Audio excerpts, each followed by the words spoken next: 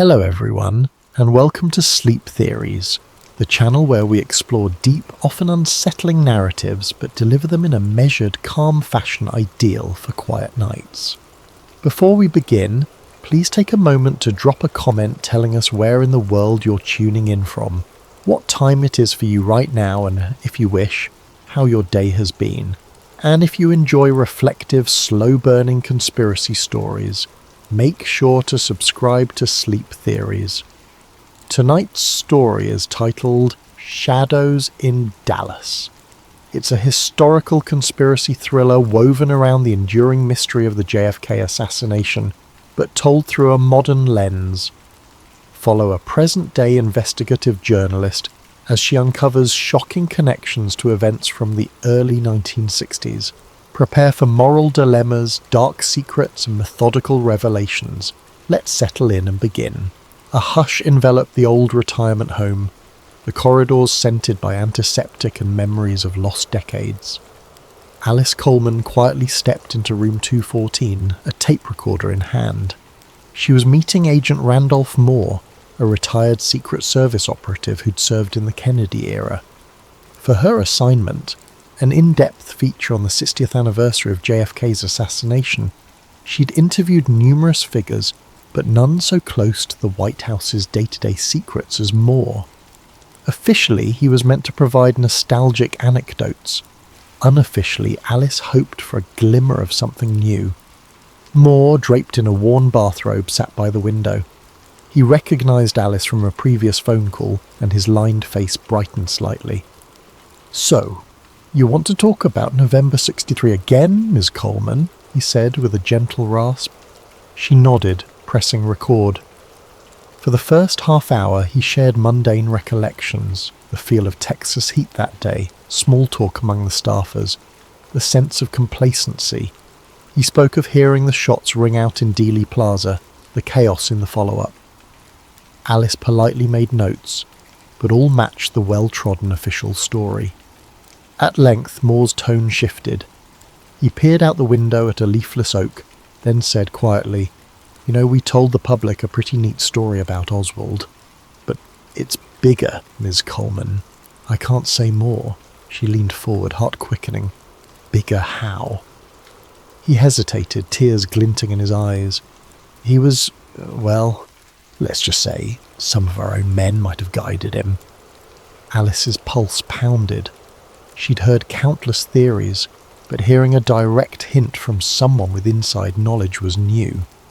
Before she could press further, a nurse arrived, reminding Moore that it was time for medication. The old agent's focus slipped. Alice rose, gently thanking him. As she left, he rasped, "Check Project Crosswinds." They all played along, even the men upstairs. She froze, but the nurse gently escorted her out. She made a mental note. Project Crosswinds. She hadn't encountered that phrase in any mainstream archives. 3 days later, a phone call rattled her mind. Moore had died unexpectedly, officially from heart failure, but the timing spurred Alice's suspicion. Then an unmarked envelope appeared at her desk containing black and white photos, grainy images presumably from the early 1960s. Some featured a figure that resembled Lee Harvey Oswald, but he was standing alongside men in suits. On the back of one photo, scrawled in trembling handwriting, "Crosswinds, 1962. Now, Alice was certain something bigger lurked behind the standard narrative. Her editor, noticing her excitement, cautioned her not to veer into conspiracy-laden territory. The JFK assassination had been probed for decades. "Don't lose credibility chasing ghosts," he advised. But the mention of crosswinds, combined with Moore's cryptic hint, fueled Alice's determination. She wanted to pursue it, regardless of the risk. To glean more leads, she sought out a name that circulated in niche forums. Samuel Sam Delgado. An archivist with an obsession for conspiracy documents, Sam had compiled a trove of memoranda, old news clippings, and partial diaries from ex-intelligence officials. Over a phone call, he told her, "Meet me at my apartment. I've heard that code word, crosswinds.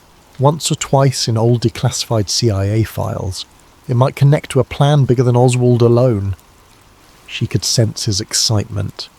He also sounded nervous, as if being watched. That same evening, she arrived at Sam's cluttered apartment in a rundown building overshadowed by a highway overpass. Stacks of file boxes towered precariously in the living room. Newspapers from the 60s spanned every surface. The only clear space was a small table with a flickering lamp. Sam, wiry and dishevelled, greeted her with a quick handshake. "You said you want the truth, right?" He rummaged through a battered trunk, retrieving a folder labelled Crosswinds. Within that folder, Alice glimpsed typed pages referencing a scenario to remove presidential impediments, talk of foreign misdirection, and mention of a designated patsy. The language was cryptic, but it implied a premeditated plan. Sam pointed to one page. They talk about Oswald's defection being manipulated, how key figures in intelligence wanted a scapegoat to blame. The text wasn't conclusive, but it strongly hinted a part of the CIA or some clandestine faction had orchestrated more than a cover-up, possibly the entire murder. Catching her breath, Alice stepped back. "This is extraordinary," Sam shrugged. "It's a fragment. The real motherlode is out there, some hush-hush directive. I've spent years chasing it, but no mainstream journalist took me seriously. You might be the one to break it if you're careful." He then produced a torn letter allegedly from a CIA official to an army general discussing Dallas' final approach and rural compartments remained sealed. The date was early November. Just then, the apartment's overhead light flickered. Sam paused. "That happens when the building's wiring acts up, but I also suspect we're being watched. I've noticed a black sedan parked across the street for days." Alice glanced out the window, seeing only darkness. She asked, "You ever confronted them?" Sam shook his head. "I keep my head down, but they want to ensure none of these doxy mainstream coverage." This revelation heightened her sense that they were treading dangerous ground. Though her editor might balk, Alice felt a moral imperative to continue. If these documents were genuine, they undermined half a century of official denials. But verifying them would be essential. "How do we confirm authenticity?" Sam recommended a forensic approach. "Check the typeface, the codes, consult a ballistic expert about references to bullet angles. We can do it if you commit." She nodded. They parted ways with an unspoken agreement. The story must go on. Late that night, back at her apartment, Alice's phone chimed with a withheld number. She answered, hearing only static, then a distant click. She tried to dismiss it as spam, but her instinct said otherwise. She realized she might be stepping into a labyrinth of watchers and enforcers, people who'd do anything to keep the official story intact. Yet for the sake of history, for truth, and for the memory of that old Agent Moore, Alice decided she wouldn't turn back. The next day she'd begin verifying Project Crosswinds, no matter how far it took her. Sunlight filtered through Alice's blinds as she typed notes on her laptop about Project Crosswinds, referencing the partial documents Sam had revealed. She compiled a short bullet list, references to CIA memos from late in '62, an army intelligence connection, a patsy plan, and suspicious mentions of removing the occupant of the White House. She felt a mix of excitement and dread. If true, the ramifications would be explosive. Government complicity in assassinating a sitting president. But she needed credible, modern-day experts to weigh in. That morning, Alice drove downtown to meet Marianne Fowler, a forensic analyst at a local university. Fowler specialised in ballistic and historical authenticity analysis. Over coffee in a near-empty campus cafe, Alice spread out scanned copies of the Crosswinds text. Fowler donned reading glasses, scanning the typed lines methodically. "The typeface does appear consistent with early 60s government typewriters," Fowler murmured. "But for a definitive test, I'd need the original carbon or original paper. Digital scans make it trickier. She asked about ballistic references. Alice pointed to a paragraph mentioning angles of the bullet trajectory. Fowler frowned. This matches certain controversies about multiple shooters, though the official line said single bullet. If these notes are genuine, it suggests agency involvement. She paused, caution in her gaze. I'm not a conspiracy buff, but if what you show me holds up scientifically, it's extremely damning. Alice left the meeting with partial reassurance.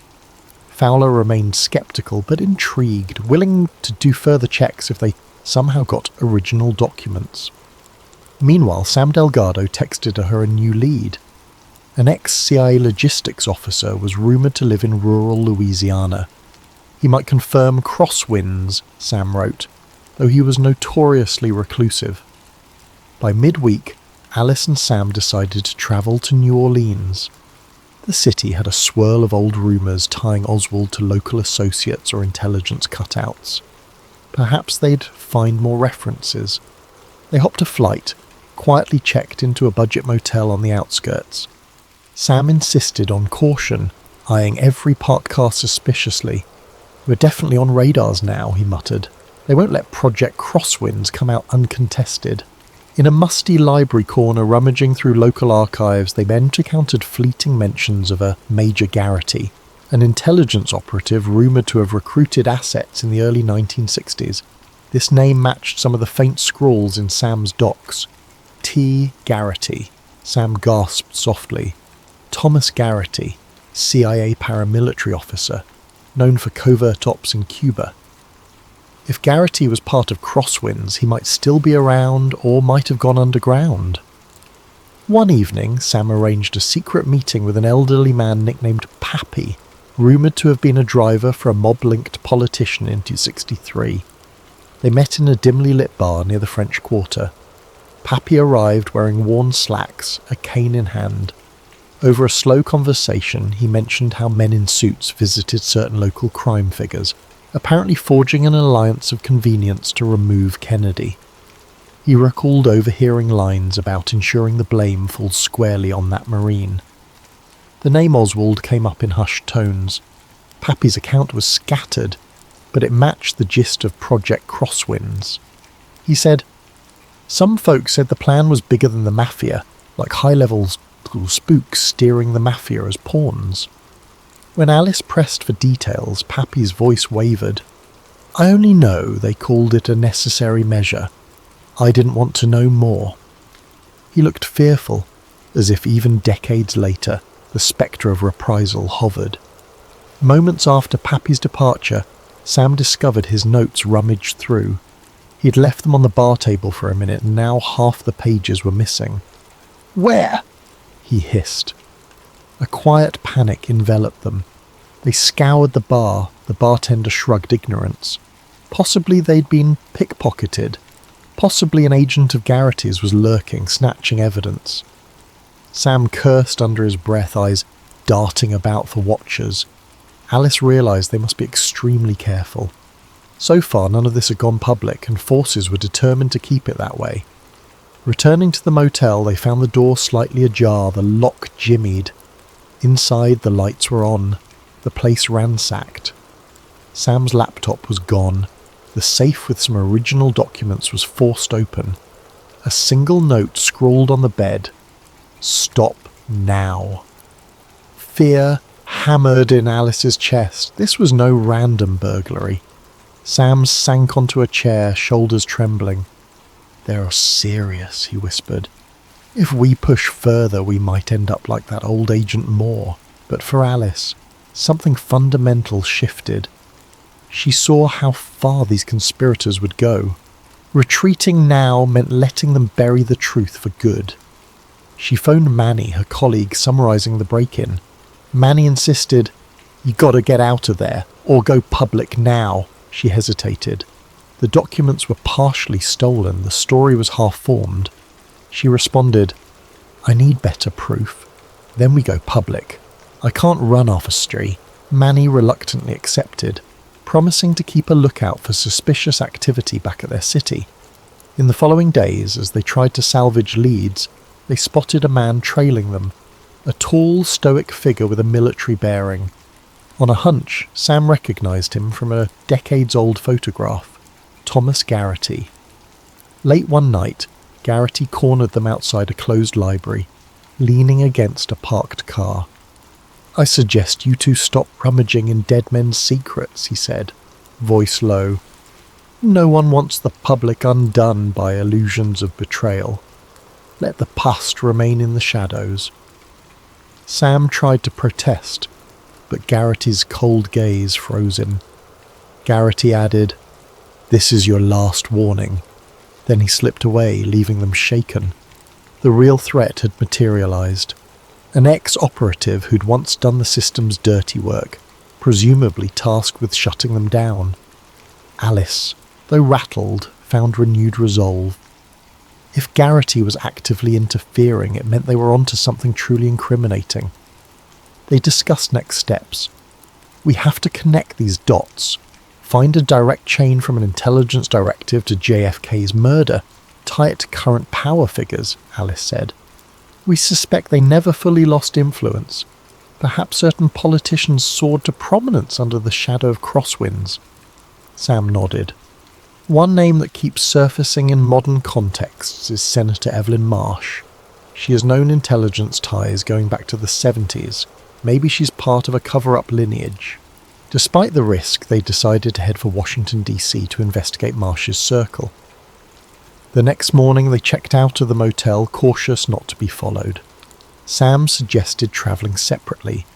They parted ways. Alice hopped a flight to D.C., Sam took a bus. On the flight, Alice studied her remaining notes, anxious about what might happen if Marsh turned out to be a key conspirator. Marsh was a respected senator known for hawkish stances on national security, often rumoured to have deep intelligence connections. As the plane descended over the sprawl of DC, Alice closed her eyes, recalling how deeply the official story of JFK's assassination was ingrained in public consciousness. Unravelling it threatened the reputations of entire agencies and power structures. No wonder they guard it so tightly, she thought. The break-in, the stolen documents, Garrity's intimidation, these were not mere coincidences. She braced herself for the labyrinth of hush-hush corridors and polite political facades that awaited in the capital. Arriving in Washington, D.C., Alice felt the city's imposing calm. Towering federal buildings, sweeping avenues lined with marble facades, and the constant hum of political manoeuvring. She found a modest hotel near the capital, checked in under an alias, mindful that Garrity or other watchers might track her. That evening, Sam Delgado joined her, having arrived by bus. They set up a small command centre in the hotel room, rummaging through the surviving documents they had salvaged. The plan: approach Senator Evelyn Marsh under the guise of a routine historical inquiry about JFK legislation, see if she slipped any clues. Before confronting Marsh, Alice arranged a quick meeting with Dr. Marianne Fowler, who happened to be in DC for a forensic conference. They met in a corner of the conference centre cafeteria. Fowler had done some preliminary checks on the ballistic references from their scanned documents. She revealed, they strongly imply multiple shooters from different angles. The official single bullet theory collapses if these documents are authentic. She sipped coffee, adding, "I remain cautious. Fakes can be clever. But the language about coordinated triangulation lines up with what certain witnesses always suspected." Then Fowler's brow furrowed. "Just be aware. These findings challenge decades of official statements. Expect pushback." Armed with a set of safe questions and a hidden voice recorder, Alice scheduled an appointment at Senator Marsh's office. Officially, the interview was about a retrospective on Cold War politics. Marsh, a poised woman in her 60s, greeted Alice with a polished smile. "Delighted to offer some historical perspective," she said. The office decor boasted framed photos of Marsh with various presidents, plus an award for national security leadership. Sam waited in the lobby, discreetly fiddling with his phone. Initially, Marsh recited well-rehearsed lines about the era's complexities, praising the intelligence community's efforts to defend freedom. Then Alice gently pivoted to JFK, referencing fresh archival rumours about an inside plot. Marsh's expression tightened slightly. Those allegations are baseless conspiracy talk. The Warren Commission was thorough, she insisted. Still, her voice carried a subtle tension. Alice pressed further. What do you know of Project Crosswinds? A newly uncovered directive from the early 60s suggests infiltration by certain intelligence factions. Marsh's jaw clenched.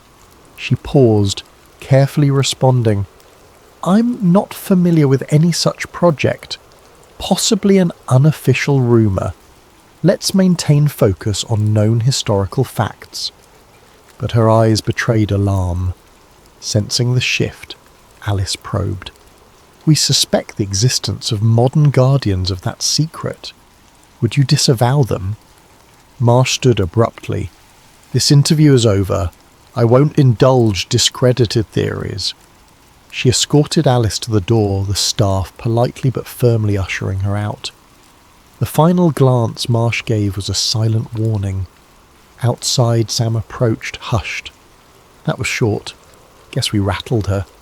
Indeed, Marsh's abrupt cut-off signalled their suspicion was correct. She either knew or was part of something. That night, returning to the hotel, they discovered a typed note slipped under the door. Marsh is untouchable. Back off. The note had no signature. Sam's paranoia soared. They have eyes in her office too. Alice found it more impetus to push forward. Over the next few days, they combed through public records of Marsh's early career. They found glimmers of involvement with intelligence committees, hush-hush oversight in the 70s, when certain family jewels documents about CIA misdeeds surfaced. Marsh apparently aided in sanitizing the final report. The puzzle, Marsh had a stake in bearing revelations about the JFK plot to protect not just the intelligence agencies but her own ascendancy, built on that hush. One evening, Sam returned with a lead. An old colleague of Marsh's staff, now retired, might talk under anonymity. They arranged to meet in a quiet suburban diner. The staffer, trembling with nerves, insisted on no recording. He whispered, Marsh was groomed by a network that thrived after the assassination. She knows how it was orchestrated from within the agency and certain generals who despise Kennedy's approach to foreign policy. They called it crosswinds. I overheard references once. She ensures it remains hidden. If it surfaces, everything unravels, the trust in national institutions, her legacy, everything. He refused more detail, left quickly, glancing over his shoulder in fear. That confirmed Marsh's direct link to the conspiracy's legacy. Alice concluded they needed a single, undeniable piece of evidence tying Marsh and the old guard to the orchestrators in 1963. Something that modern media couldn't dismiss as speculation. Sam recalled hearing rumours of an old CIA safe house in Northern Virginia containing archived materials. It might hold original memos or logs. Such a bold lead was risky, but if Garrity or others hadn't destroyed them yet, it might be their best shot. We have to look, said Alice, even if it's a needle in a haystack. As if on cue, Garrity cornered Sam in a convenience store parking lot that afternoon. While Alice waited in the car, she glimpsed them talking tensely. Garrity's stance was threatening, though not openly violent. Sam returned to the car, shaken. He said, we won't find anything. The safe house is empty, cleaned out years ago. Don't be foolish. Then he said next time, they won't just warn us. This intimidation only heightened their resolve, but the tension soared. They realised Garrity was an unstoppable enforcer, loyal to the old conspiracy's cause, or at least loyal to Marsh's directives. In the midst of that tension, Dr. Fowler delivered new ballistic findings via email. She had discovered anomalies in official ballistic logs from 1963, timing mismatches that pointed to multiple shots from different angles. If your documents referencing those angles are correct, It means the official single-shooter line was impossible. The bullet trajectories dispute it. She concluded, I now strongly suspect the existence of a covert group directing the outcome.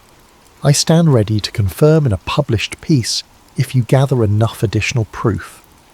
This was a big step for Fowler, who had been initially reluctant to challenge official narratives. Encouraged, Alice saw a path to building a robust case. Now, they faced a fateful choice. Gather the rumoured safe house records, if they even existed, and risk direct confrontation with Garrity and Marsh, or go public with partial evidence, risk being labelled conspiracy nuts, and maybe cede to Fowler's ballistic analysis overshadowed. Considering the high stakes, they decided to press forward. We can't let them bury it again, Sam said. We find that safe house or any surviving records. If it's empty, fine, we tried. If it's not, we might blow this wide open. Though fear gnawed at them, the moral weight of revealing how the democracy's highest office might have been toppled by internal conspirators overrode their caution. They planned a stealth approach. Sam had gleaned the approximate location from obscure footnotes. They'd drive out at night, carefully avoiding watchers. The next day, they'd attempt a clandestine search. The risk was enormous, but with Garrity and Marsh looming, the window of opportunity was closing.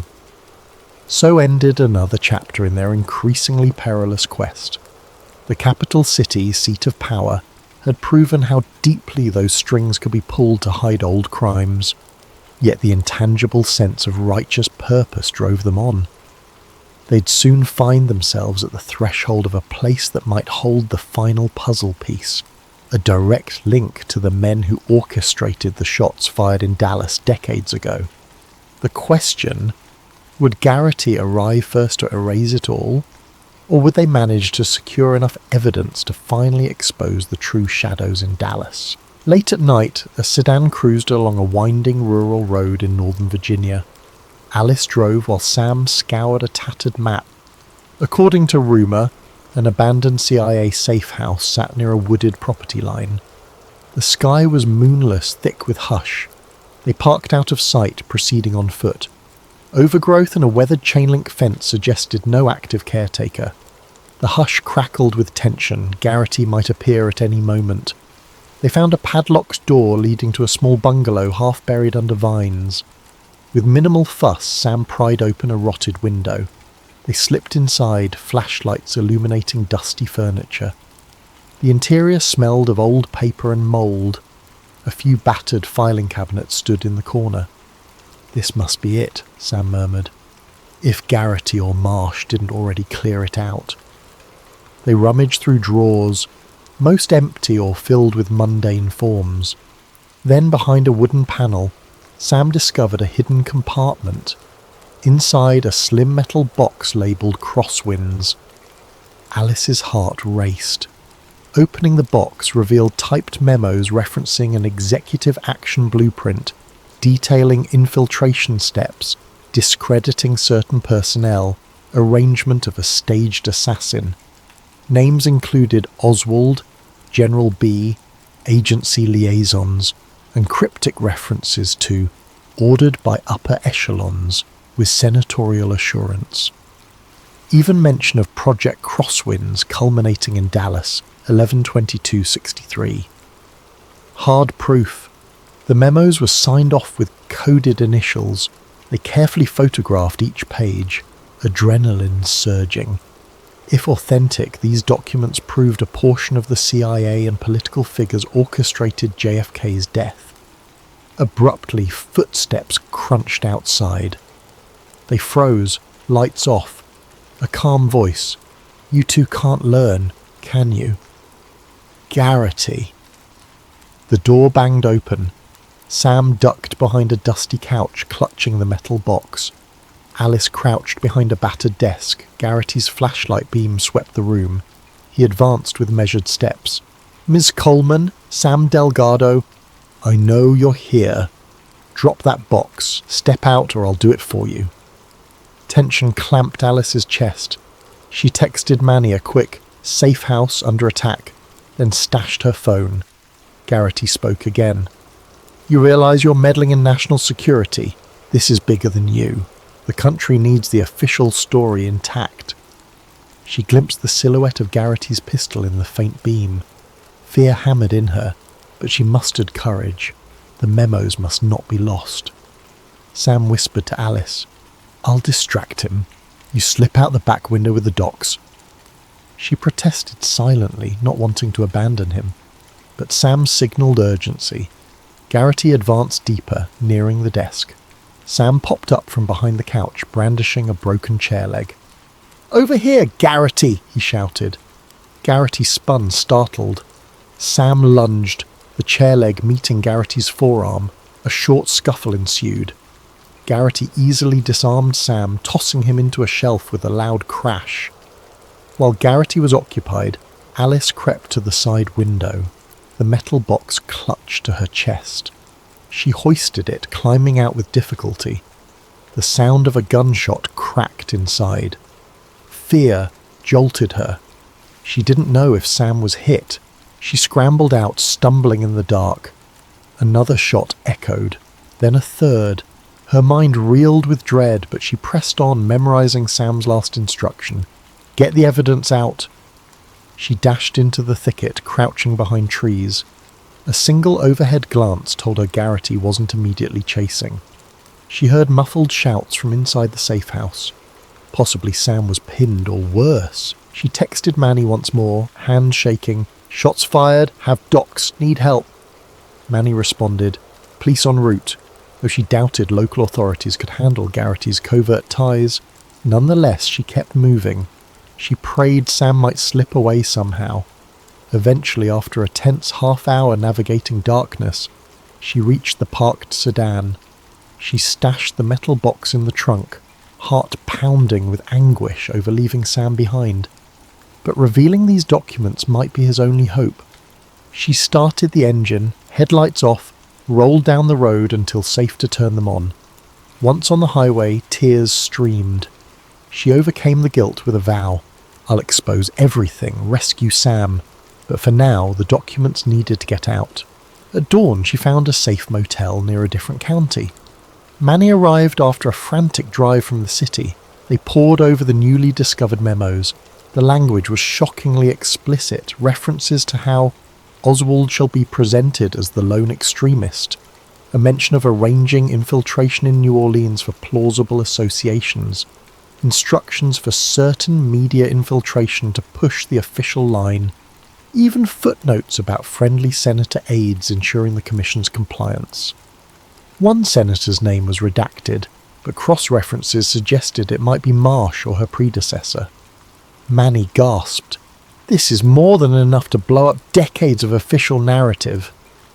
They faced a choice: publish immediately, or confirm authenticity with Dr. Fowler. They decided on a middle path, scan them, secure backups, then meet Fowler for final verification. Manny would also tip a few trusted media contacts to prepare for a major scoop. Meanwhile, they'd try to contact Sam or confirm his fate. Several calls and texts to Sam's phone went unanswered. Fear coiled in Alice's gut. She prayed Sam was alive. Within hours, national headlines got wind that new documents allegedly emerge on JFK plot. Manny's media leaks were unstoppable. A short snippet on a major news site asked, could a new generation of researchers reveal a government plot? Marsh swiftly addressed the press, calling it baseless rumour, dangerously irresponsible. She didn't mention Alice by name, but spoke ominously about journalists dabbling in treason. Meanwhile, inside sources told Manny that Marsh had convened a closed-door meeting with intelligence bigwigs. A sense of final confrontation loomed. In a quiet lab, Dr. Fowler examined the box's original typed pages. She used ultraviolet light, checking the paper's age, typewriter patterns. She concluded the documents were very likely from the early 1960s, consistent with official stationery watermarks, showing no sign of forgery. Coupled with ballistic references matching her prior analysis, Fowler was ready to publicly attest that these items were authentic. "This is indeed the soaking gun," she said. She recognised how explosive it was, but moral duty demanded truth.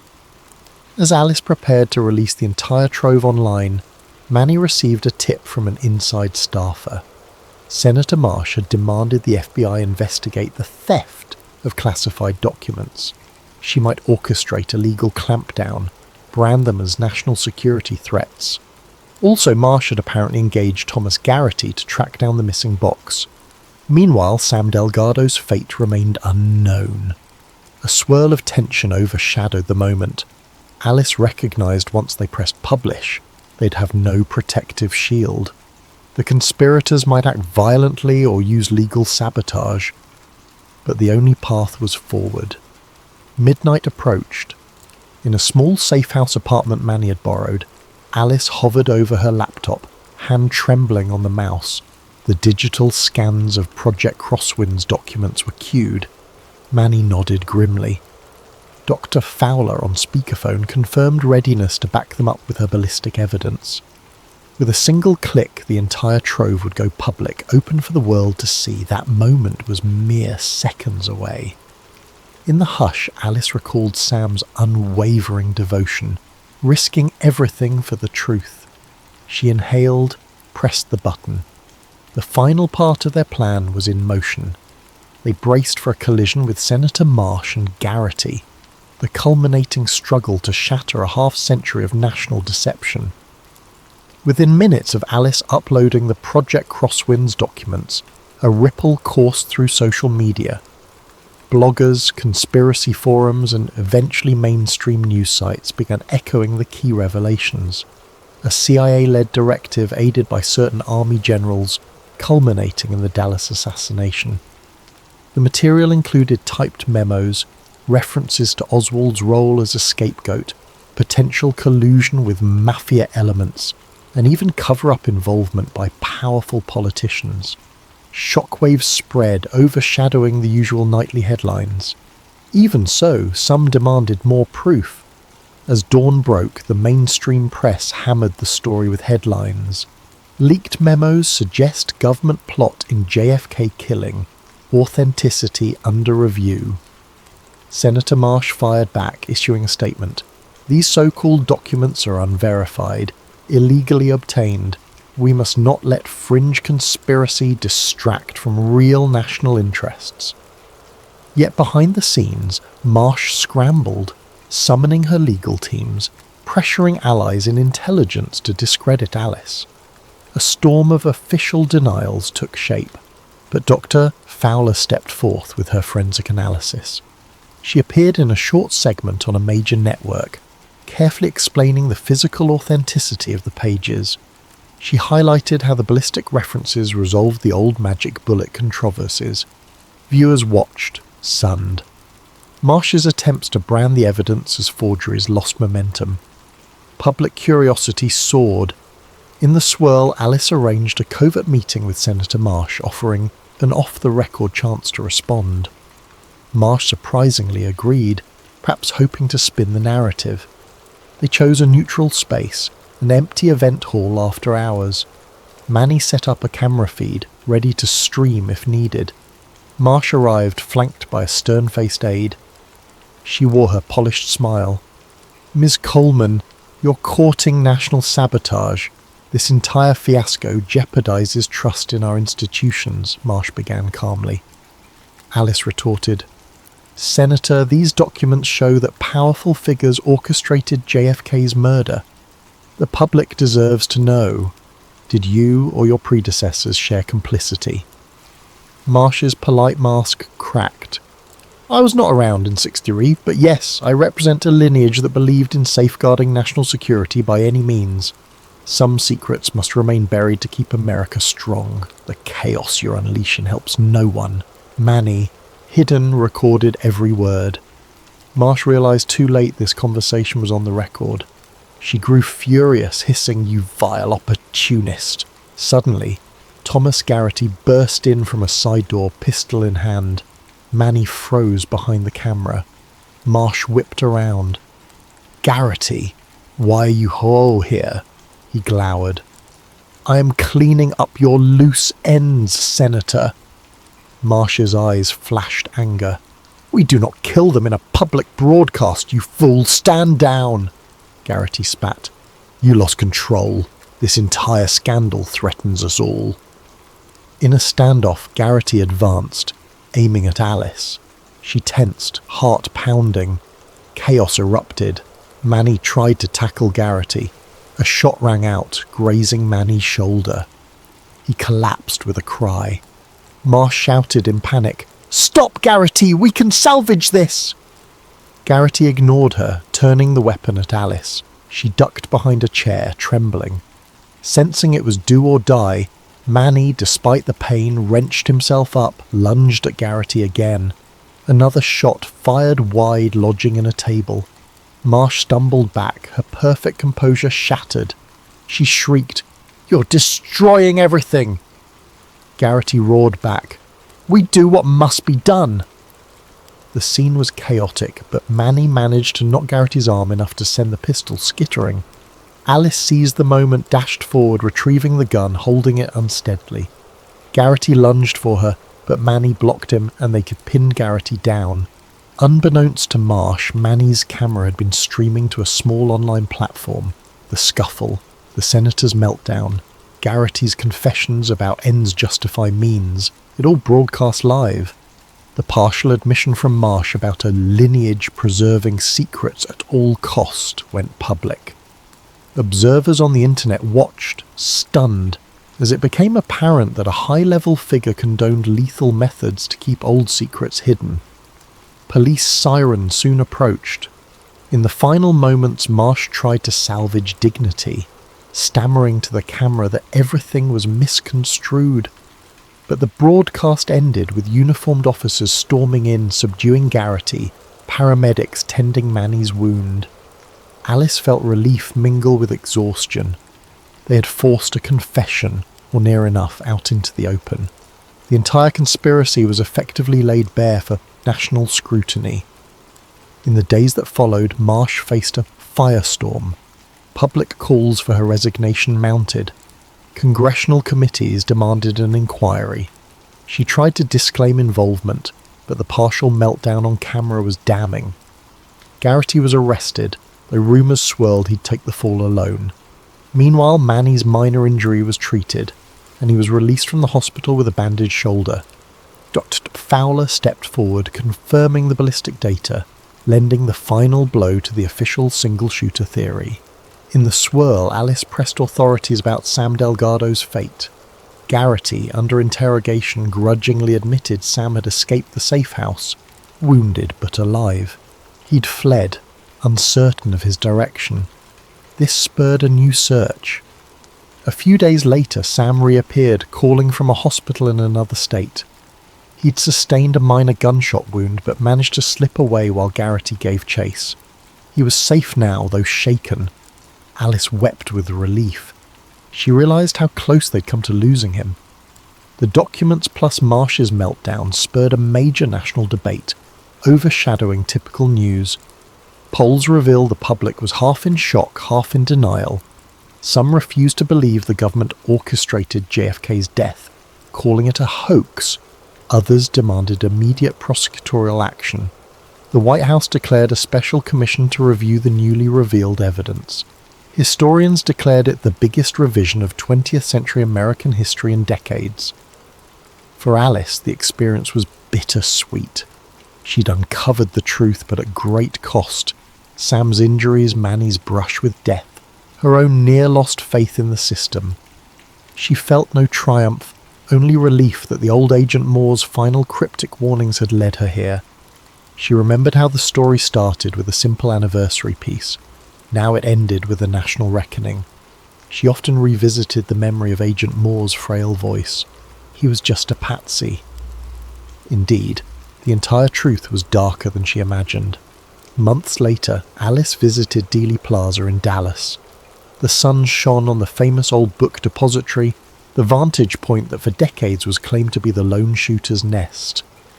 But she now knew multiple vantage points were used. She stood quietly, reflecting on how easily official narratives can shape history for generations. Sam, mostly recovered, accompanied her. They laid flowers as a token for the memory of that day in 1963, for the watchers, the scapegoat, the complicity. "We did what we could," Sam said softly. Alice nodded. Back home, Manny's article series titled Shadows in Dallas, The Crosswinds Documents soared in readership. Fowler's forensic testimony became standard reference for new documentaries. Garrity's trial ended with him scapegoated by the government apparatus, ironically reminiscent of Oswald's fate. Senator Marsh resigned under scandal, facing ongoing investigations that might or might not lead to convictions. Yet even with so much revealed, some corners of the public remained unconvinced. "It's too big," they said, or "we can't rewrite history now." But the seeds of truth, once planted, took root. Thus the final lines of the JFK conspiracy story were no simple conclusion. The revelation sparked endless ramifications, rewriting textbooks, fueling more controversies, forging a new acceptance that sometimes the greatest secrets can endure for decades, until a few persistent souls bring them to light. Alice Coleman, once a modest journalist assigned to an anniversary piece, had shattered a portion of national myth. The cost weighed on her heart, but the voice of her conscience said it was worth it. So concluded the saga of Shadows in Dallas, a conspiracy undone by unwavering determination, proving that in the end, even the darkest secrets can be forced to face the sunlight.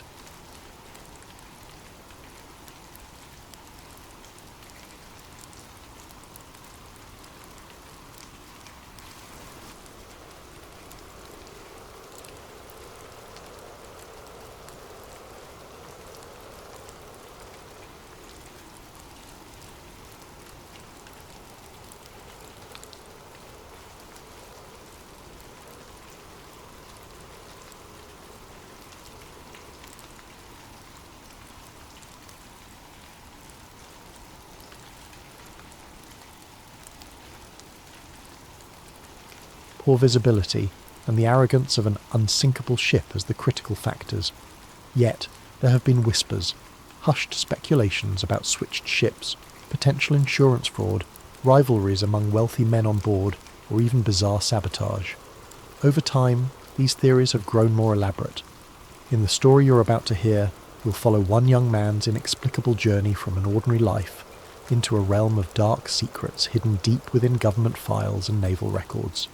It is a journey that will ultimately change him forever.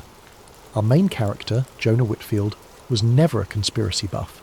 He was a rational thinker with dreams shaped not by ghost stories or rumours, but by a sense of duty and a longing for adventure. For him, the Navy represented a chance to see the world, to prove himself, and to uphold a legacy of service that stretched back generations in his family.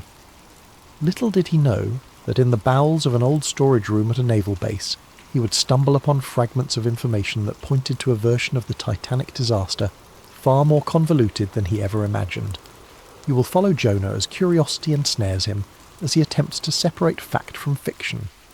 You will see how a single decision, opening a file he was never meant to see, becomes the spark that ignites the fuse of his destiny. Of course, this story is fiction. Or is it? Legends spring from kernels of truth after all. Perhaps all conspiracies do. We ask ourselves, how many hidden documents rest in quiet corners of governmental archives, never meant to see the light of day?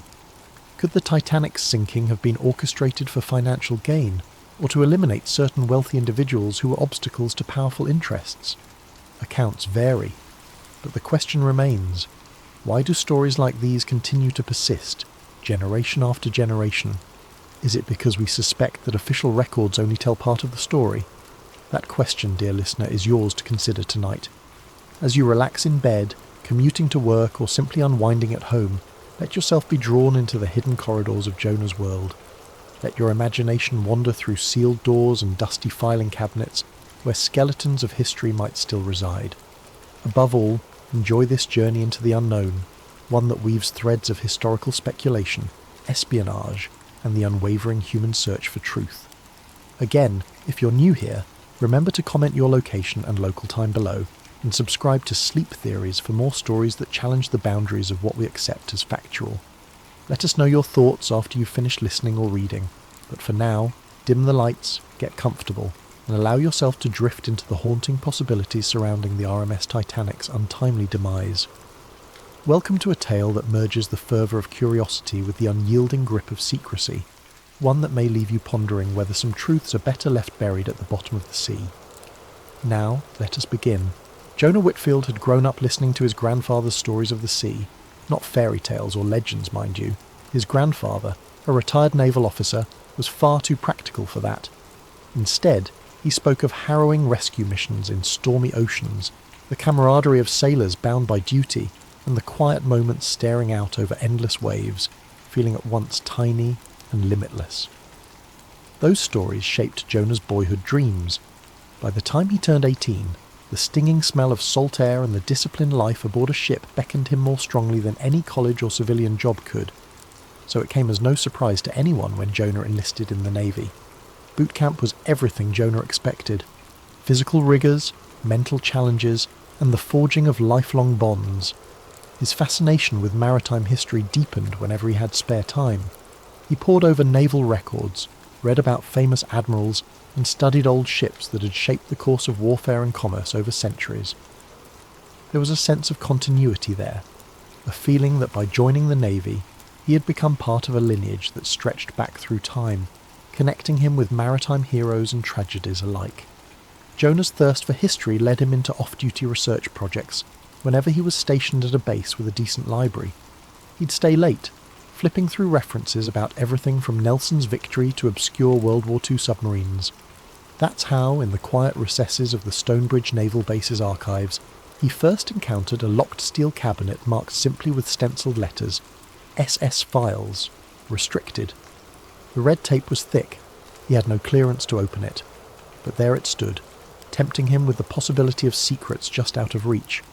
He learned from a passing remark that SS might stand for Secret Service or Special Studies or maybe even ship's secrets. The rumour mill churned half a dozen guesses. Despite the curiosity, Jonah had no intentions of prying. After all, a sealed cabinet in a restricted corner of the archives was none of his business, and one misstep could jeopardise his Navy career. He had worked too hard to be reckless, but fate sometimes has a way of unravelling the best of intentions. Late one evening, after finishing a logistics inventory assignment, Jonah noticed the base archivist struggling with stacks of documents. Being helpful by nature, he offered to assist in carting the boxes back to storage. The archivist, a weary woman in her 50s named Gladys, gratefully accepted. In the course of shelving them, Jonah realised the boxes were going on the same aisle as that mysterious steel cabinet.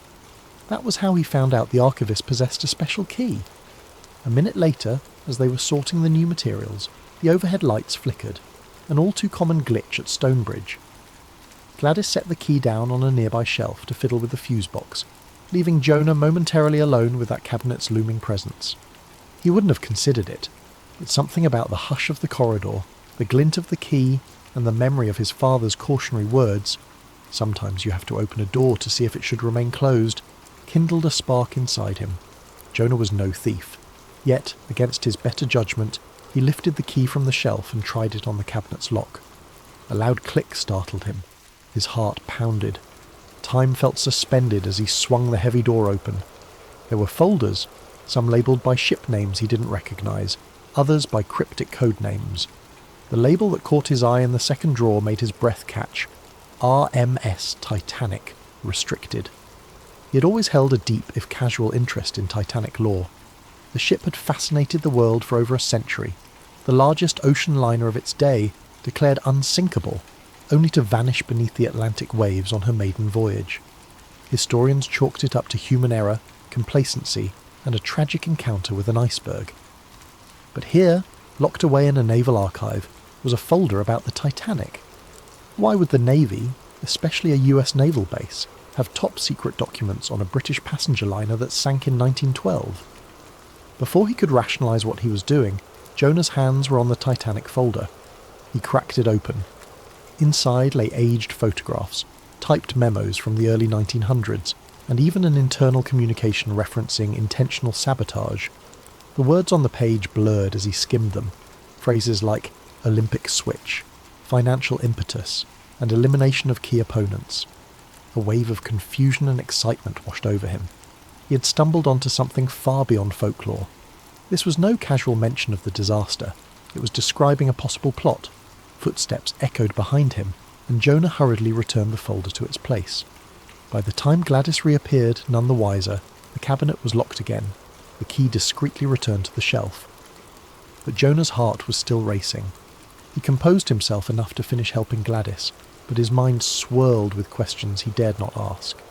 Had he just glimpsed actual proof that the Titanic's sinking was orchestrated? Or had he simply misread century-old documents out of context? Yet the typed memos felt undeniably real. The reference to Olympic switch called to mind a fringe theory he'd once overheard. Some believed that the Titanic's sister ship, the Olympic, had been damaged and was swapped out for Titanic before the voyage, for insurance reasons or darker motives. Jonah always dismissed such claims as fan fiction, or the ravings of conspiracy forums, but seeing official memos in a restricted Navy cabinet was a jolt. Why would the US military keep records about that? Jonah tried to calm himself, reminding his jittery mind that he had no training in analysing historical documents. Maybe these were debunked leads the Navy collected, or even fictional scenarios. Still, the phrase elimination of key opponents echoed in his mind. There had been notably wealthy and influential men on board, financiers, industrialists, some who opposed certain powerful figures of their era. Could it be that someone actually orchestrated the disaster to kill them? The notion was too monstrous to consider, yet he couldn't shake the chill snaking up his spine. He vowed to keep the incident to himself. But as the days passed, a gnawing hunger for clarity consumed him. That single, fleeting glimpse of words like intentional sabotage and Olympic switch felt like a puzzle piece. He needed to know more. Little did he realise that the deeper he ventured into that labyrinth, the more precarious his position would become. The Navy valued loyalty and secrecy. If they discovered what he had done, his career would be the least of his worries. What Jonah did next set him on a collision course with forces he never knew existed. Forces that, for over 100 years, had quietly guarded the truth behind one of the world's greatest maritime disasters, and would do anything to keep it concealed. In the days after Jonah's clandestine peek into the restricted cabinet, a storm brewed within him. Curiosity and apprehension wrestled non-stop in his mind. He lay awake at night envisioning those cryptic documents.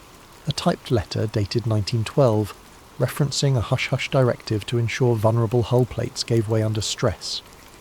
Another memo, bearing an American corporate letterhead, hinted at financial deals contingent upon the sinking. One note even listed names of prominent passengers who opposed certain powerful banking interests, men who, if alive, might have swayed future world events. Of course, it all seemed too grand, too improbable.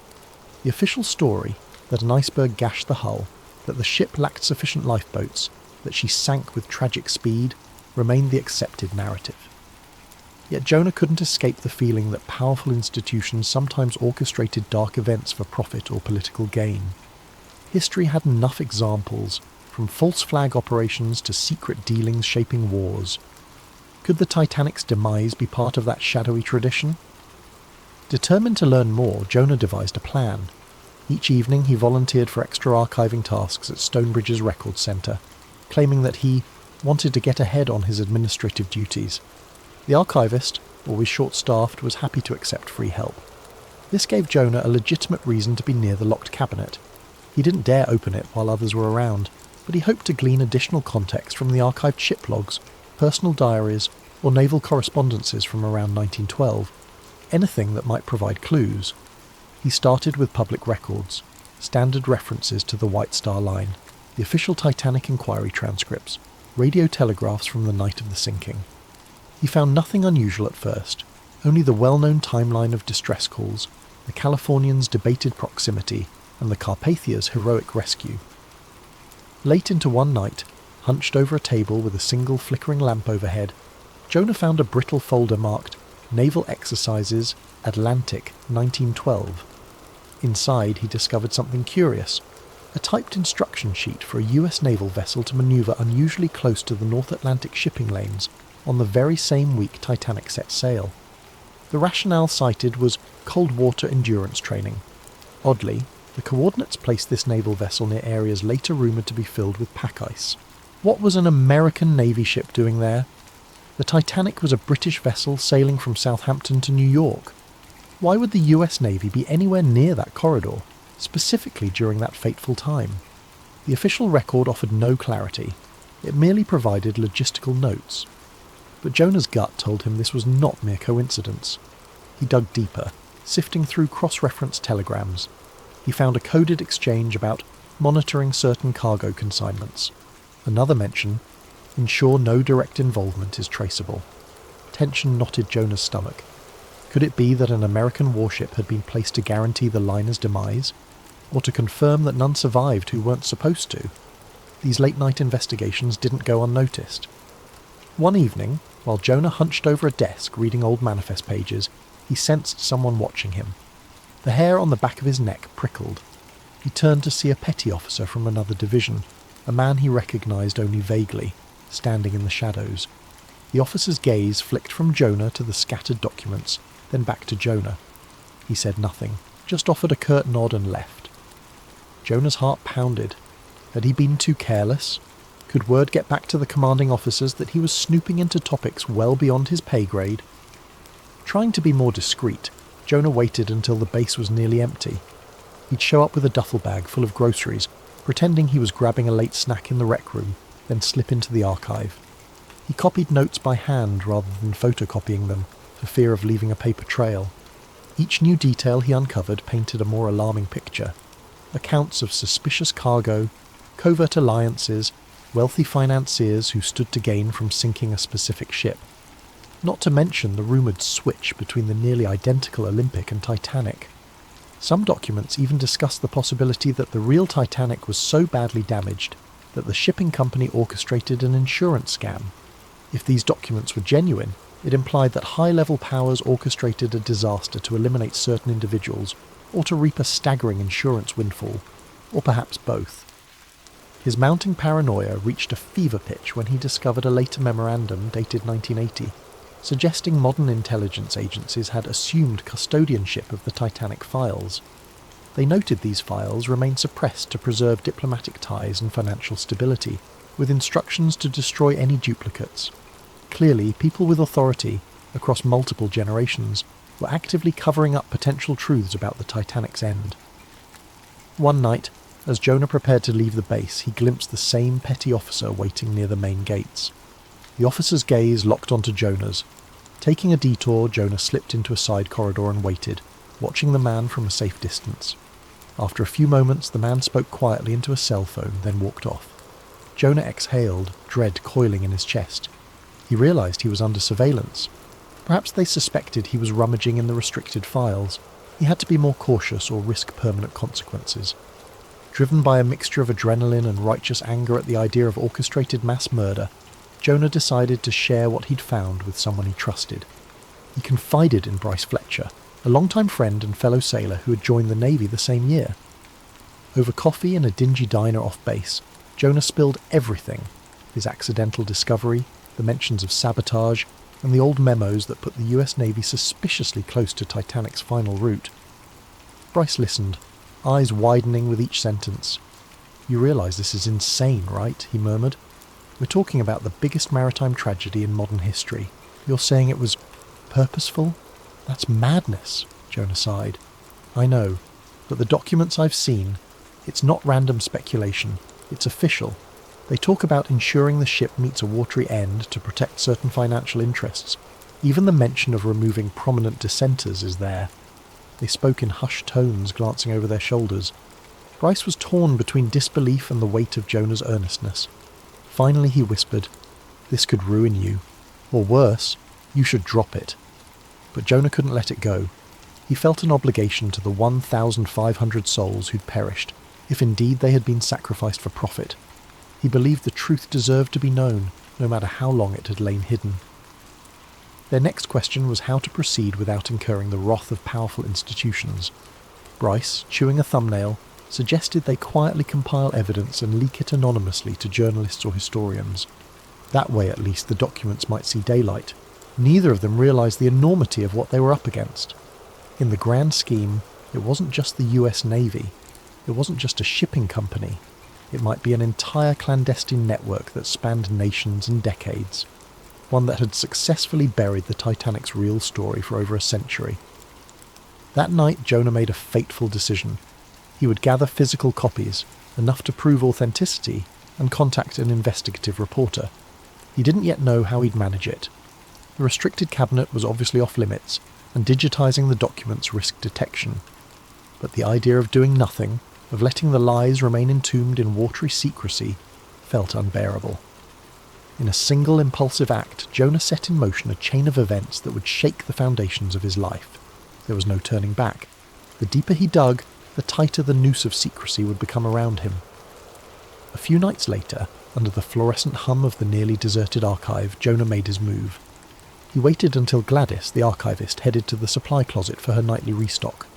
Then he used her own key, lifted from her desk for the second time, to open the restricted cabinet. His pulse hammered. Every creak of the cabinet door felt like a cannon blast in the silence. He selected 2 of the thickest folders labelled Titanic. With trembling hands, he slipped them into his duffel bag, burying them under a towel and a spare uniform. It was a crude plan, but he hoped to smuggle them out unseen. He locked the cabinet carefully, returned the key, and left the base, forcing a calm stride.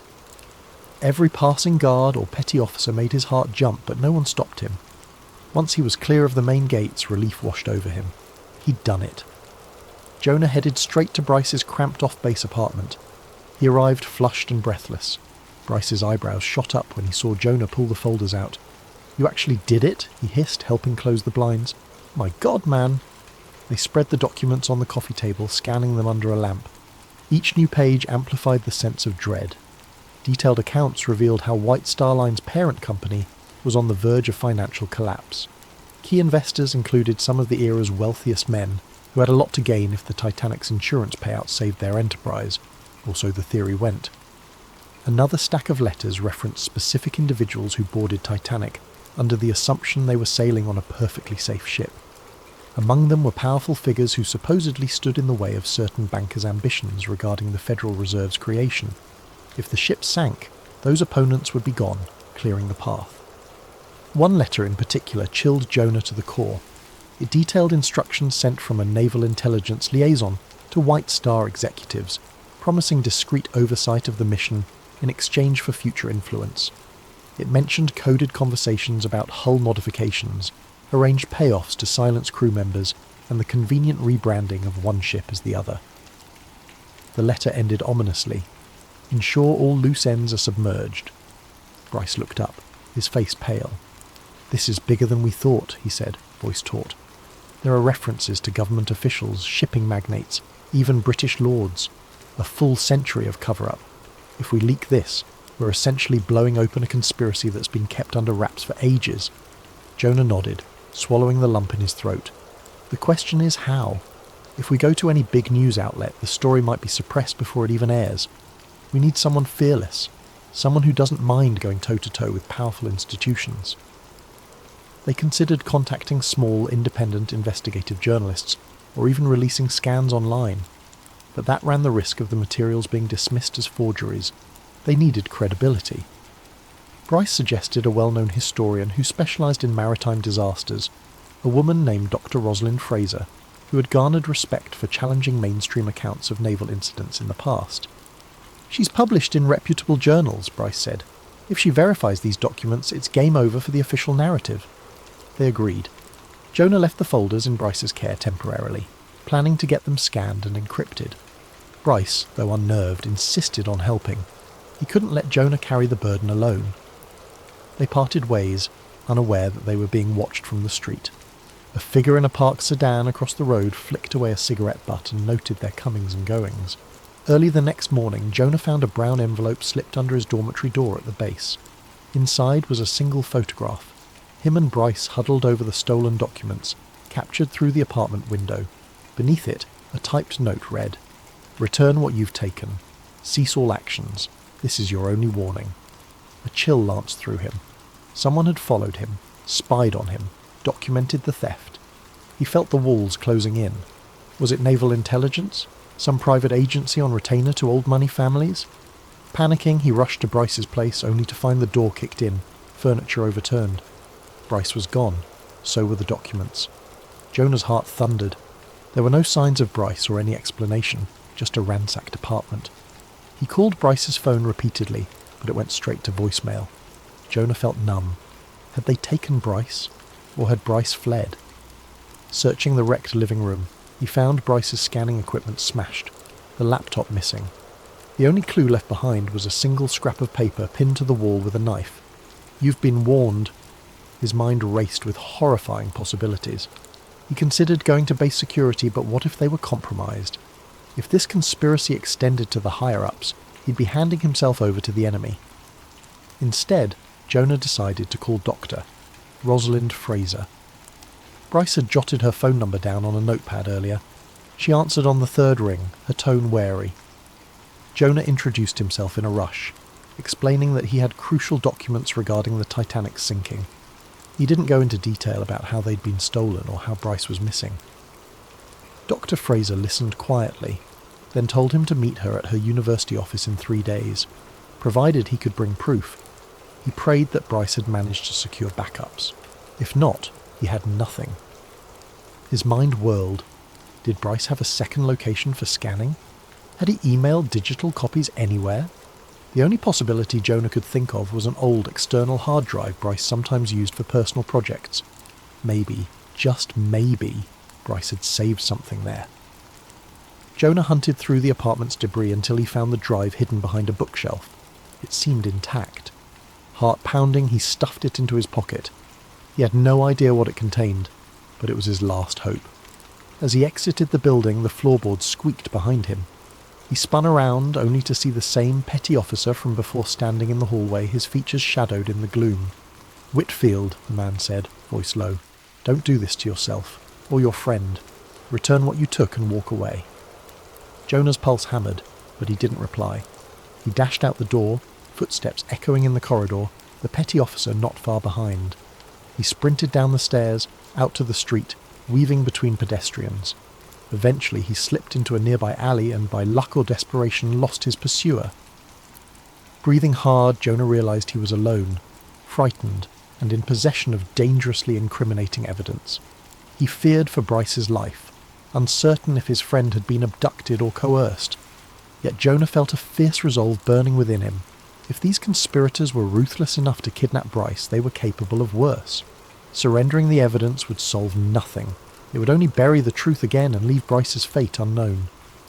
That night, Jonah crashed at an old motel on the edge of town, paying in cash. He secured the door with both locks, shoved the dresser against it, and pulled the curtains tight. Sleep eluded him.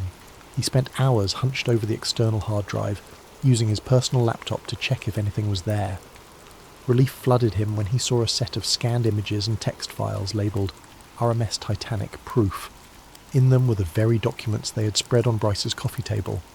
Bryce had managed to scan them before everything went south. Now Jonah had tangible proof. The question was how to get them to Dr. Fraser, and how to ensure he or the evidence wouldn't be intercepted. He changed his phone number, tossed his military-issue smartphone, and purchased a cheap burner phone. He realised he was risking desertion from the Navy by vanishing like this, but he saw no other choice. The conspirators had routes that reached into official channels, which meant Jonah couldn't rely on normal procedures or chain of command. It dawned on him that if they could make Bryce disappear so quickly, they could do the same to him. Yet, a persistent voice inside urged him to keep fighting. The souls lost on the Titanic, if indeed they were sacrificed, deserved the truth. Little did Jonah know that by morning, every resource of a shadowy network spanning corporate boardrooms, intelligence offices and legacy institutions would be mobilized to hunt him down. Time was running out, and with each moment, the oceanic depths of this conspiracy loomed ever larger, threatening to swallow him as mercilessly as the Titanic herself. Jonah set out for Dr. Rosalind Fraser's university office, under the cloak of pre-dawn darkness. The campus lay a few hours away by bus. He avoided main roads, changed buses twice, and kept his burner phone turned off until he was within a mile of her office. All the while, he felt eyes on him, phantom watchers behind every corner. He could practically feel the invisible net tightening around him. Upon arriving, he found the campus mostly empty, the long corridors lit by flickering overhead lights. He had called Doctor, Fraser from a payphone earlier, confirming their rendezvous time. She met him at a side door, her expression coolly academic but betraying an undercurrent of alarm. Jonah must have looked ragged, with shadows under his eyes and adrenaline thrumming through his veins. They spoke in hushed tones inside her modest office crammed with books and maritime artefacts. Jonah booted his laptop, showed her the scanned documents. Dr. Fraser's eyes widened as she read the memos referencing sabotage and deliberate plans. Her initial skepticism ebbed, replaced by fascination and horror. "Where on earth did you get these?" she breathed. Jonah hesitated. "You're safer not knowing the details, but I need you to confirm if these are legitimate. If they are, I want the world to know." She nodded gravely, pulling out her reading glasses. For the next hour she pored over each scanned page, cross-checking signatures and letterheads with reference materials in her extensive library. Occasionally she would mutter something like, "This watermark, I recognise it from early 20th century White Star documents," or "This phrase matches the formal naval style of the 1910s. The further she delved, the more her hands seemed to tremble. Finally Dr. Fraser looked up. "In my professional opinion," she said, her voice hushed, "these documents are authentic. Some of the letterheads and ciphers I've never seen before, but they align with archival references. It's potentially the most explosive revelation about the Titanic in a century. If the public sees these, it could rewrite maritime history." Jonah nodded, a swirl of relief and dread. "So you'll help me reveal them?" She took a long breath. "I will, but we must do this carefully. If these are real, then whoever's guarded this secret for so long won't hesitate to silence us." Before Jonah could respond, a thunderous crash broke the silence. The office door splintered as two men in dark suits forced their way in. One brandished a gun. Dr. Fraser gasped. Jonah dove for the laptop, but the nearest intruder's foot slammed down on his wrist, pinning him to the floor. "Don't move!" the man snarled. Jonah struggled, adrenaline surging, but the second intruder aimed the gun at Dr. Fraser. She froze. "You don't understand," Jonah managed. "The world needs to know," the gunman sneered. "The world needs to remain stable, and you're endangering that." With that, the man snatched Jonah's laptop. The other rummaged through Dr. Fraser's desk, seizing her phone, notebooks, anything that might contain a copy of the files. She tried to protest, but he shoved her roughly into a chair. "Let her go!" Jonah shouted, struggling beneath the intruder's weight on his wrist. Dr. Fraser's voice shook with anger. "You can't silence history forever," she spat. The gunman's gaze flicked from her to Jonah. "Keep talking, and we'll see how quickly your academic career comes to an end, along with everything else." Jonah mustered his courage. "What did you do with Bryce Fletcher? Where is he?" The intruders exchanged a glance. "Not your concern anymore," the man pinning him growled. Then, as swiftly as they came, they backed out of the office, carrying Jonah's laptop and Dr. Fraser's materials. One man kept the weapon trained on them while the other slammed the battered door behind them. For a moment, Jonah and Dr. Fraser sat in stunned silence.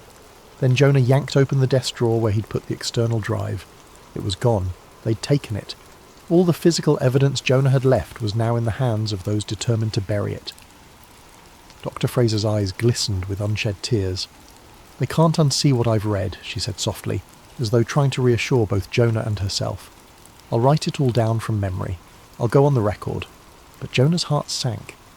No official channel would believe her without the documents, especially when wealthy, powerful forces denied the story. He could feel the precarious nature of their position. "They'll discredit you," he said, voice shaking. "They'll claim you're a fraud or you fabricated evidence, and they'll come after you again." Dr. Fraser gripped the arms of her chair, knuckles white. "So be it. The truth matters." Yet Jonah wasn't sure how far they could take it before meeting an even grimmer fate. He thought of Bryce, kidnapped, killed, or coerced, perhaps locked away in some black site. The hopelessness gnawed at him. From the hallway came a fresh commotion, raised voices, footsteps pounding. Another set of men in uniform burst into the office, led by the petty officer who'd tailed Jonah before. Without a word, they seized Jonah by the arms. One man produced a pair of handcuffs, snapping them around Jonah's wrists. "Jonah Whitfield, you're under arrest for theft of classified materials and desertion," declared the petty officer in a wooden tone. "You will come with us." Dr. Fraser stood, outraged. "He's no criminal. He's..." The petty officer's eyes narrowed. "Stay out of this, ma'am, unless you want to be charged with conspiracy to commit espionage." Jonah, handcuffed and powerless, felt Dr. Fraser's desperate gaze follow him as he was dragged away. He wished he could offer words of comfort or defiance, but the weight of the situation pressed on him like a 1,000-ton hull.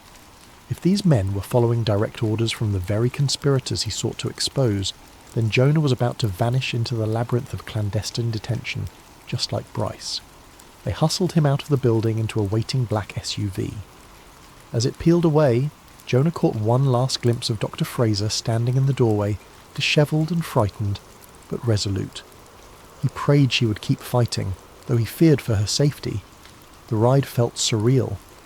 Jonah's mind raced, recalling every detail of the stolen documents, every mention of sabotage or financial motive that had led to the Titanic's sinking. He swore he would never forget. But memory alone wasn't enough. He needed the evidence to prove it, and now that evidence belonged to people who would bury it deeper than the ocean floor. Eventually the SUV drove into a naval yard, past multiple security checkpoints. Jonah's attempts to question his captors met with silence. They led him into a stark concrete building, down 2 flights of stairs into windowless corridors. With each step, dread coiled tighter in his gut. By the time they shoved him into a bare interrogation room, the overhead fluorescent light stung his eyes, and the walls felt suffocating. Hours blurred.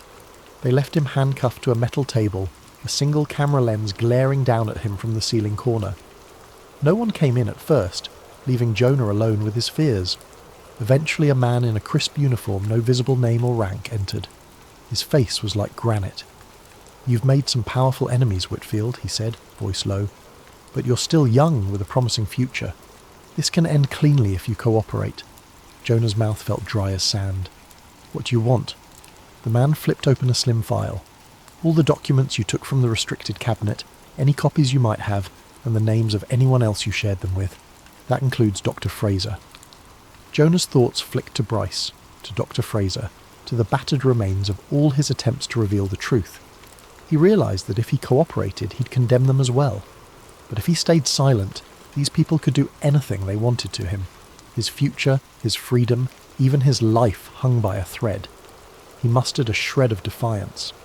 "I don't have anything left," Jonah said, voice steady, though tears threatened to well in his eyes. "You took it all." The interrogator's lips thinned. Wrong answer. What happened next blurred in Jonah's memory. The door slammed shut. He was left alone again. Hours or days passed in a haze of harsh lights, unanswered questions, and a creeping sense of doom. Each time the door opened, a new wave of demands and threats followed. They wanted assurances that the scandal would never see the light of day. Jonah refused to speak of Dr. Fraser or Bryce. At some point he realised he might never leave this place. He recalled the faces of his family, the pride in his grandfather's eyes when he enlisted, the swirl of joy and dread he felt stepping onto his first ship. Now here he was, a prisoner of the very system he had sworn to serve, all because he'd stumbled upon secrets about a century-old shipwreck.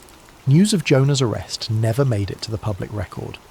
Stonebridge Naval Base quietly filed him under unauthorised absence, and then disciplinary discharge. His name disappeared from the official roster. Even within the Navy, rumours about his fate were hushed up. A few who had known him asked questions, but no answers were forthcoming. He had become another phantom casualty in the endless labyrinth of classified operations. As for Dr. Fraser, she tried in vain to piece together an exposé based on her recollections, but without the original documents, no reputable outlet would accept it. Anonymous threats arrived by mail, and after a few months she resigned her university post, citing stress and health concerns. The world never saw her promised revelations. In the years that followed, an obscure rumour persisted among certain conspiracy circles that a young sailor named Jonah Whitfield had discovered proof that the RMS Titanic was deliberately sunk, forging a chain of hidden alliances and insidious motives. Some claimed he was still alive, locked away in a secret naval prison. Others insisted he'd been quietly executed. Mainstream historians dismissed these tales as rumour, just another layer to the endless swirl of Titanic myths. Yet, in the corners of hushed conversation, on late-night forums, and at clandestine gatherings of maritime enthusiasts, Jonah's story lived on. They whispered that the Titanic's watery grave was not the sole repository of that ship's ghosts. Somewhere on land, behind steel doors and armed guards, an unbroken young man still carried the truth, if only he could be freed to speak it. That truth, of how a majestic liner, loaded with innocent passengers and marked for destruction by hidden agendas, remains locked away, just like Jonah. And as the decades roll on, the question endures. How many tragedies labelled accidents are, in reality, contrived illusions in service of power and profit? For now, we may never know. But the memory of Jonah Whitfield flickers like a faint light in the darkness, calling us to look beyond official stories and question the illusions cast by those in power.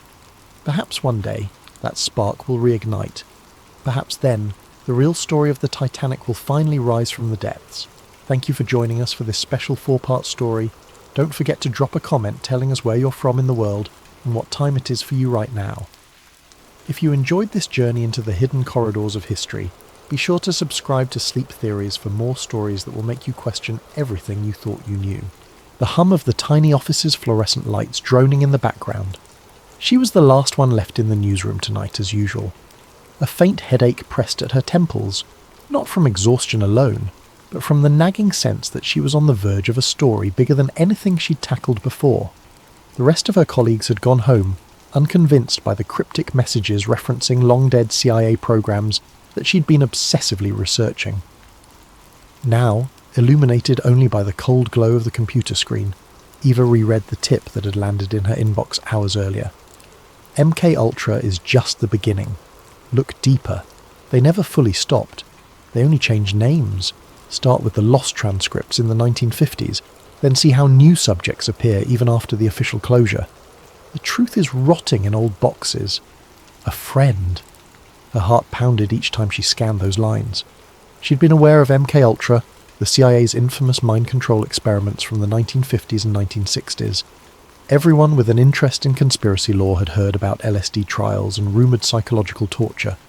But she'd assumed it was ancient history, relegated to half-baked documentaries and disclaimers about different times.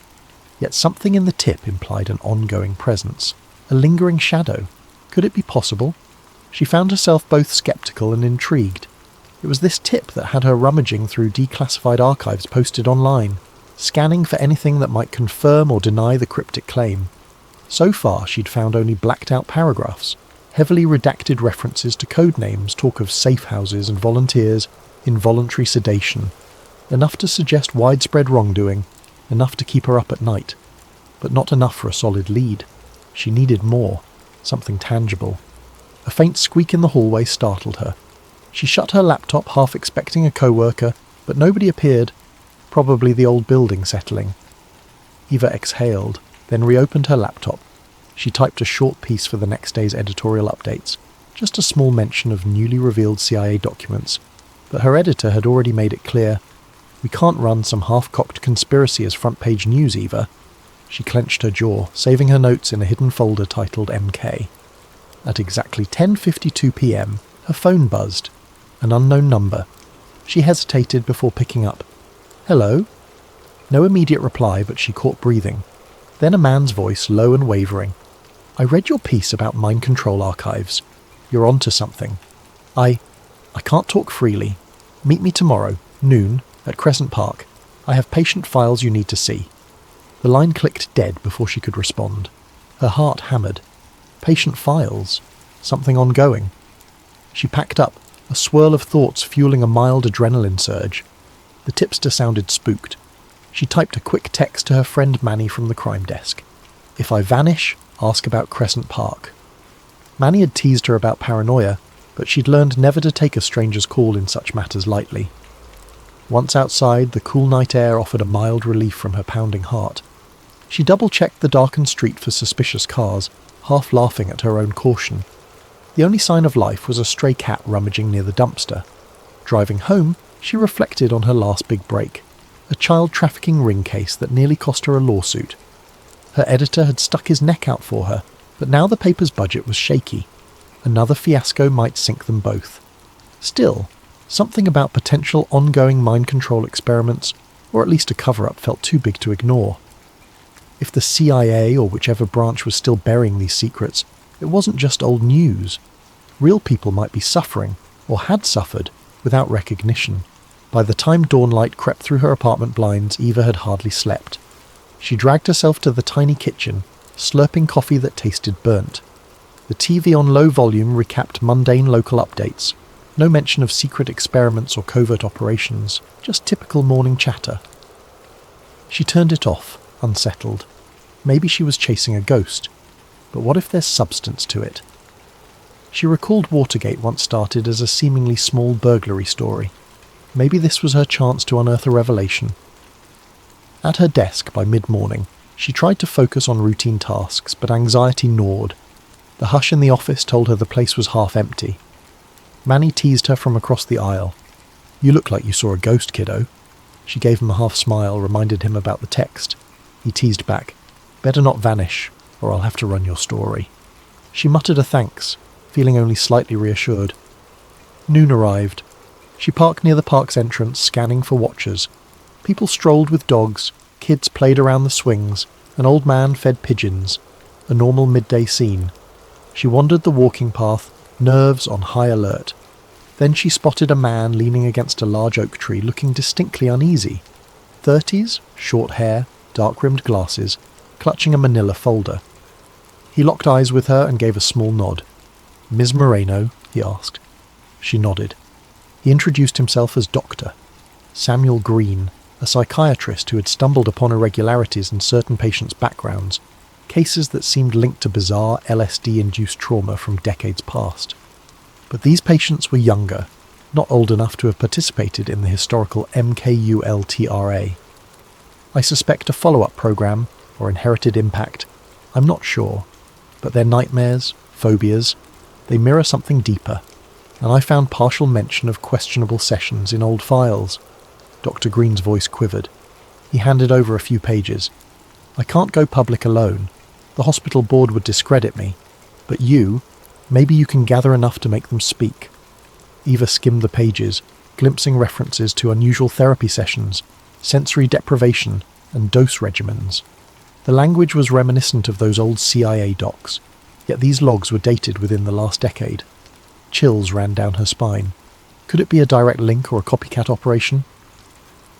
As they spoke, Dr. Green's phone buzzed. He glanced at it, face blanching. "I have to go. They're calling me in. Just be careful, Ms. Moreno. I fear we're stirring something bigger. If you dig deeper, try to find an ex-operative named Renee Walker. She might talk, or she might vanish first." With that, he hurried off, disappearing behind a hedge, leaving Eva with the folder in hand. She sat on a park bench reading over the patient notes, disjointed references to memory wiping, reinforcement loops, post-hypnotic triggers. If authentic, it was horrifying.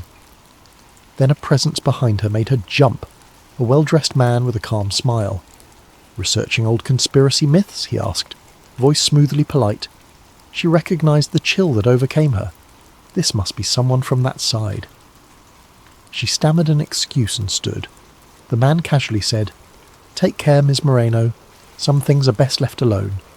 He walked away, leaving her heart pounding.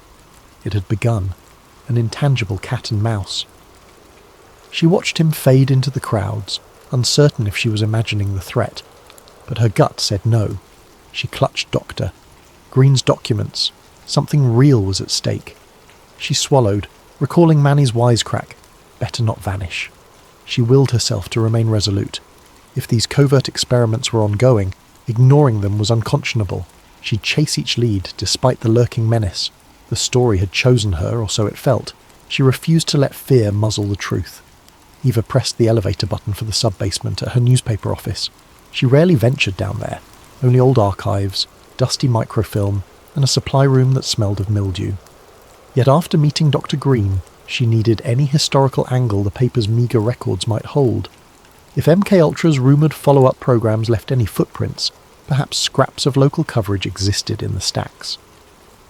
The elevator rattled downward, flickering overhead lights giving it a slight horror movie vibe. She tried to calm her nerves. The strange man in the park, the phone call with Dr. Green, these felt like the opening act of a noir thriller. Yet real life was seldom that cinematic, she reminded herself.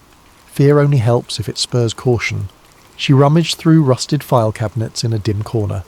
A single flickering bulb cast dancing shadows. Among manila folders labelled Health Medical 1970 to 1985, she found an unremarkable subfolder titled PsyOps/LSD Trials. Her pulse raced slightly. She'd never known that the local paper had such a subfolder. Inside were a few yellowed clippings from the late 1970s, referencing a rumoured government clinic that tested psychoactive treatments. But the articles were incomplete, ending abruptly. One paragraph suggested a link to a travelling Project Mindscape, but no follow-up piece was found. Eva carefully snapped photos with her phone. She recognised the hallmark, references to CIA disclaimers, local officials claiming ignorance. The bylines were from a now-deceased reporter, Margaret Allen. If only Margaret were alive to share her notes. Maybe Manny, the crime reporter, could help her find more leads on Margaret's old records. She swallowed the dryness in her throat, trying to quell the sense that she was venturing into territory that left previous reporters spooked or worse. Late that afternoon, Eva followed up on the phone numbers listed in Dr. Green's partial patient notes. Many were out of service, but one answered, the trembling voice of a middle-aged woman named Anya Caldwell. She was hesitant. "I'm not sure I can trust you," she said, stammering. Eva explained that doctor. Green pointed her toward Anya, promising confidentiality. After a long pause, Anya invited Eva to come by her apartment at dusk. "I just want the nightmares to stop," she murmured. Nervous but determined, Eva arrived at a modest, slightly run-down building on the city's outskirts. Anya greeted her with wary eyes, ushering her into a living room cluttered with half-finished puzzles and stacks of self-help books. She looked exhausted, with dark circles beneath her eyes. Over a shared cup of lukewarm tea, she recounted bizarre fragments. "I remember, being a teenager, told I was going to therapy for depression, but it felt more like tests. They'd show me swirling lights, ask questions while I was half-dazed. Sometimes I'd wake up not knowing how I got there." Her voice shook. "They kept calling it a clinical trial for advanced therapy. My mother said it was recommended by a government-sponsored mental health initiative.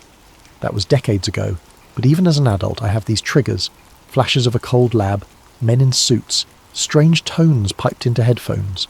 She pressed her hands together, trembling. "If your Dr. Green is right, I was part of something bigger. The idea that it's connected to MK Ultra terrifies me." Eva fought an impulse to comfort Anya physically. She settled for a gentle, reassuring tone. "We'll find the truth," she promised softly. She felt a deep ache in her chest. This woman's trauma wasn't a sensational story. It was heartbreak. The impetus to expose the conspiracy became more personal. She took careful notes, then offered Anya a contact for a free legal advisor if needed. In that moment, Eva realised she was crossing from mere observer to advocate, whether she liked it or not. That evening, Manny called unexpectedly. "Eva, I was rummaging in the old broadcast tapes from the 1980s. Found something labelled Mindscape Test in a dusty corner. Want to see?" She drove over to Manny's place. They watched the battered VHS on his ancient player. Grainy black and white footage flickered. A panel discussion, presumably from a local TV show, featuring a stern older man who claimed to be a psychological consultant, discussing LSD therapy in hush-hush government cooperation. Another figure's face was blurred. Manny tapped the screen. "Look at that silhouette. Doesn't it remind you of Dr. Green's mention of an operative named... Oh, was it R. Walker or something?" The name Renee Walker flared in Eva's mind. In Dr. Green's notes he'd suggested a Renee W. might be an ex-operative. The blurred figure indeed had a female voice, talking about the moral conflict of messing with minds in a monotone heavily disguised. Manny's eyebrows rose. Could this be her? If so, she's been trying to blow the whistle for decades. The final frames froze on the older man referencing national security as reason for secrecy. The show ended abruptly with a sign-off date of 1983. They made a copy of the VHS on Manny's digital converter. This might be precious evidence if it linked a real face to a hidden operation. Manny agreed to keep quiet while Eva pursued the lead further. She left with an uneasy sense that each new clue was simultaneously clarifying and tangling the bigger picture. Secret therapy trials, an ex-operative with regrets, hush-hush LSD expansions decades after MKUltra was shut down. Driving home in the dark, Eva checked her rearview mirror repeatedly. The distinct sense of being followed brushed over her nerves. Once she glimpsed headlights behind her that matched each turn, but eventually they veered off. Paranoia or reality? She recalled the man from the park, that grin laced with implied threat. She half laughed at her jumpiness, yet a gnawing tension remained. This story was stirring powerful forces. She could almost feel the intangible watchers creeping in. Her phone buzzed near midnight. Dr. Green again, voice taut with worry. I got pulled aside by hospital administration. They want me to stop referencing these LSD trauma theories. Something about protecting patient privacy, avoiding baseless accusations. I sense official pressure. We must move quickly, Ms. Moreno, or we lose momentum. She responded that she'd discovered a possible lead. Someone named Renee Walker might have crucial knowledge. Green said he'd heard that name whispered in old psychosurgeon circles. I'll see if I can find a contact for her, he offered. They agreed to meet discreetly soon. Before hanging up, he added, Be careful. I suspect we're hitting a nerve with the agency folks. That night, Eva double-locked her apartment door. She rummaged through her laptop, printing out the newly found documents. She didn't want them only in digital form. Too easy to alter or delete if her system was hacked. She stashed the physical copies in a taped-up binder under her bed. A flicker in her computer screen made her heart jolt, as if someone might be remotely accessing it. She quickly turned off Wi-Fi. Possibly a glitch. Possibly not. She laid in bed, thoughts whirling. So far, she had a meltdown tapestry of half-truths. Old LSD projects, traumatized patients, clandestine 1980s interviews, a possible ex-operative named Walker. The pattern suggested that the original MKUltra's dark legacy had mutated or never fully ended. If she published now, she'd face immediate pushback. If she delayed, she risked losing Dr. Green or Anya's cooperation under intimidation. Balancing these risks felt like treading a razor's edge. In the stillness, she recalled how Anya's eyes brimmed with fear, how Manny bravely rummaged archives for her. She wanted to protect them, to do justice by their stories. Sleep crept in slowly. Outside, city lights glowed, oblivious to the hidden war for truth happening in shadowy corners. As she drifted off, the last thought crossing her mind was the question, if I push deeper, how far will they go to silence me? And am I truly ready for that fight? Eva's editor glowered at her from behind a cluttered desk the next morning. I'm not shutting down your story, he clarified, but you'd better bring me something solid. No cloak and dagger rumours. I can't risk a defamation lawsuit or a government clampdown. This paper's fragile enough, kid. She nodded, biting back a retort. She understood the precarious finances. She also knew she had more leads to chase, so any immediate confrontation here was pointless. Around lunchtime, a call came in from a blocked number. She picked up, half expecting Dr. Green or Manny. Instead, a woman's voice, husky with a slight rasp, spoke. I read your piece on historical LSD trials in the local aggregator. You're more correct than you realise. If you want real answers, meet me at the old bridge, 9 p.m. tomorrow. Park discreetly. Come alone. Click. The line died. Eva's pulse spiked. Another tipster? She guessed this might be Renee Walker, the ex-operative. The hush in that voice suggested caution. She decided to keep the meeting from Manny for now, not wanting more people at risk. She texted Dr. Green, potential major source. We'll update if it pans out. He simply responded, watch your back. That evening, as Eva locked up her desk, she nearly collided with a tall man stepping into the hallway. He wore a tailored suit, eyes cool with confidence.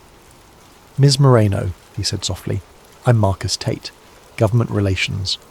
We appreciate your interest in historical CIA documents, but caution you to verify authenticity. Many fabricated stories circulate. The tone was polite, but the underlying message bristled. She recognized that name, Marcus Tate, someone rumoured to hold a senior intelligence position, known for smoothing over controversies. She forced a tight smile. Thanks for the tip. I always verify sources.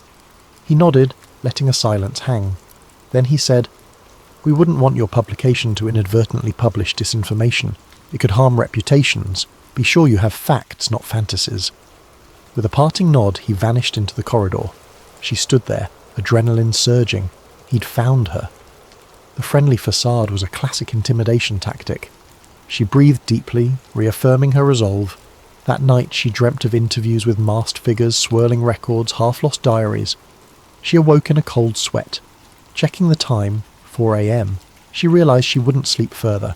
She rummaged through her notes, Anya Caldwell's anguished recollections, Dr. Green's partial patient logs, the hush around Project Mindscape, plus Manny's discovered VHS clip.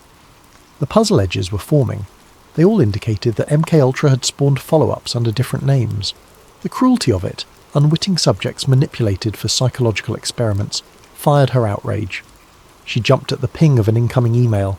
A hush of dread passed over her. Possibly Manny with a new find. She opened it to see a single line. Stop. We see you. Remember the children's story that ended in tragedy. No sender, no signature. Her hands trembled. She quickly forwarded it to Manny with the subject line. Threat. Fear and anger twisted in her chest. But backing off now would be cowardly. She decided to press forward. Come morning, Manny visited her desk, eyes grim. That threat email. Should we call the police? She shrugged wearily. The police might brush it off as a random troll, or they might be compromised if this is deeper. I'll keep it documented, though. Manny frowned, placing a small digital recorder in her hand. At least carry this for tomorrow's meeting. Record everything. If you vanish, we'll have a clue. She gave a shaky smile, appreciating the support. She also texted Doctor Green to ensure he was safe. He answered that nothing new had happened, though he felt uneasy at the hospital, noticing a suspicious stranger loitering outside his office. The sense of watchers multiplied, as if a net tightened around them. That afternoon, Eva visited Anya Caldwell's apartment again, bringing groceries as a small gesture of kindness. Anya looked more frazzled than before, eyes red, hands trembling. She said she'd had another flashback. I woke at 2 a.m., hearing the voice of a man telling me to recite phrases. My heart pounded. Then I realised it was a dream, or a memory. She rubbed her temples. It feels like they planted triggers in me, half-lost commands. I can't separate reality from induced illusions. Eva consoled her gently, promising progress was being made. She didn't mention the upcoming clandestine meeting. The last thing Anya needed was further agitation. Instead, Eva recorded a short statement from her about the therapy sessions as a child. Tears welled in Anya's eyes as she recalled a windowless room, swirling colours, the smell of antiseptic. They'd strap me to a seat, talk about unlocking hidden recesses of the mind. I was just a kid, her voice cracked. Then it all went black. Leaving Anya's place, Eva felt both anger and heartbreak. This woman was living in a psychological labyrinth shaped by monstrous experiments. She clenched her fists. No matter the risk, the truth must surface. As dusk approached, Eva found her mind swarming with scenarios of the next day's meeting. She packed a small messenger bag with essential items: phone, digital recorder Manny gave her, spare battery, some printed docs for reference. She wore comfortable dark clothing, wanting to blend in at night. She half expected a spy novel twist, pursuit by unmarked cars. But the actual day remained quiet, as if the forces arrayed against her were letting her approach the meeting unimpeded. Her phone chimed. Manny again, urging caution. If anything goes sideways, call me, or text a single letter to indicate trouble. She typed an appreciative reply, fighting a swirl of both gratitude and guilt. She was dragging Manny into dangerous waters, but she needed an ally. That evening, the city lights flickered against a starless sky. Eva rummaged for the steel in her spine that had propelled her through tough stories before. Yet tonight felt different. Lurking government watchers, threatened whistleblowers, traumatized survivors. She double-checked her apartment's locks, set an alarm for early morning. She'd meet the mysterious caller at 9 p.m. tomorrow. The hush in her apartment felt oppressive, as though shadows on the walls were more than mere illusions. Her last act before bed was to rewrite her notes into a more coherent timeline. 1950s to 1970s, MKUltra official timeline. 1983, local TV interview with an ex-operative, likely R. Walker, discussing a spin-off project. 90s to 2010s, Dr. Green's patients show LSD-induced psychological trauma, some referencing secret therapy. Present, threats from a man named Marcus Tate, presumably an agency official. She underlined tomorrow night, Old Bridge, Renee Walker. She imagined the conversation that might unfold, the revelations that might come. A swirl of dread and excitement coalesced in her gut. If this was indeed Renee, the puzzle's missing piece might fall into place, giving the story unstoppable momentum. At midnight, lying in bed, phone on her nightstand, she stared at the ceiling. She pictured the silent watchers, the cunning Tate, the heartbreak in Anya's voice, Dr. Green's caution. Sleep eluded her again. She whispered to herself, "We're all just threads in a bigger tapestry. But maybe, if we weave them together, the truth can't be cut." The beep of the clock turning 12:01 a.m. sounded eerily loud, marking the transition to the day that could change her life. She closed her eyes, mustering the nerve for what was to come. The next day breezed by in a haze of tension, each hour feeling like a coil tightening. Eva barely focused at work, her mind fixed on the upcoming meeting at the old bridge. By late afternoon, Manny sidled over to her desk, concern etched on his face. "You sure about going alone?" She nodded, feigning confidence. "If I show up with a crowd, this source might vanish," Manny exhaled. "Then keep me posted. We can't lose you to some dark fiasco." She promised she'd text him the moment she left the meeting. The unspoken fear hung between them, that these conspirators played dirty. Just before 9 p.m, Eva parked a few blocks away and walked the rest. The old bridge, a disused iron span over a shallow river, sat in a dimly lit portion of the city seldom patrolled by normal evening crowds. Broken street lamps gave it a half-forgotten gloom. She clutched her phone and Manny's digital recorder, scanning the area for watchers. A solitary lamp at the bridge's midpoint cast a sickly glow on corroded metal beams. The hush here felt oppressive. Near the lamppost, a cloaked figure stood with hunched shoulders. Eva approached cautiously, heart thudding. As she drew near, the figure lifted a hood, revealing an older woman's face lined with weariness. She spoke first, voice rough but subdued. "You're Eva. I'm Renee Walker.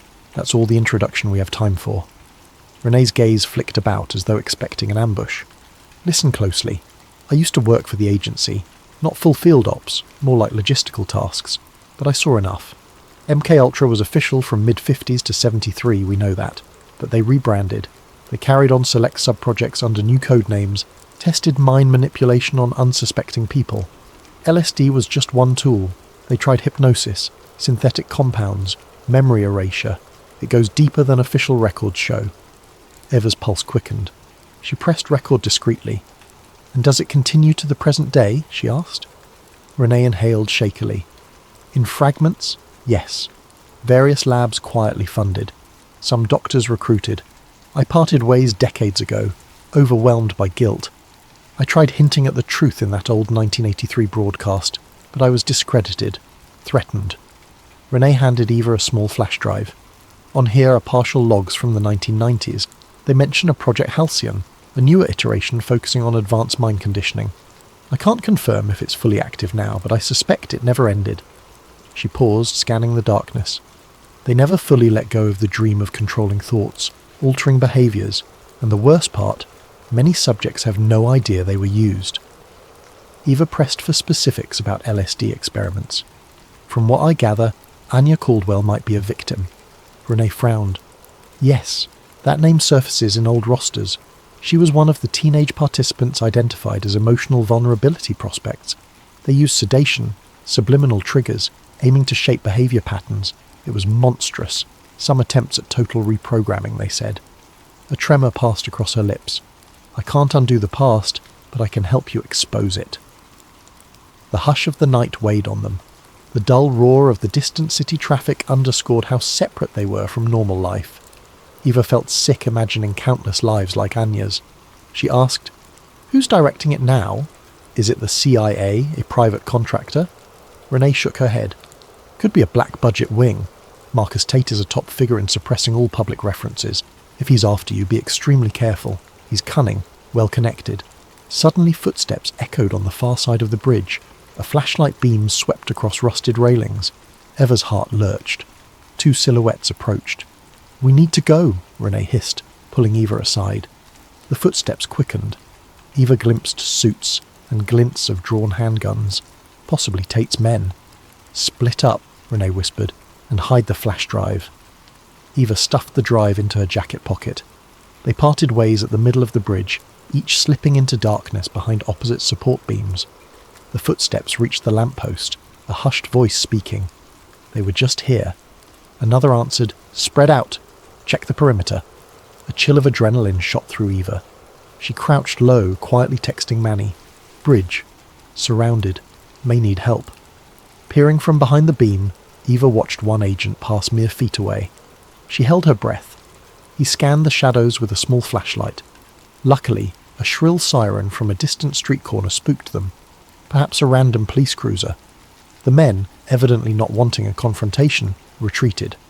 Eva seized the moment, creeping in the opposite direction along a narrow catwalk under the bridge. Heart pounding, she emerged onto a deserted side street, then sprinted to her car blocks away. No sign of Renee. She hoped the ex-operative also escaped. She hopped in her car, hands trembling, and sped off, only allowing herself to exhale when the headlights behind her revealed no pursuers. Her phone beeped, a text from Manny. Hang tight, on my way. She replied that she was safe for now, heading to an all-night diner. Manny insisted on meeting. The swirl of fear and relief left her half nauseous. Manny slid into the diner booth, breath ragged. Eva recounted the confrontation. Manny looked alarmed, but also intrigued. So now you've got a flash drive from a presumably high-level operative. That's gold, or a hornet's nest, she nodded. Both, likely. She'd scrolled quickly on her phone, discovering the flash drive was encrypted. She'd need a friend skilled in decryption, someone not easily traced. Manny offered a contact, a freelance hacker named Jules who owed him a favour. They ordered coffee and greasy fries, neither having eaten. In a subdued tone, Manny murmured, "We should confirm, Doctor. Green's safe. If Tate's men are stepping up, Green might be a target too." Eva texted Green. No immediate reply. Anxiety spiked. "We might check his office tomorrow if we don't hear back." Their phones buzzed simultaneously with news alerts. Local psychiatrist under investigation for data breach. Manny read the headlines in dismay. They're going after Green's professional license. Could be Tate's doing, trying to muzzle him. Eva felt a pang of guilt.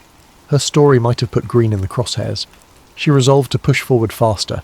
The unstoppable momentum of a cover-up often thrives on time. If they revealed enough evidence soon, the conspirators might not contain the fallout. They parted near dawn, Manny heading home to rest, Eva returning to her apartment. The memory of the men on the bridge lingered in her mind. The hush in her living room felt oppressive. She locked her door, triple-checking. Renee risked her life to supply that flash drive. I can't let it go to waste. She shot a final text to Manny. We'll decode the drive tomorrow, then we blow the lid off. I won't let them bury this. As she sank onto her sofa, she wondered about the moral weight of dragging all these people into a confrontation with an invisible machine that had been perfecting secrecy for decades.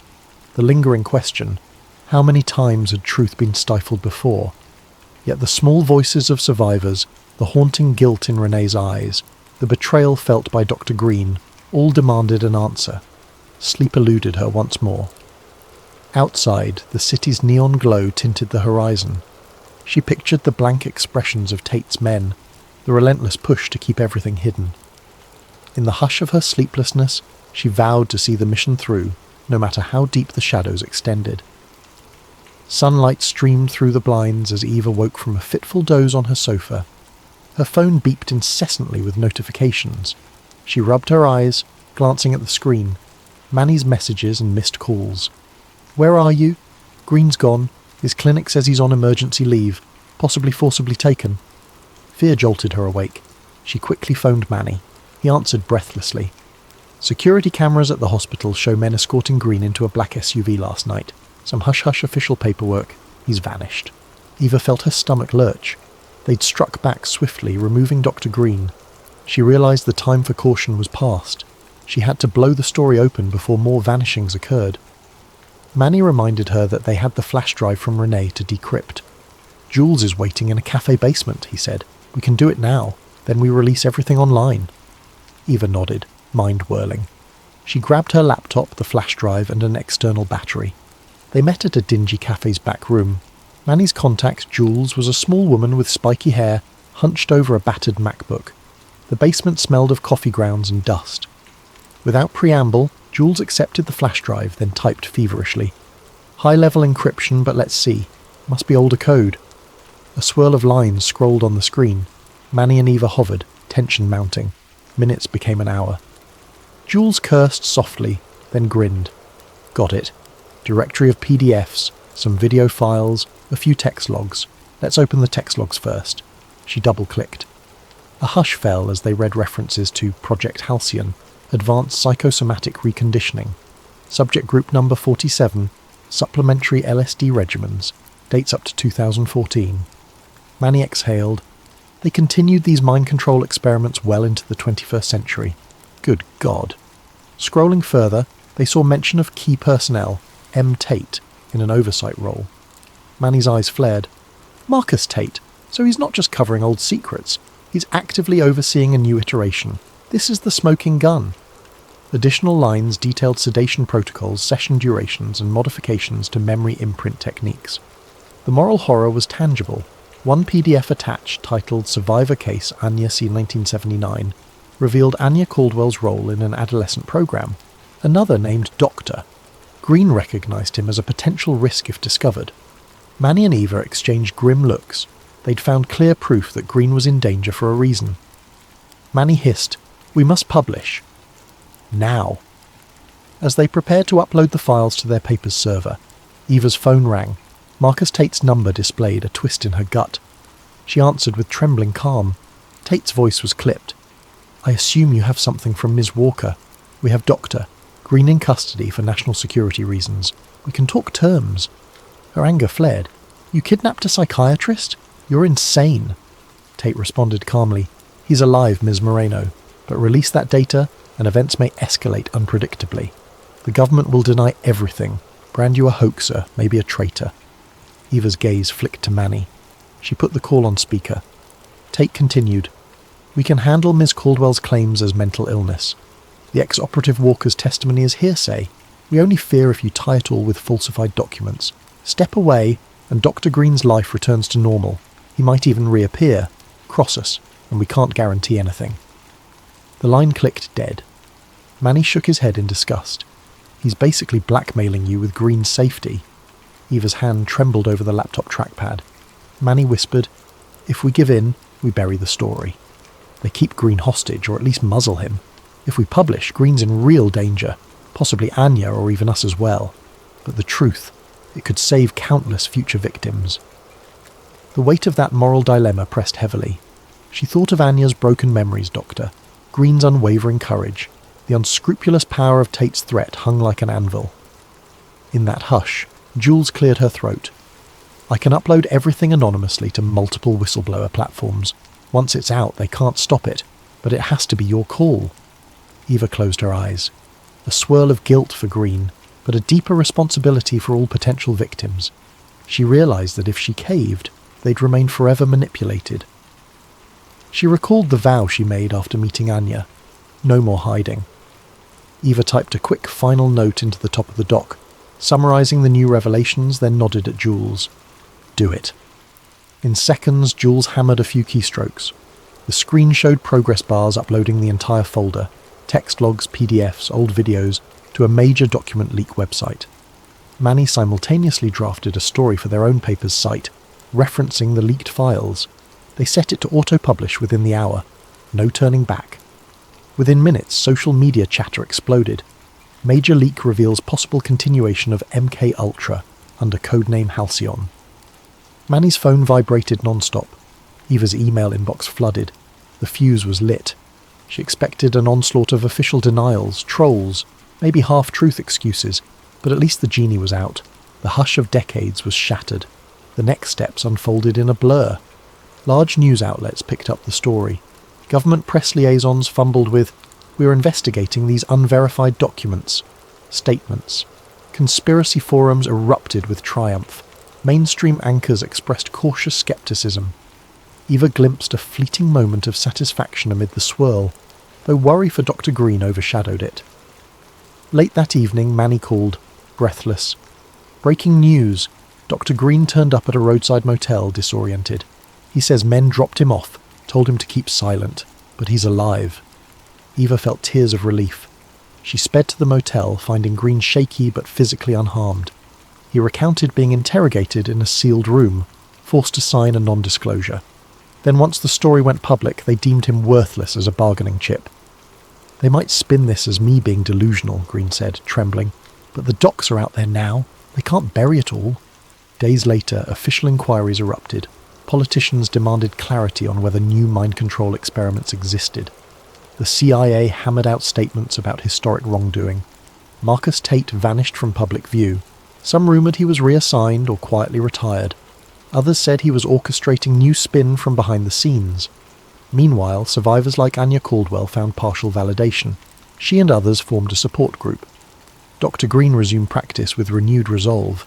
Eva's article soared in readership, catapulting her from local reporter to national figure.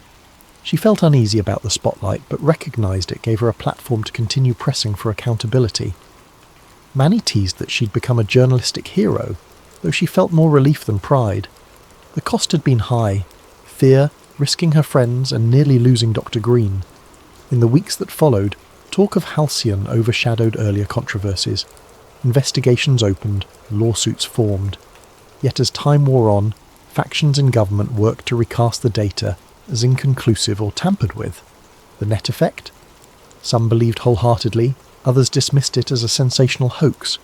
The full truth remained muddled. But at least the seeds were planted, shining a harsh light on an unsavoury legacy that refused to be quietly erased. In a reflective moment, Eva visited Anya's small apartment, bearing a fresh bouquet. They sat quietly, sipping tea. Anya thanked her for exposing the hidden hand that scarred her youth. "I may never get all my memories back," she said softly, "but knowing I wasn't crazy, that means everything." Eva squeezed her hand. She realised that even partial victories matter in a landscape of secrecy. One drizzly morning, Eva received an unmarked package at her desk. Inside lay more classified files, referencing tangential mind experiments in other states. No note, no return address. Perhaps from another whistleblower. She gazed at them, heart heavy. The shadowy machine was bigger than she'd imagined, still shifting, still covering tracks. But she felt neither terror nor despair this time, only a renewed sense of mission. We've come this far. We keep going. Standing by the office window, she watched raindrops on the glass. The hush of the day felt oddly comforting. She recalled the swirling LSD session logs, the battered survivors, the hushed voices. A swirl of regret for those who never saw justice, but also a sense of hope that one day more pieces would come to light. The truth, once illuminated, can't fully be shoved back into darkness. And thus, among the swirling secrets, Eva Moreno resolved to remain that persistent light, shining however she could into the darkest corners of shadows of the mind. James Hart stood there, his breath hanging in the cool morning air as he stared at the sign. The words, U.S. Government Property, Restricted Area. No trespassing glared back at him, each letter bold and unyielding against the worn metal. It was the kind of warning you didn't take lightly, the kind that usually sent law-abiding citizens like James turning back the way they came. And yet, he couldn't move. His boots stayed planted in the damp earth, his curiosity outweighing the rational part of his brain that screamed for him to leave. He scanned the area, turning his head slowly to look down the length of the fence. It was taller than he had realised, with rows of rusting barbed wire curling menacingly at the top. The trees around it were dense, their branches clawing at the metal like nature itself was trying to reclaim the land. What struck him most was the silence. The usual forest sounds, chirping birds, rustling leaves, were gone, replaced by an almost oppressive stillness that seemed to press down on him the longer he lingered. James felt a pang of guilt for even thinking about crossing the fence.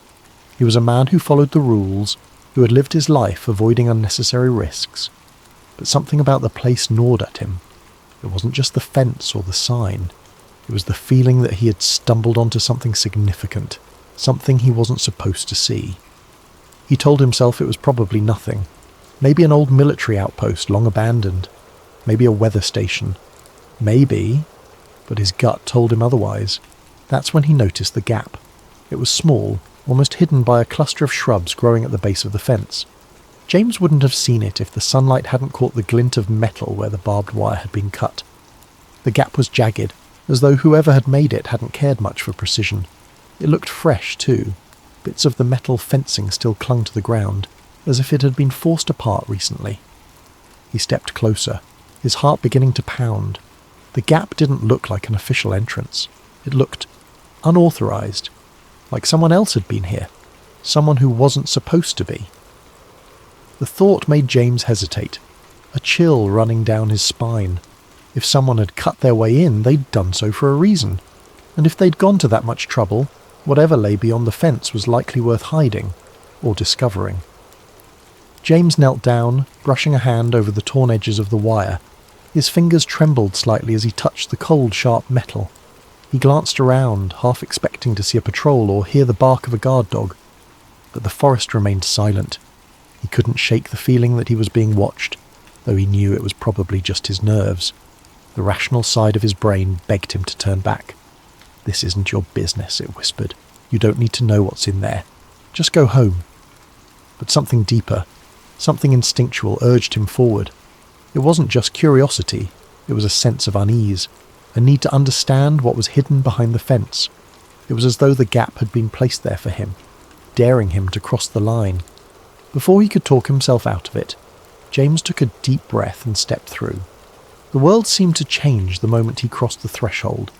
The air felt heavier, cooler, as though he had entered a different realm. The trees on this side of the fence were darker, their branches tangled like skeletal fingers reaching for the sky.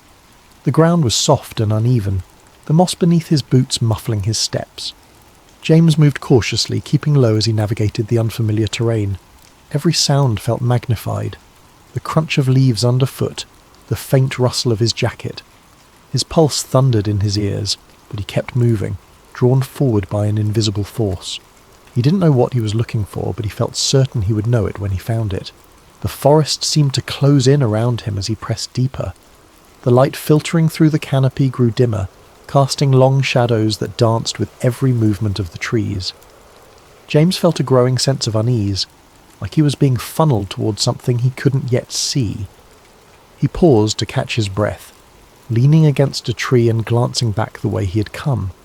The fence was no longer in sight, obscured by the dense undergrowth. For a moment he considered turning back, but the thought of leaving without answers felt unbearable. He pressed on, his senses on high alert. Then, through the thick curtain of trees, he saw it. A clearing. The sight made him stop in his tracks, his breath catching in his throat. It was unlike anything he had expected. He crouched low, creeping toward the edge of the clearing to get a better look. As he drew closer, details began to emerge. It wasn't just the clearing that was unusual, it was what stood in its centre. James squinted, his pulse quickening as he realised what he was looking at. A cluster of buildings, squat and nondescript, stood in the middle of the forest. Their concrete walls were stained with moss and streaked with rust, their windows covered with wire mesh. A dirt road wound through the clearing, leading to a set of large steel gates. Nearby, a handful of vehicles sat parked in a neat row. Trucks with government plates, their sides marked with stenciled letters he couldn't quite make out. James ducked behind a tree, his mind racing. What was this place? It didn't look abandoned. Lights flickered in the windows and faint voices carried on the wind. He spotted figures moving between the buildings, some in lab coats, others in military uniforms. They moved with purpose, as though part of a carefully choreographed routine.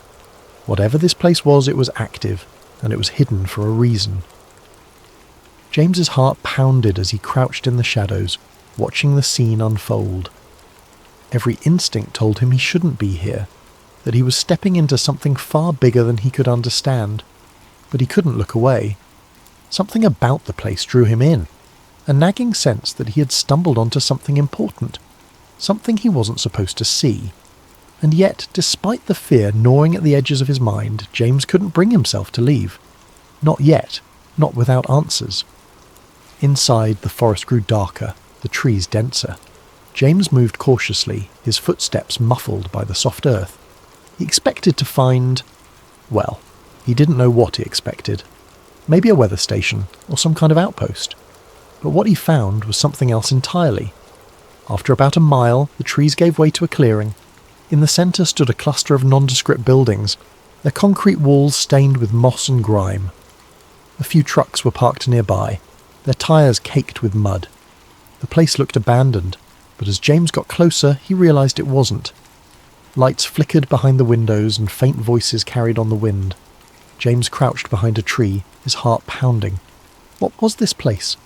He watched for a while, trying to make sense of what he was seeing. People in lab coats walked between the buildings carrying files and equipment. Soldiers patrolled the perimeter, their rifles slung casually over their shoulders. It looked like something out of a spy movie, and James couldn't shake the feeling that he had stumbled onto something he wasn't supposed to see. That night, James couldn't sleep. The events of the day replayed endlessly in his mind, the scene at the facility refusing to fade into the background. Every time he closed his eyes, he saw the soldiers again, their movements precise, their presence unnervingly authoritative. Research facilities didn't have armed guards, especially not in the middle of nowhere, and certainly not guards who seemed so vigilant, so ready for trouble. He tossed and turned, trying to rationalise what he'd seen. Maybe it was a military outpost, some kind of training site or a storage depot for sensitive equipment. But that didn't explain the secrecy, the barbed wire fence, or the sense of isolation. It was as if the place was deliberately hidden from the world, tucked away where no one would think to look. He told himself he was overthinking it, that his imagination was running wild. Yet the image of the soldiers lingered, refusing to let him find peace. By morning, his curiosity had turned into something stronger, a need to know. He couldn't just leave it alone, not after what he'd seen. His rational mind warned him against going back, but a deeper part of him, the part that craved answers, overruled the hesitation. He decided to return, this time more prepared. James gathered his old pair of binoculars and a camera he hadn't used in years, stuffing them into a worn backpack. He threw on his hiking boots and jacket, telling himself it was just another day exploring the woods. If anyone asked, he was just a curious hiker with a camera, documenting the beauty of the forest. But in his gut, he knew this wasn't a casual outing. He was crossing a line, stepping further into something he didn't fully understand. When he reached the gap in the fence, the forest was eerily quiet. The usual hum of birdsong and rustling leaves seemed muted, as though the woods themselves were holding their breath. James crouched low as he slipped through the gap, his senses on high alert. Every sound, every shadow felt amplified, his heartbeat thudding in his chest like a drum. He followed the same path as before, weaving through the dense undergrowth until the clearing came into view. The facility was just as he had left it, its squat buildings clustered together like silent sentinels. The guards were there too, patrolling the perimeter with methodical precision. James found a spot where the trees provided cover, settling in with his binoculars. At first it was uneventful. Trucks came and went, their drivers unloading crates and disappearing into one of the larger buildings. James adjusted the focus on his binoculars, trying to make out the stenciled letters on the side of the crates, but the angle was wrong. He snapped a few photos anyway, hoping they might reveal more later. Hours passed, and James was beginning to think this trip might have been a mistake. He was cold, his legs were cramped from crouching, and his nerves were fraying from the constant vigilance. He was about to pack up and leave when something caught his eye. A small group of people emerging from one of the buildings. He froze, lifting the binoculars to his eyes. At first it looked like more workers or guards, but then he saw the man. Unlike the others, he wasn't wearing a uniform or a lab coat. He looked like an ordinary civilian, his clothes rumpled and his posture defeated. He was flanked by two guards, their hands gripping his arms as they marched him across the clearing. James's breath hitched as he adjusted the focus. The man's hands were bound behind his back, and his face was pale, almost ghostly. There was a hollow look in his eyes, a mixture of fear and resignation that sent a chill down James's spine. He watched as the man turned his head, glancing over his shoulder as if searching for a way out, or perhaps for someone who might come to his aid. The guards didn't give him a chance to hesitate. One of them shoved him roughly, forcing him to quicken his pace. James followed their movements through the binoculars, his grip tightening as they approached a building with heavy steel doors. The building was unlike the others. Its walls were reinforced, its windows small and barred. It radiated an aura of foreboding, as though it held secrets too dangerous to escape. The guards stopped in front of the doors, one of them stepping forward to punch a code into a keypad. James watched as the doors slid open with a low mechanical hum. For a moment the man hesitated, his body stiffening as though he might resist. But the guards didn't give him a choice. They shoved him inside, the doors sealing shut behind them with a finality that sent a shiver through James. He lowered the binoculars, his mind racing. Who was that man? Why was he being treated like a prisoner in what was supposed to be a government facility? Nothing about this made sense. James felt a surge of unease, the questions piling up faster than he could process them. He had stumbled onto something much bigger than he had imagined, something that felt wrong in every possible way. He debated leaving, retreating to the safety of his normal life, but as he crouched there in the shadows watching the facility from a distance, he knew he couldn't walk away. Not yet, not without answers. James's stomach turned. Whatever was happening here, it wasn't normal. He knew he should leave it alone, but he couldn't. He spent the next week digging for information, searching the internet for any mention of a government facility near his town. He found nothing. No maps, no records, not even a rumour. But James wasn't ready to give up. The questions gnawed at him, consuming his thoughts and erasing the boundaries of his once quiet life. Each day at the post office felt like an eternity, his mind drifting back to the strange facility hidden in the woods. At night, his resolve only deepened. He had to know more, even if it meant taking greater risks. He began his nighttime visits cautiously, dressing in dark clothing and timing his excursions to align with the guards' shift changes. Through careful observation, he mapped the layout of the facility. There were at least 6 buildings, each with its own purpose.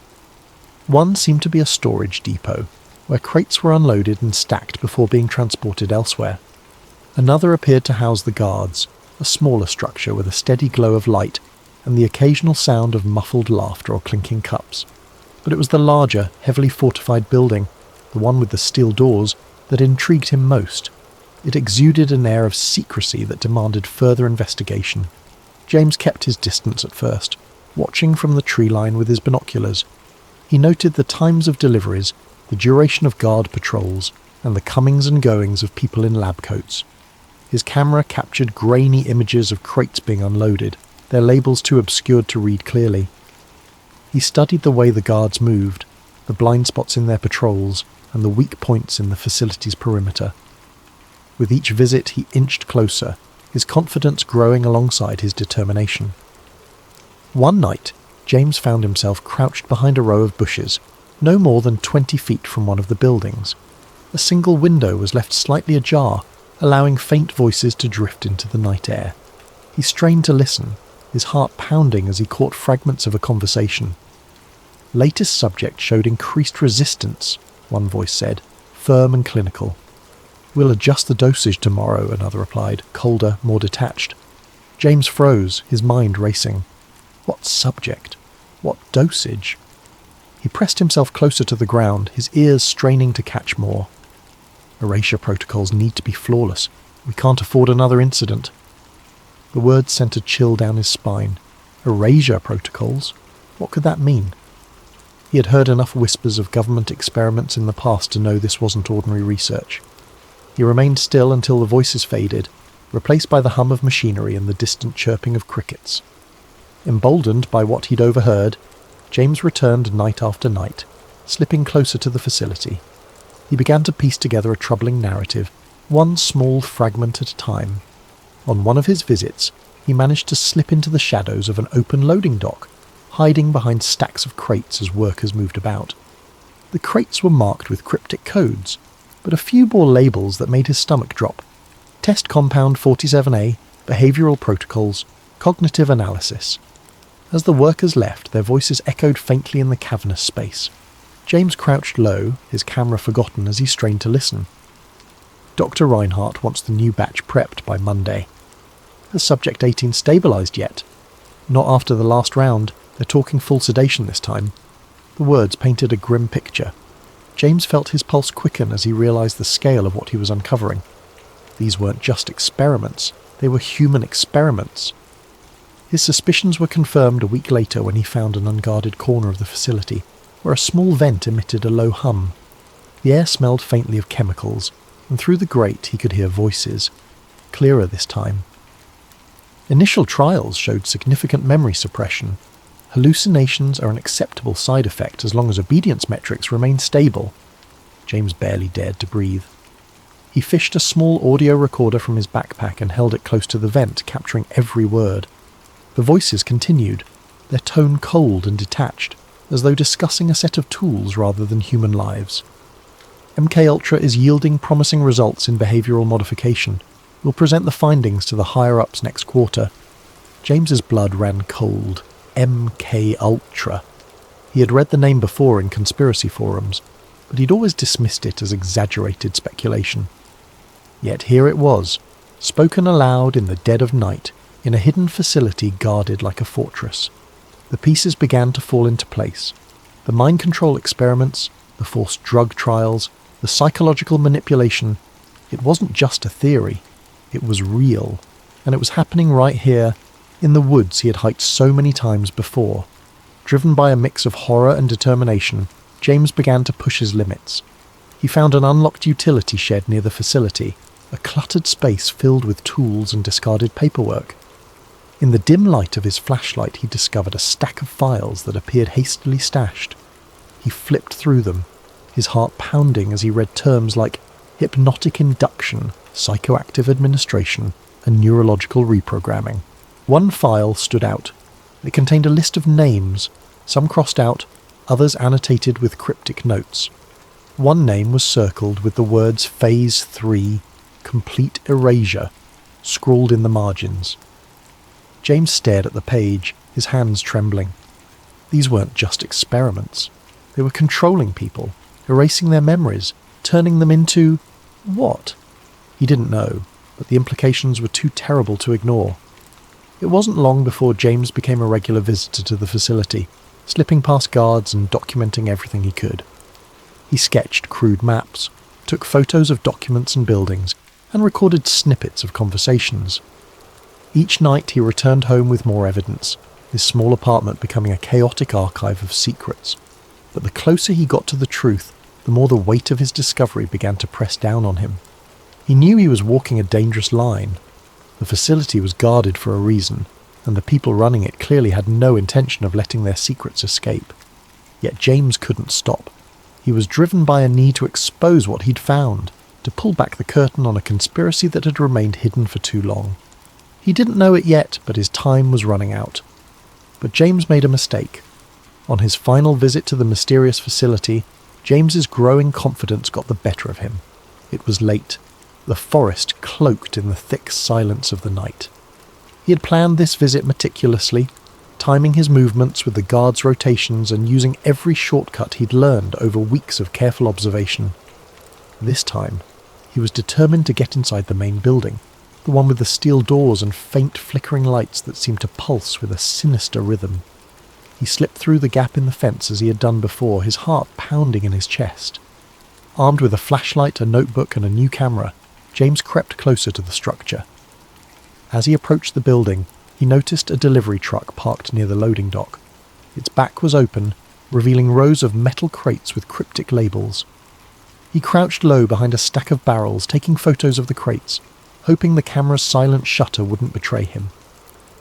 But then he heard it, a sharp crack, the unmistakable sound of a branch snapping underfoot. His body froze as the beam of a flashlight swept through the darkness, illuminating the area just feet from his hiding spot. A guard's voice broke the silence, gruff and alarmed. "Who's there?" Panic surged through James. He bolted, his boots pounding against the forest floor as he darted back toward the fence. The shouts of the guards followed him, along with the heavy thud of their boots as they pursued him. His breath came in ragged gasps, his chest burning as he pushed himself harder, faster.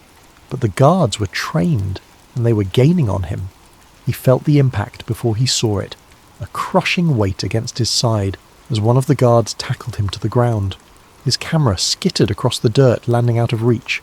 A second guard grabbed his arms, pinning him as he struggled. "Don't move!" one of them barked, his voice cold and commanding. James's mind raced, scrambling for an explanation, an excuse, anything that might save him. But no words came. He was yanked to his feet, his wrists bound tightly with a rough rope, and dragged toward the facility. The camera, his notebook, and any shred of evidence he'd gathered were confiscated, leaving him defenseless. Inside the compound, James was shoved into a small, dimly lit room.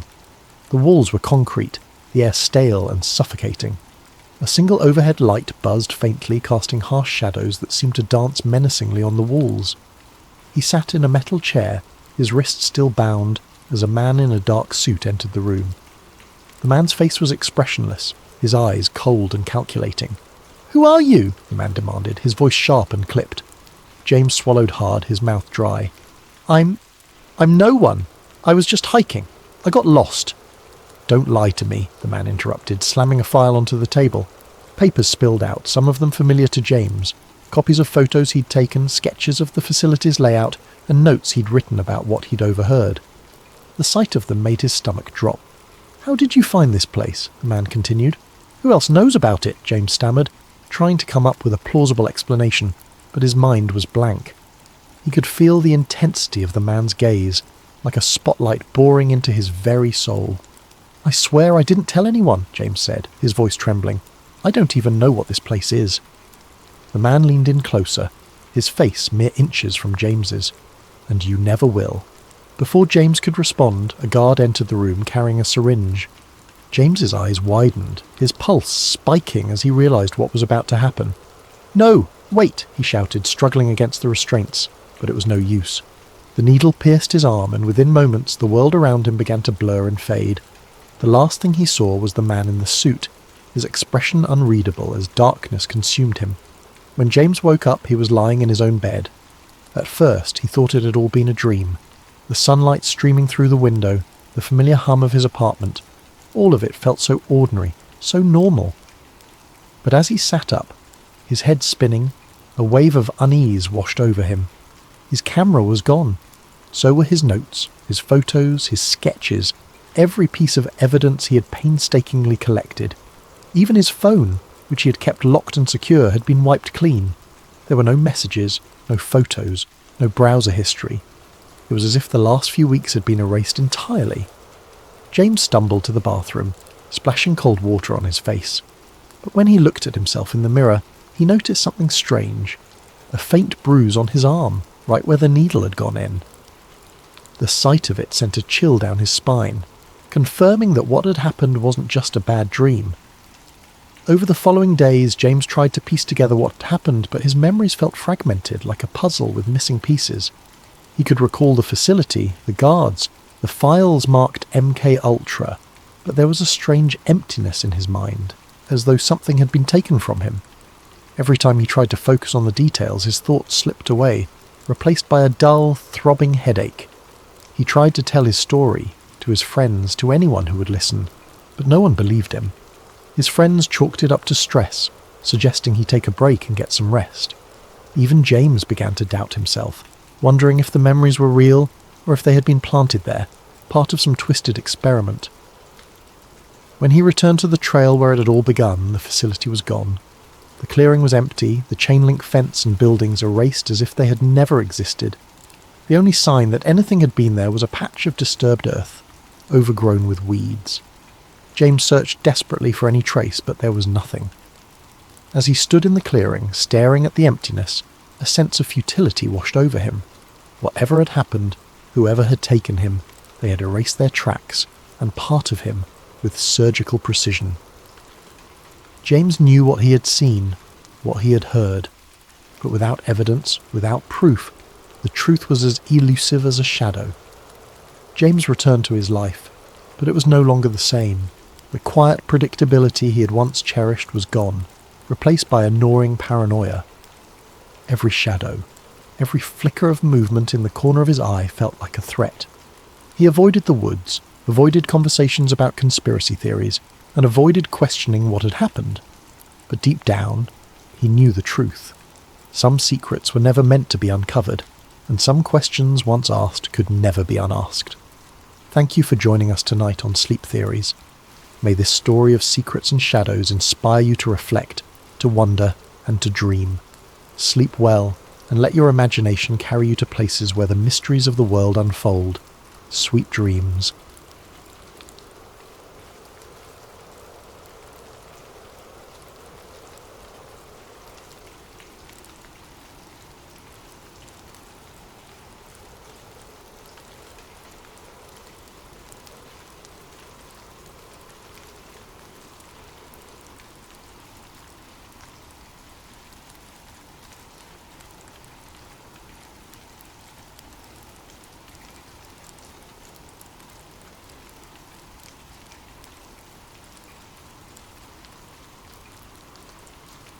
Raina Bennett had been working as Deputy City Archivist of Millbridge for only 6 months when she made the discovery that would change her life, and possibly the way an entire city understood history.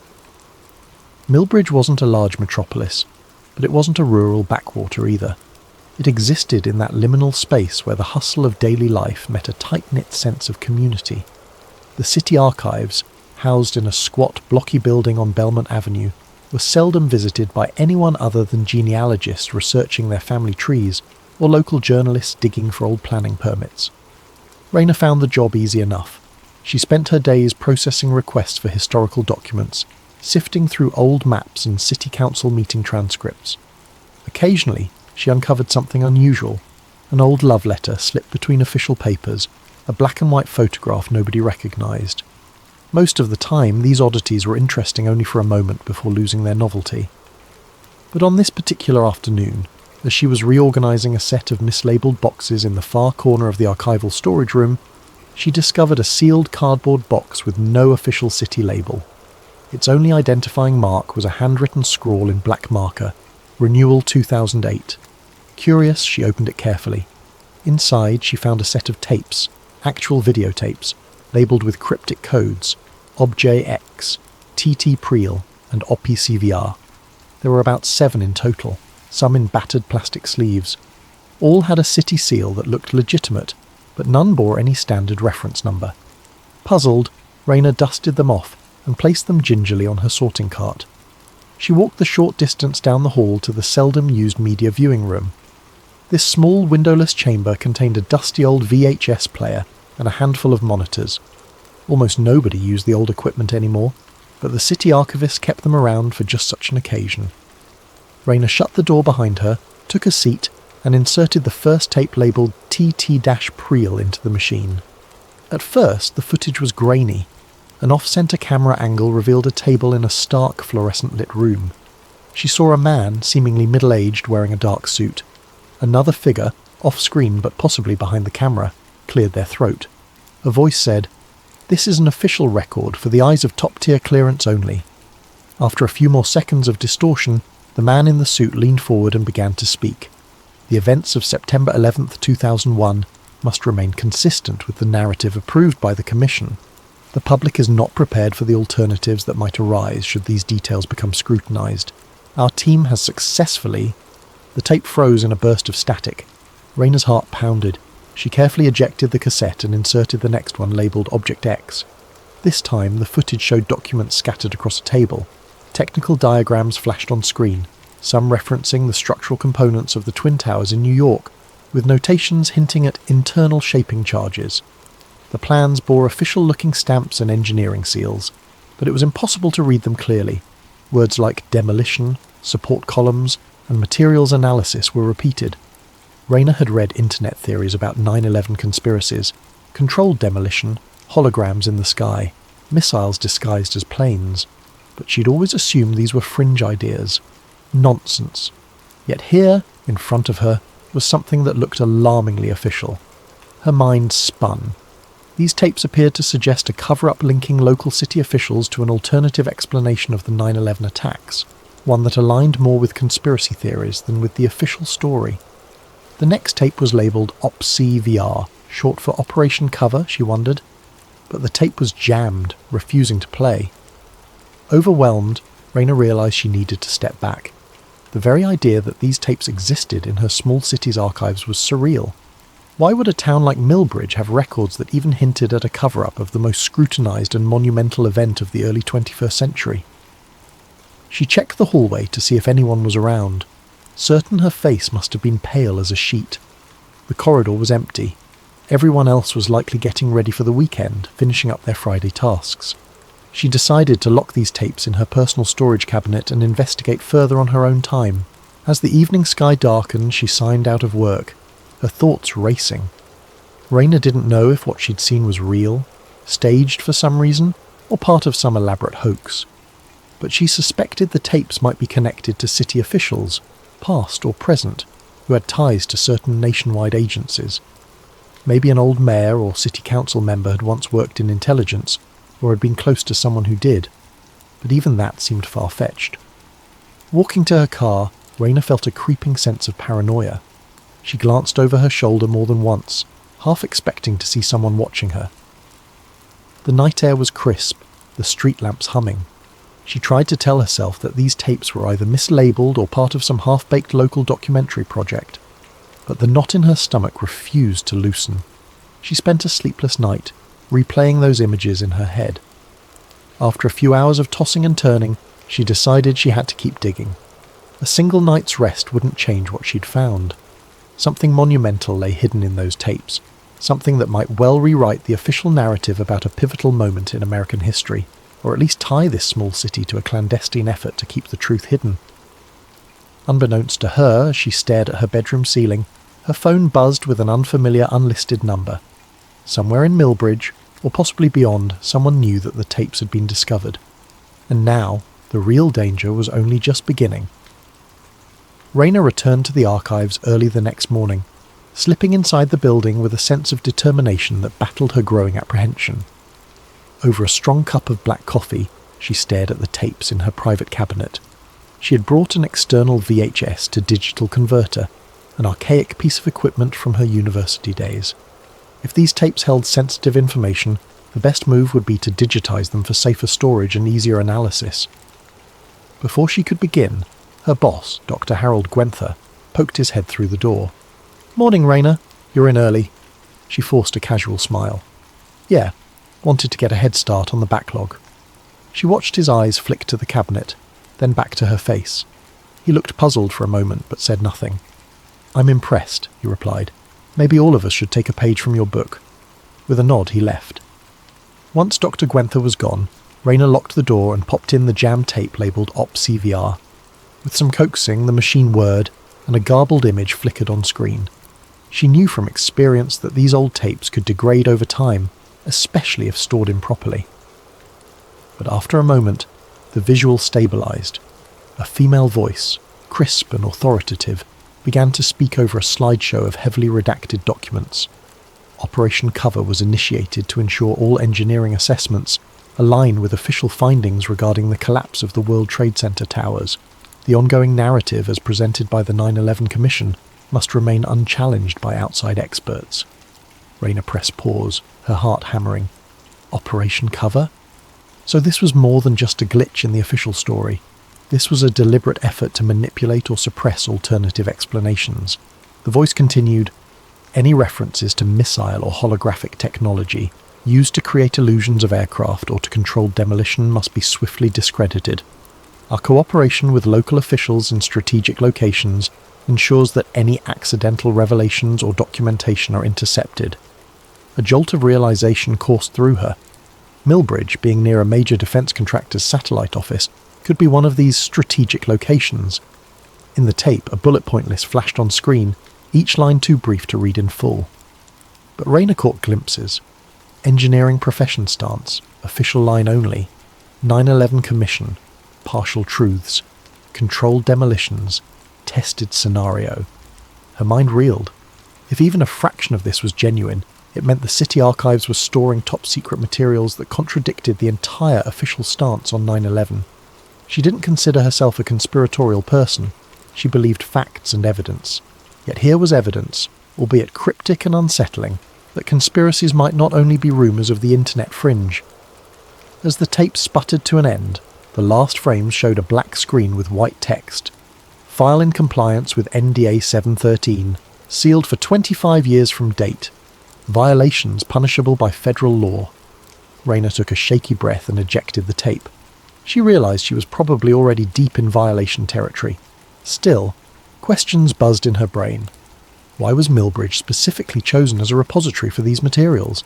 And who else knew about them? She rummaged through the remainder of the tapes, making digital backups as fast as she could. Each one told a slightly different piece of the story. Government officials conferring with local authorities to bury contradictory engineering findings, individuals with thick black bars over their eyes speaking about new technology demonstrations, a hush-hush set of experiments involving holographic projections that could replicate passenger aircraft on radar and in the sky. Between each tape, Raina paused to reflect. Were these real government projects, or a hoax staged by a group of elaborate pranksters? The serious tone and the specificity of the details made it hard to dismiss. She decided the next step was to cross-reference names mentioned on the tapes with official city records.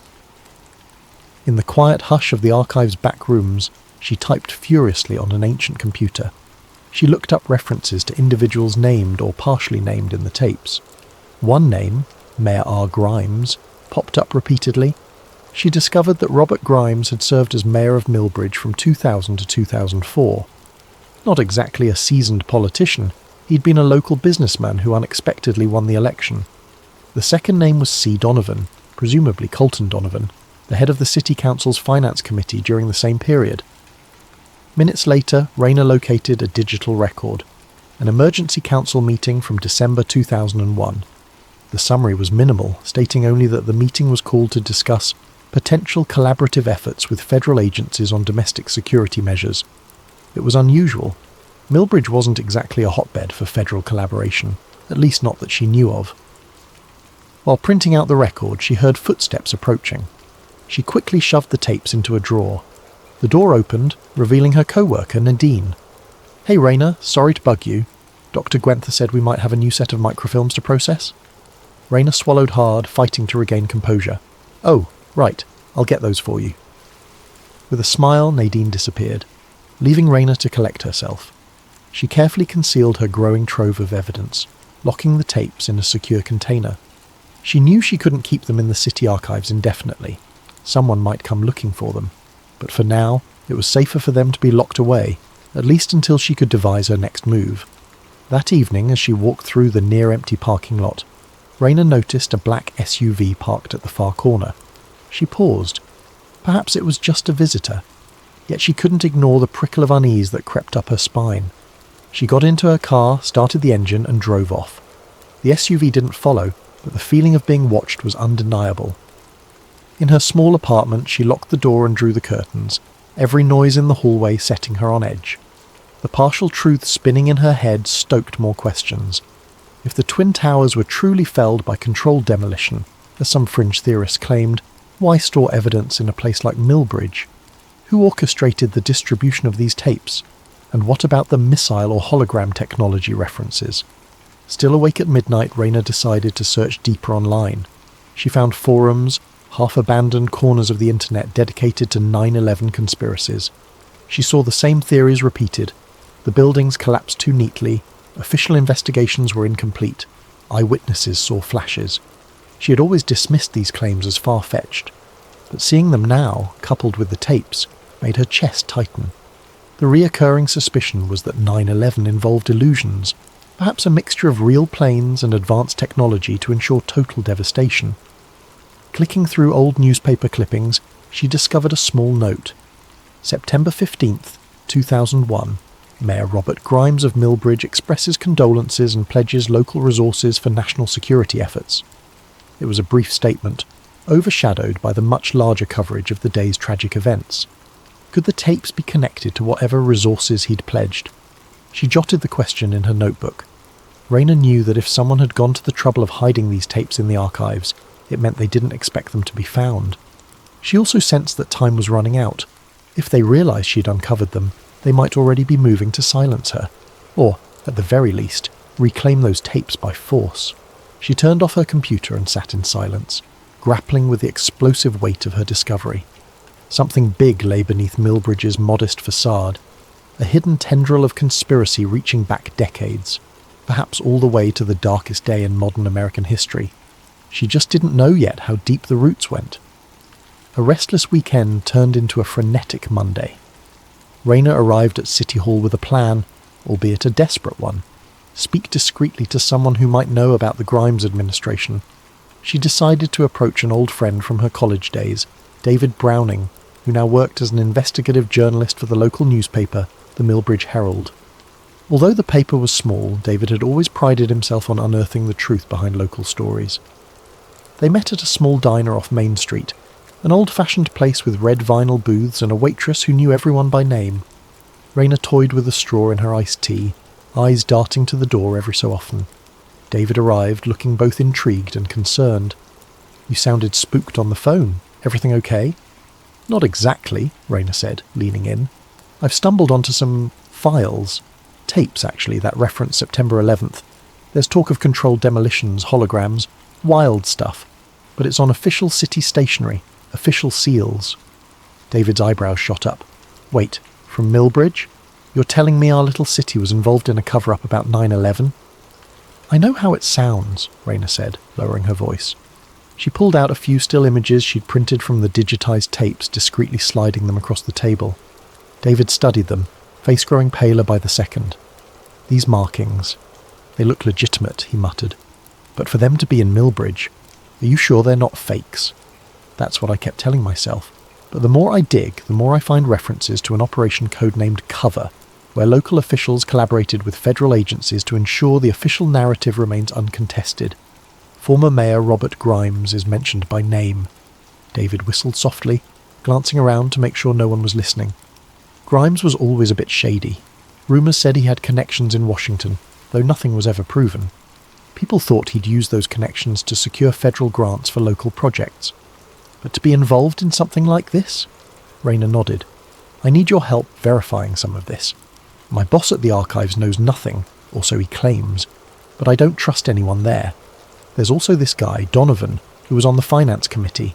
I can't find a trace of him after 2005. It's like he vanished. David scribbled notes in a small pad. I'll dig, but you have to promise me something. Be careful. If this is real, people won't hesitate to shut you up. They agreed to keep their conversation secret and parted ways. Back in her office, Raina discovered a sealed envelope slipped under her locked door. Inside was a single note. Stop what you're doing. It's bigger than you. This is your only warning. Her stomach turned. She had no idea who sent it, but the message was crystal clear. Part of her wanted to run, leave the tapes alone and pretend she never found them. Another part, fueled by indignation, urged her to stand firm. She recalled the intangible weight of those tapes, their potential to rewrite history, or at least expose a hidden piece of it. Could she really walk away? That night, David called. I found something, he said, voice trembling with excitement. A payment record from 2002, authorised by Mayor Grimes for a contract to a Pinnacle research group. The weird part is that this group specialised in advanced imaging technology. It doesn't make sense for a small city to hire them. There's no public record of any imaging project here. Advanced imaging technology. The word hologram from those tapes echoed in Raina's mind. So the city might have funded part of a hush-hush technology test? It's possible, David responded. But there's more. Grimes personally accompanied federal agents to some demonstration, according to an old newspaper mention, though the article is vague on what it was about. I'm still digging, but it aligns with the theory that they were showing off or testing some high-level technology.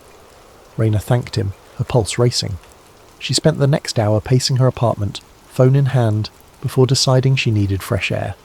The moment she stepped outside, she noticed that same black SUV creeping along the curb. Its tinted windows were rolled up, the license plate partially obscured by dirt. When she made eye contact, it sped away. The next morning, she arrived at the archives to find Dr. Gwenther waiting by her office. Ms. Bennett, I need to speak with you, he said. His usually affable demeanour was replaced by something cold and formal. We've received a complaint. Someone reported you'd been accessing restricted materials without authorization. Raina's throat went dry. Restricted? These were just mislabeled boxes. I'm the archivist. It's my job to catalogue and review them. He sighed. I understand, but the complaint specifically mentioned tapes that require federal classification clearance. Are you aware of such materials? She forced her expression into one of wide-eyed confusion. I've never heard of that. Are you sure it's not a mix-up? The box I found was unlabelled or mislabelled. Dr. Gwenther looked uncertain, but there was caution in his eyes. Let's proceed carefully. I've been told we have to surrender any suspicious or unidentified items to an external review team by the end of the week. An external review team. That would mean the tapes would be whisked away to some black hole, never to be seen again.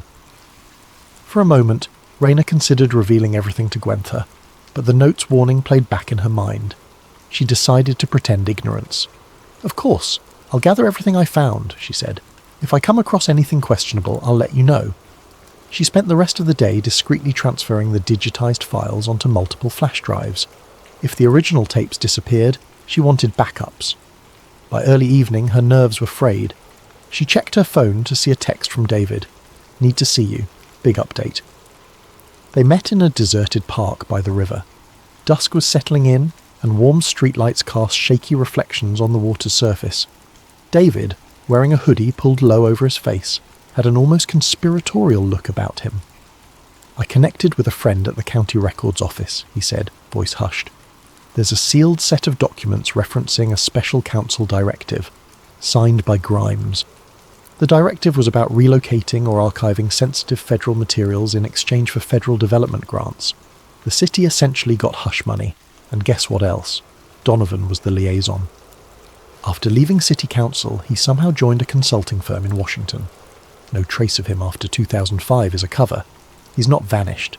He's just operating under a different identity." Rayna's eyes widened.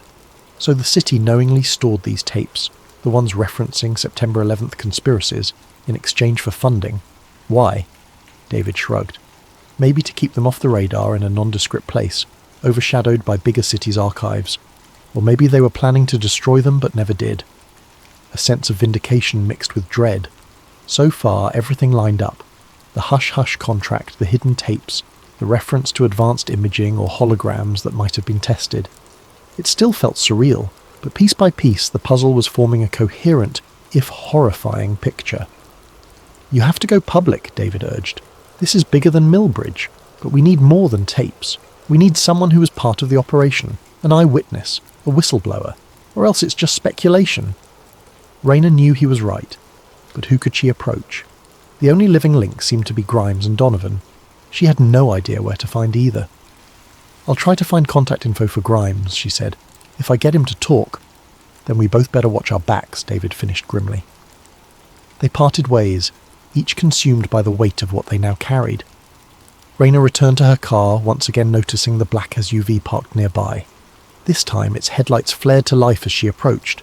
Terrified, she hurried into the driver's seat and sped away, the SUV following at a distance for several blocks.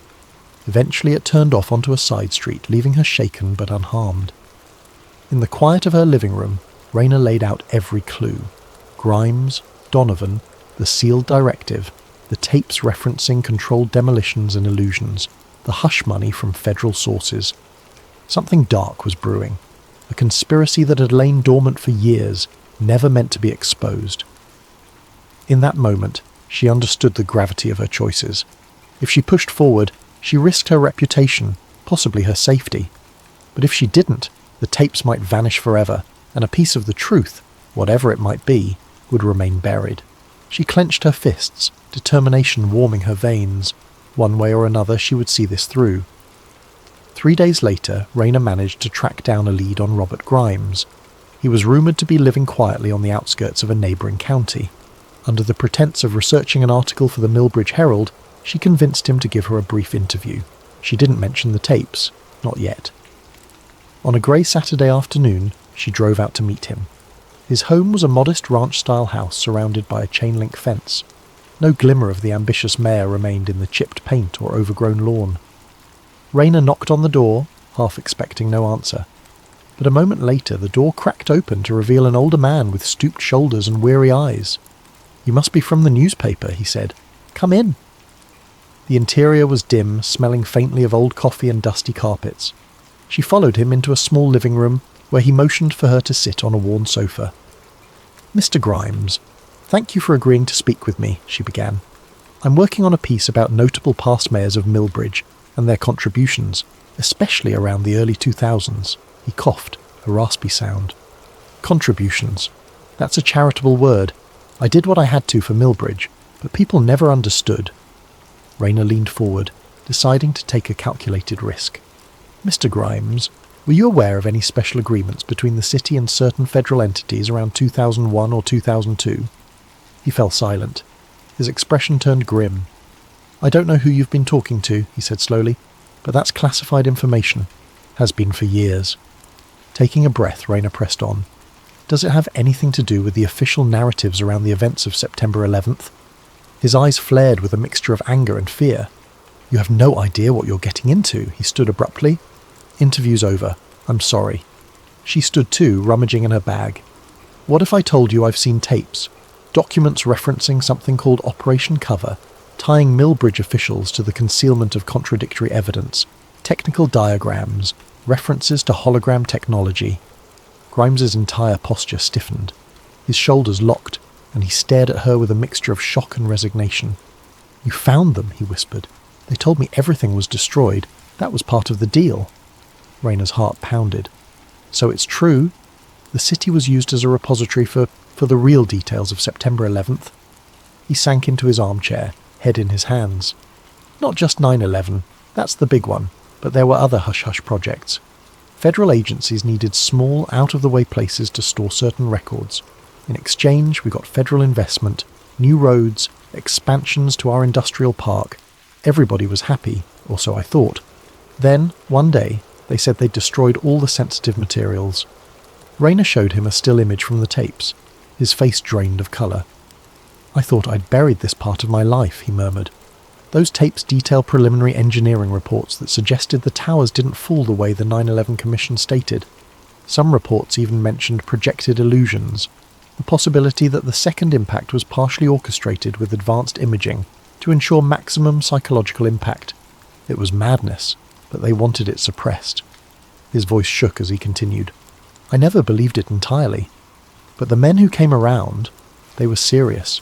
Federal badges, some from agencies I'd never heard of. They said if we went along, we'd be doing our patriotic duty." Rayna's skin prickled. "And Donovan?" Grimes nodded. "He handled most of the finances. He dealt with them directly. After I left office, he vanished into the system, I suspect with a new identity, courtesy of the same agencies."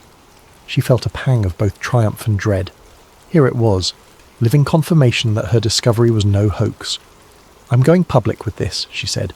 "I have digital backups. I can't—" Before she could finish, the door burst open. 2 men in dark suits rushed into the living room, guns drawn. "Federal agents," one barked. "Stop what you're doing, hands where we can see them." Time seemed to slow. Grimes trembled, arms raised. Rayna dropped her phone in terror. "What do you want?" she managed to choke out. The taller agent stepped forward. "We're seizing all classified materials. That includes anything related to the tapes you have. Hand them over." Rayna's mind raced. She had left the tape secured in her home safe, but she did have a flash drive in her purse. If these agents confiscated it, they might erase her only leverage. Her eyes darted to Grimes, who stared at her silent, guilt-ridden. A spark of courage ignited within her. "These tapes prove a massive cover-up. You can't just—" The second agent interrupted with a snarl. "We can and we will. Your naive attempts to expose national security secrets end here." Just then, another figure appeared at the doorway. David. He had followed Rayna out of caution. Holding up his phone, he said, "Smile, gentlemen. You're on a live stream." The agents hesitated, glancing at each other. David had the camera rolling, broadcasting to an online platform. "If you do anything rash, it's all on record," he said, his voice wavering but resolute. For a tense moment, nobody moved. Rayna's eyes locked on the men's firearms. Finally, the taller agent lowered his gun. "We'll be back," he growled, turning to leave. The other followed, glaring at David's phone with unmasked fury. Grimes let out a shuddering breath as they disappeared. "That was... I... They'll try again," Rayna said shakily, retrieving her phone from the floor. "But now we have some of this on camera, and we have your testimony." David ended the live stream. "We had about 20 people watching," he said. "Not much, but enough to prove there's something going on." Grimes stood, his face etched with fear. "I'm done hiding. If they're onto me already, I might as well help you." Over the next hour, Grimes recounted more details. He explained how, shortly after September 11th, federal representatives approached small to mid-sized cities with an offer: store or assist in handling classified documents to keep them off the beaten path. In exchange, these cities would receive federal grants, infrastructure upgrades, or other perks. Millbridge had been a perfect candidate due to Donovan's connections in Washington.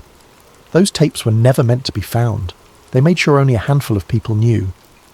"The day I left office, they told me it was taken care of," Grimes explained, voice trembling. Rayna and David exchanged glances. The story was bigger than they'd ever imagined. "We need to go public in a controlled way," David said. "If we just upload everything online, it might get taken down or discredited as fake. We need reputable sources to see this." They planned a strategy. David would prepare an investigative series, using Grimes's on-the-record statements, plus the digitized tape segments. Rayner would preserve multiple copies, hidden with trusted contacts. They would also contact a national journalist, someone with a large platform. That way, even if Millbridge's local authorities tried to bury the story, the national media might pick it up. Grimes insisted they not reveal his exact location for now. He feared immediate retaliation. "But I'll do an audio interview," he offered. "I owe you that much. I owe the country that much." 3 days passed in a tense blur. David scrambled to verify the tape's authenticity through external experts who confirmed the city seals and official signatures were legitimate. Rayner lived in constant fear, every night punctuated by mysterious vehicles passing her apartment. Sometimes she'd catch a glimpse of men in suits scouring the area. Finally, with every precaution in place, David published the first installment of an exposé on the Millbridge Herald's website, complete with snippets from the tapes, anonymized images, and a teaser of Grimes's testimony. The internet reaction was explosive. Fierce debates erupted on social media, some people dismissing it as nonsense, others proclaiming it the biggest government scandal of the century. Within hours, mainstream news outlets began to call. The city archives were put on lockdown. Agents likely swarmed the building searching for the physical tapes. But Rayner's digital backups were safely distributed. Even if the original materials vanished, the evidence still lived on.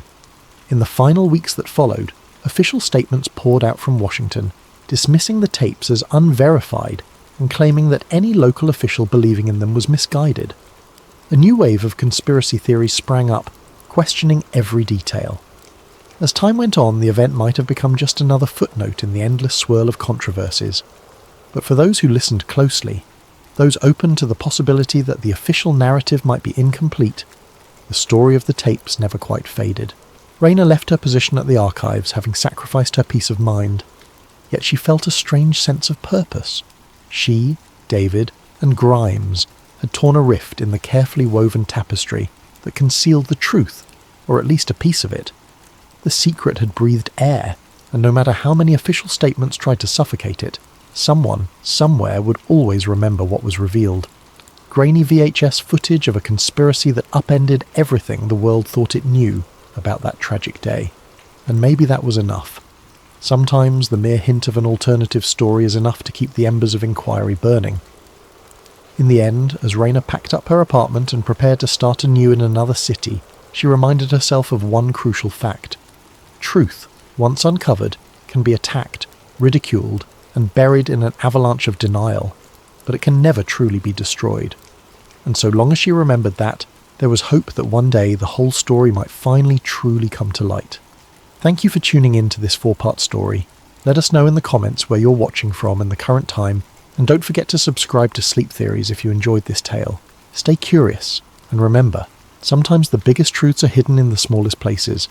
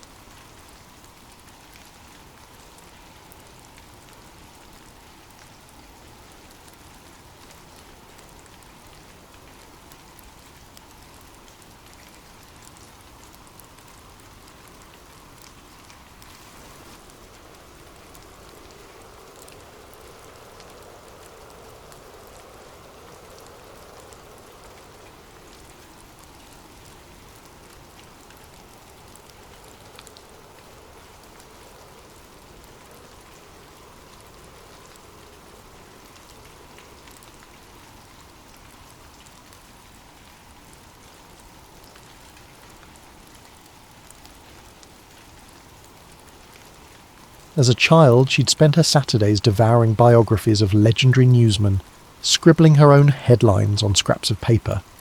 Her parents, humble folks in a small Ohio town, nurtured that spark, proud their daughter aspired to uphold journalistic integrity in an era defined by fast-click sensationalism. As an adult, Natalie landed a job at Veritas Web News, an up-and-coming independent media site. It wasn't a mainstream newspaper, but it had a loyal readership that appreciated long-form investigations rather than clickbait. She poured her heart into each story, determined to tell narratives that mattered. But the reality of modern journalism soon tempered some of her starry-eyed dreams. Budget constraints, editorial pressures, and the constant deluge of superficial trending topics pulled attention away from deeper digs.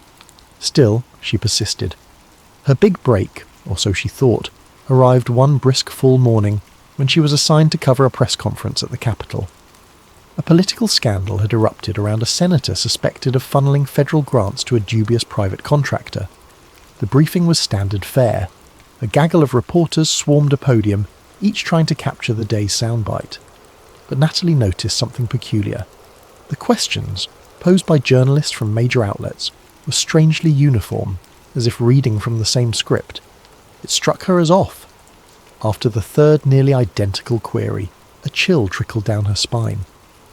Later that evening, as she typed up her piece, an email popped into her inbox. The subject line read, "Mockingbird resurrected." It came from a burner account with a string of random letters and numbers. At first she assumed it was spam, but curiosity piqued. She opened it. The message was brief. "If you care about real journalism, look into the history. Operation Mockingbird never died, only changed its feathers. Don't trust the silence." Operation Mockingbird? Natalie had a vague recollection of that term from college, an alleged CIA campaign in the mid-20th century to recruit journalists, shape narratives, and manipulate public opinion. Officially, the story went that it was either overblown rumour, or, if it did exist, it had been shut down decades ago. Intrigued, she pressed further, reading late into the night. She discovered how, in the 1970s, congressional hearings hinted at CIA payoffs to media figures.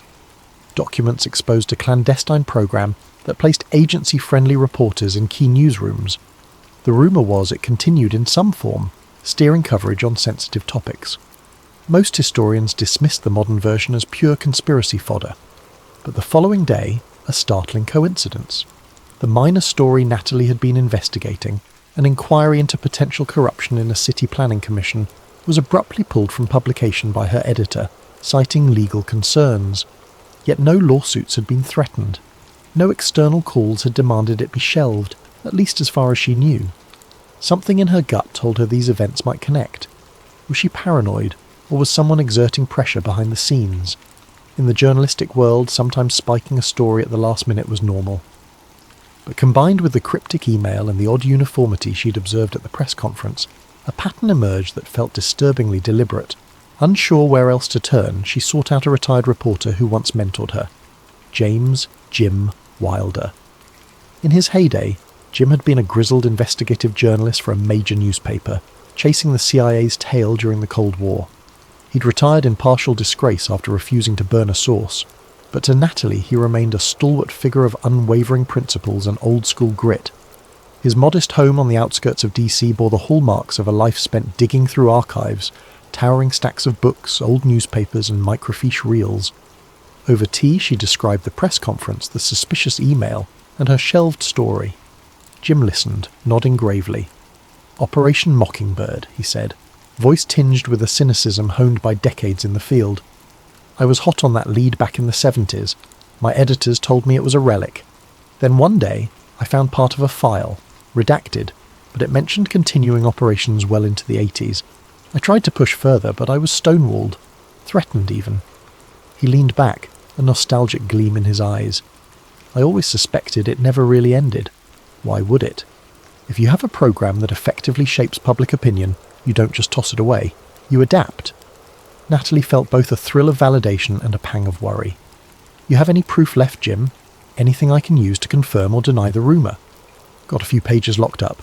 They're not exactly conclusive, more like puzzle pieces. But if you're determined, maybe you can do what I never did. Find the missing links." He sighed. "Just be careful, kid. The CIA doesn't mess around when it comes to controlling narratives." From an old filing cabinet, he withdrew a battered folder stuffed with yellowed papers. Natalie flipped through them, seeing references to assets in major newspapers, coded code names, partial financial ledgers with blacked-out lines. One note read, coordination for maximum impact, RE, foreign policy coverage, another referenced journalists receiving monthly retainer fees from front organisations. The cryptic nature made it tough to pinpoint exact individuals or timeframes.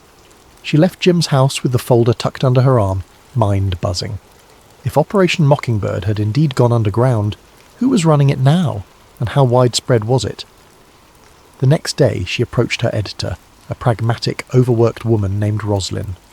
Cautiously, Natalie broached the topic of her cancelled story, asking why it was shot down so abruptly.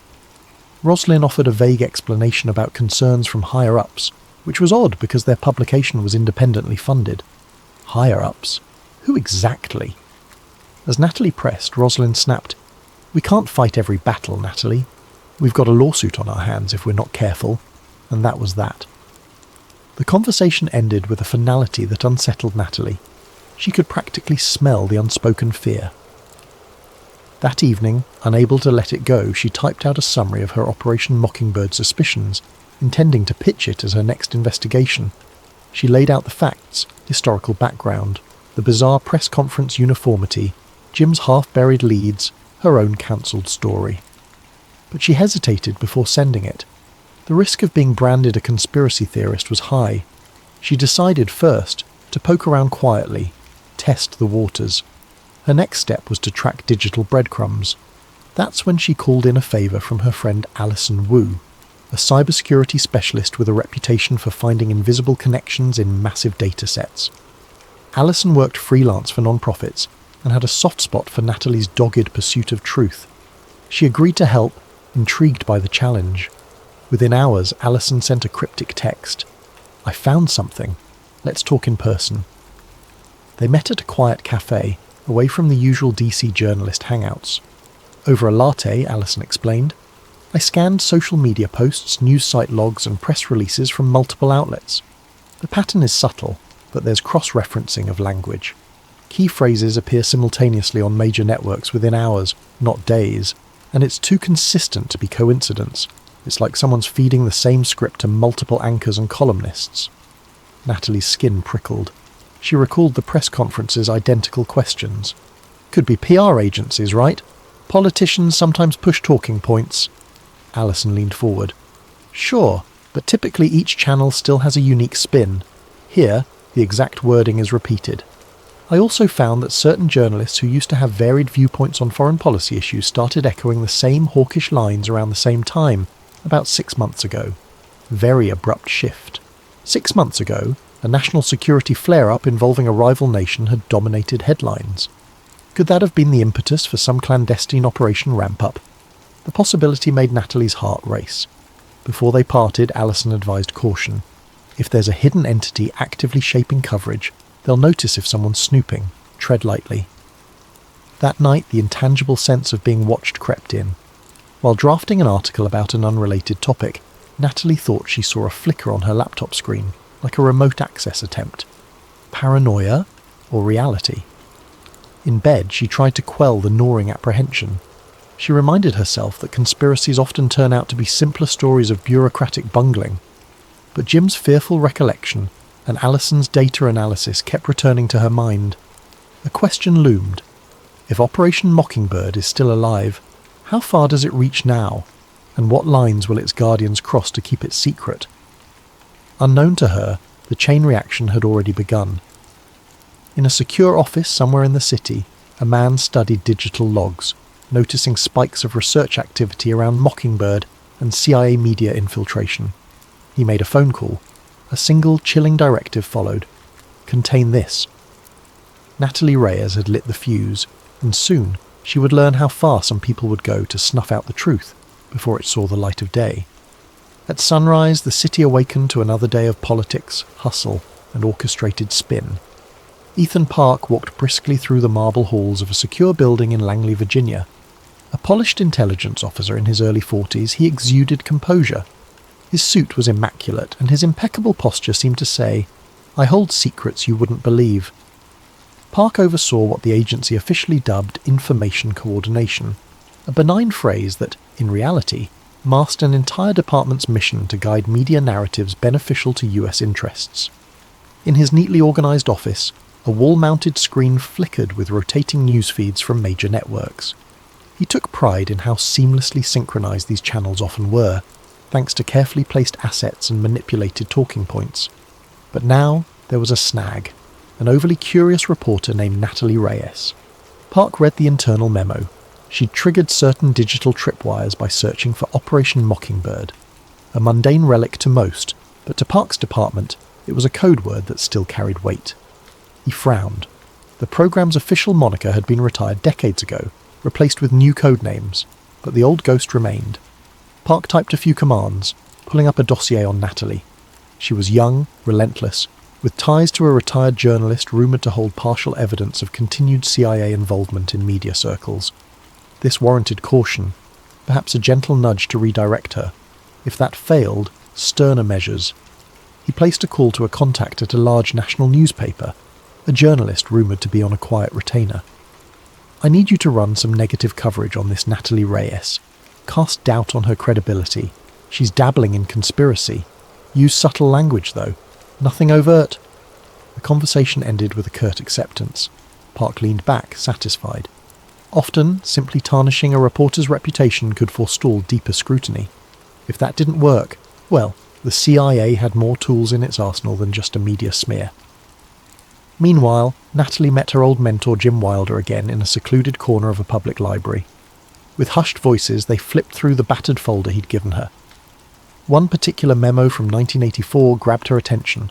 It outlined a continuation plan if mainstream media infiltration ever risked exposure. Terms like asset relocation, front organizations, and intelligence-owned wire services were used. Chilling in its matter-of-fact tone, it suggested a blueprint for infiltration well beyond the 1970s. "See," Jim murmured, "this is what I was afraid to publish back then. People would call me insane. I almost lost my job just for possessing these documents. My editor told me, stop chasing ghosts." But a source inside the agency confirmed it was real. Next day, that source disappeared. His voice trembled at the memory. Natalie placed a reassuring hand on his shoulder. She could sense the old terror creeping back into his eyes. "We won't let them silence us," she promised, though her heart raced. Later, she and Alison Wu convened in a cramped windowless room at the Veritas Web News office. A TV on the wall showed breaking news about a foreign policy crisis, a spike in tensions with a Middle Eastern nation. The newscaster rattled off stark accusations in a near-unanimous chorus repeated across multiple channels. Alison paused the screen. "Look at the phrases. Immediate threat to American security. Urgent necessity of a firm response. Across different networks. Same phrasing, same emphasis." Natalie's pulse quickened. "This is exactly the pattern you noticed. Coordinated messaging, as if from a single script." She felt a rush of determination. People deserved to know their news might be shaped by something far deeper than standard PR. But how to prove it in a way that no one could dismiss as tinfoil hat conspiracy?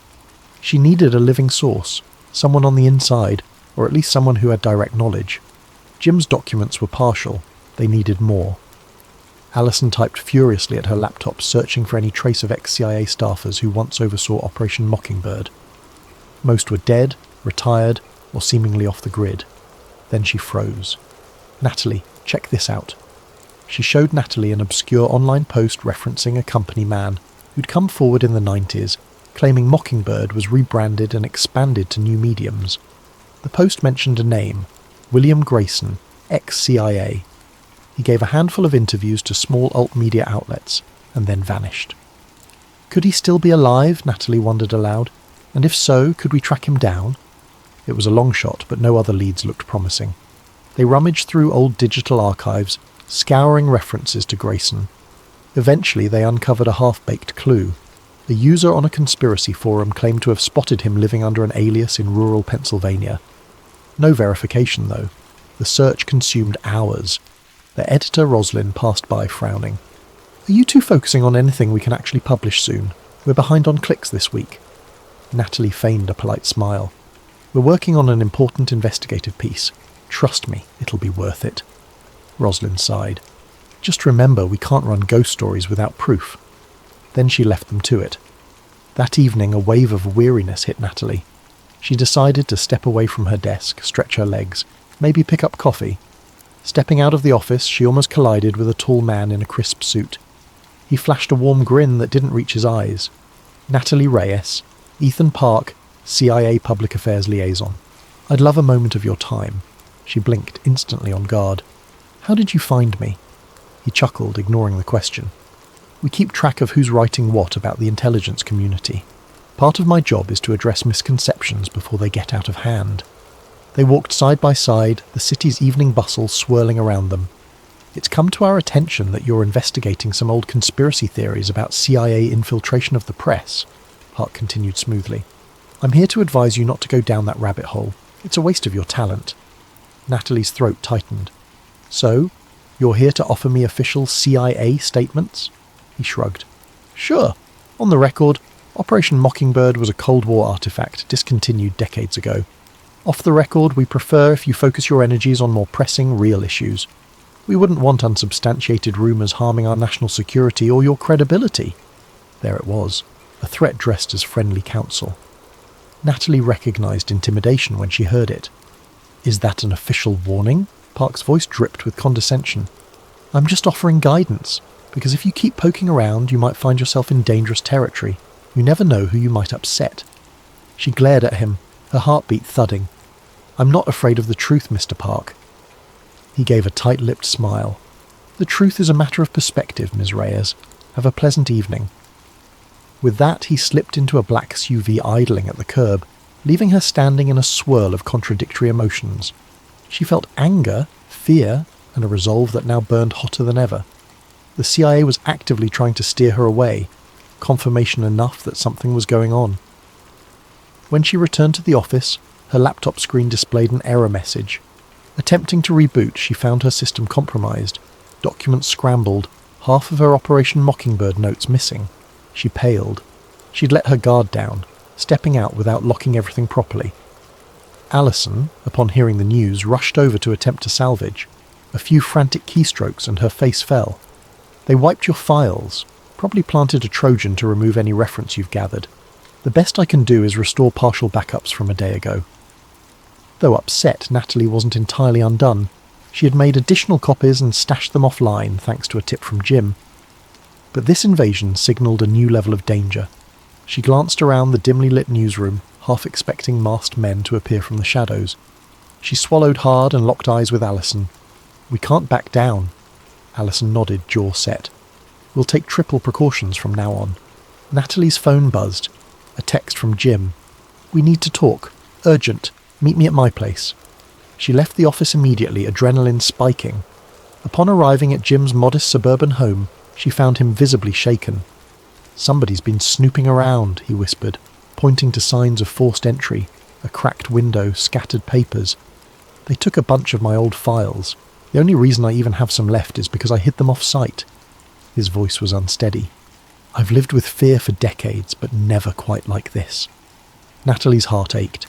She reached for his hand. We'll protect you, and we'll find the truth. I promise, Jim gave a hollow laugh. Be careful who you trust, kid. The CIA has tentacles everywhere. Even the White House might not be immune. We used to say the pen is mightier than the sword, but that's only if people get to read the words. Natalie nodded, an uneasy weight settling on her chest. Just then, her phone buzzed again, this time from an unknown number. A single line of text. Stop chasing ghosts. Final warning. She looked at Jim, then the phone, her fingers trembling. No more illusions. The stakes were real. She recalled Ethan Park's thinly veiled threat and felt a wave of determination push back her fear. If the CIA truly had an ongoing operation to shape mass media, that was bigger than anything she'd ever touched. In that moment, Natalie Reyes made a silent vow. She would see this through, no matter the risk. Because if the watchmen of democracy were compromised, then someone had to expose it, and she was ready to be that someone. The next week was a blur of covert meetings, encrypted messages, and mounting tension. Natalie avoided her usual haunts, suspecting constant surveillance. She used burner phones, changed her daily routes, and met sources in unpredictable locations. The more obstacles she encountered, the more she sensed she was onto something monumental. With Alison Wu's help, she discovered a single name surfacing repeatedly in the digital footprints left by suspicious PR agencies, Project Nightingale. Nothing official turned up in a search, but references to it appeared in the metadata of certain intelligence-linked press releases. That could be the modern code name for a resurrected mockingbird, or at least some offshoot. Frustration boiled. She needed a key insider, someone with direct knowledge. After scouring forum posts and chasing rumours, she and Alison pinned their hopes on William Grayson, the ex-CIA operative who'd allegedly admitted in the 1990s that the agency still manipulated domestic media. If he was alive, maybe he possessed the final puzzle piece. They followed the lead to a small, desolate town in Pennsylvania. Thick forest surrounded them as they drove down winding roads. The local motel clerk said he'd never heard of Grayson, but an older man at a diner recognised the description of the recluse, living in a cabin by the lake. Encouraged, they set out. The cabin stood alone on a gravel path. Overgrown grass, warped porch steps, a battered mailbox. Nervous, Natalie knocked. No answer. She knocked again, more firmly, and the door creaked open, revealing a man in his 60s with unkempt hair and piercing eyes. He eyed them warily. "We're looking for William Grayson," Natalie said gently, holding up her press badge. "My name is Natalie Reyes. This is my associate Alison. We have questions about Operation Mockingbird or something that might have grown out of it." Grayson's face froze at the mention of Mockingbird. Then he glanced around as though expecting watchers. "Come in," he muttered, stepping aside. The interior was claustrophobic, filled with shelves of old books and a perpetual haze of stale coffee. Once they settled, Grayson sank into a wooden chair, wariness etched into every line of his face. "I left the agency over moral objections," he began haltingly. "That was back in '89. They taught me the art of shaping public narratives, not just abroad, but at home. I believed we had to protect the public from dangerous ideologies, but it got out of hand. We were shaping everything, wars, elections, even economic policy coverage. So I blew the whistle in a half-hearted way. No mainstream outlet would believe me. The smaller media that did, they were smeared, or I was labelled a crank, so I vanished." He paused, taking a shaky breath. But it never ended. They repackaged it. I've seen glimpses of the new directives, infiltration of digital platforms, sponsorship of influential voices on social media, expert pundits on cable news. They can craft illusions that become reality for millions. Alison asked, voice hushed. "Do you have proof? Documents? Recordings?" Grayson rubbed his temples. "Over time, I compiled a hidden archive. It's not all here. I keep it distributed in multiple places, but I can show you enough to confirm your suspicions." He stood, rummaging through a trunk in the corner. He pulled out a file marked with a symbol, a stylized nightingale. Natalie's eyes flickered with recognition. "Project Nightingale?" He nodded. "It's the modern iteration. The branding is deliberate, a sweet voice singing in the dark, unremarkable but comforting. They've established entire shell NGOs that funnel money to journalists, social media influencers, even think tanks. That's how they maintain plausible deniability. The money looks like legitimate grants or philanthropic donations." Before Natalie could ask more, headlights swept across the window. A car approaching. Grayson stiffened, his face contorted with alarm. "No one ever comes here at this hour," he hissed. Alison peered out the window. A black SUV. Could be locals, or not. Grayson's eyes blazed. "We need to leave. Now they must have tracked you." He shoved the file into Natalie's arms. "Take this. It's partial but damning. I'll hold them off." Natalie opened her mouth to protest, but Grayson urged them urgently. "Go out the back. There's a path through the woods. Don't look back." The next moments were a scramble. They slipped out a rear door, hearts pounding. Behind them they heard loud knocking, a muffled confrontation, then Grayson's raised voice. Natalie's stomach twisted with guilt leaving him there, but she sensed he wanted them to protect the evidence at all costs. She and Alison fled into the forest, stumbling through moonlit undergrowth until they reached their car. They sped away, hands trembling on the wheel. Hours later, back in DC, they combed through the file. Even half intact, it was explosive. Internal memos naming corporate media partners, bullet point strategies for amplifying particular foreign policy lines, lists of favoured journalists with coded references to monthly payments. The date stamps were recent, some less than a year old. They had exactly what they needed to blow the lid off a modern-day Mockingbird scheme, but they also feared immediate retaliation. Natalie's phone soon confirmed that fear. A barrage of missed calls from Jim Wilder, each more frantic. She called him back but only got his voicemail. Then a single text arrived from an unknown number. Grayson is gone. Next is Wilder. Surrender the files. Terror and rage warred in her chest. She had to protect Jim. She tried calling him repeatedly. No answer. She rushed to his home with Alison. When they arrived, the front door was ajar and the living room a ransacked mess. Jim was nowhere to be found. Police arrived shortly after, summoned by a neighbour who heard suspicious noises, but there was little for them to do except file a missing persons report.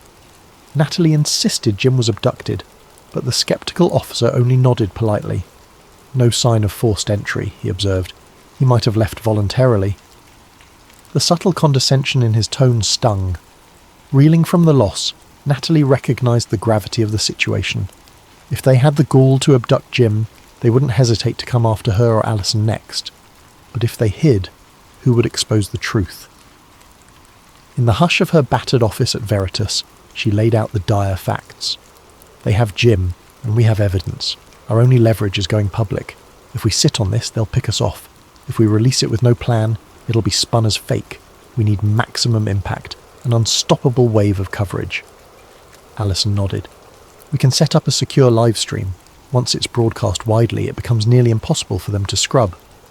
Natalie pictured Jim's face, remembering how he once told her, "We can't let fear bury the truth. We either fight or fold." She inhaled shakily. "Okay, let's do it. We'll gather everything. Grayson's docs, Jim's old memos, your data analysis. Then we'll call out the CIA by name and present the evidence." It was a bold, borderline reckless plan. They faced smear campaigns, hacking, or worse. But enough was enough. Too many good people had been silenced, and the manipulative machine would keep turning unless someone jammed a wrench into its gears. That night, as they prepared, the building's power cut out, plunging the newsroom into darkness. Footsteps echoed in the corridor. Alison grabbed her laptop, adrenaline surging. Natalie's heart hammered. They locked the door, hearing men's voices outside, possibly CIA ops, possibly mercenaries on their payroll. Scrambling, they uploaded files to multiple cloud storages, setting timed social media posts. If the men outside broke in, at least their progress wouldn't vanish. With each passing second, the footsteps drew closer. A crash in the hallway signalled forced entry, curses in hushed tones. Alison typed a final command, then turned to Natalie. "We're out of time." A battering ram slammed against the door, splitting the frame. The door burst open. Two men in dark clothing rushed in, weapons drawn. "Don't move!" one snarled. Natalie and Alison stared at them, braced for the worst. The man advanced, seizing Natalie's laptop. He ripped cables from the server. "Where are the documents?" he demanded. She thought of Jim's abduction, of Grayson's cabin. Her voice shook with defiance. Too late. They're already out. Which wasn't entirely true, yet. But the partial uploads might buy them seconds. Suddenly a shout from behind. Veritas's security guard had returned from his rounds. "Freeze!" he yelled, brandishing a flashlight. The intruders turned just for a moment. It was enough for Alison to slam the enter key on her phone, triggering a mass upload. The men lunged, but the digital die was cast. In the confusion, Natalie and Alison dove past the intruders, sprinting down the corridor. Another crash of footsteps, shouts, confusion. They spilled onto the street, gasping for air, and flagged a passing car for help. Miraculously, the driver recognized Natalie from her bylines. He sped them away into the night. Breathless, they realized the final, crucial step remained. The public reveal. Sure, they had begun the upload, but it needed an accompanying explanation. A moment in front of the world's eyes. The only question was, how do they announce it without being immediately discredited or cut off? Alison clutched a small flash drive, the fallback plan. "We need a secure platform for a live broadcast, not just a file dump, something unstoppable." Natalie nodded, tears in her eyes. "And we have to do it soon. They might still track us." In the swirling neon lights of city streets, they huddled in the car's back seat, forging a last-ditch plan. Tomorrow they'd attempt the biggest expose of their careers. They'd go live, on camera with proof in hand, naming names. If that meant risking everything, so be it. Because if no one else would blow the whistle on a resurrected Operation Mockingbird, then Natalie Reyes would. And she would do it with the entire world watching, or die trying. Morning dawned on a tense Washington, D.C. The sky was grey, promising rain. Natalie Reyes and Alison Wu had scarcely slept, huddled in a borrowed loft courtesy of an old college friend. Their enemies had advanced on them so forcefully that they couldn't risk returning home. They needed a new vantage, a chance to strike back. Over lukewarm coffee, they finalised the plan, a live-streamed press conference via multiple platforms. Social media would be the engine: Twitter, YouTube, independent streaming sites. Once the feed went live, viewers could download and mirror it faster than any entity could scrub it. They would drop everything: Grayson's documents, digital footprints, references to the CIA's direct meddling in mainstream media. They had no illusions about what might happen afterward, but the world would see. Natalie's heart thundered. She quietly hoped the revelations might force the release of Jim Wilder if the CIA had him. Public attention could be the best shield. She pictured Ethan Park's smug face, the masked intruders, and the battered figure of William Grayson who'd risked everything. This final act had to work. Midday arrived. They set up in an anonymous co-working space with robust internet, courtesy of a sympathetic activist who believed in press freedom. The room was small, fluorescently lit, with bland grey walls, a nondescript environment for a potentially world-shaking broadcast. Alison tested the streaming rig one last time. "We're good. 5 minutes to go." Natalie exhaled, forcing calm. She wore a simple blouse, no makeup beyond the bare minimum. She wanted no illusions here, just raw truth. She scribbled bullet points on a notepad, mention Grayson's name, mention Jim Wilder's abduction, highlight Project Nightingale, display the memos. The hush felt electric. Finally, the countdown reached 0. A red light on the camera blinked to life. The feed was live. Natalie fixed her gaze on the lens, voice clear yet quavering with adrenaline. "Good afternoon. My name is Natalie Reyes, a reporter with Veritas Web News. I'm broadcasting live today because evidence has come into my possession that could change our understanding of modern media. I have reason to believe the CIA's controversial Operation Mockingbird never ended, but continued under new code names, most recently something referred to as Project Nightingale." She held up a digital document for the camera. This file, obtained from a former CIA operative named William Grayson, details the infiltration of mainstream and online media by intelligence operatives. We have discovered that journalists, anchors and influencers may be receiving talking points directly from intelligence agencies. These documents indicate the shaping of narratives around foreign conflicts and political scandals, all to maintain certain agendas. Alison switched to slides on the screen. Scans of memos, partial financial logs, coded references to major networks. The feed soared in viewership. Thousands, then tens of thousands, quickly escalating. Comments poured in with shock, skepticism and occasional vitriol. But the story was out. Natalie continued.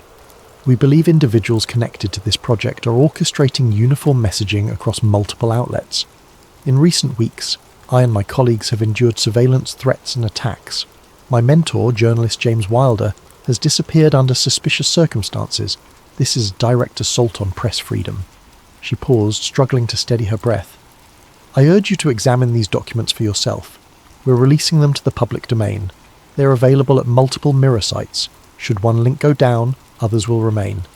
This is bigger than political partisanship or fleeting headlines. It's about the integrity of our news and the question of who really decides what Americans see and believe." Alison flicked to the final set of documents. Internal CIA memos referencing nightly sync calls with select anchors.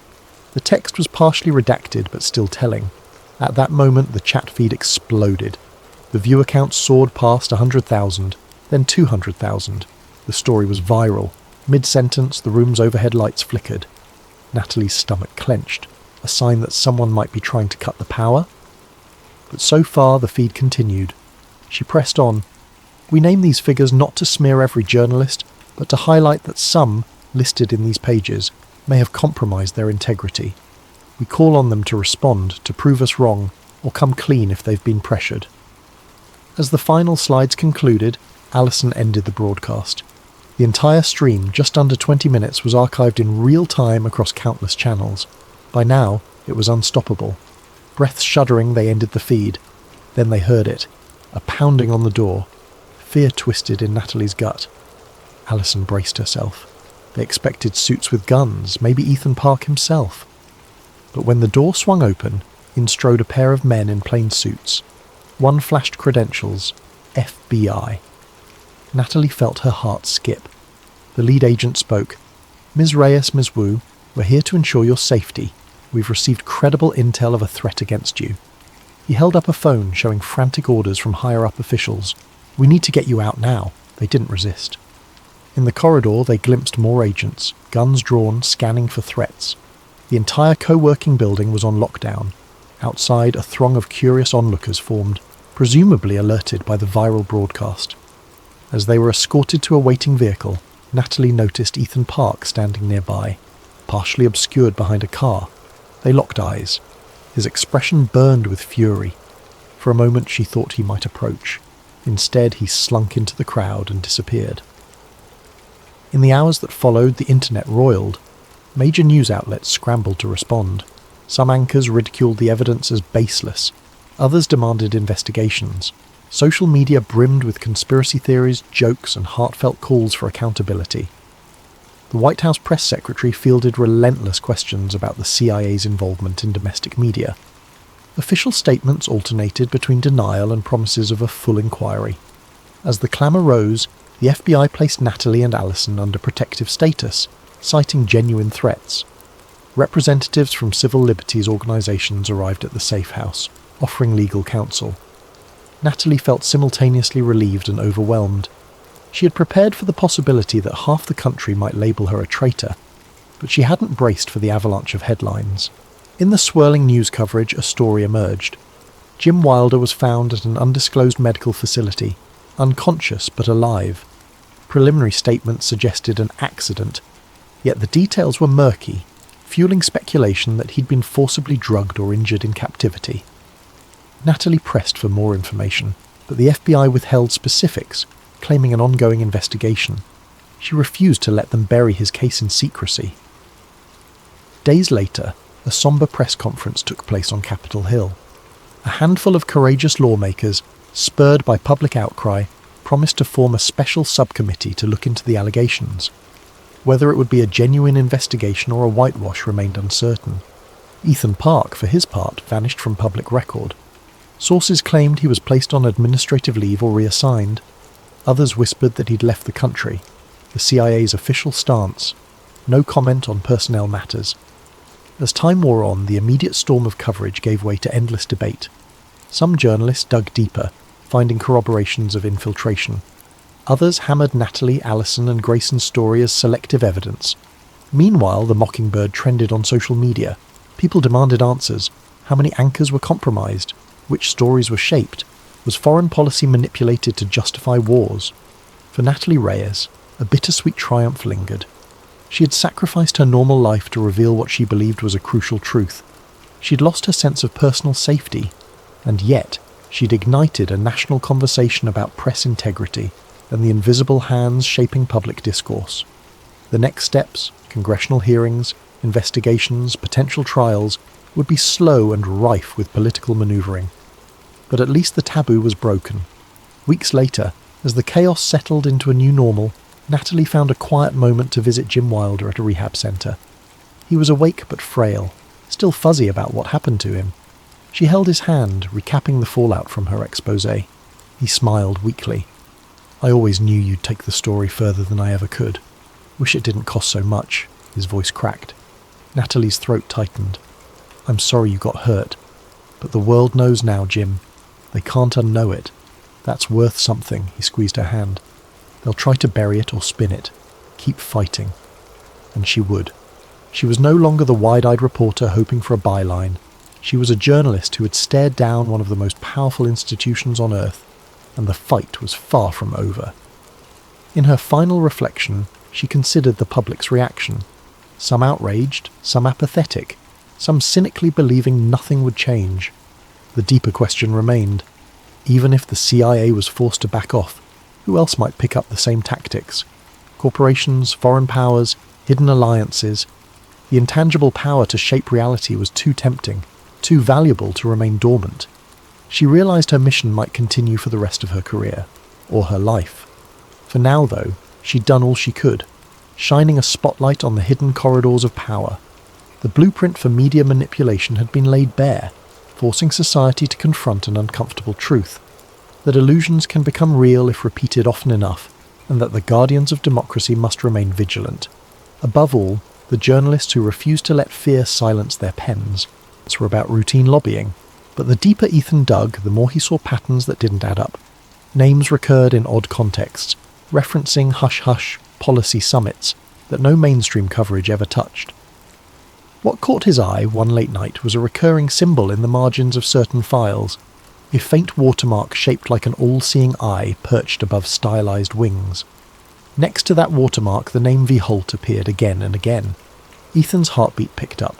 He recognized that all-seeing eye from older, more sensational conspiracy lore. People called it an Illuminati emblem, or sometimes a Masonic derivative. He'd rolled his eyes at it in the past. Nobody with common sense took that stuff seriously. But now it was right in front of him, embedded in documents that otherwise looked legitimate.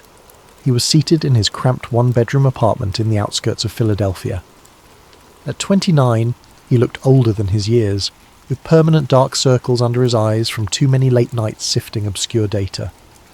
A part-time gig at an independent online magazine paid some bills, but his real passion lay in chasing leads on hidden power structures, UFO cover-ups, big pharma conspiracies, hush-hush deals.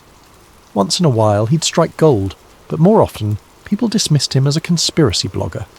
Tonight, the clock read 2:45 a.m. Thin walls separated Ethan from a neighbour's muffled TV. Outside, a light drizzle pattered on the window. Rubbing his face, he gulped the dregs of cold coffee, determined to keep going. Something about these documents demanded more than his usual casual approach. Scrolling further, he found cryptic references to a global steering meeting, with lines like Media Narrative Alignment, VH, Q3 Planning. Another pointed to a think tank with a bland philanthropic name, listing major news organisations as partners. It made his stomach clench. Were these genuine coordinates for controlling coverage? He hammered out a draft blog post tentatively titled, "Are we being led by hidden hands?" But he hesitated to publish. There were too many unknowns. He needed more concrete proof, or at least a credible second opinion. The next day, stiff from lack of sleep, Ethan rode the subway to a local library, where he'd arranged to meet a friend, Dr. Celia Monroe. She was a visiting historian at Temple University, known for her published research on Renaissance-era secret societies in Italy.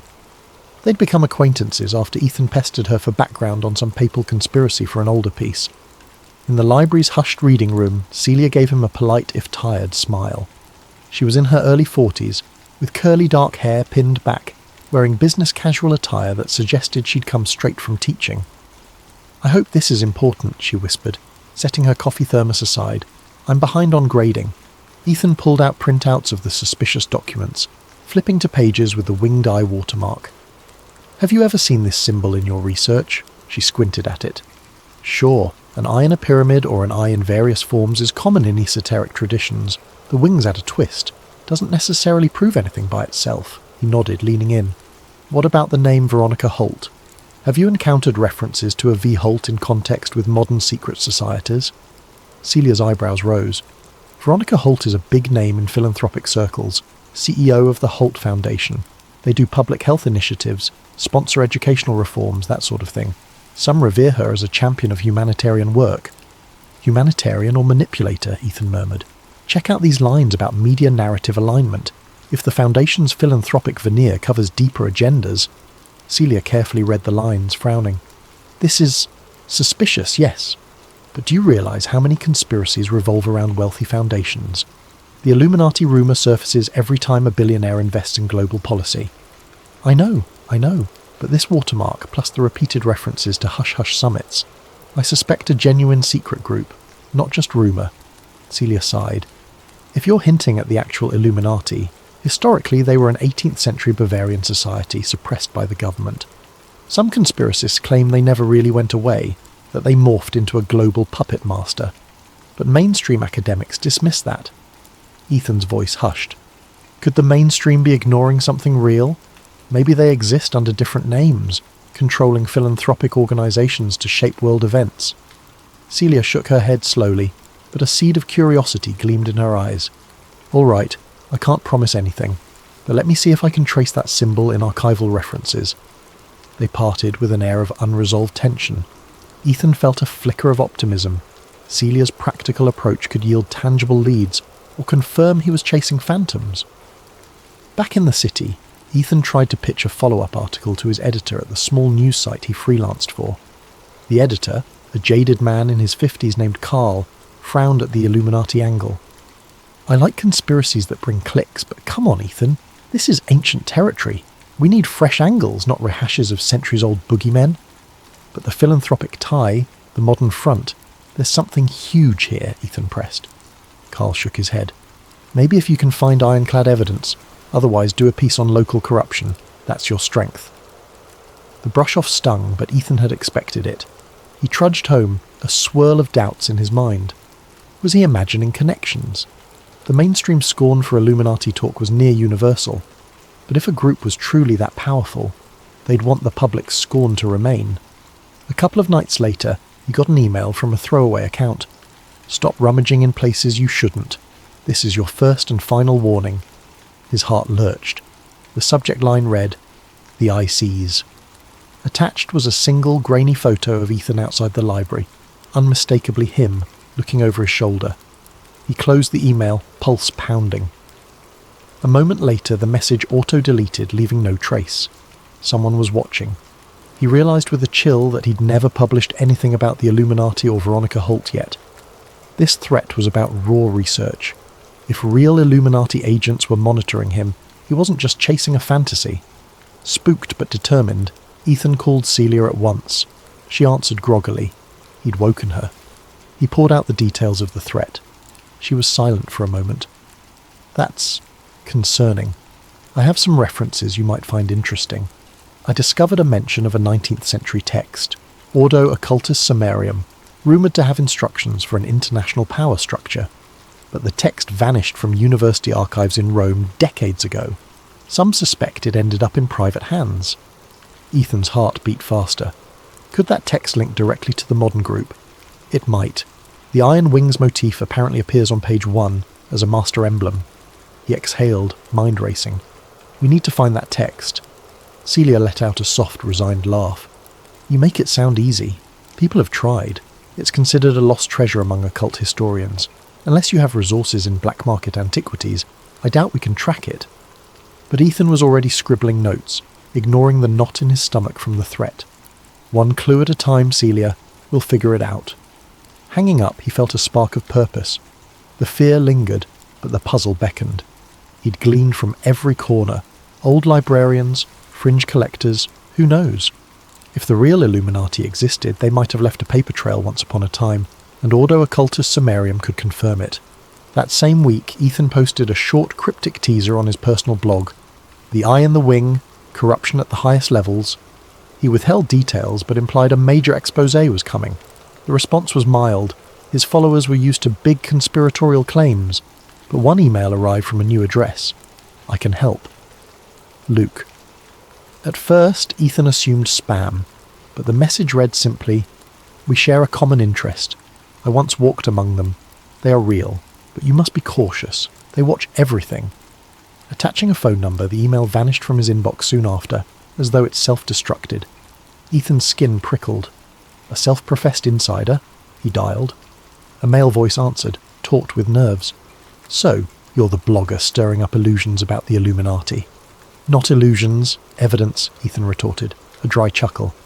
"Evidence. If only you knew how deep it goes. I used to be close with them, or at least a branch of them. We parted ways. I want to help, but not over the phone. Meet me in DC?" Ethan's anxiety soared. This could be a trap, but if the man was legitimate... "Fine," Ethan forced calm. "A public place. Send me details." Luke murmured agreement and hung up abruptly. Ethan sank onto his couch, mind spinning. In 1 week he'd gone from chasing symbolic scraps to clandestine phone calls and threats. If these forces were real, his life was about to get complicated. He remembered reading about journalists who claimed to expose major conspiracies, only to be discredited, financially ruined, or worse. He glanced at a framed photo of his sister and niece smiling at a family barbecue. He felt a pang. He'd hardly visited them lately, too consumed by the next big story. If the Illuminati was truly after him, they might threaten the people he cared about. Yet turning back now seemed impossible. The puzzle's gravity pulled him forward. He felt an odd sense of destiny, or at least unstoppable curiosity. As dawn's light seeped through the window, he pressed his laptop open one more time, scanning flight prices to Washington, D.C. All the while, that symbol of the winged eye lingered in his thoughts, a silent challenge from the shadows. He murmured aloud, "Let's see how far down the rabbit hole goes." Little did he know, the journey would lead him across continents, into centuries of hidden history, and force him to confront the biggest question of all. Did the world even want the truth, if it might undermine everything they believed? Ethan arrived in Washington, D.C. on a dreary afternoon. The sky brooded with grey clouds that matched the city's austere architecture. He trudged off a budget bus that smelled of stale coffee, shoulders tense. For a moment, he questioned the wisdom of meeting a stranger who claimed, "I once walked among them." But curiosity and the thrill of a potential breakthrough overrode caution. He'd chosen a busy cafe near Capitol Hill for the rendezvous, public enough to deter violence, but discreet enough for a hushed conversation. Tucked into a corner booth, he ordered an espresso and waited, scanning the faces of patrons for signs of recognition or hidden intent. About 15 minutes in, a middle-aged man with salt and pepper hair approached. He wore a cheap baseball cap and carried a battered briefcase. With a quick glance around, he slid into the booth across from Ethan. "You must be Ethan," the man said in a subdued voice. "I'm Luca Desi." Ethan sized him up. Luke's eyes held a haunted look, like someone who'd known both privilege and betrayal. Fine lines creased his face, and his posture was guarded. "Luke," Ethan began, voice tight. "You said you were close with them." "The Illuminati," Luke grimaced. "They don't call themselves that. Not these days. But yes, it's the same lineage. The group has rebranded, merged with other networks, and infiltrated everything from philanthropic boards to intelligence agencies. I was part of a major think tank. On the surface, we were economists and policy experts. Underneath, we had an unspoken code." Ethan's pulse quickened. "And Veronica Holt? Do you know her?" A flicker of discomfort crossed Luke's face. "I met her once. She was rumoured to be on the Society's inner council. They hide behind philanthropic foundations, using them as a front to sway global policies. They shape narratives, Ethan. The media, the educational systems, even the arts. Always behind the curtain, never letting themselves become the story." Ethan tried to swallow his excitement. He'd never heard such direct confirmation before, but he needed something tangible, something that would hold up under scrutiny. Why come forward now? Luke exhaled. Guilt, mostly. "I had a crisis of conscience. The final straw was seeing them destroy a colleague's reputation because she objected to certain manipulations. She wanted the group to be more transparent, to earn public trust. They ousted her, and she ended up in ruin." He paused, glancing around as if expecting watchers. "But be warned. If you push too hard, they'll come for you in ways you can't imagine. They can freeze bank accounts, sabotage your credibility, pit law enforcement against you, or worse." Ethan's stomach churned, recalling the threatening email. "I've had a taste, but that only proves I'm onto something real." Luke slid a worn envelope across the table. "Inside, you'll find partial membership rosters, though heavily coded, and references to certain special gatherings. Pay attention to the location code names. Rome, London, stateside enclaves. They rotate. A major gathering is rumoured soon. Maybe they'll finalise some global reorganisation, monetary policies, digital tracking expansions, things that seem unconnected but yield enormous control." Ethan opened the envelope discreetly. Pages of cryptic columns, code names, some repeated references to OWS, Delta Group, Project Aurora. Then he saw the winged eye symbol scrawled at the top of one sheet. He felt a jolt of validation. "This is... thank you. But how do I decode the membership list?" Luke offered a thin, pained smile. "They use classical ciphers, partial shifts referencing key historical events. My mind's too rattled to recall every detail. But you have an ally, right? The historian, Dr. Monroe? She might crack it if she recognises the references." Ethan nodded, adrenaline coursing. "Yes, Celia. She started researching that symbol." Luke's gaze hardened. "Ethan, they won't let you waltz away with this knowledge. If you plan to expose them, be prepared for personal ruin. They truly believe society can't handle full disclosure. The masses would tear civilization apart if left to their own devices, they say." Ethan's voice was a near whisper. I can't let fear stifle the truth. Luke studied him for a moment, seeming to weigh sincerity. Then watch your back, he rose. I'll be in touch if I survive. He left money for coffee and slipped out. Ethan stared after him, a swirl of exhilaration and dread. The envelope felt heavier than mere paper. Outside, the city's hustle pressed in. Politicians, lobbyists, tourists scurried around Capitol Hill. Ethan slipped into anonymity among them, but a seed of paranoia grew in his mind. Anyone could be an operative. Any camera could be feeding watchers. He wasted no time returning to Philadelphia, stashing copies of Luke's documents in multiple secure cloud drives.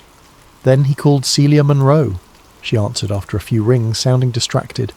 Celia, I have something big. Membership rosters, coded references to gatherings. We need to decipher them. She inhaled sharply. All right, come by my office tomorrow, but Ethan, are you sure about this? You're messing with forces that might be unstoppable. His throat tightened. All the more reason to keep going. The next morning, Celia's office in Temple University's history department was a cramped space lined with books on medieval and Renaissance secret societies. Ethan arrived early, locking the door behind him. He spread out Luke's cryptic pages on her desk. Celia donned reading glasses, scanning the coded lines. These references: Alpha 19, Beta 23, Ecliptic, Aeneas. Possibly classical allusions. Aeneas might refer to Virgil's Aeneid, used as a key text for some shift cipher, or it could be code for an upcoming event in Rome, since the story is deeply tied to Rome's mythical foundation. Ethan's pulse quickened. Luke hinted they hold a major gathering in Rome. Could that be next on the calendar? Celia flipped another page. Look here, September 15. Apparatus Mundi initiation, 66.6%. The date is coming up in 2 months. Apparatus Mundi might be a cryptic name for their overarching plan.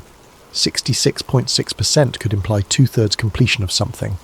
He scratched his chin. Wait, do you recall any historical references to an Apparatus Mundi from older texts? Celia typed rapidly on her laptop, cross-referencing digital archives.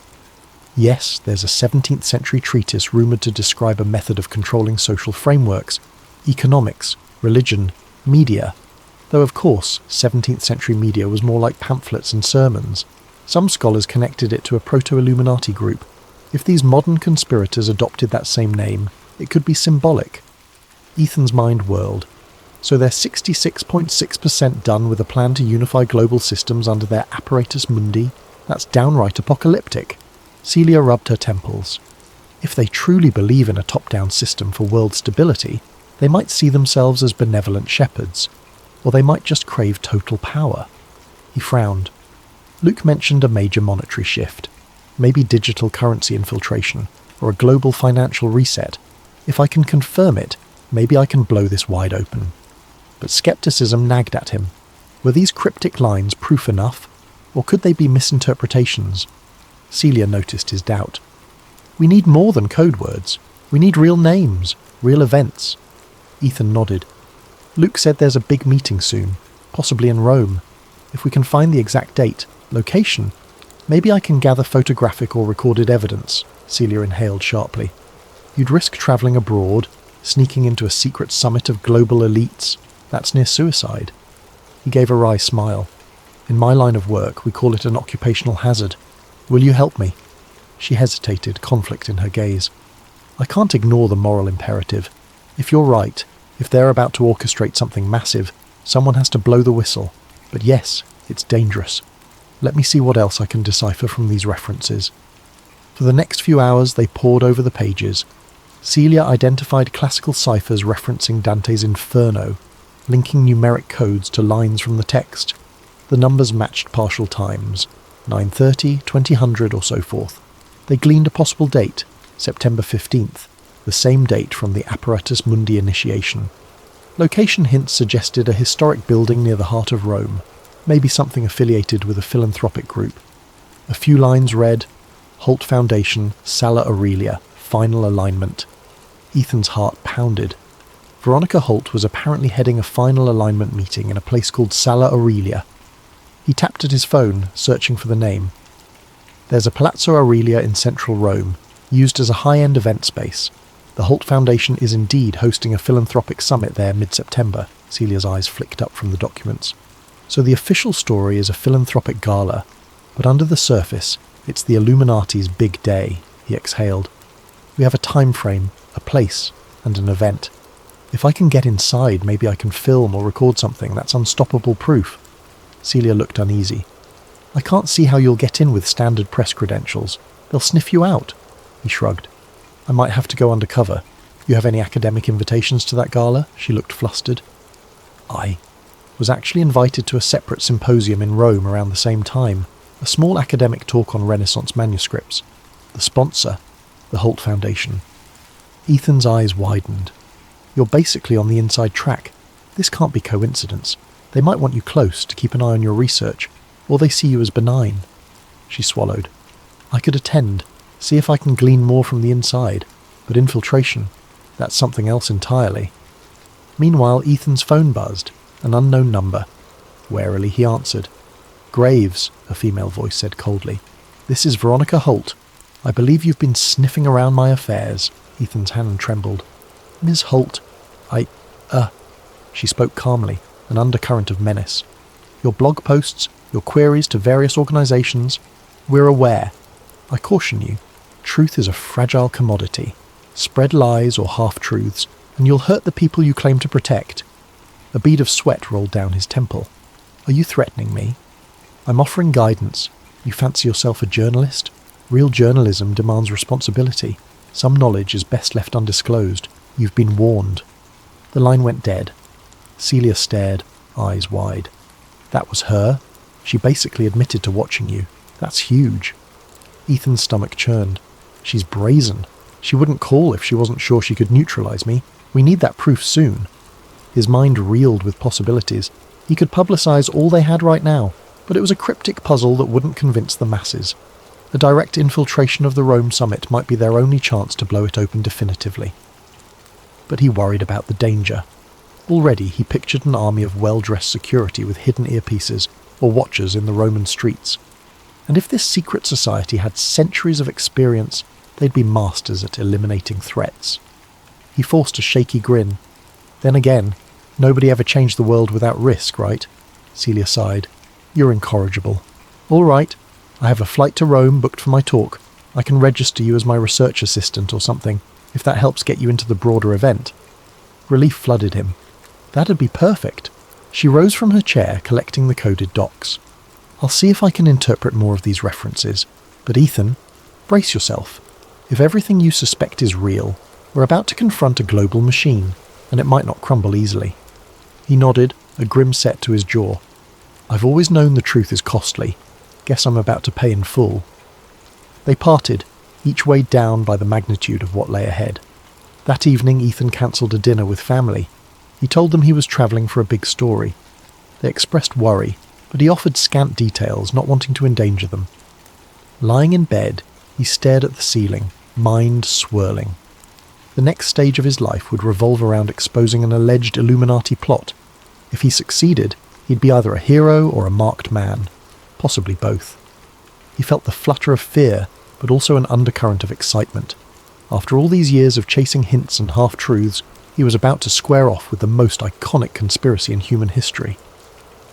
Before sleep claimed him, he checked his phone one last time. Another anonymous text had arrived.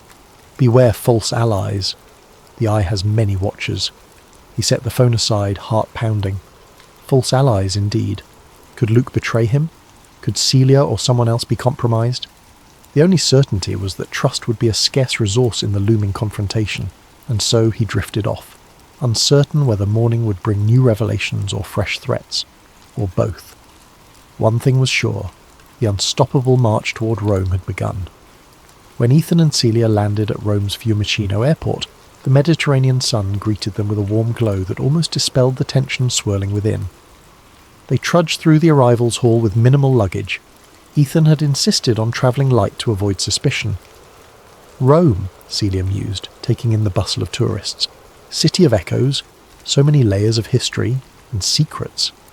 Ethan forced a half smile, scanning the crowd for any watchers. I have a feeling we're about to discover some of those secrets firsthand. They flagged a taxi to their modest hotel near the city centre. En route, Celia quietly pointed out landmarks. The Colosseum's ancient arches, the grand Vittorio Emanuele monument, winding cobblestone streets brimming with life. Ethan, usually enthralled by such surroundings, felt only a faint stirring of awe. His mind remained fixed on the looming philanthropic gala at Palazzo Aurelia. At the hotel, they were greeted by an envelope at the front desk. Inside, a formal invitation to the Holt Foundation Cultural Preservation Gala, scheduled in 3 days' time, addressed to Dr. Celia Monroe and an unnamed research assistant. Ethan's nerves spiked reading it. This was real. They had a foot in the door. The invitation included instructions for a preliminary orientation the next afternoon at a smaller conference hall. After dumping their bags in their shared suite, a cramped space with a single desk, Celia opened her laptop. I have my academic panel tomorrow, but we can finalise our infiltration plan after that. Maybe we can gather intel during orientation. Ethan nodded, pacing. Right. Let's keep our eyes peeled for any signs of tight security or suspicious individuals. Meanwhile, I'd like to see if we can glean more from local archives. Maybe dig up the Ordo Occultus Summarium or references to it. Celia raised an eyebrow. You realise that text has been lost for decades. But sure, we can try. The National Library or certain church archives might hold clues. He rubbed his hands together. We have 2 or 3 days before the big event. Let's use them. They parted ways the next morning. Celia headed to her academic talk, while Ethan visited the Biblioteca Nazionale. The library's grand halls smelled of old books and polished wood. Despite the presence of digital catalogues, many rare collections were off limits to the general public. At a desk labelled Special Collections, Ethan politely requested access to manuscripts referencing the rumoured text. The librarian, a stern older woman, shook her head. Mi dispiace, signore, but these volumes are restricted. You need special permits from the Ministry of Culture. He attempted his best persuasive smile. Could I see just an index of them, to confirm references for academic research? She regarded him with thinly veiled suspicion. One moment. Leaving him alone briefly, she returned with a battered index book. These records are incomplete. You have 15 minutes. Ethan scanned the entries, heart pounding. He found a listing from 1865. Ordo Occultus Summarium, rumoured donation, never confirmed. Beside it, a note read, relocated to private estate, no official record. He jotted it down. Private estate. Where? Another line referenced a partial translation done by an Italian scholar in 1902 stored in the library's archives, Shelf M21, but a subsequent note read, M21 missing since 1937. He sighed. The text had apparently eluded countless seekers. This was a dead end for now. Still, he left with renewed conviction. So many references to this text. If the Illuminati had it, they were guarding it fiercely. Maybe he'd find out more at the gala. That afternoon, Celia texted him from the orientation site. You have to see this. Security is intense. I told them you're my assistant. No issues yet, but they're scanning IDs, taking photos, possibly facial recognition. Careful. Ethan hurried to join her, arriving at a stately conference hall near the Tiber River. The place was swarming with staff wearing Holt Foundation badges, some in suits with earpieces. A suspiciously high ratio of them moved with practiced vigilance. He stepped inside a mosaic-floored foyer, greeted by Celia, who handed him a visitor's pass. She leaned close, whispering, They've got uniformed guards, plus hidden muscle. I recognised at least 3 men who looked like ex-military, possibly private security. He forced a casual nod, scanning the room. Attendees milled about, discussing heritage restoration, cultural archives. Among them, Ethan spotted 2 well-dressed individuals wearing subtle lapel pins of the winged eye symbol, just like the watermark. A chill shot through him. He approached a refreshment table, feigning interest in pastries, while covertly eavesdropping on these pinned individuals. They spoke in hushed tones, a melodic accent that might be Spanish or Portuguese. He caught a snippet. The final alignment meeting is strictly invitation only. Ms. Holt arrives tomorrow. We must ensure no infiltration. Ethan's breath caught. They were referencing infiltration. They definitely suspected infiltration was possible. That spelled danger. Celia sidled over, apparently studying a schedule pamphlet. We got to tread lightly, she murmured. If they sense we're suspicious, we'll be barred from the main event. He nodded, taking a pastry to appear casual. What's next on the orientation schedule? Short keynote about global cultural cooperation, then a guided tour of the Palazzo Aurelia's exhibit halls. We can see the main gala area. Sure enough, a polite hostess announced they'd be going to Palazzo Aurelia next. Celia and Ethan joined a small group of scholars, artists, and foundation staff boarding a luxury shuttle bus. The staff pinned with the eye symbol boarded a separate tinted SUV, no doubt top tier. Palazzo Aurelia stood near the outskirts of central Rome, perched on a gentle hill. The building exuded Renaissance elegance with tall windows, ornate columns and sprawling gardens. A perfect place for a philanthropic gala, and apparently a clandestine Illuminati conclave. Guides welcomed the group inside, leading them through marble corridors. Busts of Roman emperors dotted the halls. Gilded frames displayed classical paintings. All the while, discreet cameras lined the ceiling corners. At last, they reached the main ballroom, where dozens of workers set up stages, lighting rigs, and plush seating. The hostess explained the gala would feature philanthropic panels, cultural exhibits, and an exclusive dinner for high-level guests. Ethan hung back, capturing mental snapshots of vantage points and possible hidden access doors. He noticed a locked set of double doors guarded by a stern-faced man. A sign in Italian read, "Private, authorized access only." He whispered to Celia, "I'd bet good money that's where the real meeting will happen." She pursed her lips. "We can't just waltz in." "Of course not," he murmured. "We'll need cunning. Maybe slip away during the dinner portion." After the tour concluded, they returned to the shuttle. On the ride back, one of the pinned staffers gave Ethan a lingering stare as if memorizing his face. Ethan kept his expression neutral, but inside tension coiled. They were definitely suspected. That evening, back at their hotel, they strategized in hushed tones. "We have 2 days until the gala," Celia began. "Tomorrow Ms. Holt arrives. The final day is the event. We need to confirm exactly when the hidden conclave meets." Ethan nodded. "One approach. If you're recognized academically, you might get invited to sub-events. I can shadow you. Alternatively, we scout the layout, find a discreet place to hide during the day, then emerge during the meeting." Celia frowned, scanning the gala's printed schedule. "I see references to breakout sessions tomorrow evening, but no detail.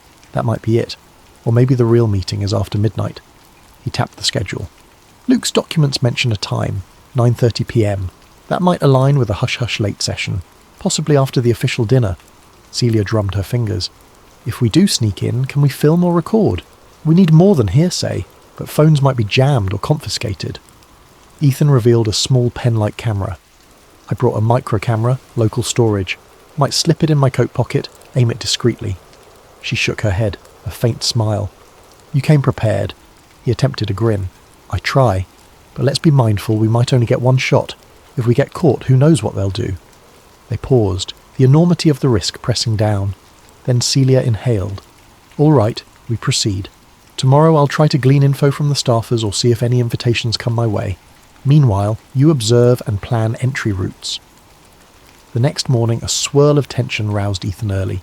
He used a burner phone to call Luke, hoping for last-minute tips. It rang unanswered. Strange. Luke had said he'd remain cautious but available. Had something happened? Midday, Celia texted that she'd been invited to an evening reception at Palazzo Aurelia for VIP guests. She was told to bring one assistant if she wished. "They're letting you come," her text read, "but keep low." Ethan's gut twisted. Could it be a trap? Still, refusal would blow their cover. He quickly ironed the only decent blazer he owned. By dusk they arrived at the palazzo's main entrance. A string quartet played softly in the courtyard. Candle-lit lanterns lined the walkway. Men and women in formal wear chatted, sipping champagne. Ethan felt out of place among the high society atmosphere. Holt Foundation staff greeted them politely, scanning their invitations. Ethan tried to stay calm under the suspicious gazes. Inside, waiters circulated with hors d'oeuvres. The chatter of polite conversation hung in the air, occasionally punctuated by laughter. Chandeliers cast warm light across frescoed ceilings. Celia glided through the crowd, exchanging pleasantries with fellow academics, while Ethan lingered near the edges. He spotted high-profile attendees, a foreign diplomat, a billionaire tech mogul, a famed neurosurgeon, all presumably enticed by the Foundation's philanthropic facade. Suddenly a hush spread. Veronica Holt entered, flanked by aides. She was taller than Ethan expected, her silver hair swept into a graceful style. She wore a dark, elegant dress, exuding confidence. Applause rippled as she greeted the gathering, praising their dedication to cultural heritage and global unity. Ethan's pulse hammered. So there she was, rumoured Illuminati ringmaster. As she approached a group, he sidled closer to overhear. Holt's voice was rich and assured. Tomorrow's main session will address pressing global issues, inequality, climate change. We hope to unify philanthropic strategies for maximum impact. I trust you'll find it enlightening. Enlightening indeed, Ethan thought. He felt a trickle of fear and excitement. Her speech was so polished, so genuine on the surface. Yet according to Luke, she was a puppet master behind the scenes. He spotted the pinned staffers again, posted at discreet vantage points. One stared at Ethan with open suspicion. He pretended not to notice, turning to snag a flute of champagne from a passing tray. Celia drifted over, whispering, "We should keep a low profile. I sense we're being watched." Ethan sipped the champagne, scanning for an exit route. "I'll slip around, see if I can find that locked corridor. Cover for me if anyone asks." She nodded, voice tight. "Be careful." He ambled away, weaving past cliques of guests engaged in small talk about art and charity. Eventually he edged down a less crowded hallway. Sure enough, he found the same locked double doors from yesterday, now guarded by 2 staffers. No sign of an easy pass. As he feigned interest in a nearby painting, he heard footsteps behind. A voice. "Lost, Mr. Graves?" He turned to see a tall woman, late 30s, with a refined accent. She wore a subtle brooch featuring the winged eye. Ethan forced a calm grin. "Just exploring the palace. So many beautiful halls," her lips quirked. "Some places are off limits. We prefer guests stay in designated areas. Let me show you back to the reception." He recognized a polite threat. "Of course." Reluctantly, he let her guide him away. The hint of intimidation confirmed they weren't messing around. Back in the main hall, Veronica Holt herself was wrapping up a short speech on transformative philanthropy. Applause followed. Then she mingled briefly, drifting within a few feet of Ethan. He felt the hair on the back of his neck stand. She glanced at him, her expression polite but distant. "Dr. Monroe, is this your assistant?" Celia introduced Ethan. Holt's gaze flicked over him, calculating. "I hope you enjoy tomorrow's sessions, Mr. Graves. We're keen to show the world how collaborative effort can truly shape the future." Her handshake was cool, her smile unwavering. Ethan managed a polite nod, hiding the swirl of tension. This was the woman who'd threatened him on the phone. Face to face, she seemed flawlessly charming, but he sensed the steel beneath. Soon after, the event wound down. As the last guests filtered out, Ethan and Celia exchanged glances. Tomorrow would bring the official gala, and presumably the covert final alignment behind closed doors. They had to be ready. Outside, night had fallen over Rome's ancient streets. They caught a taxi, neither speaking much. The magnitude of the next day pressed upon them. Somewhere behind Palazzo Aurelia's locked doors, a centuries-old society would gather to finalise a plan that could reshape global power. Back at the hotel, Ethan tried calling Luke again. No response. Anxiety gnawed at him. Could Luke have been compromised? Celia laid out a battered notebook. "We have to assume tomorrow night is the moment. We'll blend in during the official dinner, then slip away. If we catch them in secret deliberations, we record everything. That's our shot." Ethan exhaled, exhausted yet wired. "Yeah, if we vanish, well, at least we tried." She managed a shaky laugh. "Encouraging." They turned in for the night, though sleep was elusive. Ethan replayed the day's events in his mind. Veronica Holt's commanding presence, the pinned staffers, the security. He clutched the pen camera he planned to hide in his jacket. If all went right, soon he'd have footage that could expose a global conspiracy older than modern history. But beneath his determination lay a flicker of dread. What if they were 2 steps ahead, luring him into a trap? He set that fear aside.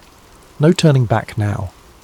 As Roman church bells chimed midnight, he drifted off into uneasy dreams filled with winged eyes, labyrinthine corridors, and faint echoes of the word apparatus mundi. Ethan awoke to the sound of distant church bells tolling in the early Roman morning. A sliver of light peeked through the drapes of the small hotel room, illuminating dust motes dancing in the still air. He stretched, feeling the stiffness in his back from a night spent half awake, haunted by visions of locked doors and winged eye emblems.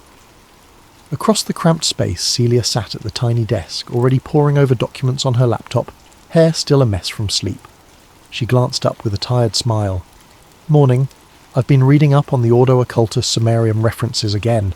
If it really is tied to the Illuminati's tradition, it could outline their entire philosophy and methods." Ethan rubbed his eyes. "And the day of the gala is finally here. We're out of time to do more research. Tonight's our only window to catch them in the act." Celia nodded, then gestured to her screen. "I found a nugget. There's a mention in an old scholarly article that Ordo Occultus Sumerium contained elaborate instructions on rituals or initiations that revolve around symbolic gestures, handshakes, coded phrases, that kind of thing. Maybe that's relevant to how they recognize each other. If we spot something at the gala, we'll know." Ethan's nerves fluttered. We can't exactly watch for secret handshakes without drawing attention, but every clue helps, and it might confirm we're seeing the real Illuminati.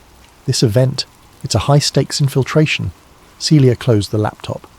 "We also have to consider an escape plan in case it goes sideways. That building will be full of security." He exhaled, going over mental checklists. The microcamera pen was ready.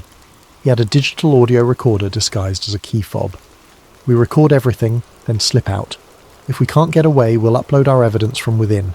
I have a script that auto-sends the files to multiple servers once my phone detects a specific keyword." Celia raised an eyebrow. "Impressive, but let's hope it doesn't come to an all-out chase in the palazzo corridors." They spent the morning in tense readiness. Around noon, they ventured out for a final reconnaissance walk near Palazzo Aurelia. The city was bustling. Tourists snapped photos of statues and fountains, unaware of the clandestine gathering about to take place behind the majestic palace walls. By early afternoon, they returned to the hotel to rest and prep. At 6 in the evening, they changed into their formal attire, Celia in a sleek black dress that lent her an air of quiet confidence, Ethan in a dark suit borrowed from a friend back home. It was slightly tight in the shoulders, but it would have to do. The pen camera clipped inside his jacket pocket. The key fob recorder slipped in an interior fold. They arrived at the Palazzo Aurelia just as the sun dipped low over the rooftops. The courtyard bustled with black cars delivering VIPs in designer evening wear. A string quartet played softly. Staffers scanned invitations under golden lights. The main gates were decorated with lush floral arrangements, giving the entire scene a veneer of opulence and warmth. But Ethan's unease only grew as he recognized some of the security personnel from the orientation, unsmiling men with watchful eyes. Celia gripped his arm lightly. "Steady," she whispered. "We belong here, remember?" They handed over their invites. A flight attendant nodded and waved them inside the grand foyer, where sparkling chandeliers illuminated polished marble floors. Waiters offered champagne flutes. The hum of refined conversation filled the space. Painted ceilings depicted classical gods and angels looking down from swirling clouds. Celia gently steered them near a side corridor, scanning the area. "We should mingle first, not vanish too soon. Otherwise they'll suspect we're snooping." Ethan agreed. As they meandered among the crowd, they spotted familiar faces, philanthropic leaders, university deans, ambassadors. Veronica Holt stood near the centre, engaged in lively conversation with a small group of dignitaries. She wore a stunning silver gown, her expression poised, as if nothing could ruffle her calm authority. At one point, Holt's gaze drifted toward Ethan, and their eyes locked for half a second. Her lips curved in an almost imperceptible smirk, acknowledgement that she knew precisely who he was. The moment felt like a minor jolt of electricity. Then she returned to her conversation, dismissing him as if he were of no concern, or so it appeared. Staffers soon ushered attendees to the main ballroom for the official dinner. A sweeping staircase led them to a massive hall decked out with round tables draped in fine linens, ornate centerpieces and flickering candlelight. Soft classical music drifted from an unseen string ensemble. Ethan's stomach churned with anxiety, but he forced a polite smile at the table they were assigned. As the dinner began, course after course of delicate Italian cuisine, Ethan played the part of Celia's mild-mannered assistant. They made small talk with a pair of archaeologists from Spain and a museum director from Berlin. Polite conversation touched on the Foundation's initiatives, but nothing indicated a deep conspiracy. Meanwhile, Ethan discreetly studied the corners of the room, identifying potential side doors and exit routes. Partway through the main course, the hush fell as Veronica Holt took the small stage to address the gathering. She spoke of bridging cultural divides, the power of heritage to inspire unity. The crowd applauded at measured intervals. Ethan had to admit she possessed a persuasive charisma that could sway hearts if not minds. But her polished speech offered no hint of any clandestine plan. Yet he sensed that behind the rhetorical flourishes lay a carefully orchestrated front. The real meeting would come later, once the uninitiated had left for the night. As the dinner wound down, staff began ushering guests to a post-dinner lounge area. Many were excited about the scheduled opera performance or a special unveiling of newly restored Renaissance art. Celia checked her watch, leaning to Ethan. "It's nearly 9:30. That might be the key time from Luke's notes." Ethan pushed away his plate. "We should slip out soon. Let's pretend we're going to admire something in the next hall." They rose from the table. Outside the ballroom, a corridor branched in multiple directions. Soft lighting and discreet signage guided guests toward the lounge, but Ethan steered Celia down an unmarked hallway. At the far end, he spotted the same double doors from earlier, guarded, of course, by a pair of stoic men in suits. "How do we get past them?" Celia whispered. Ethan's mind raced. He'd anticipated a direct guard scenario. Maybe a distraction would help. "Give me a second," he said, scanning the area. There was a side door leading to a service corridor. If they could slip in and circle around, they might find another entrance. They ducked into the service corridor, ignoring the questionable glances from a staff member carrying a tray of dishes. Winding through the back passages, they found an old wooden door that might connect to the restricted area. Locked. Ethan fished out a small pry tool, a relic from his investigative escapades, and worked at the lock, heart hammering. Celia kept watch, hearing the faint echo of footsteps. "Hurry!" she hissed. Finally the lock gave. They slipped inside, emerging into a dimly lit antechamber. The hush was profound here, the air thick with the sense of something clandestine. Faint voices drifted from a corridor to the left. They crept forward, passing ornate wooden panelling and oil paintings that felt more like relics than decor. The corridor curved. At its end, a set of tall double doors stood slightly ajar, no guards in sight from this angle. Voices rose, muffled, as though a meeting were in session. Ethan's pulse thudded. "We found them," he mouthed, pointing at the door. Celia nodded, face tense. Carefully they inched closer. Through the gap they glimpsed a smaller but opulent chamber, a long table flanked by men and women in formal attire. The winged eye symbol was visible on the wall above, rendered in subtle gold relief. Veronica Holt presided at the head of the table. At her side, a man read from typed documents, perhaps a deputy or ally. Ethan activated his pen camera, angling it so it could capture what was happening. Celia pressed an ear to the gap, trying to catch the words. "The final alignment is nearly complete," Veronica Holt was saying in a low, resonant voice. "We have confirmation from key financial institutions that the digital transition can proceed.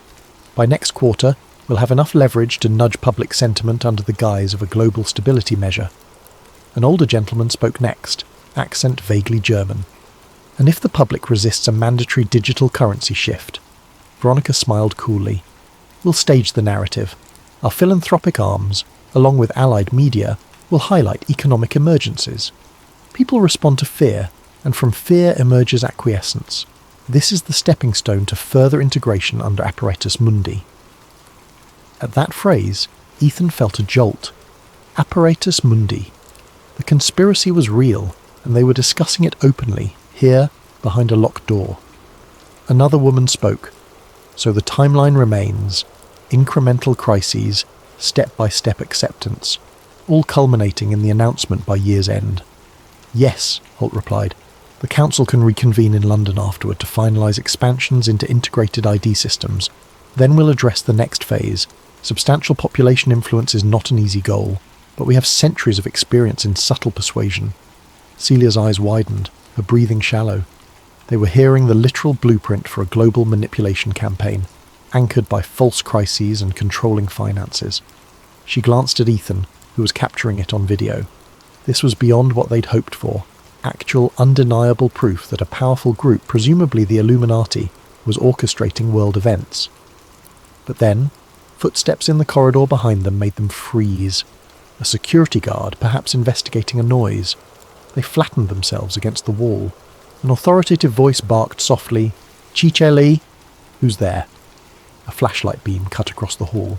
In a split-second decision, Ethan grabbed Celia's hand and slipped through the door they'd opened behind them, stepping into an even darker side chamber.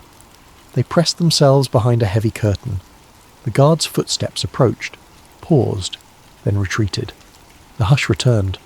Heart racing, Ethan motioned for Celia to remain still. They could still hear the meeting inside the chamber. Another male voice complained about certain political leaders being slow to align. Veronica answered, "They'll fall into place, or be replaced. We have no illusions about loyalty, only compliance." Celia's face paled. They were talking about forcibly removing political figures. The entire weight of this operation was monstrous. Ethan carefully nudged the pen camera forward, capturing the full audio and partial visuals through the door gap. They had what they came for, and more. He signalled to Celia that they should leave before the guard returned or the meeting ended. Yet part of him yearned to keep recording. The revelations were staggering. A staged economic crisis, mandatory digital currency, orchestrated fear campaigns. But staying longer might mean capture. With a reluctant heart, he began to pull away, ensuring the pen camera faced the meeting for a last few seconds. As they retreated down the corridor, every step felt like an echoing betrayal of their presence. They found the service door again, slipping back into the staff corridors. The sense of relief at escaping unseen warred with the terror that at any moment an alarm or pursuit might erupt. Only once they'd returned to the main gala area, where lounge music tinkled and guests chattered, did they allow themselves to breathe. The official dinner was ending. People were trickling out, discussing the wonderful philanthropic speeches and upcoming cultural initiatives. None had any clue about the high-level manipulations happening just behind locked doors. Celia clutched Ethan's arm. We got it. You recorded them. We have living proof." Ethan nodded, struggling to keep composure. "It's bigger than I ever imagined. We need to get this out fast before they sense a breach and come after us." But even as the adrenaline surged, a cold fear crept in. Veronica Holt and her cohorts wouldn't let such incriminating evidence slip away easily. The road ahead would be perilous. They had to leave the palazzo discreetly, secure the footage, and brace for the storm that would follow. They made their way to the exit, hearts still pounding. Outside, the Roman night greeted them with a warm breeze. They forced themselves not to hurry or look rattled. Out on the street, they flagged a taxi. As the car pulled away from the palazzo's grand facade, Ethan stared back at the illuminated structure. He'd come to Rome seeking the truth about an ancient conspiracy. Now, he had it. Raw, explosive truth that could shake the world. But unleashing it might bring powerful retaliation. The question was no longer whether the Illuminati existed, but whether he and Celia could survive exposing them. For now, though, he clutched the micro-camera pen in his pocket like a talisman of hope. We have them on record. The tide had turned. If they acted quickly, the Illuminati's centuries of secrecy might be one step closer to collapse. They arrived at the hotel after midnight, the adrenaline still coursing through their veins. Ethan practically sprinted to their room, Celia close behind, each scanning the hallway for suspicious figures. Once inside, they locked the door, shoved a chair under the handle and turned on the lone desk lamp. Ethan pulled out the pen camera, carefully ejecting its micro SD card. His fingers trembled as he slotted it into a small USB reader attached to his laptop. Celia hovered anxiously. Seconds ticked by, the computer reading the data. Then a folder of video files appeared. The largest one was time-stamped just minutes earlier, labelled by the device's default naming system. He double-clicked it. Grainy footage, partially off-angle, showed a portion of the table, silhouettes of seated figures, and a decent shot of Veronica Holt at the head. The audio was faint but discernible. Ethan scrubbed through. Yes, there was the portion about controlling finances, about using fear to drive acceptance of a new system.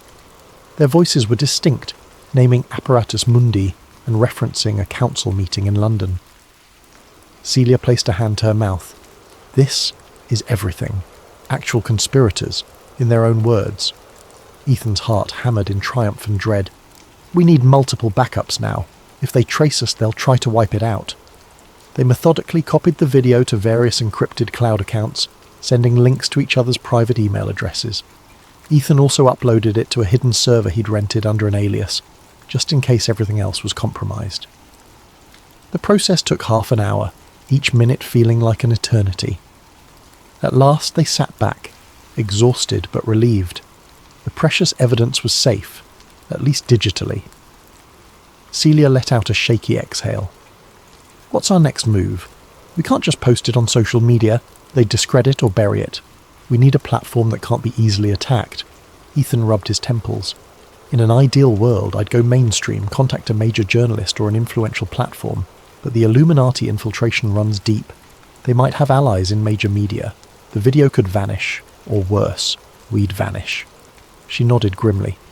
We could attempt a live press conference, but we're nobody. They'd brand us conspiracy nuts. The best approach might be a combination. Push the footage to multiple high-credibility outlets simultaneously, so it's impossible to contain. We can also leak it to smaller independent sites, generating a viral effect. Ethan considered the risk. If we do that from here, we might be cornered. It'd be safer to leave Rome. They probably know where we're staying. Our plane tickets are for tomorrow night, but maybe we should leave earlier. Celia glanced at her phone. We can look for an earlier flight, or a train to another city, then out of the country. Let me check. She began typing furiously. A beep alerted them to an incoming message on Ethan's phone. He picked it up. Another unknown number text. You have something that doesn't belong to you. Surrender it, or the consequences will be dire. VH. He showed Celia, dread pooling in his stomach. Holt's not even pretending anymore. She's aware we have a recording. She must have noticed a break in security or recognized our suspicious behavior, Celia said. We have to assume they'll come for us soon. Ethan scrolled up to confirm if it was truly Holt. The style matched, though it could be an operative using her name. Regardless, the threat was real. Let's get out of here, now, he said. Celia nodded. Earliest flight out is midday tomorrow, but there's a 6 a.m. high-speed train to Milan, and from there we can catch a flight to Frankfurt, then back to the States. It's complicated, but we can move before they intercept us. He grabbed a duffel bag. Let's do it, I'll pack. We can catch a cab to the train station before dawn. They scrambled to gather their belongings, stashing the laptop and ensuring they had all the digital backups safely in cloud storage. Within an hour, they were ready to flee. The tension in the small room felt suffocating. At 3 a.m., they checked out quietly, creeping down the hotel stairs to avoid the elevator and any potential watchers. Outside, the Roman streets were eerily quiet. They dragged their suitcases a few blocks until they found a taxi rank, hopped into the first available cab. Termini station, Celia said softly, glancing around to ensure nobody followed. The taxi ride was uneventful, but Ethan's nerves remained taut. He kept replaying the infiltration in his mind, the locked door, the hush of the conspirators' voices. One slip, and they'd have been caught. Now they possessed the ultimate blackmail or the ultimate weapon, depending on one's perspective. He prayed they could survive long enough to use it. Termini station bustled even in pre-dawn hours, with travellers dozing on benches or rushing for early trains. Celia purchased tickets for the 6 a.m. bullet train to Milan. They found a spot on the platform, tension thrumming. 5 minutes before departure, Ethan spotted a well-dressed man stepping off an incoming train. The man briefly locked eyes with Ethan. Something about his posture screamed security. The man frowned, tapped his phone, and started walking toward them. Ethan's stomach flipped. Celia, I think we're made. Let's go, now. They rushed to the train doors. The man broke into a jog. "Scusy," he called out, voice low but urgent. Ethan and Celia shoved onto the train, weaving through passengers. The overhead announcement signalled departure. Just as the doors slid shut, the man reached the platform, face twisting in anger as he realised he was too late. The train lurched forward. Breathing hard, they found seats, hearts pounding. Through the window, they saw the man pacing, phone pressed to his ear. He vanished from view as the train accelerated. Celia let out a shakily triumphant sigh. We escaped, at least for now. Ethan stared out at the rolling countryside. They're definitely after us. They know we have evidence. This is bigger than just intimidation. They'll mobilise their entire network if needed. They spent the 3-hour ride in tense silence, occasionally whispering about next steps. Celia scoured flight options from Milan. Meanwhile, Ethan quietly penned an emergency statement on his laptop. A short write-up summarising the videos, the conspirators' explicit mentions of manipulating global finance, naming Veronica Holt. If anything happened to them, he planned to auto-publish it to his blog and email a few trusted contacts. Some might dismiss it as wild conspiracy talk, but the actual footage was too damning to ignore. Around 9 a.m. they arrived in Milan. They caught an express bus to the airport, passing sleek modern buildings and bustling streets. By mid-morning, they were through security for a Frankfurt-bound flight scheduled to depart at noon. They grabbed coffee in the terminal, nerves still taut but beginning to hope they might pull off a clean getaway. That hope shattered when Celia noticed a pair of men in suits lingering near the seating area. One was reading a newspaper, but occasionally glancing at them. The other seemed to be fiddling with his phone. Both exuded that same ex-military aura Ethan had become attuned to. "Over there," Celia muttered, nodding discreetly. "I think they're Holt's people." Ethan's gut churned. "They must have flagged our names in the booking system. We can't wait around here or they'll arrest or abduct us." Celia's eyes darted to the departure board. "Our flight board's in an hour, but we can't stay put. They'll corner us. Another option, we buy new tickets under aliases, or we vanish into the city." He considered their limited finances. "If we flee the airport, we might lose our chance to get home quickly. The longer we linger in Europe, the greater the risk." Celia bit her lip. "We could slip past them at the gate, or if we can somehow cause a distraction." Ethan grimaced at the thought of a public scene, but time was running. "I might have a plan. Let's go to a different gate, find a flight leaving sooner, pay last minute. It'll be pricey, but worth it." They rose, trying to act casual. The men in suits noticed, standing as well. Ethan and Celia weaved through the terminal corridors. The men followed at a distance. As they passed a restroom, Ethan nodded to Celia. "Duck in the ladies' room for a minute. I'll loop around, meet you on the other side. We'll see if we can split their attention," she nodded. The men would have to decide whom to follow. Ethan peeled off down a different hallway, heart thumping. He spotted one suit tailing him, the other presumably waiting for Celia. As soon as Ethan turned a corner, he broke into a sprint. The corridors forked. He took random turns, descending stairs, ignoring baffled travellers. Then he found a flight information kiosk. He typed frantically, searching for soonest departures anywhere outside Italy. A flight to Geneva left in 40 minutes from gate B13. That might be just enough time. He caught sight of the suit barreling down the hallway. Ethan ducked behind a pillar. The man jogged past, scanning the crowds.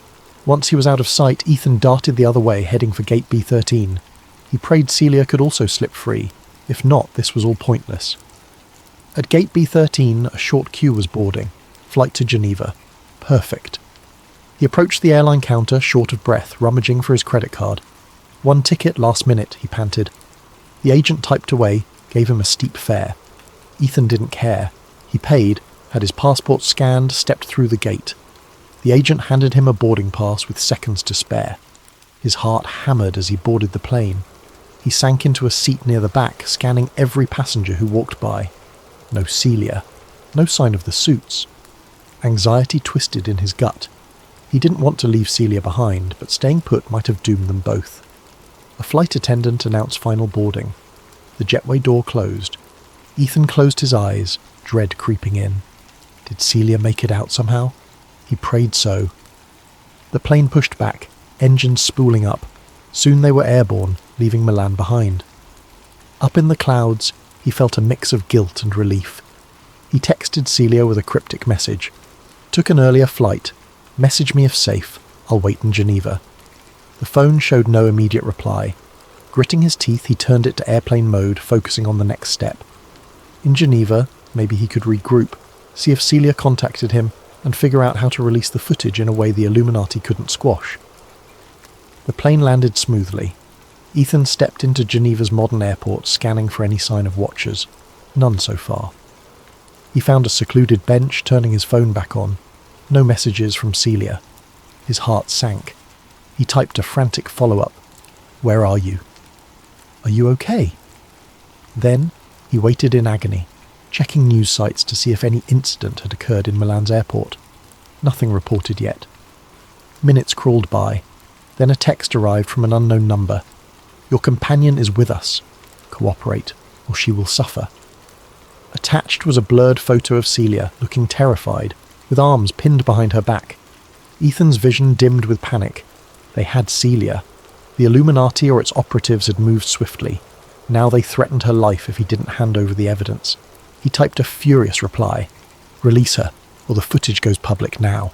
A response came almost instantly. "If you do that, you seal her fate.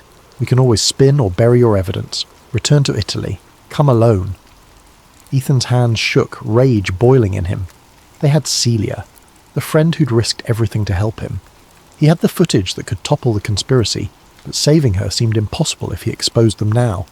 He realized with a cold knot that they were forcing a choice, truth or friend. Another message arrived. "You have 48 hours to comply, or we end her life." Staring at the phone, Ethan felt tears sting his eyes. The Illuminati, whatever they called themselves, had centuries of practice in manipulation. Now, they wanted him to trade the precious evidence for Celia's safety, or perhaps walk into a trap that cost him both the evidence and his life. Could he rely on them keeping their word? Yet he couldn't abandon Celia. Anguish tore at him. He typed a single word back. "Agreed." Setting the phone aside, he tried to steady his breathing. He'd just committed to returning to the lion's den. The conspirators might kill them both anyway, but he had to try. She'd risked everything to help him. He couldn't let her suffer for his choices. He had 48 hours to plan a rescue or some cunning maneuver. The question was whether he could outsmart an ancient global power. And so, with the precious footage secured in distant clouds, Ethan Graves, armed with fury, desperation, and a flicker of hope, prepared to face the Illuminati on their terms. The price of truth had never felt so high. Ethan slumped on a cold metal bench in Geneva's airport, trembling with rage and fear. The text from Celia's captors repeated in his mind. "Return to Italy. Come alone." If they truly held her, he had no choice but to comply. Yet how could he rescue her without losing the footage or his life? Wiping sweat from his brow, he composed himself. They gave him 48 hours. That was a sliver of time. He needed to craft a plan, something that allowed him to keep the evidence safe yet get Celia out. But how to do that against the Illuminati's vast resources? He typed a message to the unknown number. "I need a location to meet you. I'll come." The phone buzzed minutes later with coordinates near Lake Como, Italy, along with a time, tomorrow night, 10 p.m. The text ended, "No games, bring all copies." Ethan swallowed thickly. They wanted the footage. Of course they did. He jammed his phone into his pocket, considering his options. He had backups stored in the cloud. Killing him wouldn't delete the evidence. But maybe the Illuminati believed they could extract the decryption keys from him, or force him to sign disclaimers claiming it was staged. Or, if they possessed advanced infiltration, they might find ways to take down his servers. Still, the risk was real that they could do so if they gained physical access to him. He needed help, someone who could mount a rescue or provide backup. But who? Luca Desi had vanished. His editor Carl was stateside and probably wouldn't believe him.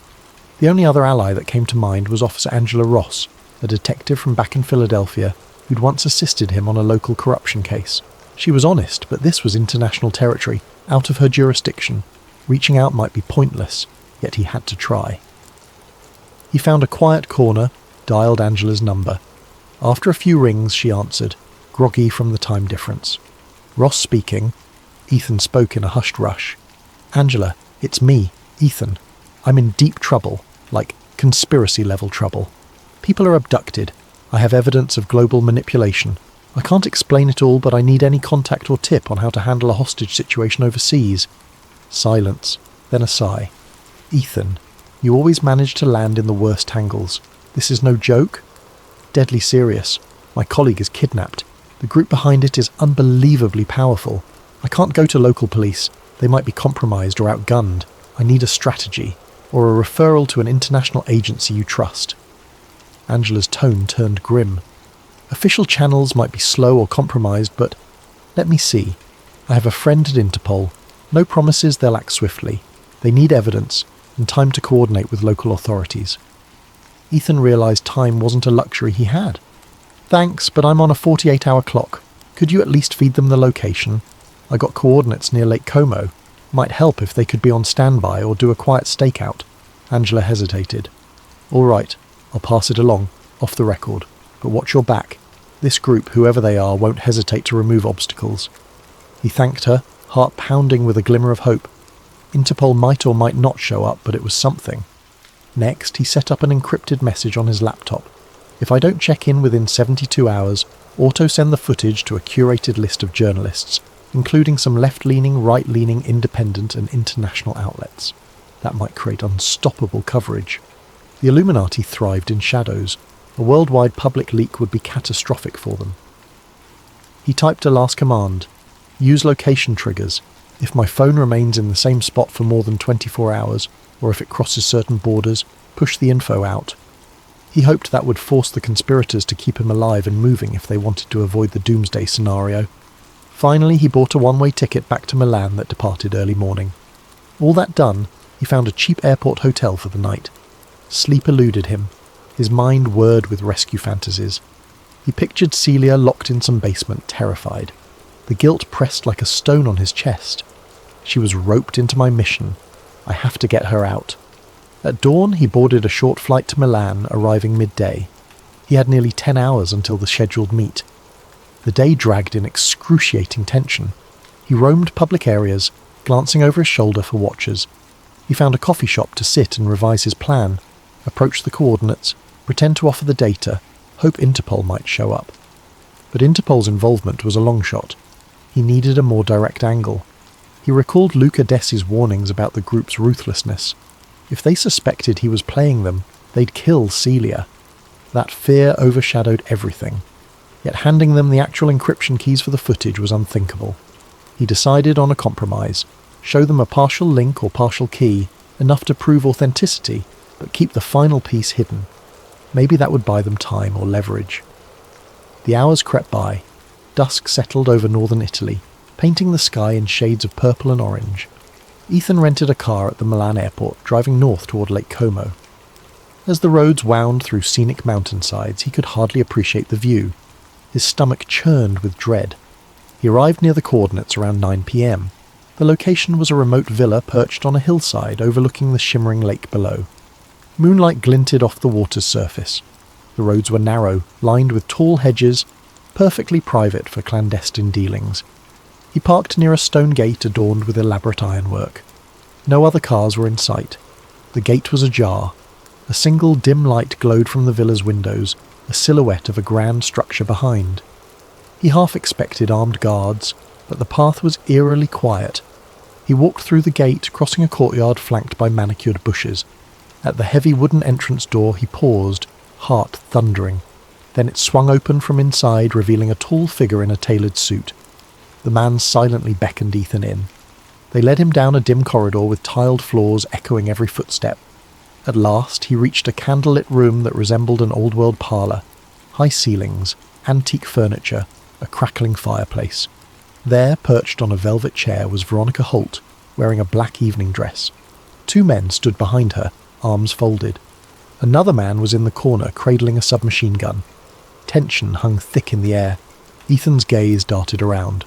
No sign of Celia. "Where is she?" he demanded, voice trembling with anger. Veronica Holt regarded him coolly. "Mr. Graves, such dramatic flair. You have something of ours. I want it returned. Now." He clenched his fists. "The footage is encrypted. You can't do anything with it. Let Celia go, and I'll give you partial access." One of the men behind Holt stepped forward, expression grim. "We're not negotiating, Graves. You hand over the entire encryption key, then we'll discuss your friend." Ethan forced himself to remain steady. "That's not happening until I see she's alive and well. Bring her here, now." Veronica sighed, turning to the corner. She snapped her fingers. Another door opened. A guard escorted Celia in, her wrists bound, a bruise on her temple. She looked rattled, but her eyes lit with relief upon seeing Ethan. He swallowed a surge of emotion, locking eyes with her. She was alive. That was something. Veronica spoke softly, but every syllable carried menace. "I trust you see we're serious. Release her? Possibly. But not before you relinquish your blackmail material. You may think you've hidden backups, but we have ways to find them. Let's not waste time with heroics." Ethan's mind raced. She wanted the entire set of keys. If he refused, Celia might die. If he complied, they'd likely kill them both anyway to keep the secret safe. He needed a stalling tactic. The decryption process is multi-layered, he said. I can show you the first step, but it's not an instant reveal. We have to do it from my laptop, connect to secure servers. Veronica arched an eyebrow. Convenient. You expect me to simply let you open your computer and do whatever you wish, he shrugged, feigning indifference. It's your call. No key, no reason for you to keep Celia alive. But if you kill us, you'll never get the data unlocked. My final dead man switch will release everything publicly. I've set it up already. Her lips tightened. I know you're cunning, Mr. Graves, but so are we. Very well, you'll give the partial key tonight here. Then we'll accompany you to wherever you must go next. If the information is as you say, Ms. Monroe might leave unharmed. Ethan forced himself to keep a calm facade, though inside he wanted to scream. Even if he gave them a partial key, the Illuminati might break the rest eventually. He needed a rescue or escape. Angela's tip to Interpol might be in play, but there was no sign of any police approach. Time was ticking. Fine, he said, pulling out his phone. I'll input the partial passphrase in a text file, you'll see it. But remember, if you harm Celia, the final pass never surfaces, and the dead man switch triggers. Understood. Veronica Holt's expression remained icy. She nodded at the guard who untied Celia's wrists. Celia stumbled forward, massaging her bruised arms. She shot Ethan a desperate look that said, "Be careful." Ethan typed out a random chunk of the encryption pass, about half of the necessary string. Veronica eyed it warily. This means nothing to me. I need to confirm it's valid. He nodded. We can test it by partially decrypting a small portion of the video file. You'll see it's real. Then we'll do the rest in a more secure environment. Deal? Veronica considered. Very well. We'll take a short sample. If it checks out, we proceed. If you attempt any trick, your friend pays. She turned to her associates. Take them to the study. Monitor every keystroke. They led Ethan and Celia to a high-ceilinged study with a grand oak desk. A laptop sat open, presumably set up by Holt's tech experts. One guard plugged in an external drive. Another hovered behind Ethan with a pistol. Celia stood off to the side, shaken but defiant. Ethan stepped to the laptop, carefully inputting a link to one of the partial backups. Then he entered the partial decryption pass. For authenticity, he let it decrypt the first 10 seconds of audio. The computer played a snippet of that fateful meeting. Veronica's voice talking about global realignment. The guard paused the playback, turning to Holt with a nod. Her lips pressed thin. So you do have the real footage? She stared at Ethan, cold triumph in her eyes. Now, we'll simply hold you until we retrieve the entire pass. Once we confirm all copies are erased or decrypted, your threat is neutralized. Then, possibly, I'll decide your fate. Celia's voice shook. You promised, Holt cut her off. I promised nothing definitive. I said you might leave unharmed. That depends on your cooperation. Ethan glared. You can't simply block the entire internet. Once your group is exposed, you're done. Veronica's laugh was almost pitying. We've weathered storms for centuries. Even if partial truths emerge, we can bury them with disinformation. The masses have short attention spans. Her gaze hardened.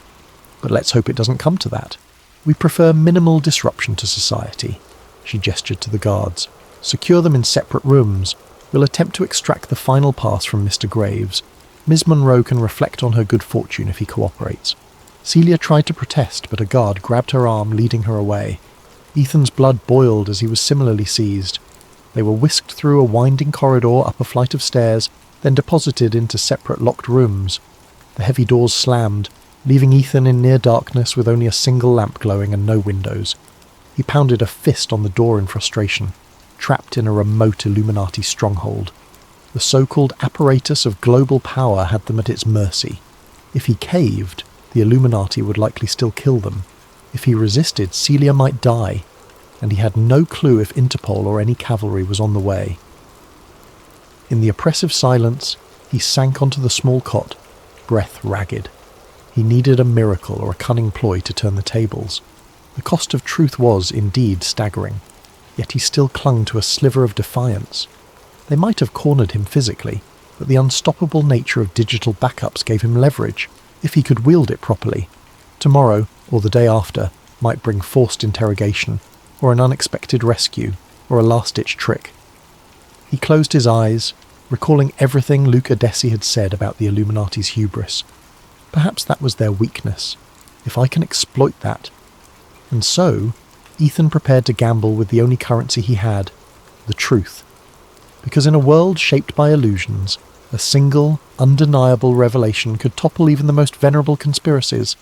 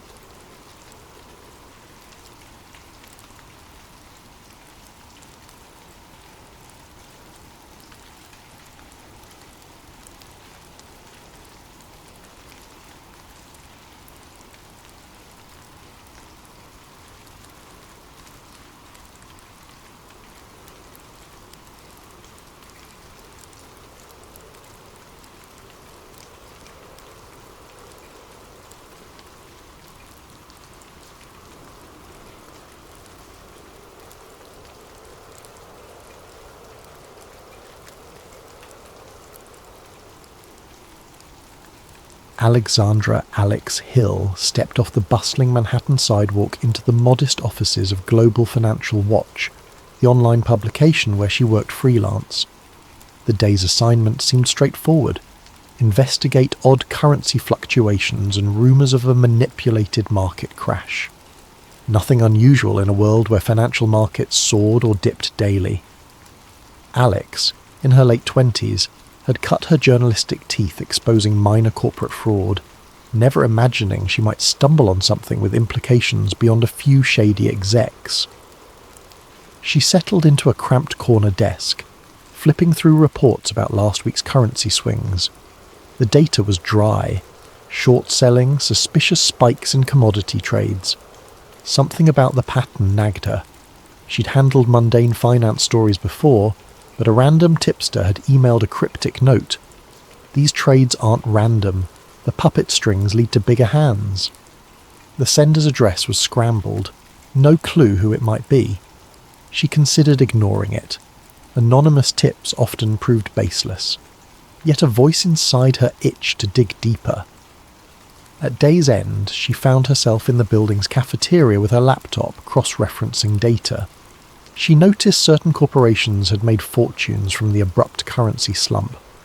Behind them lay shell companies traced back to holding firms in places like Luxembourg and the Cayman Islands. Typical corporate secrecy. But the speed and precision of their trade suggested foreknowledge. She typed frantic notes. Inside info. Coordinated manipulation. Late that evening her phone buzzed with a withheld number. She hesitated, then answered. Static hissed before a distorted voice said, "Look up Phoenix Council or New Dawn Initiative. These are not random. If you want proof, check the leaked doc I sent." Alex's eyes widened. "Who are you?" she demanded, but the line went dead. Checking her email spam folder, she indeed found an attachment labelled projectphoenix.xlz. Some sort of encrypted file. Anxiety prickled. This was no ordinary lead. Her heart thumped as she realised she might be stepping into something well beyond a typical financial scandal. The next day, uncertain how to handle the suspicious file, Alex reached out to Julian Park, a freelance tech wizard she'd known from earlier investigations. They'd parted ways after a minor story about data breaches, but she trusted his encryption skills. She arranged to meet him in a dingy coffee shop across town. Julian, tall and wiry, wore a hoodie and the air of a man who valued anonymity. He frowned at her screen, muttering, "This is advanced encryption. Definitely beyond standard corporate emails." He mentioned glimpsing references to ARC hush codes in the metadata, a sign of top-tier hush systems used by intelligence agencies. While Julian tinkered with the file, Alex explained how she'd come across it, describing the weird tipster call and the name Phoenix Council, or New Dawn. Julian's expression grew serious. Online conspiracy circles have rumoured for years about a new world order, or secret councils shaping world events. Usually fringe talk, but if these references are real, we're talking about people so high up that governments might just be fronts for their agenda. The notion felt outlandish to Alex. She'd never been a big conspiracy believer, preferring facts. But the puzzle pieces unsettled her. "Let's see if the data reveals anything," she said. "If it's nonsense, we drop it." Julian nodded, stashing the file. He promised to attempt decryption from his safe rig at home. That evening, as Alex walked home on quiet city streets, she felt an odd presence, like someone tracking her. She glanced back, saw no one, possibly paranoia. But her phone beeped, displaying another unknown text. "You're prying open a door. Stop now for your own good." She swallowed, tension rising. She typed back, "Who are you?" No reply.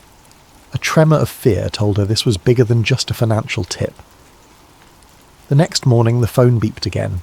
A cryptic, "We see you."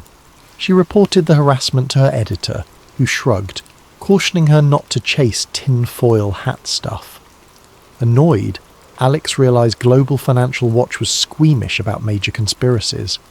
Her editor insisted they had no budget for a deep dive on wild leads, especially if it risked lawsuits from powerful firms. "Keep the story in normal scope," he said. She bit her lip. Part of her wanted to drop it.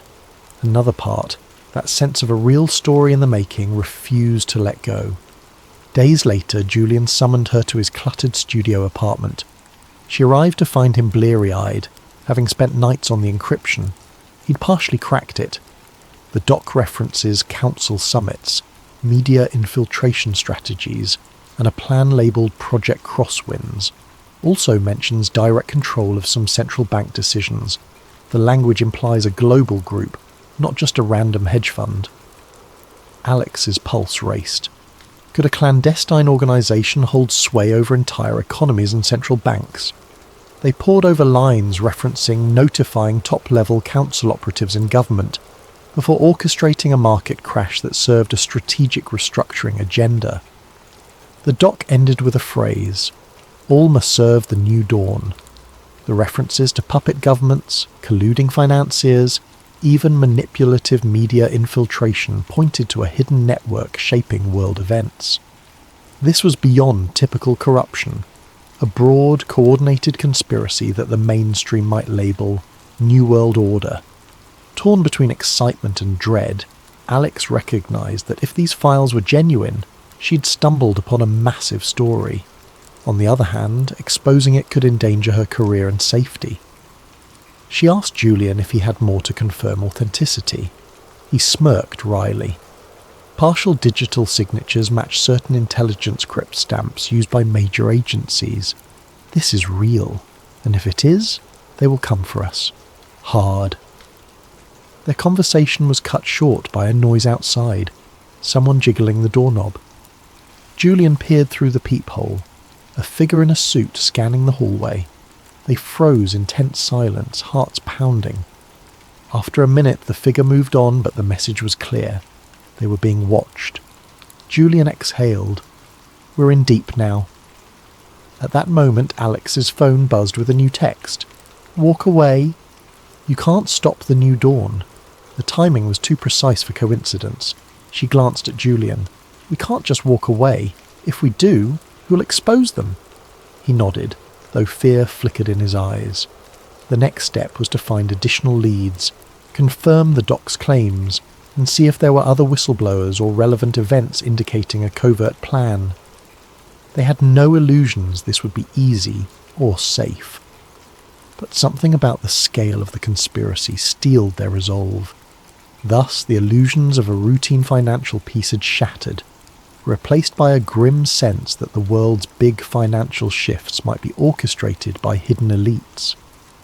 Alex realised the journey ahead demanded cunning, nerve, and alliances. A single mistake could cost her life. Yet she pressed forward, soul aflame with the fierce conviction that the truth, no matter how big or dark, deserved to be set free. In the frantic aftermath of uncovering the Project Crosswinds references, Alex Hill and Julian Park realised every step must be measured. They parted ways discreetly, using coded signals to coordinate future meets. Alex returned to her day job at Global Financial Watch, feigning normalcy, while inside she felt a swirl of dread and determination. Even the mild hum of the office printers or casual chatter from co-workers seemed sinister, as if any colleague might be an informant for the hidden elite. She suspected paranoia was creeping in, but she couldn't dismiss the danger. Late one night, she received an encrypted email from a new contact calling themselves Nova. The message read, "Heard you want to confirm the NWO lead. I have partial evidence from inside a central bank. We must meet." The signature was a code referencing public cryptographic keys. Initially, Alex doubted its legitimacy. Could be a trap or just a scam. But curiosity overcame fear, and she reached out. The next morning, Nova replied with a location: a public library in Brussels near the EU's financial district. They insisted Alex come alone, though the distance was formidable. She discussed it with Julian, who recommended caution but offered remote surveillance if needed. Within days, Alex found herself flying to Brussels under the guise of covering a European finance summit. She forced a polite smile in front of fellow journalists, but her real motive was to meet Nova. She parted from the official itinerary, venturing to a modest library in a side street. At a back table, reading a thick economics journal, sat a woman in her late 20s with short dark hair. She locked eyes with Alex, gave a slight nod. Introducing herself as Naomi Flores, she said softly, "I'm the Nova you corresponded with. I'm also a junior economist at a major global institution, but I can't reveal which. The shadows we're dealing with can destroy careers or lives." Naomi explained how she'd encountered suspicious anomalies in currency interventions. There's a pattern. Always the same unnamed special committee instructing abrupt policy shifts, benefiting a small circle of unknown beneficiaries. It's not official channels, it's an invisible hand. My attempts to question it were met with silence or subtle intimidation. She slid a thumb drive to Alex containing datasets and internal memos. "I suspect it ties to your Project Crosswinds. The scale is frightening. Global markets shape to favour certain outcomes. Governments get propped up or toppled, all behind closed doors." Alex's heart pounded. The puzzle was growing. If these manipulations extended to central banks and global institutions, then the rumoured New Dawn or Phoenix Council might truly be an orchestrated coalition. She thanked Naomi, urging her to be careful. Naomi, eyes brimming with worry, whispered, "I might vanish if they sense I leaked. Keep my identity hidden at all costs." She walked away quickly, leaving Alex alone with the thumb drive under her notebook. Meanwhile, across the Atlantic, Julian dug deeper into Project Crosswinds, cross-referencing leaks from earlier whistleblowers. He found chatter on dark web forums about a powerful group known as the NWO, New World Order, which mainstream media ridiculed as a conspiratorial catch-all. But the forum users claimed the NWO was more than rumour, referencing control of major economies, infiltration of top-tier media, and rigging of elections. Some posts mention names like Vivienne Renault, pegging her as an old-money financial magnate with untraceable influence across continents. Julian flagged it for Alex. This might be the key figure behind your NWO lead. In Brussels, Alex used her press badge to attend a small finance panel where Vivienne Renault was rumoured to appear. Renault, a poised woman in her early 50s, exuded quiet power. She spoke of stabilising global markets and the synergy of public-private partnerships, words that sounded innocuous yet rang in Alex's ears as coded references to the manipulations. Observing from the back row, Alex felt a chill. Renault's polished confidence radiated the aura of someone used to shaping events from behind a polished veneer. After the panel, Alex approached Renault with a question about extreme currency interventions rumoured in emerging markets. Renault responded with a mild, dismissive smile, pivoting to broad, non-committal statements. But the fleeting tension in Renault's eyes told Alex she was on the right track. A passing aide quickly ushered Renault away. Alex left the venue certain Renault recognised her face. That night her phone beeped with a new threat text. "Back off, Ms. Hill. Ms. Renault's agenda is beyond your domain. This is your last warning. Pressure mounted. Alex emailed Julian the data from Naomi's thumb drive. He confirmed it, validated the structural manipulations, referencing code words identical to the Project Crosswinds doc. The data even pointed to a future pivot in interest rates that would crash certain developing nations, forcing them to accept debt packages under harsh conditions. If the new dawn emerges, Julian typed, they effectively gain partial control of entire governments. Alarm blossomed in Alex. The scale was monstrous.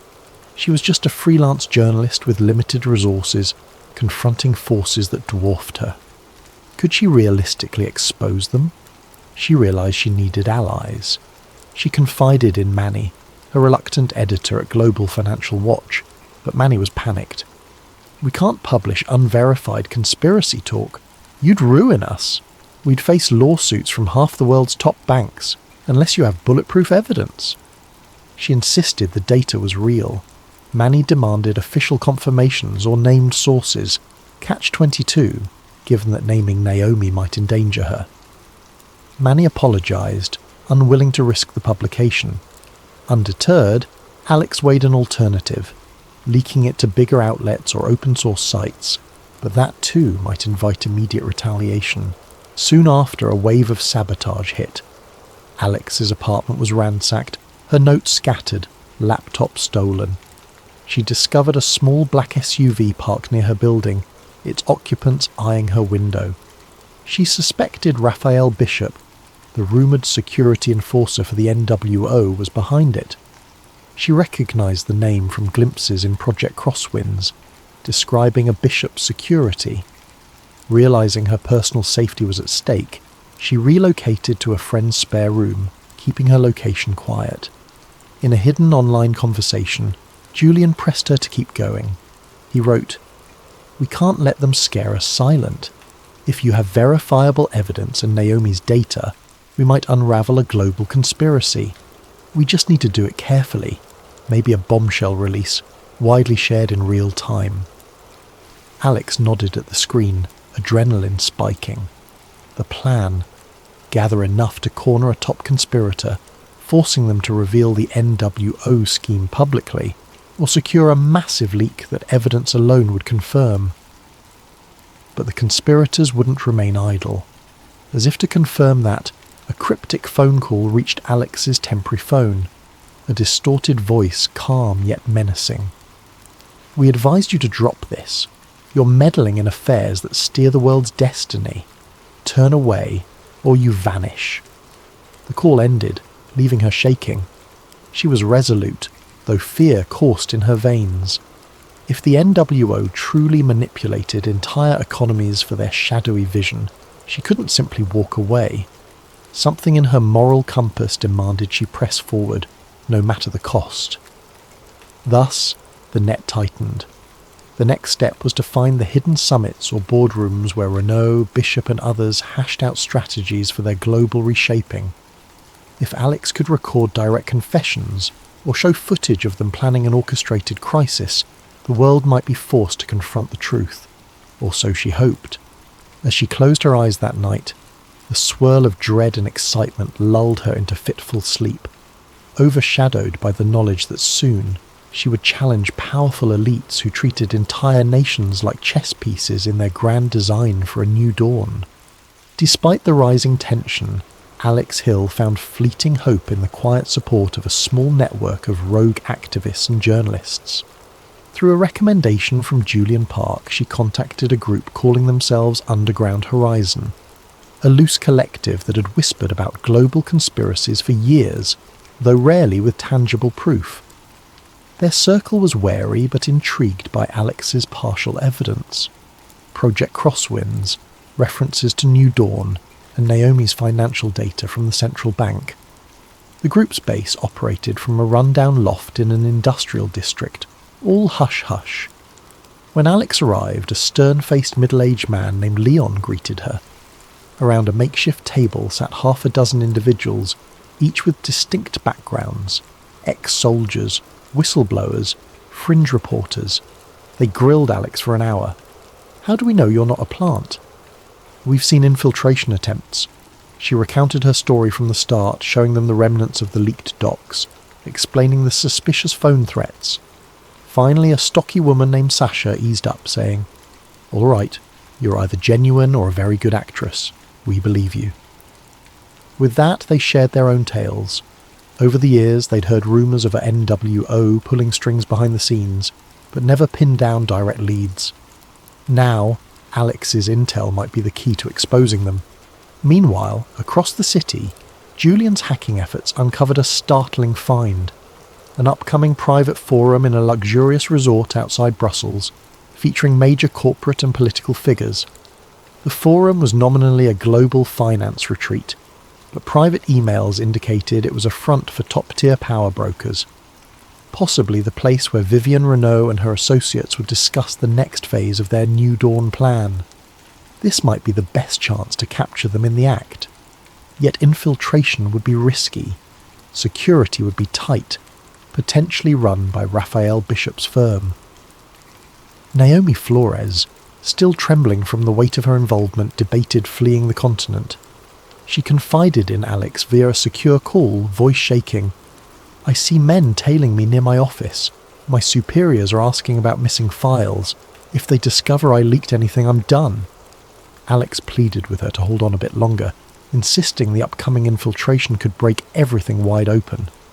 Naomi, torn by fear and the desire to do what's right, reluctantly agreed to pass final key data about the finances.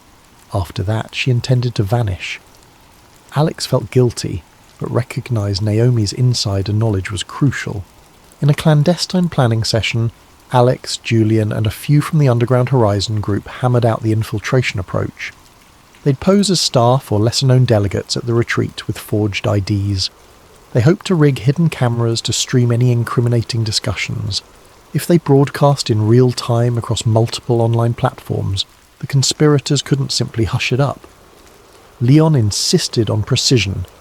One slip, and we're done. They'll have ex-military ops. We must get in, get evidence, and get out. The plan conjured images of a spy movie, yet it was their best shot. Days passed in a haze of preparations. Sasha taught Alex how to use a small wearable camera disguised as a brooch. Julian tested a portable signal booster to ensure the live feed overcame any jamming. Naomi forwarded the retreat's official guest list she'd quietly swiped from her workplace's computer system. Indeed, Vivienne Renault's name was on it, along with multiple global finance bigwigs, some top government advisors, and certain private security not listed in detail, likely Bishop's men. Tension soared. If they managed to record Renault bragging about orchestrating economic upheavals or referencing Project Crosswinds, it could be the final blow exposing the NWO. On the eve of the infiltration, Alex's phone buzzed with an unknown text. "We know you plan to disrupt the Brussels Forum. Don't test us." She shuddered at how easily they tracked her. Julian, equally unnerved, changed phone SIMs, used anonymizing software. They parted ways until the operation, each moving carefully, checking for tails. Alex took minimal luggage, forging a new press pass identity to appear as a minor journalist from a lesser-known trade publication. Arriving at the retreat's location, a grand estate in the countryside near Brussels, Alex and the small infiltration team feigned normalcy. The estate gates allowed delegates with correct passes. Guards wearing discreet earpieces scanned them. Alex's heart hammered as she presented her ID. The guard gave a polite nod, letting her pass. That small success was their first hurdle cleared. Inside the foyer, a swirl of luxurious decor and hushed networking encompassed them. The official schedule mentioned panel discussions on global economic resilience, but Alex suspected the real meetings would be behind closed doors. Julian had found a vantage point in a back server room, hooking into the estate's private Wi-Fi. He was masked as an IT consultant. If all went well, once Alex activated her hidden camera, he'd broadcast the feed to multiple secure streaming sites. The rest of the infiltration group spaced themselves around the estate, some as waitstaff, others as low-level PR reps, ready to spring into action if needed. Eventually Alex spied Vivian Renault ascending a stairway toward a restricted conference room. Renault moved with poised confidence, flanked by men in sharp suits. Alex quietly followed at a distance. On the second floor she caught a glimpse of name plaques outside a closed door. Council Roundtable, private. 2 imposing guards stood watch. She needed a different approach. She ducked into an adjacent hallway that seemed to lead behind the conference area. In the corridor's hush, she overheard faint voices from the next room, someone referencing the final stage of crosswinds, compliance from certain heads of state, and how a unified front would ensure the new dawn overcame political friction. The words quickened her pulse. This was it. She carefully placed a small listening device near an air vent, linking it to Julian's laptop. Over the earpiece she heard snatches of conversation. This meltdown will finalise our hold on X Nation. We'll push new trade rules that lock them into indefinite debt, all in line with the Council's directive. Alex trembled at the brazen talk. No illusions here. These elites openly plan to shape entire nations' futures. Moments later, footsteps approached from behind. She turned to see a suited man, cold-eyed, approaching fast, Raphael Bishop. He recognised her from earlier research? Possibly. His face twisted with an angry sneer. "You? I warned you!" He lunged, grabbing for her.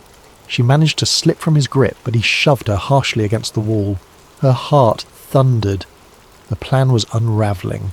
She had to get away, get to Julian's vantage point, or at least get the livestream started. At that precise instant, the faint hum from her earpiece signalled that Julian had begun streaming. She heard him whisper, "We're live. If you can get them to admit the agenda on camera, do it. The feed is rolling, but we need them on visuals." Summoning courage, Alex twisted away from Bishop, shouting, "You can't hide this. We have your entire plan on record." He advanced menacingly, but from behind him, a swirl of confusion erupted. Members of the infiltration team had triggered a distraction alarm. Bishop turned briefly, and Alex darted forward, slipping into the conference room's door just as it opened. Inside, a cluster of stunned delegates and Renault herself whirled to see who barged in. The next few seconds would decide everything. Could Alex broadcast definitive proof of the NWO conspirators revealing themselves to the world, or would they silence her on the spot? Alex Hill stumbled into the opulent conference room, breath ragged. Eyes of powerful figures turned upon her, men and women in tailored suits arrayed around a polished mahogany table. At the head sat Vivian Renault, her expression shifting from polite shock to an icy fury. Bodyguards near the wall started to move. The hush became electric, a tension thick enough to choke on. Alex forced herself to stand tall, heart galloping, reminding herself that Julian was streaming everything live, if the camera pinned to her jacket was still intact.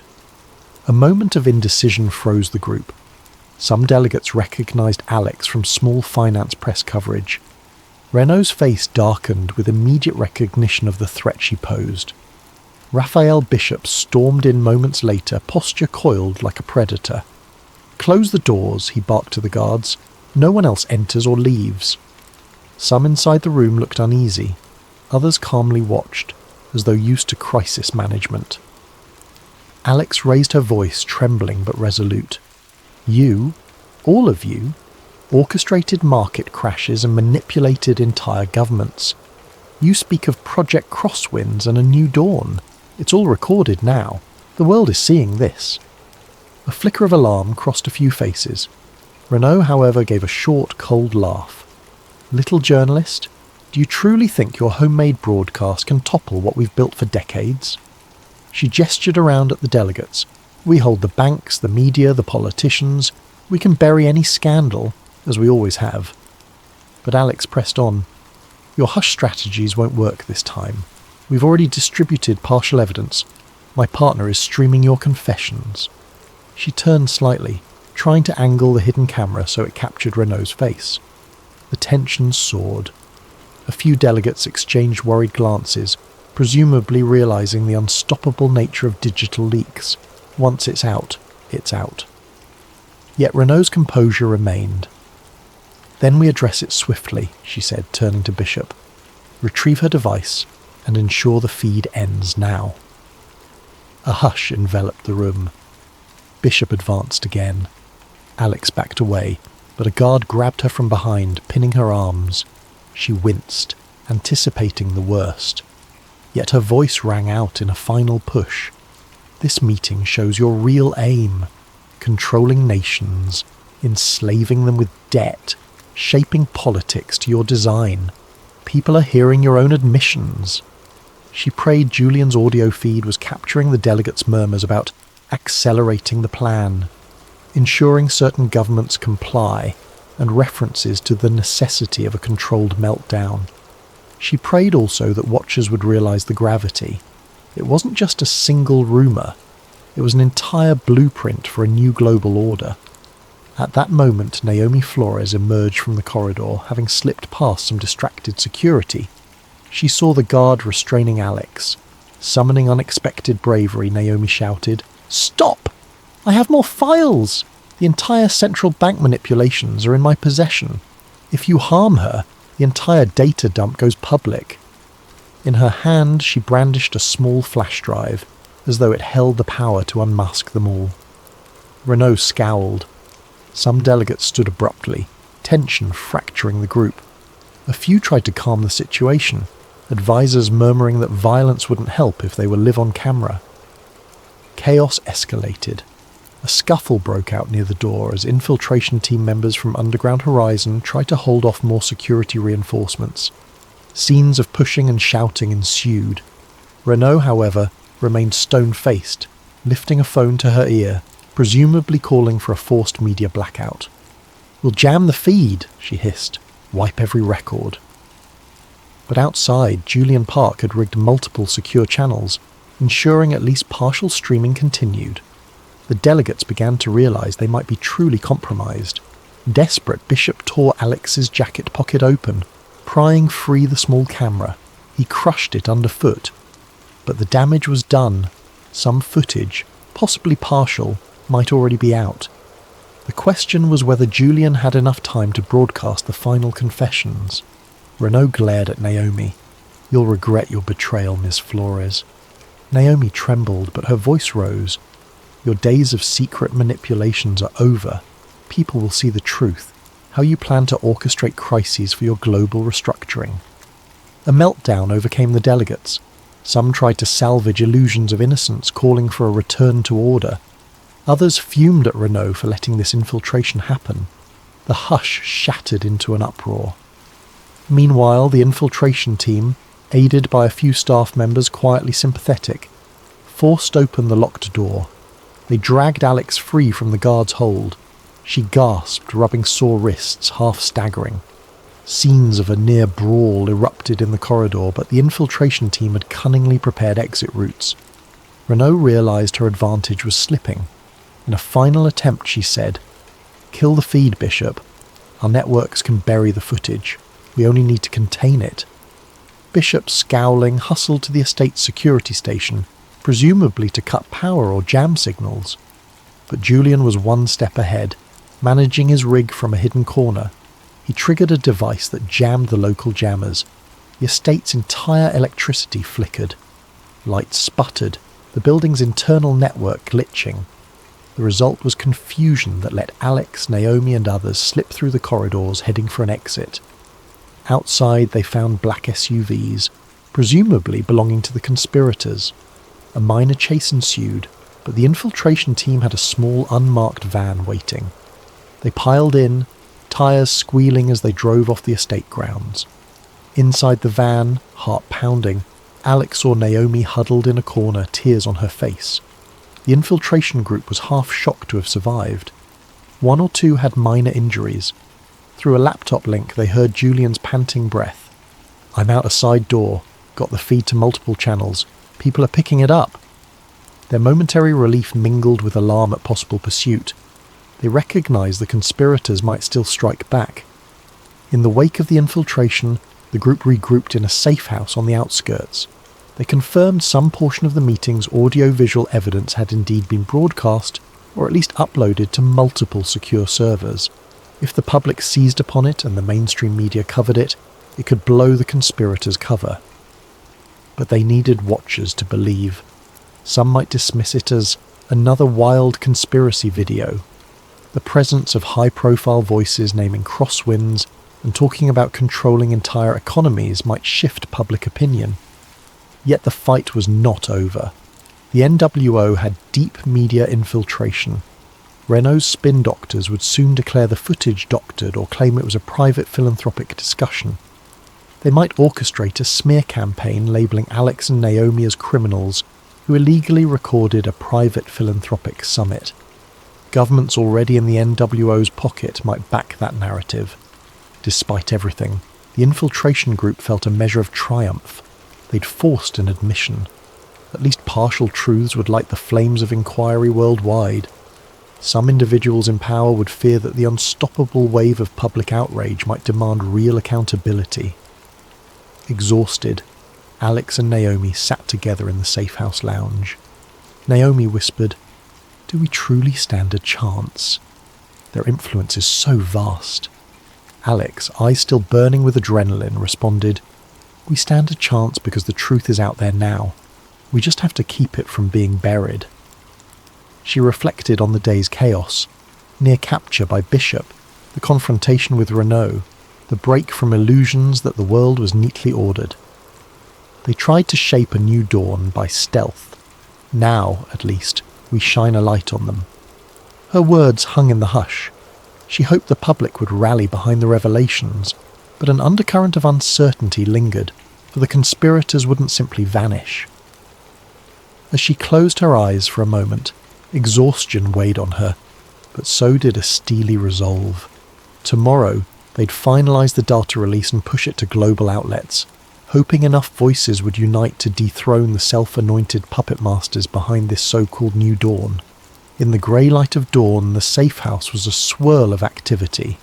Alex typed furiously at a laptop, uploading final recordings to multiple alternative news platforms, open-source leak sites, and high-profile investigative journalists she somewhat trusted. Meanwhile, Julian coded new encryption layers to ensure the files remained accessible, even if some sites were forced offline. Naomi read through final datasets, verifying authenticity, her last contribution before she planned to slip away into hiding.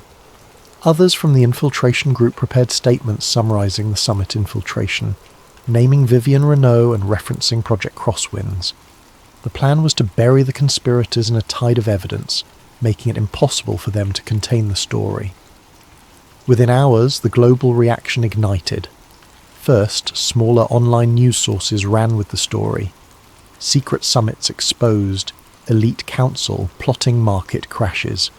Social media lit up with clips from the infiltration's hidden camera, capturing Renault and others speaking about our final steps to ensure compliance.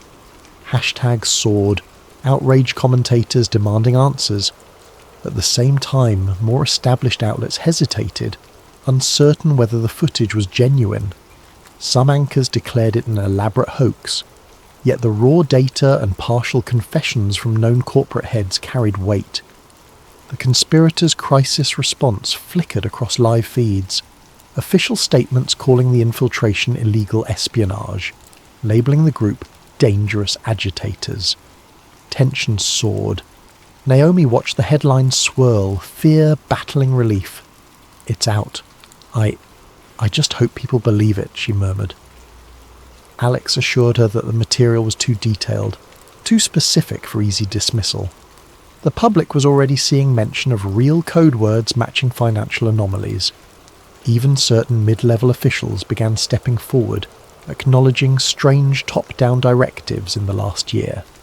A few brave whistleblowers confirmed changes forced upon their agencies. Slowly but steadily, a mosaic formed. The puzzle's corners were visible, a shadowy organisation shaping policies behind the scenes. Vivian Renault, confronted by an avalanche of leak coverage, made a televised appearance. Dressed in a poised black suit, she tried to spin it. These recordings are taken out of context from a private philanthropic meeting. We do not control world markets. This is a smear campaign by radical hackers.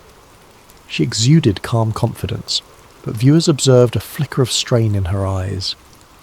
Meanwhile, local police announced they were investigating the infiltration as a security breach. Calls for Renault's resignation from certain corporate boards began to surface. The conspirators had lost their cloak of anonymity, but still commanded massive resources to wage disinformation wars. Raphael Bishop lurked in the shadows. Rumours placed him near corporate offices in London, coordinating heavy-handed damage control. Some claimed he orchestrated blackmail or bribery to muzzle major media outlets. Others insisted he deployed private squads to silence key witnesses.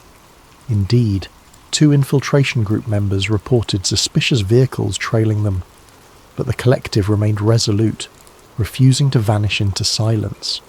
They shared their testimonies widely, ensuring no single removal could undo the leak. Amid the swirling uproar, Global Financial Watch, Alex's employer, issued a statement disclaiming involvement in the infiltration, calling Alex's actions freelance and not endorsed. Manny, the editor, privately apologised to Alex, saying the publication's funders forced them to distance themselves. Despite that blow, Alex pressed on, not shocked by the mainstream's timid stance. She'd expected the conspirators' powerful influence to shape the immediate narrative. Freed from institutional constraints, she joined the infiltration group's online streams, giving multiple interviews to alternative journalists, describing every detail of the infiltration, the hush-hush meeting, Renault's references to controlling entire countries, the jarring cameo of New Dawn ideology. Public sentiment split widely. Many regular citizens, jaded by years of lesser conspiracies, seized this moment, demanding political upheaval. Protests erupted outside financial districts in New York, London, Brussels, demanding transparency, investigating the named officials. Yet a portion of the population labelled it fake news, unwilling to believe a single infiltration video. Governments of various stripes scrambled. Some officials used the crisis to distance themselves from possibly compromised superiors. Others tried to downplay or disclaim. Tensions ran high, with talk of extraordinary parliamentary sessions or congressional hearings. Naomi parted from the group soon after, an emotional farewell. She carried a new identity provided by underground contacts. Before leaving, she told Alex, "I never thought I'd be a whistleblower, but if it sparks real change, maybe it's worth the fear." Alex embraced her, wishing her safety. She realised how many personal costs accompanied revealing the truth. In the weeks that followed, multiple investigations launched. Some agencies in certain countries uncovered suspicious ties, froze accounts linked to shell companies. A few bankers were arrested or forced to testify about covert summits. The unstoppable swirl of events threatened the entire power structure of those who had quietly pulled strings for decades. Meanwhile, the conspirators mounted a fierce defence, claiming any wrongdoing was taken out of context. Yet the seeds were planted. For the first time, the public had a tangible impetus to question the illusions of free markets and democratic processes. As for Alex and Julian, they remained vigilant. The infiltration group still received sporadic harassment, troll campaigns online, sporadic physical intimidation. But the window of secrecy had slammed shut. The conspirators' hidden advantage was eroding under the glare of mass attention. Alex, holed up in a safe location, found time to reflect. She was no hero in her own eyes, just a journalist who refused to bury the truth. The meltdown forced upon the conspirators might not mean immediate dissolution of the NWO or their New Dawn plan, but it severely damaged them. They could no longer operate in pure shadows. One day, Alex joined a small press conference where, for once, mainstream outlets hesitantly covered the story. She took the mic, presenting conclusive references from the leaked data, ignoring the hostile questions from corporate-friendly reporters. She declared, we've glimpsed how an elite circle manipulates markets, media, and governance. Even if some dismiss it, enough citizens have seen the evidence to demand accountability. The era of secret councils must end. Her words carried a measured conviction, overshadowed by the knowledge that fights for real reforms would follow. A few watchers clapped softly, a glimmer of public support. In the final analysis, the unveiling of Project Crosswinds and the infiltration event did not single-handedly topple every hidden power. Real change, if it came, would be incremental. Lawsuits, resignations, grassroots activism. Some conspirators might regroup under new names, spinning new illusions. But a crucial blow had been struck, a precedent for standing up to intangible puppet masters. People worldwide, or at least a significant portion, awakened to the possibility that lines on a ledger could be orchestrated by a dark handful pulling puppet strings.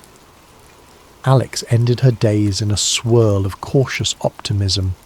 She still looked over her shoulder, mindful that men like Bishop lurked, but she pressed forward, forging alliances with honest reporters and reformed institutions.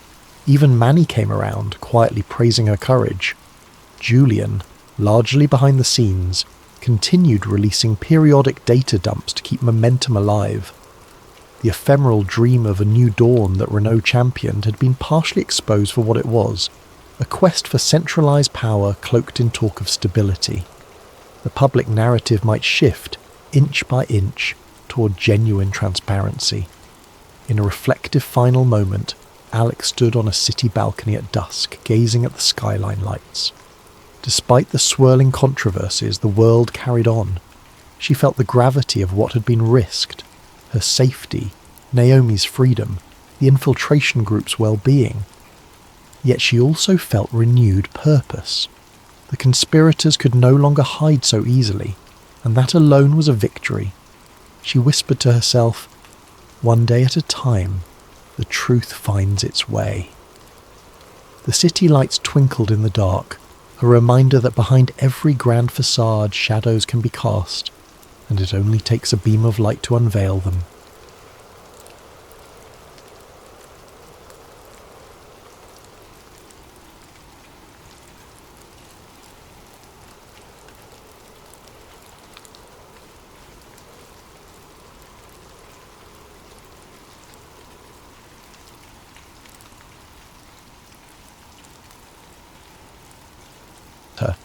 Prepare for scientific intrigue, covert operations, and a mystery that stretches beyond our world.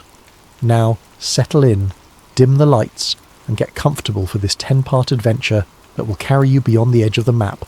Let's begin.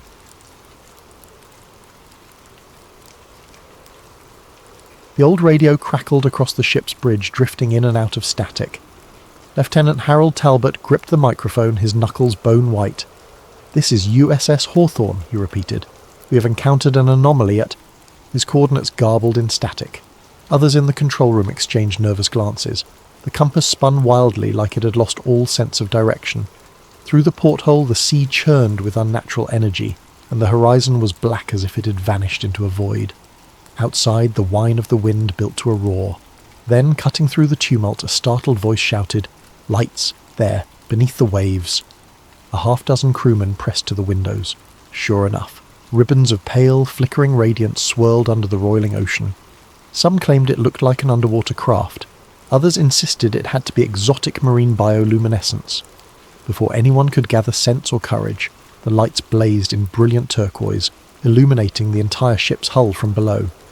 Talbot's last recorded words, barely audible over the crackle, were, We're being pulled in? God help." Then the broadcast ended. The USS Hawthorne vanished with eerie finality.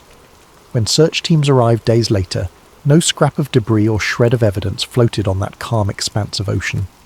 The official Navy line chalked it up to a catastrophic storm.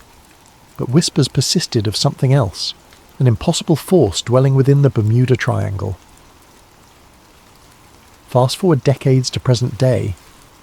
The small auditorium at the Miami Oceanographic Summit hummed with polite applause as Dr. Cassie Nolan concluded her presentation. She was in her late 30s, with an air of quiet determination and a streak of stubborn curiosity.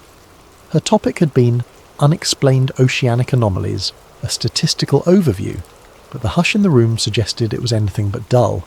She'd just shown data on bizarre electromagnetic fluctuations in the Atlantic, specifically in that infamous region called the Bermuda Triangle. A wry smile crossed her lips as the applause died down. Standing behind the podium, she glanced at her notes. And that, ladies and gentlemen, concludes the rational portion of my talk. I realise the Bermuda Triangle has its share of tall tales, but my data strongly indicates repeated anomalies, magnetic distortion, unusual weather bursts, unexplained compass deviations. Perhaps we should keep an open mind. She stepped down, expecting the usual trickle of questions from curious colleagues or the occasional cynic. Instead, she found herself face to face with a wiry man in a fisherman's cap. His eyes were rimmed with exhaustion. "Doctor? Nolan," he said urgently, voice trembling. "I need to talk with you." He introduced himself as Luis Ramirez, a local fisherman who'd spent his life working the waters off Florida's coast. After hearing her lecture, he had mustered the courage to approach. "I saw lights," he whispered. "My boat got caught in a freak storm. It appeared out of nowhere near the triangle. I swore I saw something shining under the sea." He handed her crumpled coordinates scribbled on a stained slip of paper. "I've told others. They say I'm crazy. But you might understand." Cassie's eyes flicked to the coordinates. They were suspiciously close to an area known for marine accidents, but rarely acknowledged by official channels. She thanked Louis and promised to look into it, ignoring the cynicism tugging at her mind.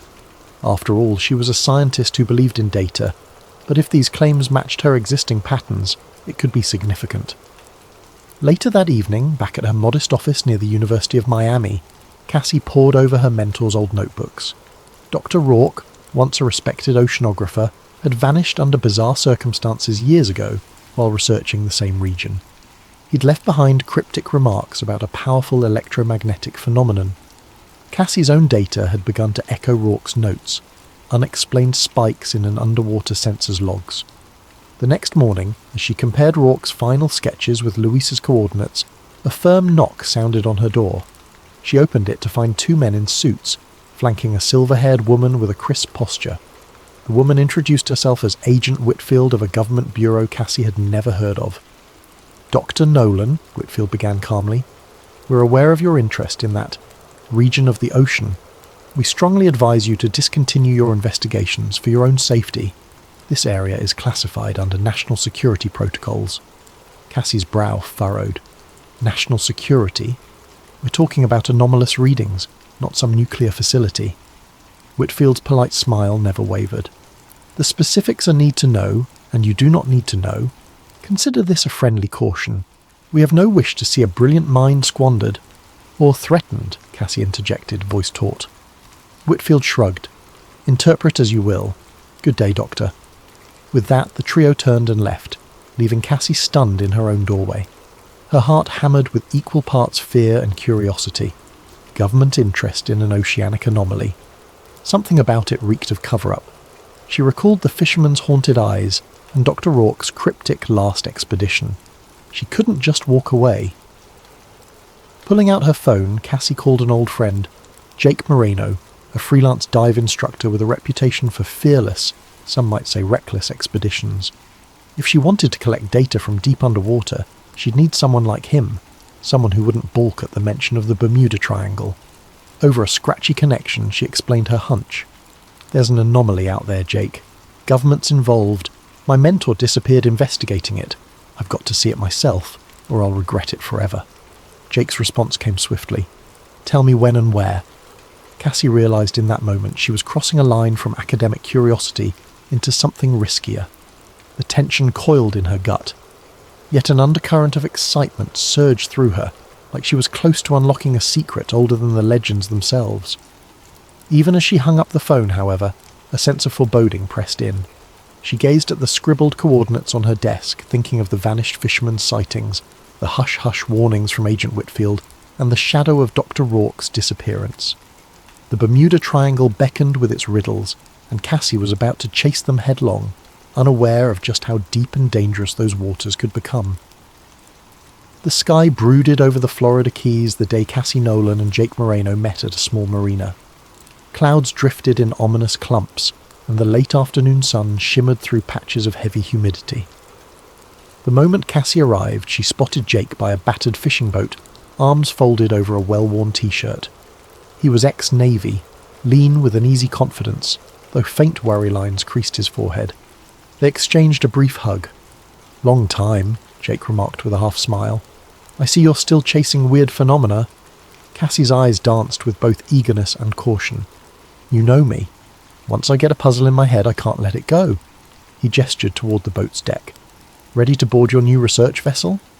He said it teasingly, but Cassie could sense he'd already prepped for a serious outing.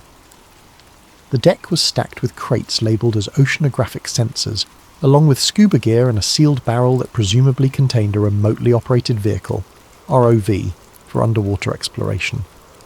A third person stepped out from below deck, a petite figure with short-cropped hair. "Dr. Nolan?" she asked, extending a calloused hand. "Olivia Park, tech specialist. Jake wrote me in for communication support." Cassie recognised the name from a university networking event. Olivia was rumoured to be brilliant in all things digital, from satellite uplinks to encryption. "Great to have you," Cassie said, shaking her hand. "We'll need every advantage if we're venturing into the Triangle." They got underway just before twilight. The boat chugged through calm waters, though the gloom in the sky hinted at an incoming storm. Cassie couldn't shake the memory of Agent Whitfield's warning. Why would the government clamp down so hard if this was just maritime folklore? It only served to heighten her suspicion that they were on the cusp of uncovering something major. Anchored some miles out, they commenced the first stage of Cassie's plan, collecting baseline data. She wanted to chart normal ocean conditions before venturing into the specific coordinates from Luis Ramirez. She and Olivia deployed a series of floating buoys equipped with sensors to track temperature, salinity, and electromagnetic variance. If anything was unusual, these devices would pick it up. Jake watched the horizon, arms resting on the wheel. "We need to move fast, Cass. Clouds look like trouble. The forecast says a squall might blow through tonight." "Time is always short," Cassie replied, glancing up. "But storms aside, I worry about, well, you know." Jake nodded grimly. The same unspoken threat weighed on them. Official interference. He tapped the throttle, setting a course for the Triangle's edge. Night fell, turning the water into a black mirror. On the boat's small radar, faint echoes popped up. Tiny fishing vessels, cargo ships in the distance. Then, out of nowhere, a massive shape slid into view on their screen, hugging the same route. A much larger vessel, no transponder ID. Olivia frowned at the radar. Could be Coast Guard, or a private ship running dark. They exchanged uneasy glances. "We'll keep an eye on it," Jake said, turning off their own navigational lights. "No sense advertising we're out here." Around midnight, the ocean turned uneasy. A stiff wind ruffled the surface, building to choppy waves. Cassie huddled with Jake and Olivia over a chart in the cabin. "We're about an hour from Ramirez's coordinates," she said. "We'll do a quick pass, launch the ROV, gather data, and get out." Jake nodded.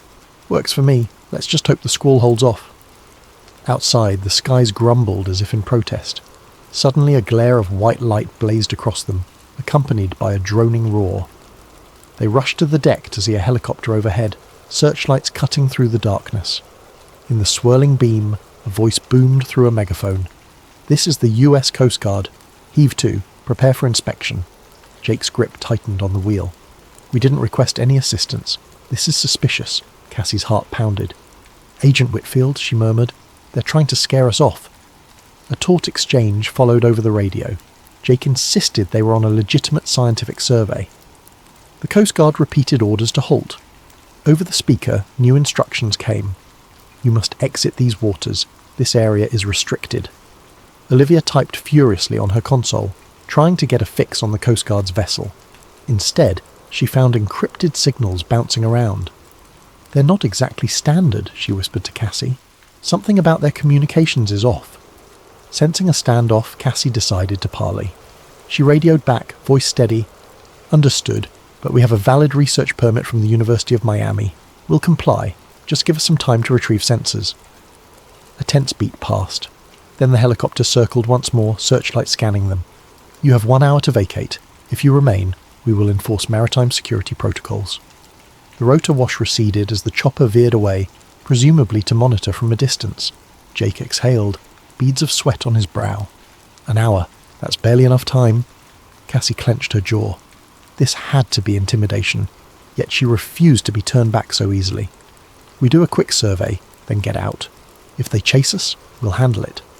So they pressed on, heartbeats hammering. The helicopter's lights winked in the distance, a reminder of watchful eyes. As soon as they reached Ramirez's coordinates, they hurriedly launched the ROV, diving it into the inky depths. Cassie guided the controls and a video feed flickered on. Greenish water, swirling particulates, no sign of a seabed at these depths yet.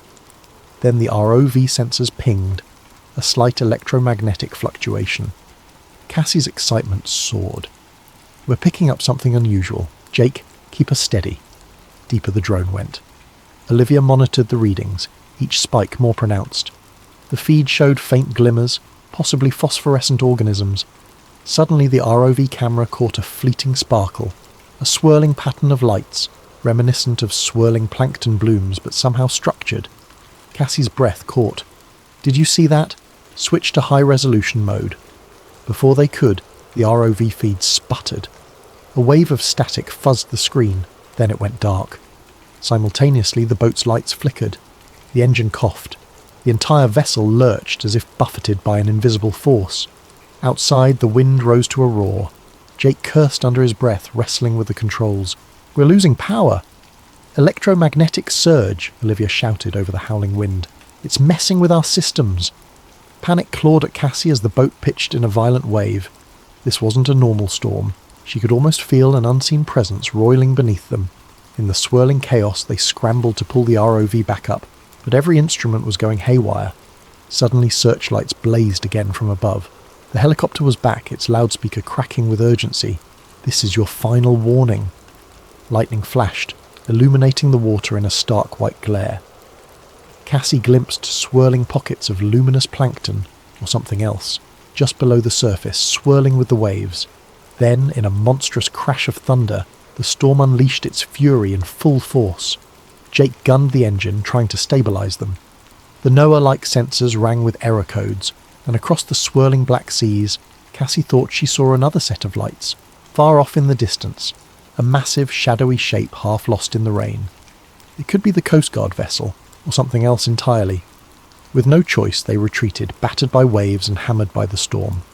When they finally cleared the worst of it, the boat's systems began to stabilize. But half their gear was damaged, the ROV jammed, and all the data they'd gathered remained scrambled. They had risked everything for only glimpses of something incredible and very real. And yet, beneath her exhaustion, Cassie felt a surge of certainty. Whatever they'd encountered wasn't just local folklore. The Bermuda Triangle's phenomenon was real, and the government evidently knew more than it was letting on. Cassie was no longer driven by mere curiosity. She sensed a bigger truth lurking beneath those waves, something that might rewrite what humanity knew of its own oceans. The question was, how far would she go to reveal it? And how dangerous would the next step become? A restless night blurred into morning as Cassie, Jake and Olivia docked at a small, out-of-the-way marina. Each was soaked to the bone, clothes stiff with salt. Their battered boat drew a few curious stares, but the watchers quickly turned away, perhaps used to seeing battered vessels limping back from ill-advised adventures. They found a dingy diner near the docks, ordered strong coffee, and tried to make sense of the scrambled data. Olivia had salvaged what she could from the ROV's partial recordings. The monitor on her laptop flickered with jumbled frames, flickers of phosphorescent, swirling shapes, and then static. Jake rubbed a hand over his stubble. We nearly got drowned out there, and for what? Cassie's cheeks reddened. I know it looked hopeless, but the readings, those spikes were massive. We confirmed there's a powerful electromagnetic field messing with electronics. That alone is worth investigating. Plus, we glimpsed lights underwater. Olivia sipped her coffee, eyes tired but focused. Cassie's right. We might not have a perfect video, but the sensor logs show short bursts of electromagnetic flux. It's off the charts, something unnatural. The real question is, do we keep pushing? Jake stared out the diner window at the drifting gulls. We gave it a shot. The government made it clear they don't want us near. We can't just keep running from Coast Guard intercepts. Cassie clenched her jaw, rummaging in her satchel. She pulled out a tattered binder. "These are from Dr. Rourke, my mentor. He documented similar anomalies decades ago, but also references a hush-hush branch of the government. He suspected it was bigger than just random phenomena. He mentioned possible advanced technology." Olivia raised an eyebrow. "Advanced technology, as in alien? Or a lost civilization?" Cassie shrugged. He was ambiguous, but some references read like he believed there was an intelligence behind these anomalies, not just random magnetism. Jake tapped the table. "Look, I'm not thrilled about tangling with the feds again. We need a safer approach. Maybe we gather old logs from other ships, check any declassified archives. If we find a pattern, we can confront them with evidence." Cassie's eyes lit up. "Data approach. We can do that, but we can't do it alone." That's when Olivia piped up. "I know someone who can help. A friend in cybersecurity. She's resourceful at digging into government records, even ones behind multiple layers of encryption. Name's Helena. If there's a digital trail, she'll find it." They agreed. While Jake rested and handled repairs, Cassie and Olivia would head inland. They parted ways at the marina, with Jake promising to keep an eye on any suspicious watchers. Later that day, Cassie and Olivia sat in a cluttered apartment living room, the walls lined with computer monitors and electronics. Helena was a sharp-tongued hacker in her late 20s, sporting neon-dyed hair and an irreverent smirk. She listened to their story with surprise, then curiosity. "You want me to break into government servers and find references to Bermuda Triangle Anomaly, or Operation Hush Hush? This is high-risk stuff," Helena said, tapping out a staccato rhythm on a mechanical keyboard. "It's vital," Cassie insisted. "We just need leads, any hidden files from the past decades mentioning unexplained maritime incidents. Something to prove or disprove the official narrative." Helena sighed dramatically. "Fine, but if men in black suits show up at my door, I'm throwing you two under the bus." Olivia half grinned. "Deal." As Helena's screens flickered with lines of code, Cassie felt a mixture of excitement and apprehension. She recalled Agent Whitfield's stern visage, that unwavering voice. If they were crossing lines, the consequences could be dire. Hours passed in a tense hush, broken only by the clack of keys and Helena's occasional grunt. Finally, a triumphant beep rang out. "Got something," she whispered. "It's partial, redacted, but yeah, we have multiple references to a classified set of missions under codenames like Project Siren and Operation Blue Current. Dates range from the 1950s to early 2000s. Olivia's eyes gleamed. "What do the files say?" Helena scrolled. "In summary, the government commissioned specialized vessels to observe anomalous electromagnetic phenomena in the Atlantic, specifically in an area matching the Bermuda Triangle. Mentions of submersible lights, and at least 2 incidents where US naval ships disappeared. Official cause, storms, but the internal memos suggest cover-ups." Cassie's stomach flipped. This validated everything Rourke suspected. "Any recent activity?" "Last reference is from about 7 years ago. Project Hydra Watch, a field station. Could be an island or atoll used as a listening post." Helena turned the monitor around. "Coordinates are partially blacked out, but I have a general region. It's about 70 miles from where you folks were last night." Cassie and Olivia exchanged a charged glance. A covert listening station in the Triangle? If it was still operational, that might explain the swift government response. Helena went on. "One more interesting tidbit. Repeated mention of non-terrestrial possibility, flagged in these internal notes. The phrasing is vague, but it points to the suspicion of something not of Earth." A hush fell. Cassie's breath caught. The government had considered the possibility that the anomalies were alien in origin. Eager for more detail, they pressed Helena, but many files were heavily redacted. "Accessing deeper levels triggers advanced security," she warned. "We risk being traced if I push further."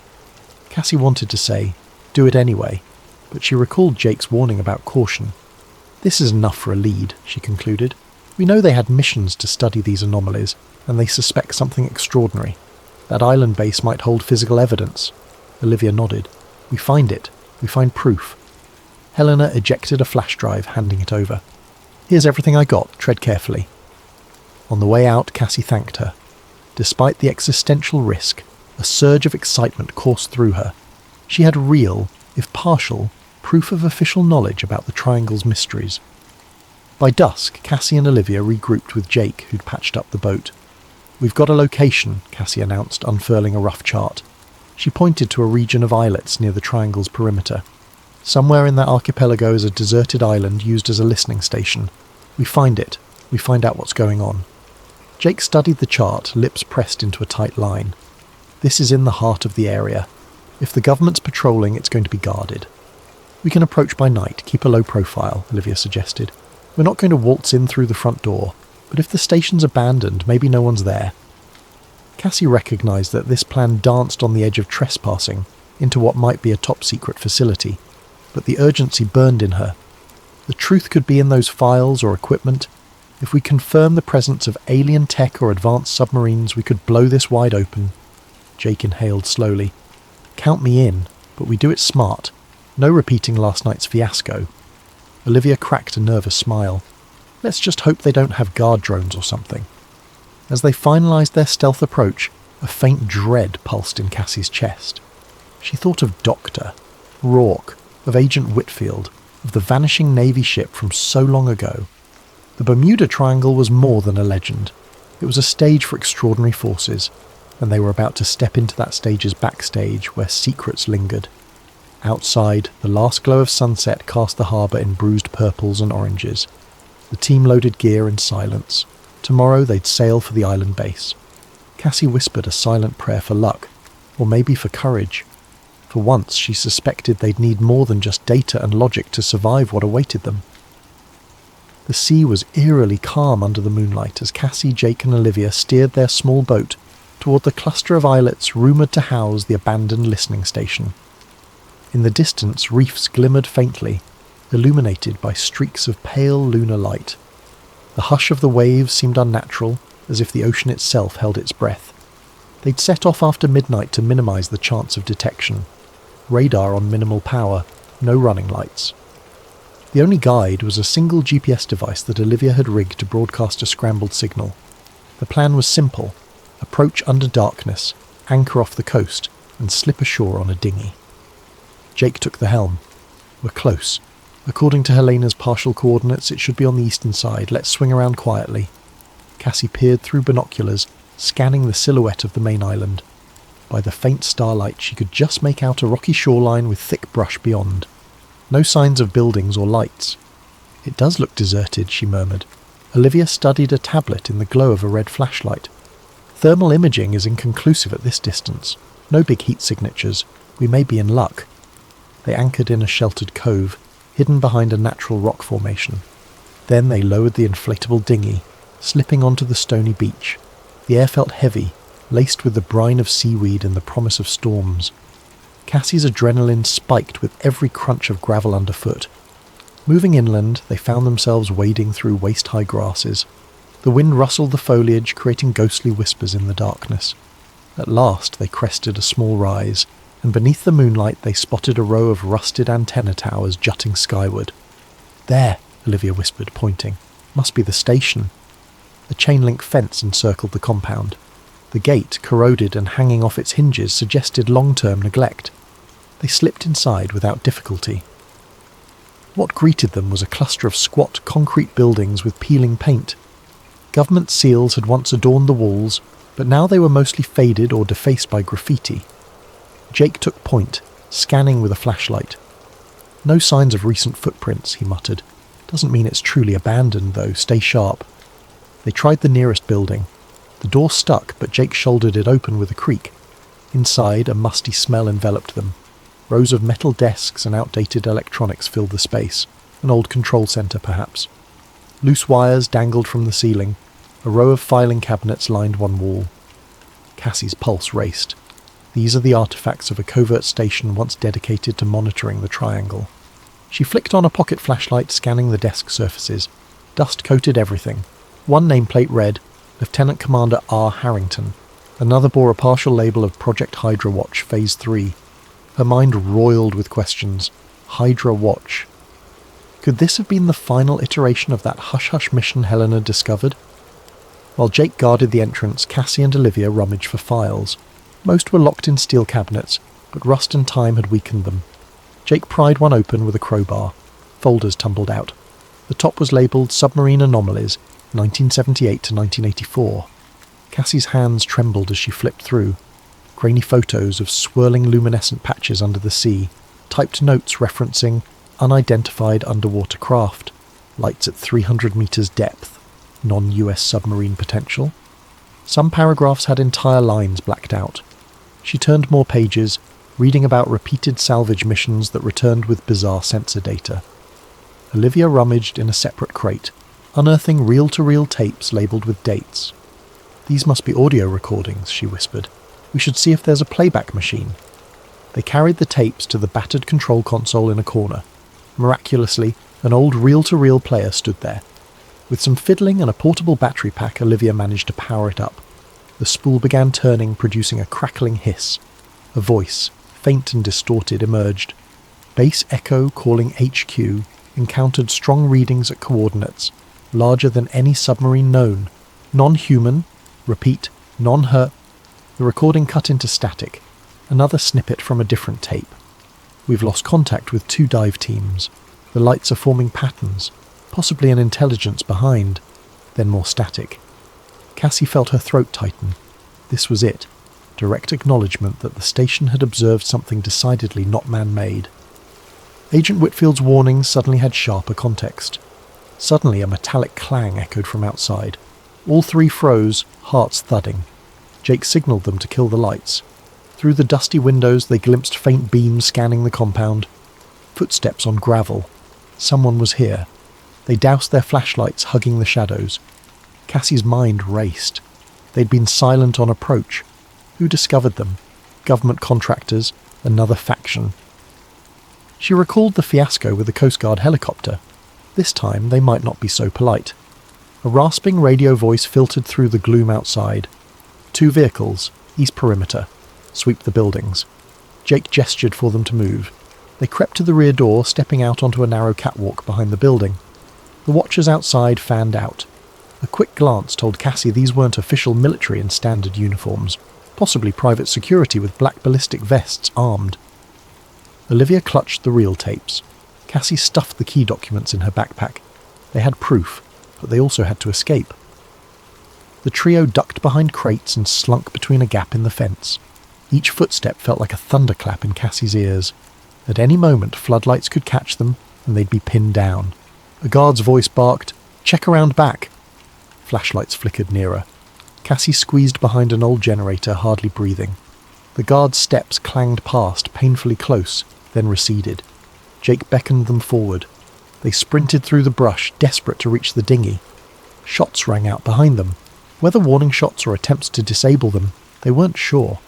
Heart pounding, Cassie pushed through vines and thorny bushes.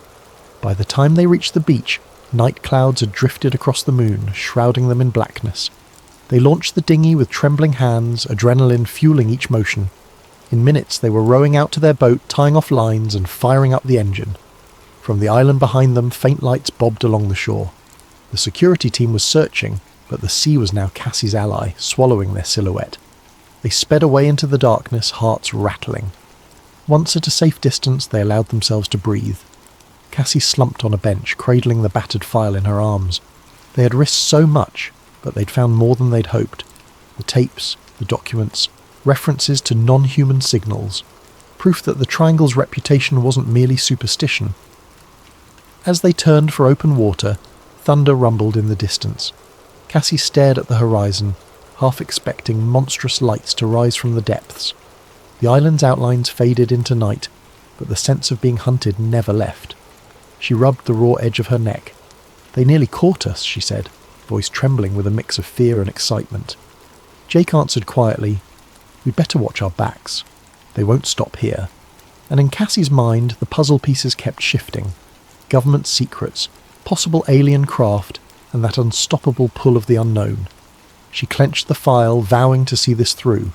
If there was more to uncover, if Dr. Rourke had guessed about an intelligence beneath the waves, she intended to bring it all to light, no matter the cost. They regrouped at a modest motel far from the main tourist strip, a place with threadbare carpets and flickering exterior lights, but no one gave a second glance. In a cramped room with 2 beds, they spread out their newfound evidence, the reel-to-reel tapes, the typed reports on Operation Blue Current, old photos of shimmering ocean anomalies, references to non-human signals, and scrawled charts that mapped the Triangle's depths. Jake paced in front of the door, seemingly restless, while Cassie and Olivia huddled around a battered tape recorder that Olivia had salvaged from the island. The device whirred as a new reel played, revealing a deeper level of detail than the earlier fragments. Male voice, static-laced. We have established that these signals are not random. Patterns repeat every 22 minutes. The pulses, they resemble a form of communication. Another voice. You're suggesting intelligence? Male voice. We can't confirm the source's origin, but it's massive, and it's moving at depths beyond our current submersible range. We suspect a craft or structure. The tape fizzled, then resumed. Male voice. HQ demands secrecy. Morale is low. 2 divers reported visions, lights forming geometric shapes, possibly attempts at contact. Then we lost them. No wreckage found. Cassie's heart pounded at every syllable. So they'd believed something was actively trying to communicate? She exchanged a glance with Olivia, whose face was lit by the flickering green light on the recorder. Jake finally spoke up. They concluded it might be alien? Cassie rubbed her temples, exhaustion warring with adrenaline. They never said the word alien explicitly, but non-human signals is pretty close, and these are official recordings, not just rumours. I'm amazed they didn't destroy this stuff, Olivia muttered. Or maybe they tried, but the place was abandoned in a hurry. Jake sank onto the bed, hands clasped. Now we have partial proof, but who do we even share this with? The government obviously wants it hidden, and the mainstream media might label us lunatics. Cassie exhaled. Science journals might take it more seriously if we present solid data, but we only have scraps. We need something that can't be dismissed. Hard evidence, something modern, undeniable, like actual footage of the phenomenon under the water or physical samples. Olivia nodded. If we can broadcast it widely in real time, they can't just hush it up. Jake frowned, leaning forward. Broadcast from where, though? Out on the open sea will be easy targets for the Coast Guard or these Black Ops teams. Cassie bit her lip, her mind drifting back to Dr. Rourke's last journal entries. He wrote about an incredible electromagnetic spike near the deepest part of the trench. That's where we encountered that insane storm. Maybe that's the source. If we can get a submersible down there with cameras... Jake gave a rueful laugh. Last time we tried, we almost got fried. Our ROV got scrambled. We'd need serious protection from electromagnetic interference. Olivia's eyes brightened. I might know a place. The university's Marine Tech Institute has a deep-sea submersible with specialised shielding. They were testing it for cosmic ray research. Problem is, it's locked behind bureaucratic fences. Cassie grinned. We have an ally there, Professor Leland. He might give us access if we phrase it right. Jake's brow creased. That's a huge risk, but it might be our best shot. They set about planning. While Cassie and Olivia hammered out how to approach Professor Leland, Jake insisted on reinforcing the boat's systems, improving the electromagnetic shielding, installing backup generators. If they had to coordinate a submersible dive in those waters, they needed top-notch gear to keep the mothership afloat. Days blurred as they worked covertly. Cassie visited Professor Leland on campus under the pretense of discussing a collaboration. With hushed urgency, she revealed partial truths. We've discovered extraordinary anomalies in the Atlantic that require advanced submersible exploration. I know you have the Aegis Sub-1 in development. We need to borrow it. Please, this is bigger than a research paper. The professor, a stout man with a genial smile, grew serious upon hearing about governmental interference. Though sceptical, he admired Cassie's drive and recalled Dr. Rourke's brilliance. Your mentor did hint at major discoveries, Leland mused.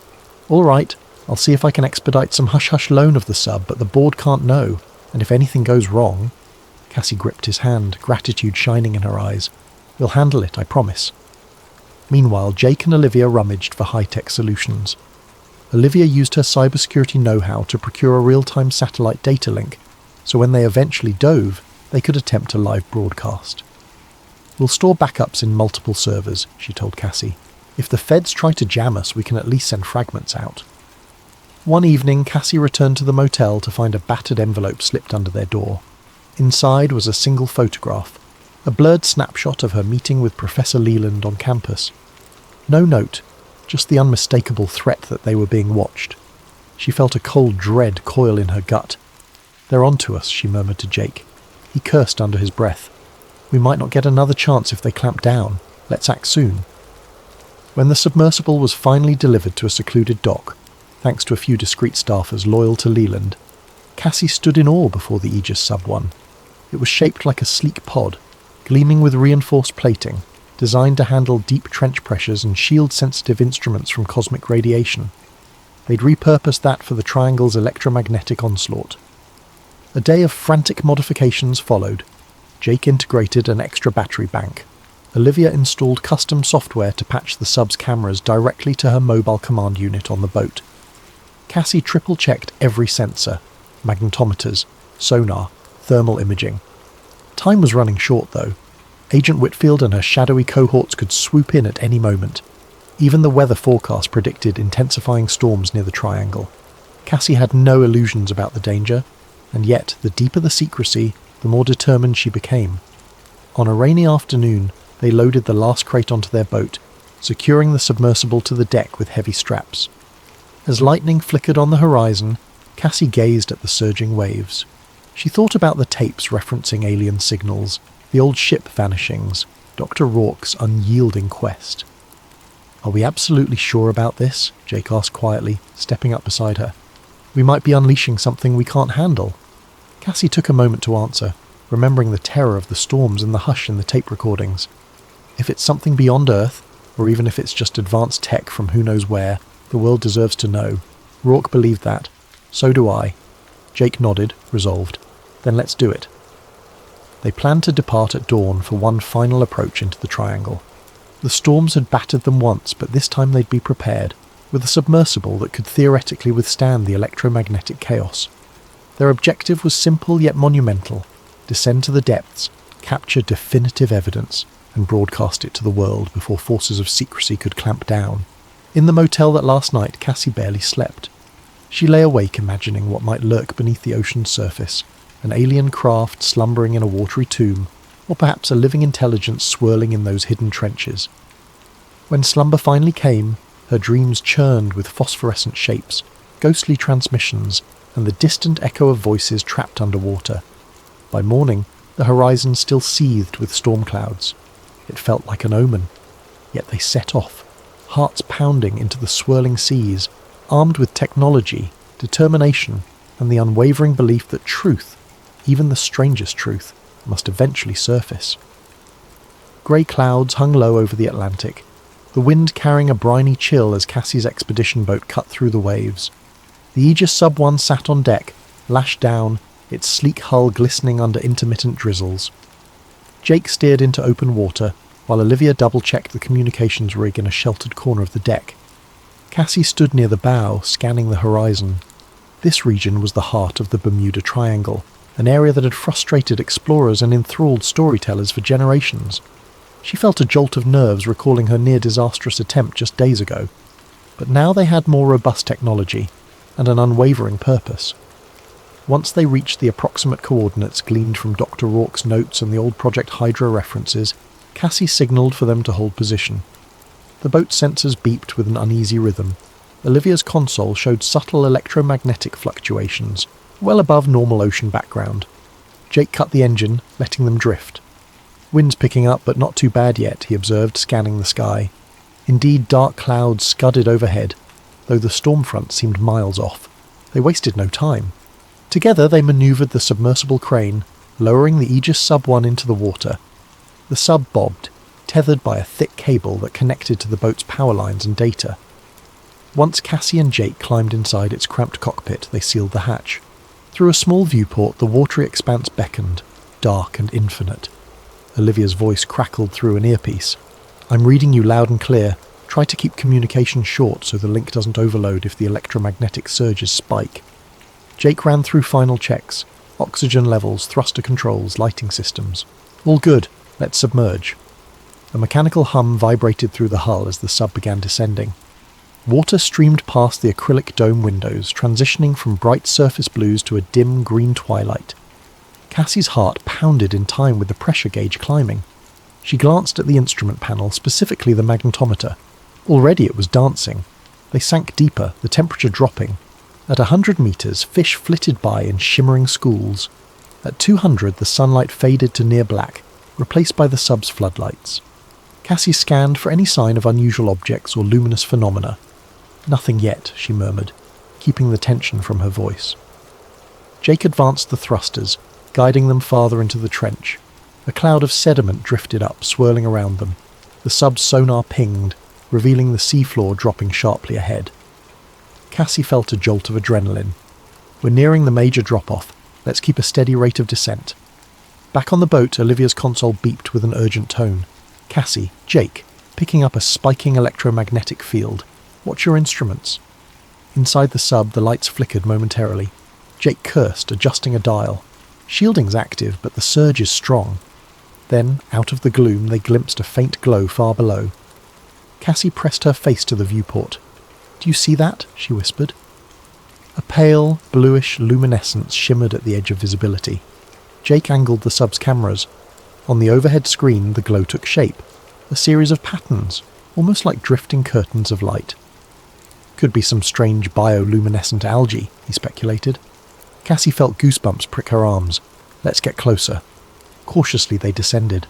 The glow intensified.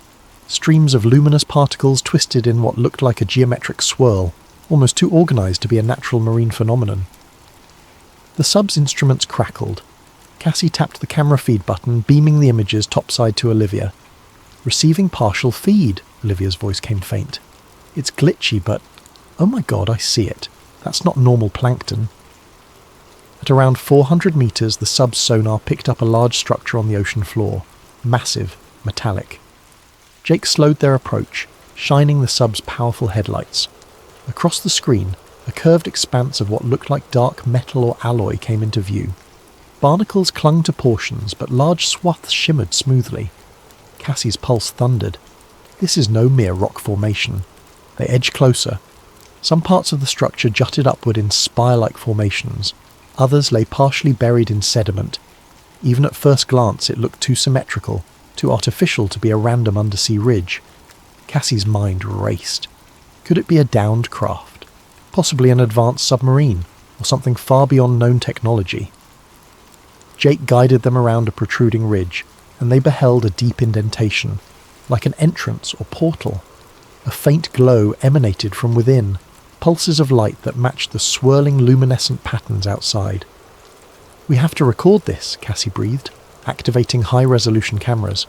"Liv, are you getting this?" Static hissed in their earpieces. Olivia's response was broken. In and out. Massive data surge. Keep filming. Suddenly a wave of energy hit. The sub's power flickered. Instruments spiked red. Alarms blared and Cassie fought to steady the controls. Jake cursed, pushing the shield generator to maximum. The entire sub shuddered.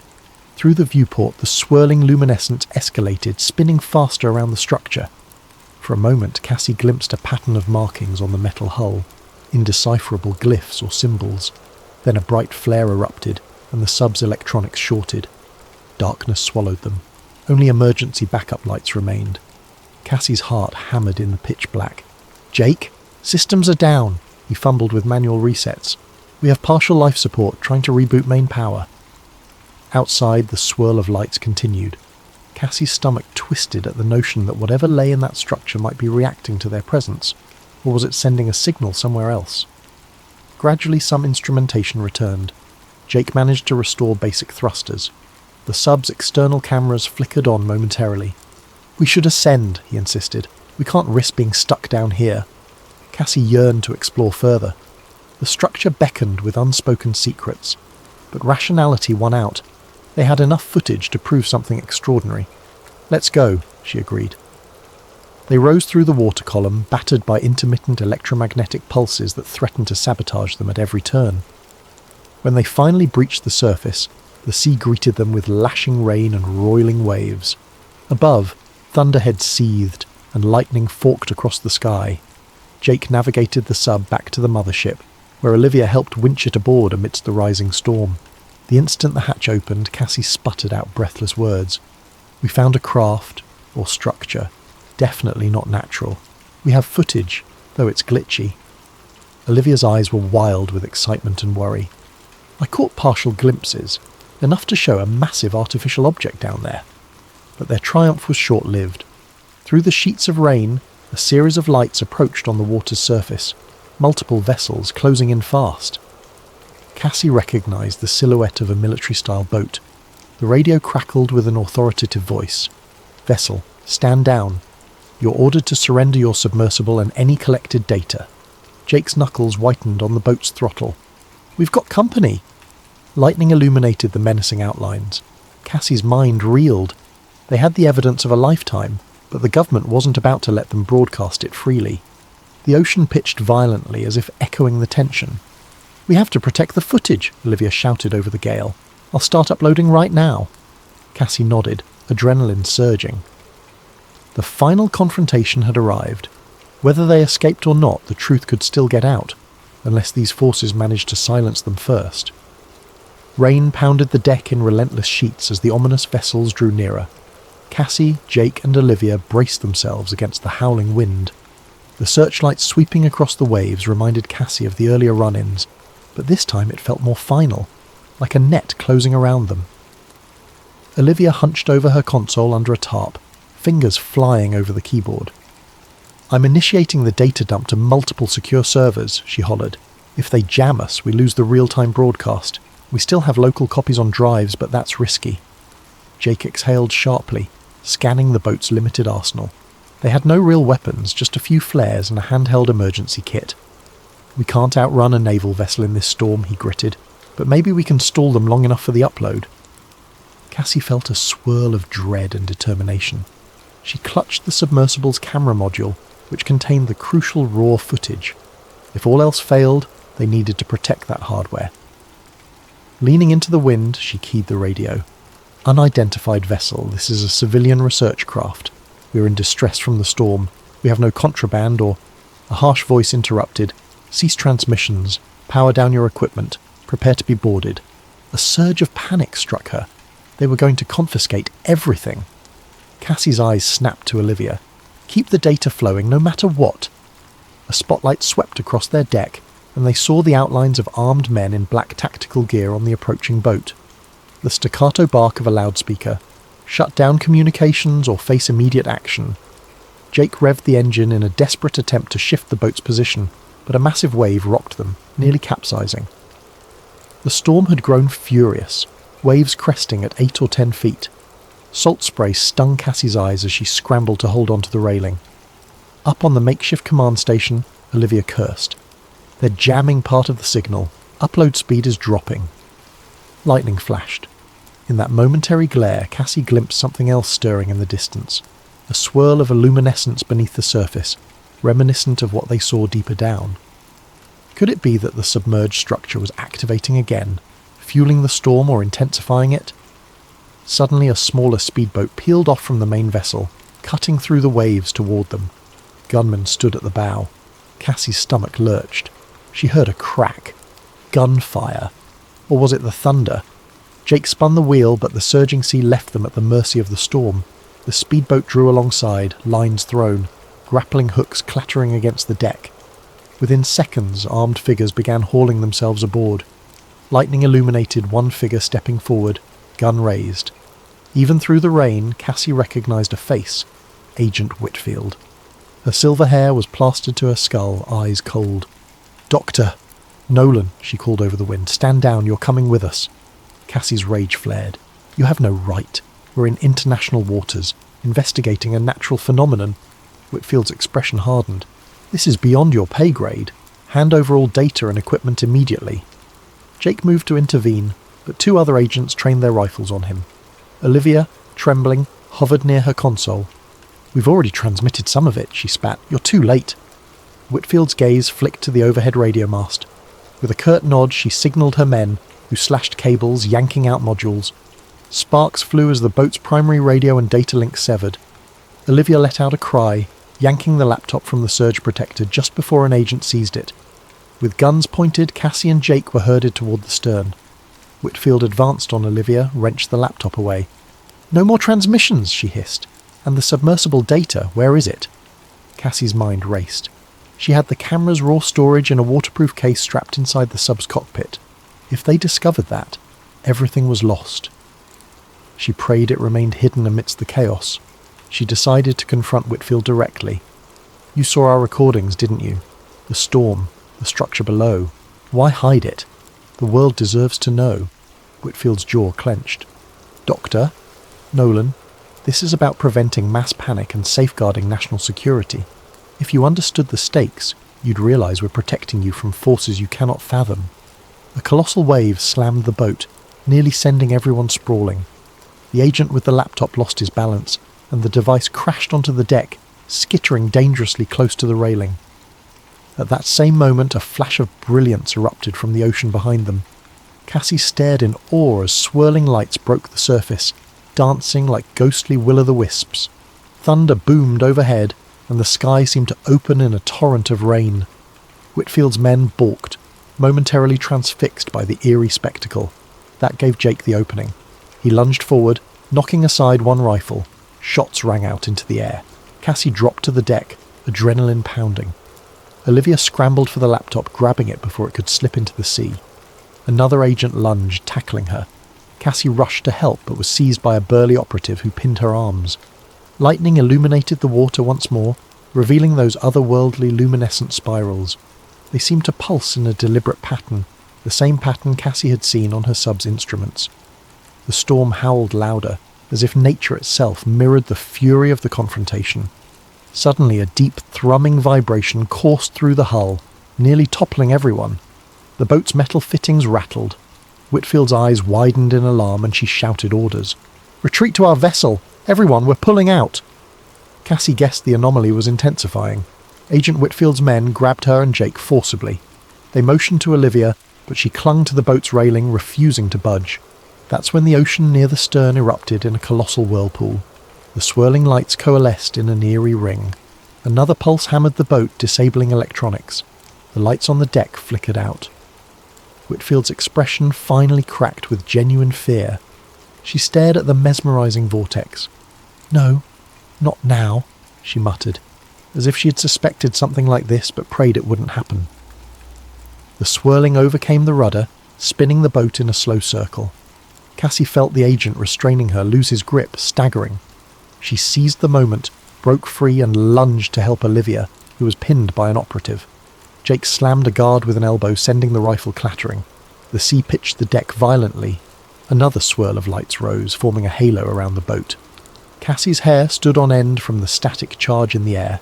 She looked up at the roiling sky, pulses of lightning dancing overhead. Shots rang out again. Whitfield's voice, "Hold your fire! We need them alive!"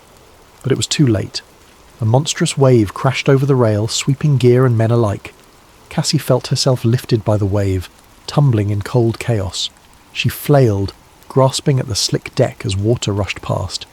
She glimpsed Jake clinging to a stanchion, Olivia lost in the swirl, Whitfield's men being tossed by the wave. The boat rolled precariously, half submerged in the watery madness. In a final deafening crescendo of thunder, the swirling lights flared. Cassie could only watch in breathless terror as an impossibly bright glow engulfed them. For a heartbeat, it felt like the ocean floor yawned open, pulling them into some other realm. Then darkness.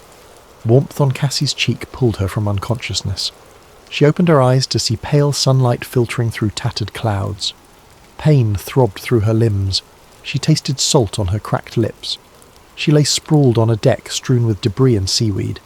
The boat seemed battered but afloat, listing slightly. A groan from nearby. Jake lay under a broken crate, bruised and coughing. Slowly she crawled over to help lift it.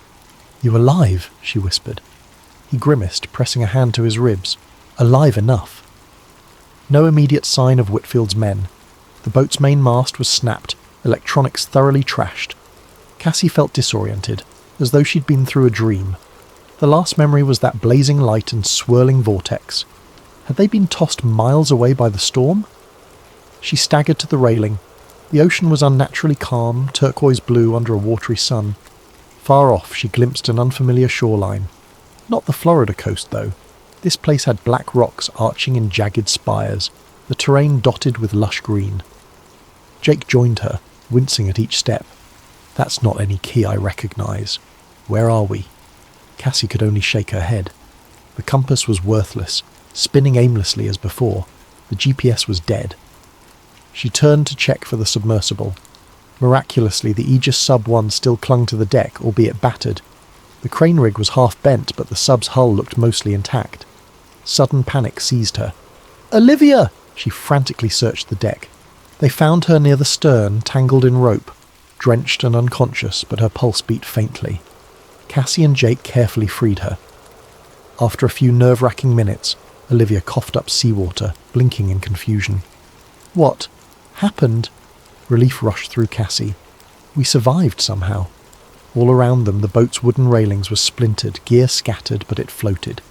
There was no sign of Agent Whitfield or her men, possibly washed overboard or retreated in another vessel. Any working electronics? Jake asked. Olivia tried the portable devices, all fried. The only hope might be the sub's internal system, which had its own shielding. I'll see if the sub's battery or comlink remains, she said, though her eyes held doubt. Cassie, gazing again at the distant shoreline, felt an eerie sense that they weren't simply off the Florida coast. The environment, the colour of the water, the shape of the land, it looked different, almost otherworldly. Could we have drifted to an uncharted island? She asked softly. Jake frowned. An uncharted island in these latitudes. Hard to believe in 2023, but the Triangle is known for messing with navigation. They spent the next hour mending themselves and rummaging for supplies. The fresh water stores survived. Some rations were soggy but edible. Cassie discovered a waterproof case lodged in a corner. Inside, the sub's camera memory unit. She hugged it to her chest, a flash of triumph. Our evidence. It's still here. But that joy was tempered by the new crisis. They were stranded. The boat's engine was swamped, the radio dead. Unless they fixed something or found external rescue, they'd remain adrift. By midday, they rigged a makeshift sail from the torn mast and spare canvas. The breeze nudged them toward the mysterious island, which loomed nearer, a rugged coastline of black volcanic rock and thick rainforest beyond. Jagged cliffs rose, casting shifting shadows on the water. As they approached, the atmosphere felt oddly charged. The ocean remained glass calm near the shore, and the sky had an unsettling haze, as if a permanent storm lurked on the horizon but never quite arrived. They spotted a narrow inlet. With careful manoeuvring, they guided the battered boat into calmer waters, eventually mooring at a small natural harbour. Cassie hopped onto a rocky ledge, wincing at the bruises on her legs. The air smelled of moss and brine. Birds cried overhead. No sign of human habitation. Jake tested a chunk of black rock with a pocket knife. Volcanic. Must be a small remote atoll. But the question is, how did we end up here so suddenly? Olivia joined them, scanning with a handheld sensor that had minimal function. Magnetic fields still weird. Low-level interference. Could be pockets of the same anomaly we saw at sea. They ventured cautiously along a shoreline path. Strange, twisted trees grew from cracks in the basalt, their roots glistening with moisture. Cassie noticed patches of luminous algae clinging to tide pools, a faint echo of the undersea lights they'd witnessed. A short hike led them to a broader cove. There, in a clearing, they discovered something extraordinary. The wreckage of multiple old boats, some rusted hulks half buried in sand, others mere splinters. Painted on one corroded hull, Cassie recognized the letters H-A-W-T. She gasped. USS Hawthorne, she whispered, recalling the fabled Navy ship that vanished in the 1950s. Jake's eyes widened. If that's the same ship, this island might be a graveyard for those lost in the Triangle.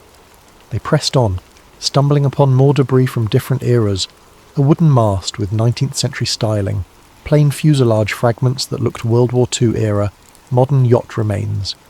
It was as if the island had magnetically drawn in vessels from across decades. Olivia's voice trembled. All those vanishings, they ended up here. Cassie knelt by a weathered nameplate from a cargo vessel reported missing in 1972. She felt a pang of sorrow, imagining the fates of countless sailors. No human remains in sight.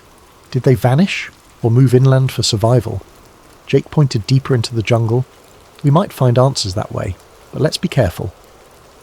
They ventured further inland, forging a path through ferns and twisted vines. The air was muggy, insects buzzing in thick clouds.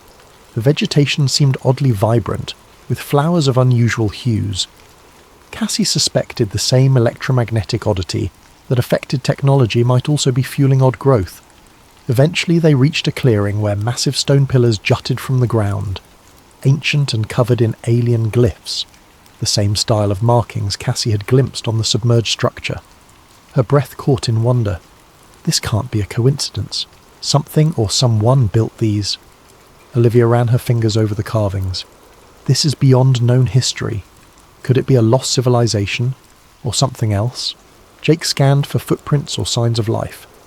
If castaways survived, maybe they found these ruins, but I see no fresh tracks. A hush fell over them. Cassie's mind whirled. The Bermuda Triangle had been rumoured to be cursed or supernatural, but these pillars hinted at advanced or ancient origins, possibly linked to the underwater craft. She pictured the swirling lights, the ephemeral storms. Maybe the ones who vanished are gone, Cassie said softly, heart heavy. Or maybe they left. In the distance, a rumble of thunder made them jump. The sky overhead churned with grey. Jake looked up warily. We should find shelter. This place doesn't feel safe.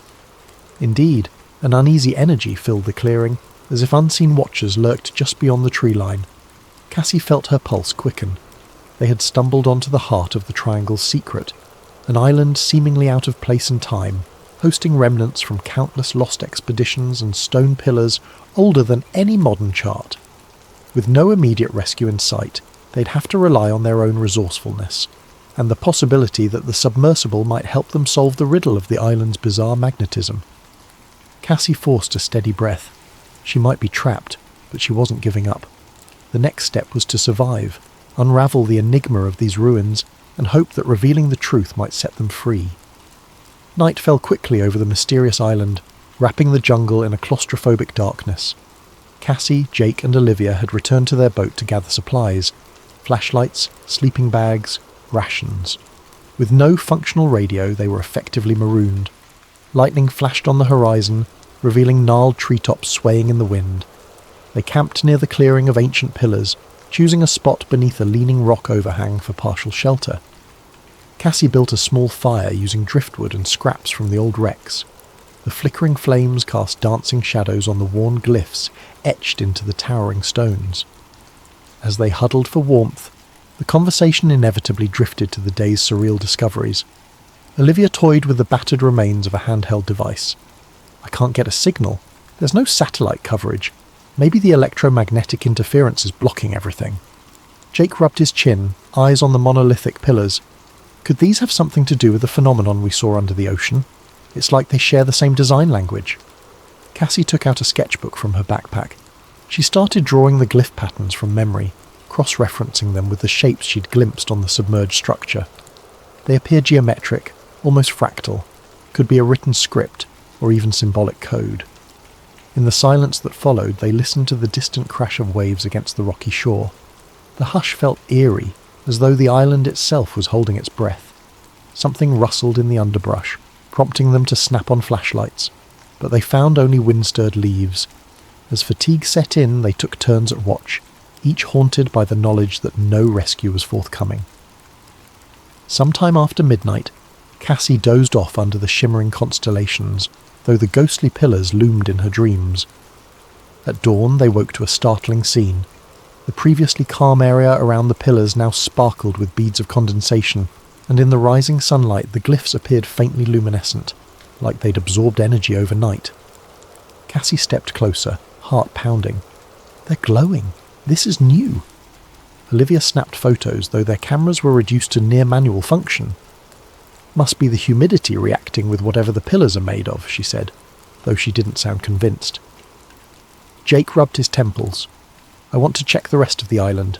Maybe we'll find more structures, or survivors. They packed up their meagre camp and ventured deeper inland. The path meandered through dense foliage. Gnarled roots tripped them, and vines draped overhead. Occasionally they spotted remnants of old crates or scraps of cloth, evidence that castaways had once been here. Midday brought them to a steep ravine. A narrow footpath led downward. At the bottom, water trickled in a small stream. Crossing it, they found a hidden grotto. Within this natural amphitheatre of rock they encountered a startling sight, a mosaic of stones arranged in a spiral pattern, each etched with the same alien glyphs. At the centre stood a carved altar. Cassie's breath caught. This is no random ruin. Someone built a ceremonial site or something akin to it. Jake circled the altar. Who, though? Ancient civilization? Or maybe... Those who ended up stranded here tried to communicate with whatever's in the ocean. Olivia knelt, running her fingers along the spiral mosaic. It's meticulously done. Could these stranded sailors have deciphered the glyphs? A wave of dizziness hit Cassie as she stared at the altar, her mind conjuring an image of swirling lights beneath the waves. She recalled the old reel tapes describing signals and attempts at contact. Was it possible that across decades, castaways tried to replicate those signals here on land? Suddenly a crunch of footsteps behind them. They spun around to see a figure emerge from behind a boulder, Agent Whitfield, her uniform torn and hair matted, but her posture still rigid. She held a pistol, aimed warily at them. Jake tensed, stepping forward protectively. "You're alive." Whitfield's eyes flicked from Jake to Cassie. "Likewise. I suspected you'd head inland." Olivia glared. "Looking for something?" Whitfield lowered the pistol slightly, grimacing. "We got separated when the wave hit. My men. I lost track. I found one corpse on the beach. The rest scattered." Cassie's anger simmered. All this secrecy, and for what? Look at us now. Stranded. Tell us the truth. Whitfield hesitated, the lines in her face etched with fatigue. "You think it's simple? We've known about anomalies in the Triangle for decades, maybe centuries. Some in the government suspect extraterrestrial involvement. Others believe it's an unknown Earth-based phenomenon. Either way, it's considered too dangerous for public knowledge. We fear the panic, the exploitation, the potential conflict if foreign powers scramble here," Jake scoffed. "So you're willing to kill for it?" She clenched her jaw. "I follow orders. The directive is to contain the situation, but I never expected we'd end up here." Her gaze flicked to the spiral mosaic. "This island it's not on any map. My superiors only whispered rumours of a lost zone." Olivia folded her arms. "And now you see it's real. Will you keep trying to bury it?" Whitfield's shoulders slumped slightly, as if an internal struggle weighed on her. "I have to protect national security, but this place defies everything. If we want to survive, maybe we do need to pool resources." Cassie sensed a shift, a glimmer of uneasy alliance forming.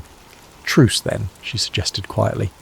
"We find a way off this island, or we uncover the key to why it exists. But no more guns and faces." After a tense pause, Whitfield nodded. She holstered her pistol. "Truce, for now." They spent the next hour exploring the grotto together. Whitfield admitted she possessed partial knowledge of earlier secret missions that identified an interdimensional rift theory, though never confirmed. The intense electromagnetic surges might warp space-time in localized pockets, pulling vessels from various eras. Olivia found curious remains in a small alcove. Rusted personal items, scraps of journals, no bodies, possibly from castaways who died or vanished. One scribbled note read, "The lights call from beneath. We answer on land. The gate must open." Cassie's skin crawled. A gate? Could they have believed these pillars or altars were a means to connect with whatever is beneath the ocean?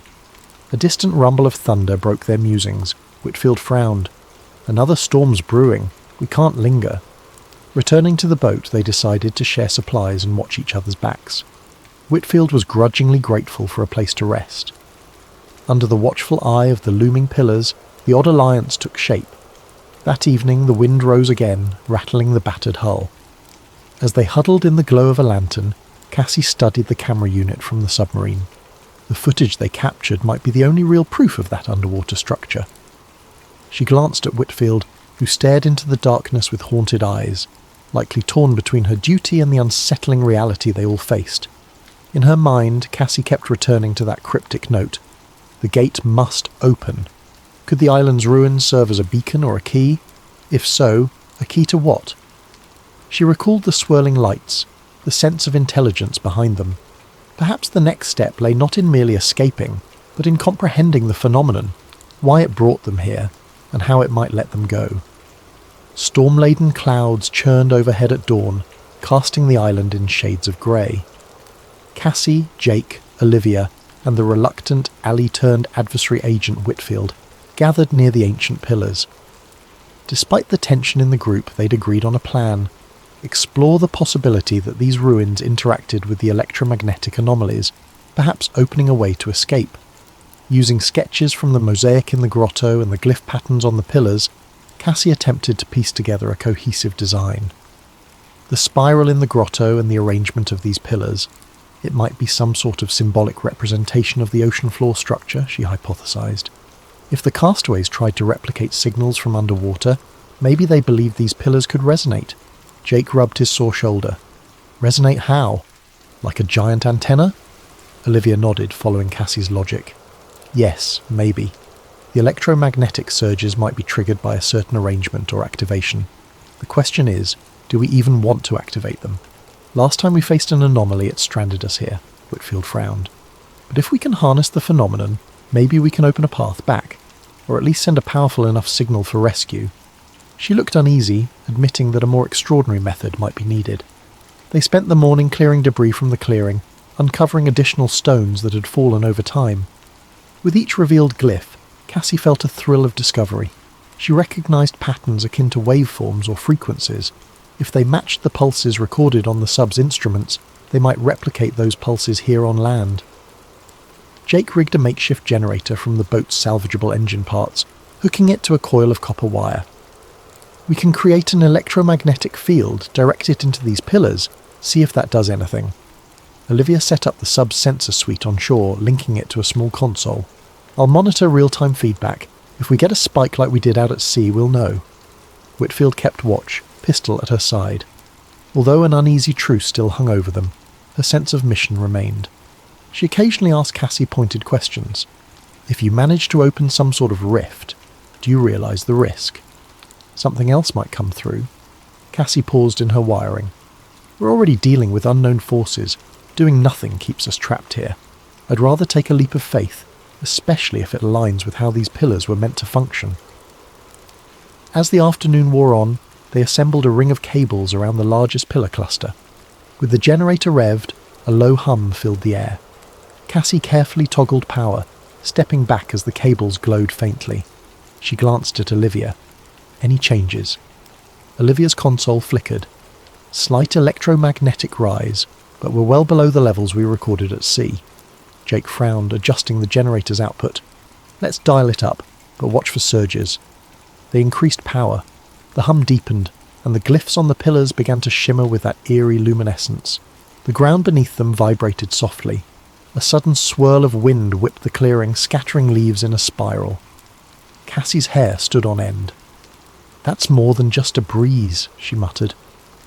Olivia's eyes widened at her console. We're hitting a spike, like a resonance frequency.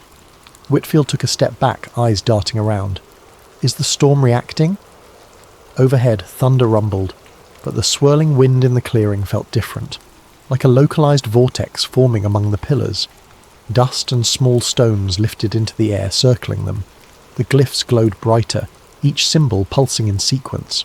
Jake called out, "Shut it down if it gets too big." Before they could, a column of light shot up from the centre of the pillars, piercing the low-hanging clouds. Cassie shielded her eyes as the brilliance reflected off the basalt. The ground shook harder, a quake rattling teeth. A roar of static filled their ears. Cassie's mind flashed to the sub's dive, the swirling lights beneath the ocean. Could she be bridging a link between the underwater craft and this island? The air crackled with electricity, arcs snapping between the pillars. Then, as swiftly as it began, the vortex expanded outward with a deafening crack. A wave of force knocked them all off their feet. The generator shorted in a burst of sparks. The blinding light receded to a faint glow. When Cassie scrambled up, dizzy, she realised something had changed. The sky overhead was no longer thick with storm clouds. Instead, it was a placid grey, the sort of day one might see on a calm morning back in Florida. She blinked, heart pounding, scanning the horizon beyond the pillars. Jake helped Olivia to her feet. Whitfield stumbled against a stone, thoroughly rattled. Olivia squinted at her console. We've got location data, somehow. GPS is flickering back, signal partial, but we're near Bimini. That's hundreds of miles from where we were. A wave of confusion and relief washed over them. Had the phenomenon transported the island, or them, or simply shattered the anomaly that trapped them? Regardless, they were no longer in that lost zone. The environment around them looked subtly different, the flora slightly more familiar. They rushed back toward the shore, hoping to see if the battered boat had also jumped. Sure enough, anchored in calmer waters, The boat remained, bobbing gently. But the black volcanic coastline was gone, replaced by coral sand typical of the Bahamas. The island they were on now seemed smaller, more in line with known geography. Cassie's mind reeled. They had escaped the lost zone. The swirling, ephemeral realm that had captured so many vessels was behind them. Some kind of electromagnetic or dimensional event reversed by powering the pillars. Whitfield's stance softened, awe mingling with her stoic demeanour. We made it out. Jake breathed a shaky laugh. Never thought I'd be happy to see normal water. Olivia tapped her console. We can attempt radio contact. The interference is minimal now. I might be able to hail local channels. Cassie gazed across the waves, imagining how close they'd come to permanent entrapment. They still had the submersible's footage, plus real-time accounts of the phenomenon. And the final turn of events suggested that these ancient constructs and the underwater craft were linked in ways that defied conventional science. Whitfield exhaled, setting her pistol aside. The best we can do now is orchestrate a controlled disclosure. If we just let the news break recklessly, it could spark chaos. Cassie met her gaze. People deserve to know, but yes, we must do it responsibly, step by step with facts, not sensationalism. Jake stepped in, resting a hand on Cassie's shoulder. First, let's get off this new island, fix that boat, and get medical care. Then we can worry about changing the world. A slight smile tugged at Cassie's lips. She nodded, though deep down she recognised they stood at the threshold of an enormous shift. The Bermuda Triangle mystery might never be fully solved, yet they had glimpsed enough to reshape humanity's understanding of what lurked in the ocean's depths. As they gathered themselves, Olivia managed to get a faint radio signal. A crackling voice responded in English. Cassie felt tears well in her eyes. They were truly back within a known reality, carrying knowledge of an unknown one. Whitfield, listening quietly, seemed oddly humbled. I'll contact my superiors. Perhaps for once we can do the right thing. Cassie left the pillars behind, stepping onto the sand with an unsteady but resolute stride. The camera module pressed to her chest, the cryptic glyphs etched in her memory. An unspoken vow formed. She would devote her life to responsibly unveiling this truth, whatever it meant for science, for humanity, for the grand tapestry of the ocean's secrets. In the distance, the low hum of an approaching plane or helicopter carried across the wind. Rescue? Military? Perhaps both. The final chapter of their wild journey was about to begin, but the greater story, how the world would react to the revelation of ancient, possibly alien influences in the Bermuda Triangle, was only at its dawn. Thank you so much for joining us on this journey into the Bermuda Triangle's hidden depths. If you enjoyed this conspiracy-laced adventure, let us know where you're watching from in the comments below and what time it is for you right now. Don't forget to subscribe to Sleep Theories to ensure you never miss a story like this, one that pushes the boundaries of the unknown and encourages us to keep questioning the secrets of our extraordinary world. Sleep well and stay curious. Had hurried out moments ago, muttering about a fierce storm that might spook their livestock. The thunder overhead rumbled, setting Betty's nerves on edge. She paused in the kitchen, about to douse the lantern for a moment's rest, when a flash of brightness cut across the black horizon. Not lightning, but something else. She dashed to the open doorway. A narrow, blazing streak arced overhead, sputtering sparks like metal scraping the atmosphere. It vanished behind a ridge just beyond the ranch fields, followed by a bizarre, echoing boom. The ground trembled. Betty's heart hammered. Could it be a plane crash?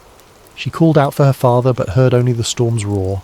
Grabbing her slicker, she ran into the rain, scanning the fields for any sign of him. In the distance, an otherworldly glow flickered behind the far fence line. The cattle bellowed in alarm. Something definitely had come down from the sky. Something big. It might be debris or wreckage. Gritting her teeth, she pushed through the mud, praying her father was safe. The next morning, word spread through Roswell about a ranch where strange debris had been discovered. Neighbours whispered about metal that bends and then reforms, rumours of symbols etched on scraps. But hours later, the Army Airfield's official statement shifted the story. First, it was said to be a flying disc, then abruptly relabelled a weather balloon. The confusion only fueled speculation. Some insisted the material was too exotic for a mere balloon. Others shrugged it off as a fancy government project. For local folks, it was a passing curiosity, except for those who'd witnessed the lights in the storm. That same day, Danny Cole, an eager junior reporter at the local newspaper, was on the trail of the weirdest assignment of his budding career.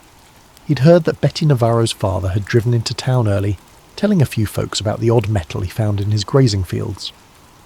By the time the army arrived to hush him up, the rumour mill was already blazing.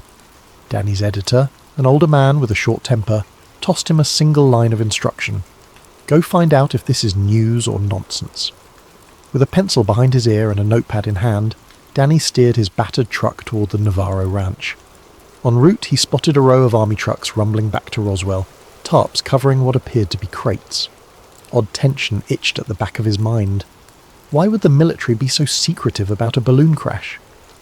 Arriving at the dusty driveway, he found Betty Navarro standing by a fence, her clothes still stained with mud from the prior night. She eyed him warily, suspecting he might be another official come to strong-arm her father. He introduced himself gently, explaining he was just a local reporter hunting for the truth. That seemed to ease her suspicion. With a tired sigh, she nodded toward the pasture. We're not supposed to talk about it. The army men told us it's classified, but all we want is to understand what happened on our land. Walking alongside Betty, Danny glimpsed the flattened tall grass where something had skidded. A few scorched patches dotted the ground. She recounted how she'd found her father near dawn, staring at twisted shards. He was convinced it wasn't from any typical plane or balloon, like nothing he'd seen in 40 years of ranching. Then soldiers swarmed in, whisked away the wreckage, told him to keep silent or face dire consequences. He now lay in bed, nerves frayed, spouting paranoid worries that he'd be hauled off if he talked. Betty bristled at the thought. He just stumbled on that debris. We're no criminals. She led Danny to a small shed where her father had stashed a single piece he'd pocketed, an L-shaped sliver of dull silver about the size of a paperback. She handed it over with trembling caution. Danny turned it in his hands, marvelling at how lightweight it was. Aluminum, he guessed, but pressing his thumb left no dent. Even repeated attempts to crease it failed. Suddenly Betty took it back, folded it almost in half with surprising ease, then let go, and it snapped back to its original shape. No signs of bending or stress. Danny swallowed hard. This can't be normal metal. From behind them an engine roared, making them jump. The jeep skidded to a stop near the shed. 2 uniformed men hopped out, guns visible at their hips. One barked, "Step away!" That's government property. They marched over, demanding the piece. Betty clutched it to her chest, her eyes flashing. Danny, pulse racing, tried to calm the situation. "We're just looking, sirs. She's the owner of this ranch." But the men ignored him, forcibly snatching the debris from Betty. They levelled a cold glare. "Stop meddling, or you'll regret it." With that, they drove off in a cloud of dust, leaving Betty trembling in fury. The feeling that something was deeply amiss sank into Danny's gut. That afternoon, a press release from the army airfield stated unequivocally that the recovered wreckage was a weather balloon. The local sheriff's office parroted the same line. Meanwhile, half the town whispered about flying discs, UFOs, or secret weapon prototypes. The radio crackled with crackpot call-ins. Danny's editor, spooked by the army's sudden interest, told him to drop the story. No sense stirring trouble, kid. But Danny's curiosity burned. The conflicting accounts, plus the bizarre behaviour of those soldiers, hinted at something bigger. This was no ordinary crash. Back in his small apartment, Danny typed out notes about Betty's testimonies, the odd metal fragment, the ominous warnings. He had no illusions that printing any of it in next morning's edition would be easy. Yet the sense that Roswell was at the centre of a swirling conspiracy made him determined. He needed more angles, more proof. The next step, find out if anyone else had glimpsed the lights or had scraps of wreckage. But as he mulled over names to contact, a knock hammered on his door. Peering through the peephole, he saw 2 strangers in plain suits. He opened the door a crack. One man hissed, "Cole? We know you've been snooping at Navarro's place. Let it go." The second man stepped forward, voice low and menacing. "You didn't see anything unusual. Remember that." Then they left, footsteps echoing in the hallway. Danny's pulse thundered. In one day he'd witnessed a crashed object of unknown origin, encountered bullying soldiers, and now faced intimidation at his own doorstep. He realised that whatever fell in Roswell wasn't just scraps of metal. It might be the key to a story that could upend everything the public had been told. The question was, How far were these unseen forces willing to go to keep a lid on it? And was Danny, a fledgling reporter, brave or foolish enough to push onward? Clutching his notes, he sat on the edge of his bed, mind racing. Something extraordinary had shattered that New Mexico sky last night, and the shadowy efforts to hide it were as real as the desert thunder still rattling in his memory. He decided, I won't be scared off. Tomorrow, he'd dig deeper, step by step, determined to uncover the truth. The day after the men in suits threatened him, Danny Cole woke early, consumed by a sense of purpose. He typed up what he had so far: the unusual debris with shape memory properties, the contradictory official statements, the intimidation attempts. But in rereading it, he realised the piece lacked definitive evidence. A sensational claim needed more than hearsay. He needed additional eyewitnesses or a smoking gun. Without that, his editor would never run the story, and the army might label him a crank. He headed first to the local sheriff's office, hoping for a chat with the deputy who'd initially tipped him off about the Navarro ranch. The station's waiting area smelled of stale coffee, but the deputy seemed cagey now, eyes darting as he spoke in hushed tones. Look, kid, I told you about the ranch because I figured something smelled fishy, but now folks from the army in some unknown suits have shown up, telling me to keep quiet. They're using words like national security. The deputy looked genuinely spooked, refusing to say more. Don't drag me deeper into this, Danny. I got a family. With that, the conversation ended. Next, Danny tried visiting local ranchers, who might have glimpsed unusual lights during the thunderstorm. Several admitted hearing a bizarre boom, or seeing flashes that didn't match normal lightning. But none had concrete proof. One ranch hand mumbled about metal scattered across the field, but the army confiscated everything the next morning. Another said she saw army trucks hauling large tarps. Still, speculation remained rumour level. Despite the swirl of talk, there was no tangible artefact to show. The net apparently had been cast wide. The army seemed determined to erase all physical traces of the crash. As Danny walked down Roswell's main street late that afternoon, a voice hissed from an alley. Psst! Cole! He glanced over, startled, to see a tall, lanky figure beckoning. Oliver Grayson, a local recluse known for odd theories about secret government tests. He wore rumpled clothes and clutched a rolled-up sheet of paper. I have something you'll want to see, he whispered. Danny approached warily. Oliver's eyes darted left and right, as though expecting watchers. Oliver led him to a dingy back room behind a boarded-up photography studio. There, he unrolled the sheet. It was a large negative from a camera, apparently capturing streaks of light in the sky.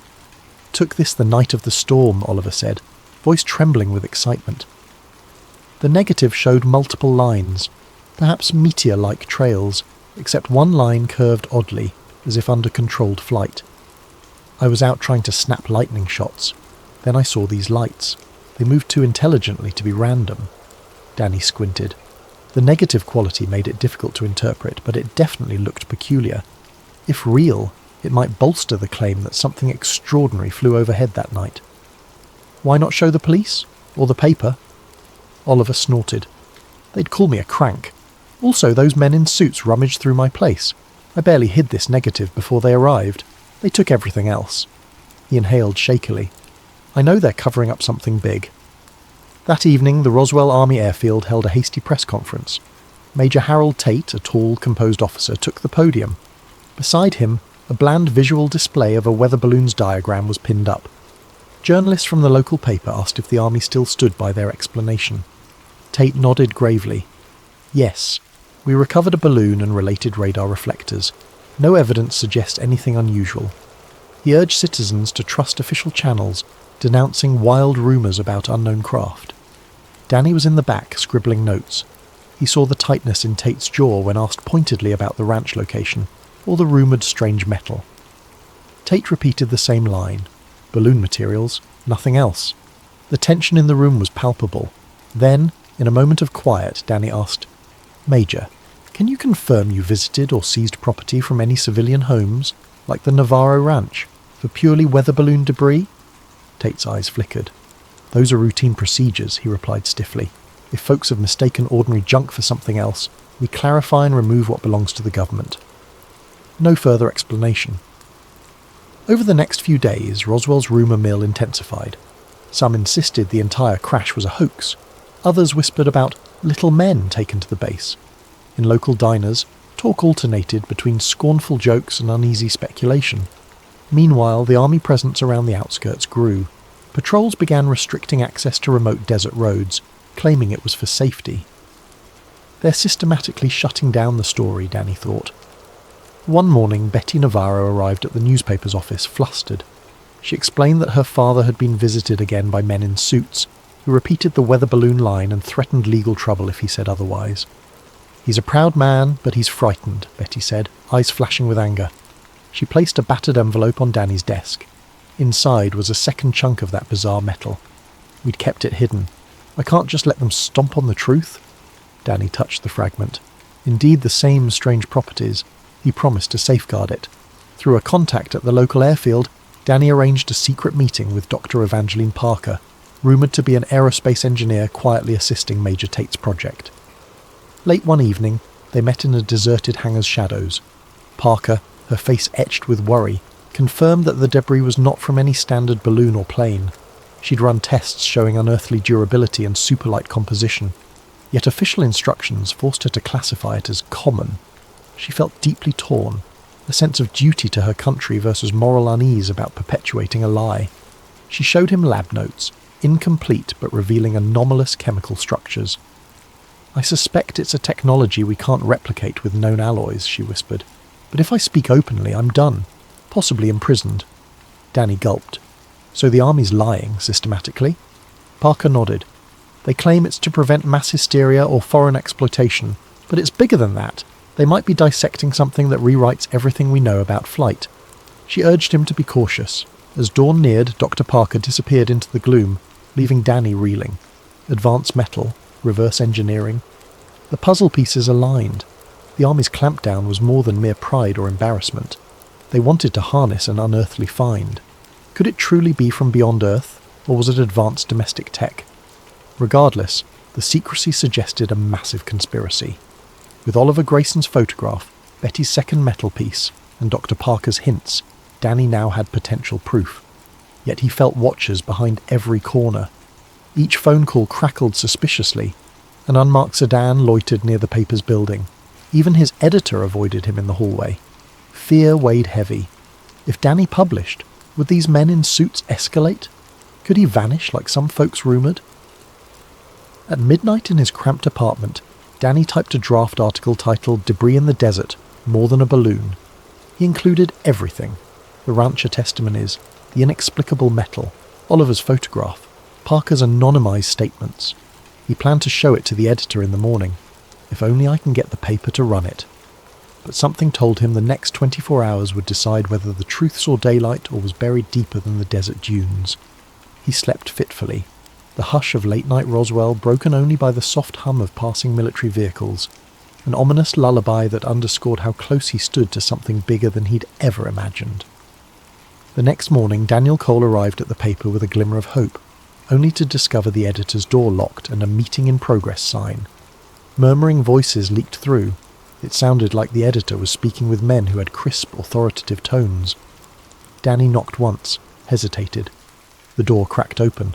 A grey-suited man with cold eyes peered out. "We'll be done soon," he said icily. 5 minutes later, both men brushed past Danny without a glance, disappearing down the corridor. Danny entered the office to find his editor, sweaty and shaken, rummaging through some papers. "Kid," the editor began, voice trembling, "I can't run your piece. These, army reps said it's national security. They threatened legal action if we print speculation." Danny's protest died in his throat, seeing the fear in the older man's eyes. He realised the story was effectively blacklisted from local press. "I'm sorry," the editor added quietly, refusing to meet Danny's gaze. "Write about anything else you want, just not this." With the local newspaper gagged, Danny's frustration peaked.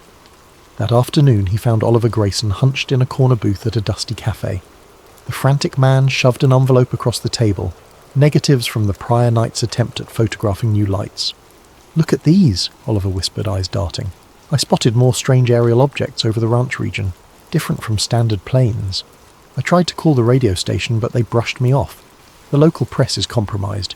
We gotta go bigger national. Danny studied the negatives in the dim cafe light. They were faint, but some lines indeed suggested unusual flight patterns. Could be illusions, but combined with Dr. Parker's statements and the metal shard, it formed a mosaic of evidence. We might have to contact a bigger outlet, Danny said, nodding, but the army's already breathing down my neck. Oliver shrugged, fear glimmering. They'll destroy me if they find out, but if we do nothing, they'll bury the truth forever. That night, Danny typed a detailed account from home, 8 pages typed single-spaced, hoping to mail it to a national wire service. The phone rang near midnight. He answered groggily. Static hissed. Then a mechanical-sounding voice said, "We see your typewriter blazing. Stop, or the next knock you hear won't be so polite." The line went dead. Adrenaline spiked. He dashed to his window, peering outside. Sure enough, a dark sedan idled across the street. This was an escalation. They were tapping his calls. I need to vanish if I want to get this out safely, he realised. He stuffed the typed pages, plus Oliver's negative prints, plus Betty's second metal shard into a satchel. Then he wrote a quick note to Betty, telling her to meet him at a deserted gas station near the highway at dawn. After a sleepless night, he quietly slipped out before sunrise.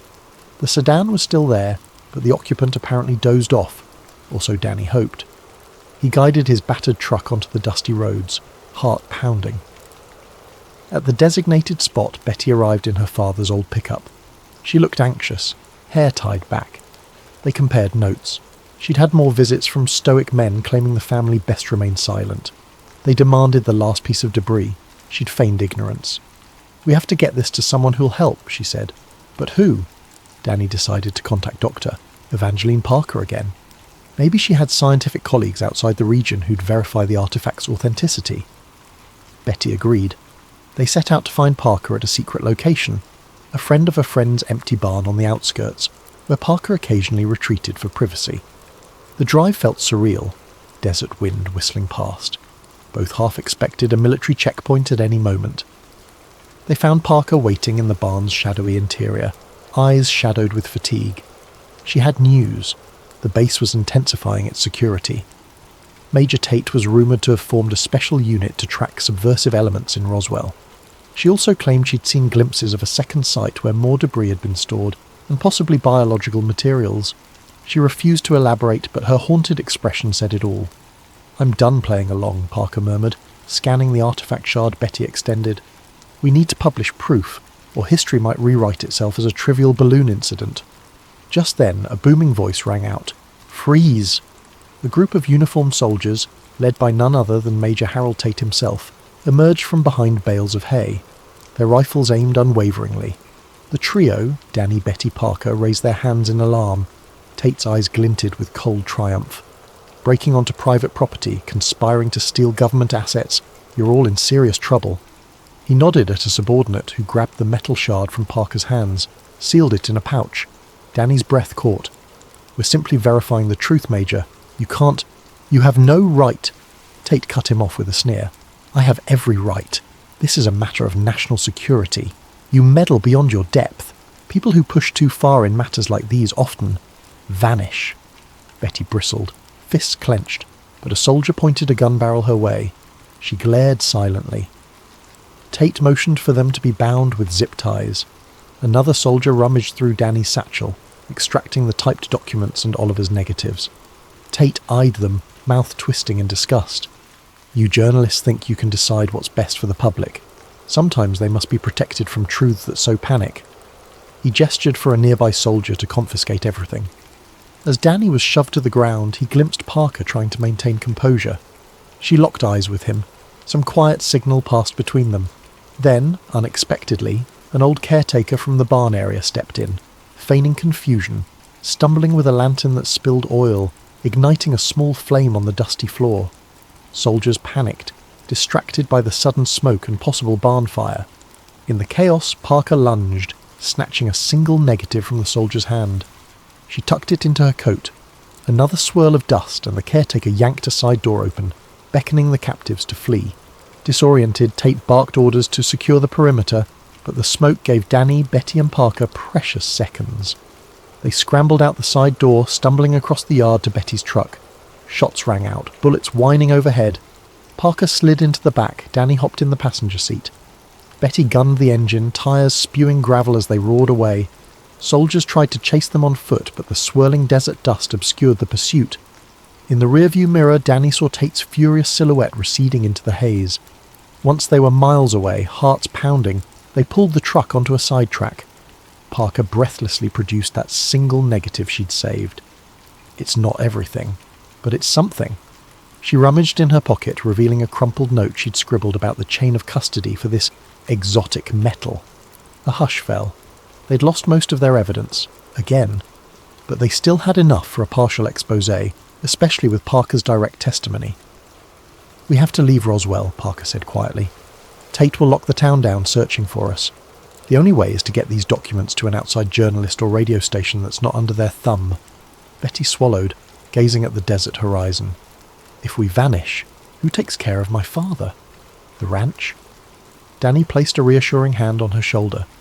"We'll come back once this is out in the open, but right now, we either reveal it or watch it get buried." Parker nodded resolutely, glancing at the negative. "Let's drive. I know a contact in Santa Fe who might help." And so they set off, headlights cutting through the twilight. The net around them had never been tighter, but they still had one path forward. Gather allies beyond Roswell's borders, show the world a glimmer of the truth, and hope it would spark the unstoppable question: what really happened in the desert sky? Night fell across the high desert as the battered pickup rumbled northward, carrying Danny Cole, Betty Navarro and Dr. Evangeline Parker. They kept to back roads, skirting major highways where military checkpoints might lurk. The hush was broken only by the whir of the engine and the trio's tense whispers about next steps. Parker clutched the negative and her partial notes like lifelines, conscious that each piece of evidence could vanish with one ill-timed ambush. They arrived in Santa Fe near midnight, parking behind a nondescript boarding house. Dr. Parker led them to a second-floor room lit dimly by a single lamp. Inside waited Hank Beringer, an ex-war correspondent turned freelance journalist known for publishing controversial exposés. Parker had met him briefly at a scientific conference and knew he had a penchant for stirring trouble.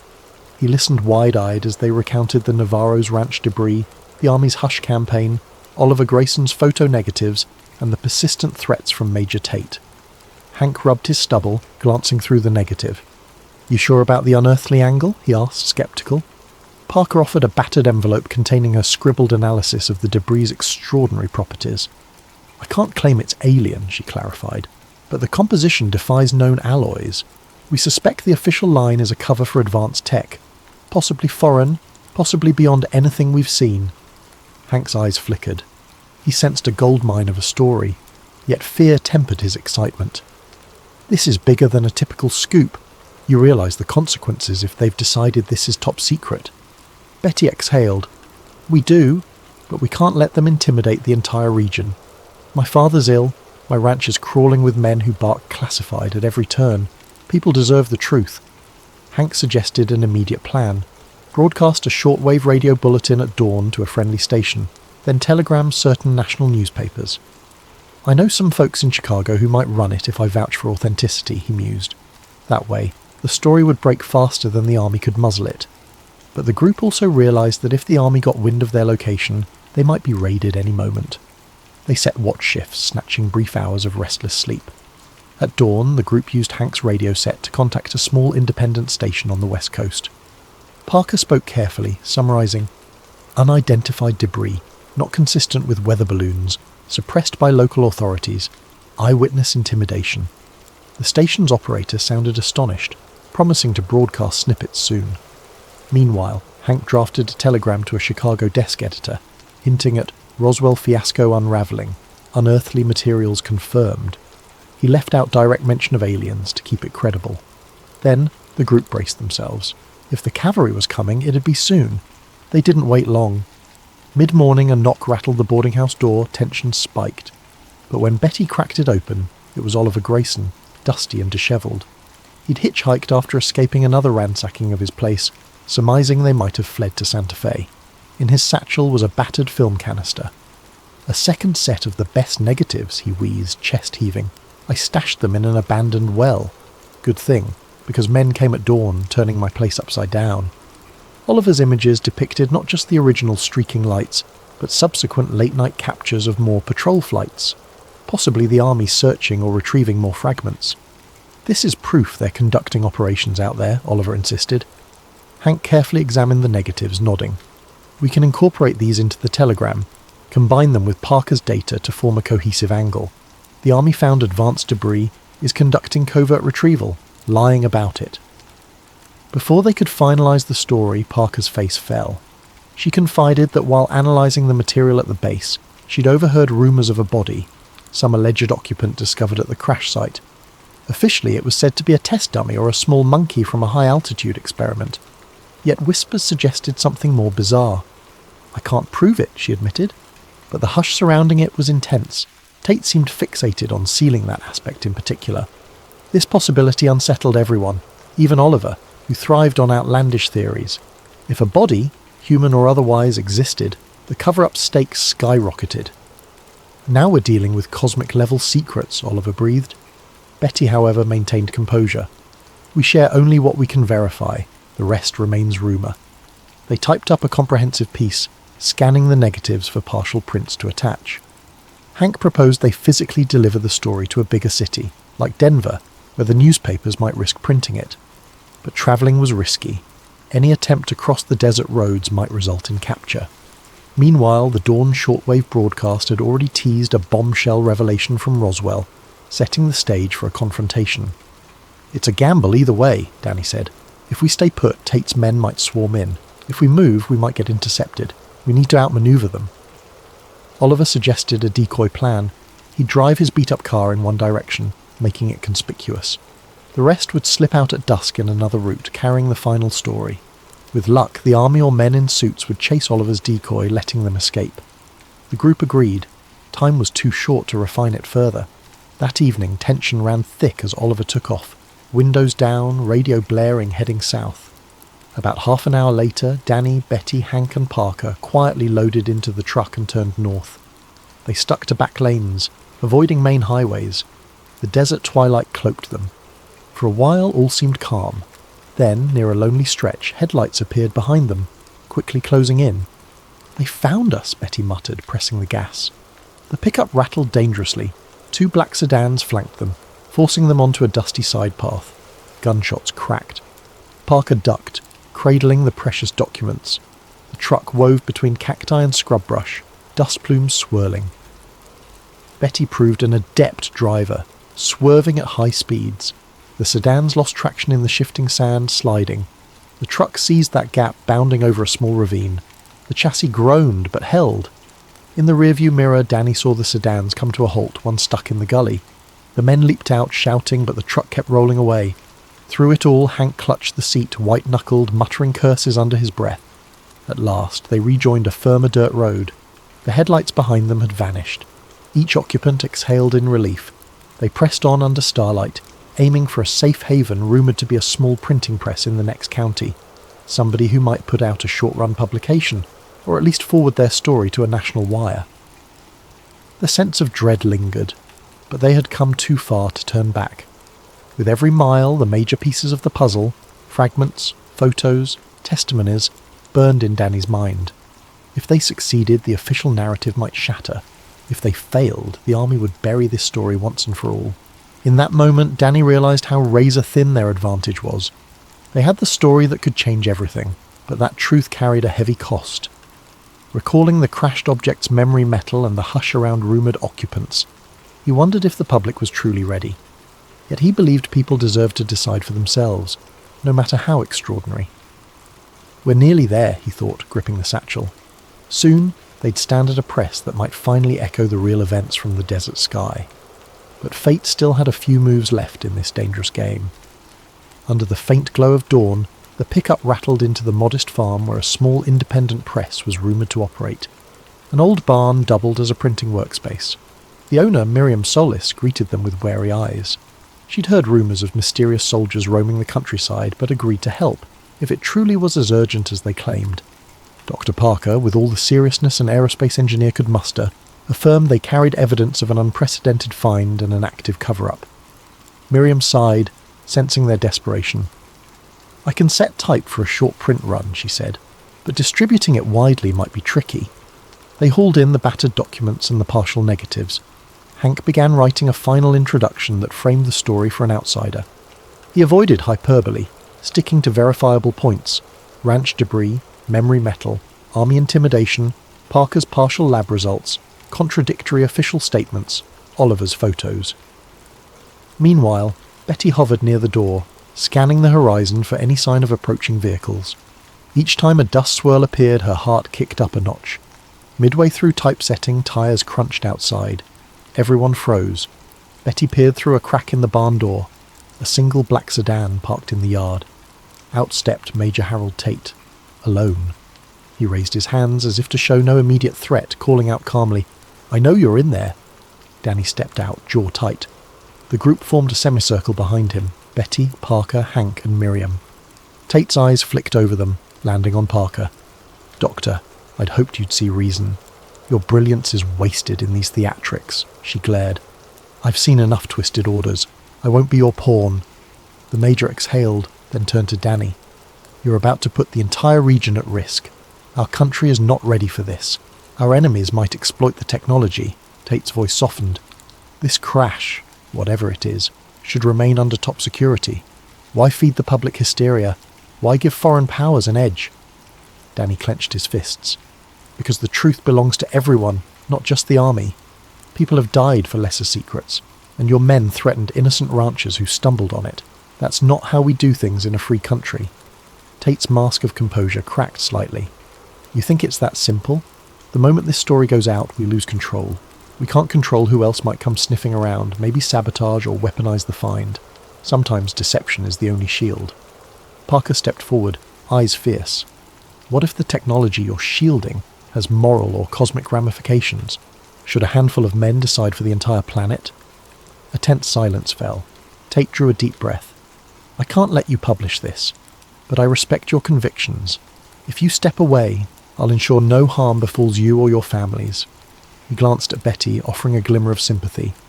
"That includes your father, Ms. Navarro." The threat was implicit. Defy him, and all bets are off. The group exchanged grim looks. A wave of doubt flickered in Danny's mind. Was the truth worth the potential blowback? But then Betty's voice, quavering but resolute, broke the hush. "We've seen how your men bullied an old rancher. We know you confiscated the debris. If you hush us now, what about tomorrow or next year? This story is bigger than any one of us." Parker lifted the manila envelope containing the last negative. "Major, we're not traitors. We love this country. But burying this secret fosters paranoia and control. People deserve transparency. Maybe it fosters more caution. Perhaps it spurs unity if it's truly otherworldly." Tate's expression hardened. The conflict was ideological, irreconcilable. He extended a hand. "Give me the envelope. Walk away from all this." Time felt suspended. Danny recalled how he started this as a fresh reporter, stumbling onto an odd debris story. Now he stood on the brink of shaping national headlines with revelations that could alter how humans view their place under the sky. Could he trust that the army's paternalism was right, or was it a smokescreen for consolidating power? The moment weighed heavily. He sensed the ghosts of the thunderstorm's illusions, the memory metal glinting, the hush in the desert that seemed to hold its breath.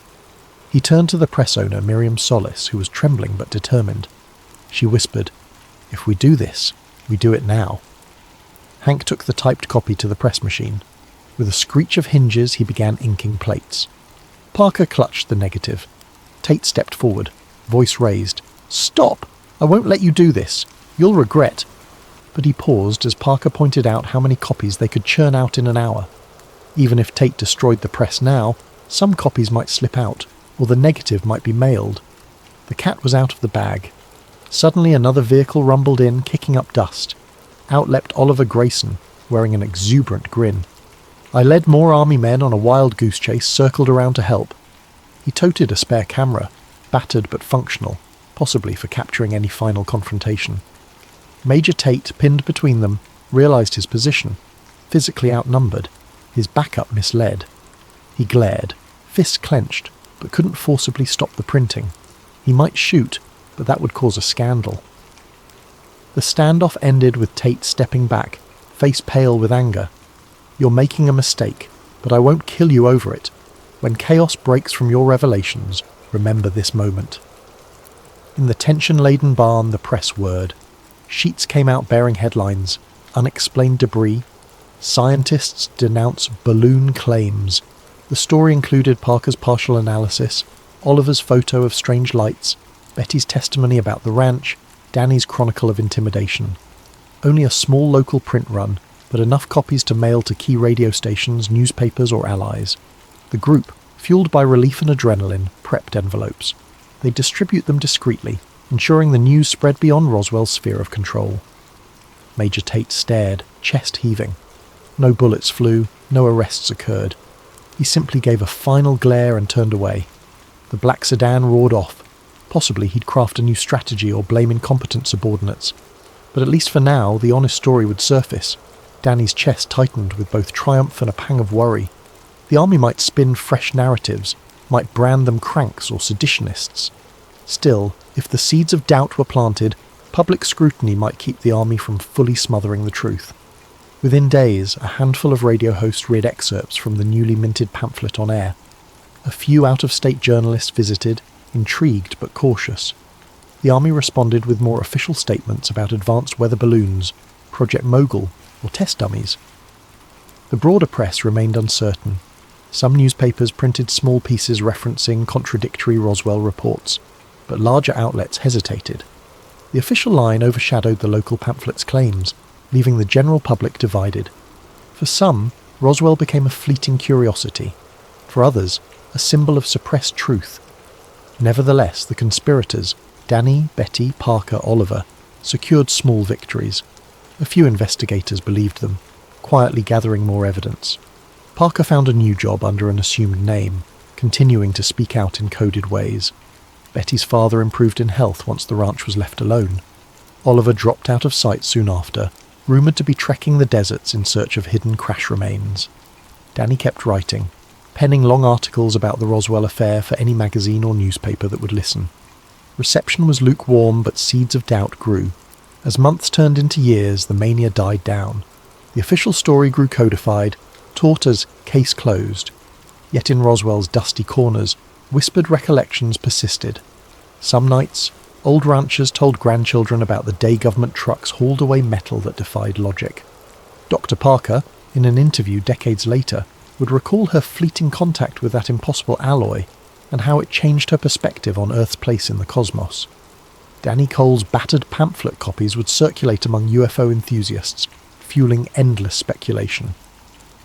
One evening, not long after the press run, Danny returned to the Navarro ranch. The storm clouds had rolled in again, thunder echoing across the desert. At the fence line, Betty joined him, each leaning on a post. They remembered that first night, the uncanny flash overhead, the ground shaking. Beneath the star-flecked sky, they wondered if the truth ever fully emerged. Did the exotic debris come from beyond Earth, or was it some hush-hush tech tested by shadowy labs? Did the occupant rumours hold weight? They might never know, but they had tried. They had pried open a corner of secrecy, leaving a crack for future revelations. In the hush of that desert evening, an odd hush reminiscent of the calm before a storm, they felt the weight of what they'd ignited. The official narrative might stand for decades, but the real story lived on in these few who had touched the impossible. Echoes in the desert sky lingered, beyond disclaimers and disclaimers, and for those who cared to look, the dusty roads near Roswell still whispered that something extraordinary once fell from above, and the effort to hide it was equally extraordinary. In the end, the story's impact was measured less by immediate media frenzy than by the subtle shift in public imagination. The seeds of suspicion and wonder blossomed into modern UFO lore. Others would pick up the thread, investigating anew. Through it all, the desert wind carried the memory of lightning-scorched nights and metals that wouldn't break. A silent testament that sometimes, in the quiet corners of the earth, bigger truths loom than any single cover-up can fully silence. Something large, possibly geological in nature, lurked on the ocean floor near the Azores. But the data didn't look like any typical seamount or ridge formation Mara had ever logged. She carefully sipped from a chipped thermos, trying to quell her excitement. After years of scanning silt-laden seabeds, she'd finally seen glimpses of suspicious geometry on the sonar. like vast rectangular outlines or partially collapsed columns. Could it be a ruin? And if so, how ancient? She suppressed a shiver at the thought of stumbling onto a genuine piece of lost civilization. Her phone buzzed. Mara flipped it open. Reception was spotty this far out, but an incoming message had made it through. It was from the Oceanic Discovery Fund, the main sponsor of her expedition. The gist: funding terminated. We regret to inform you, etc. Anger flashed through her. She stared at the wave patterns lapping the ship's hull. Of course the money dried up right when she was close to a breakthrough. She typed a quick response, but no signal remained to send it. She'd have to deal with that later. For now, nothing would stop her from investigating these anomalies. Suddenly, footsteps pounded across the deck. A young intern, Omar, scrambled up from below, breathless. "Doctor? Kendall! The electronics lab is flickering again. Some kind of interference." Mara dashed below to see for herself. Sure enough, monitors in the cramped lab displayed vertical lines of static. A faint humming reverberated in the hull. She pressed her ear to the metal. This was not normal acoustic noise. It almost felt like a low-frequency pulse emanating from deep underwater. Late that evening, still wide awake from the buzz of discovery, she sat in her makeshift office and flipped through archival references on her laptop. Plato's dialogues about Atlantis, more modern theories about a sunken landmass. She rolled her eyes at the sensational claims populating corners of the internet.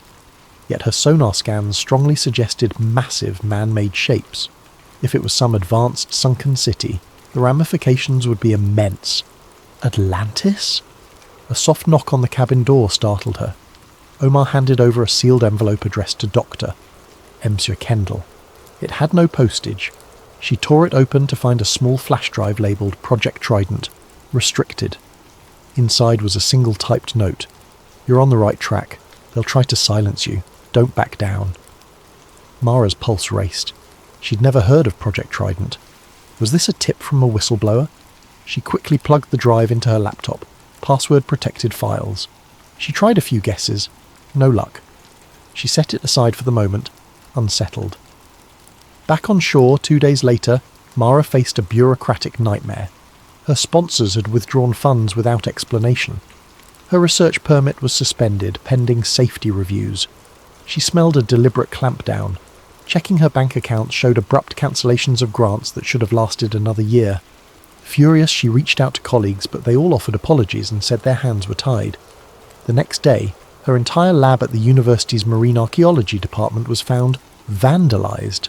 Computers smashed, data backups missing.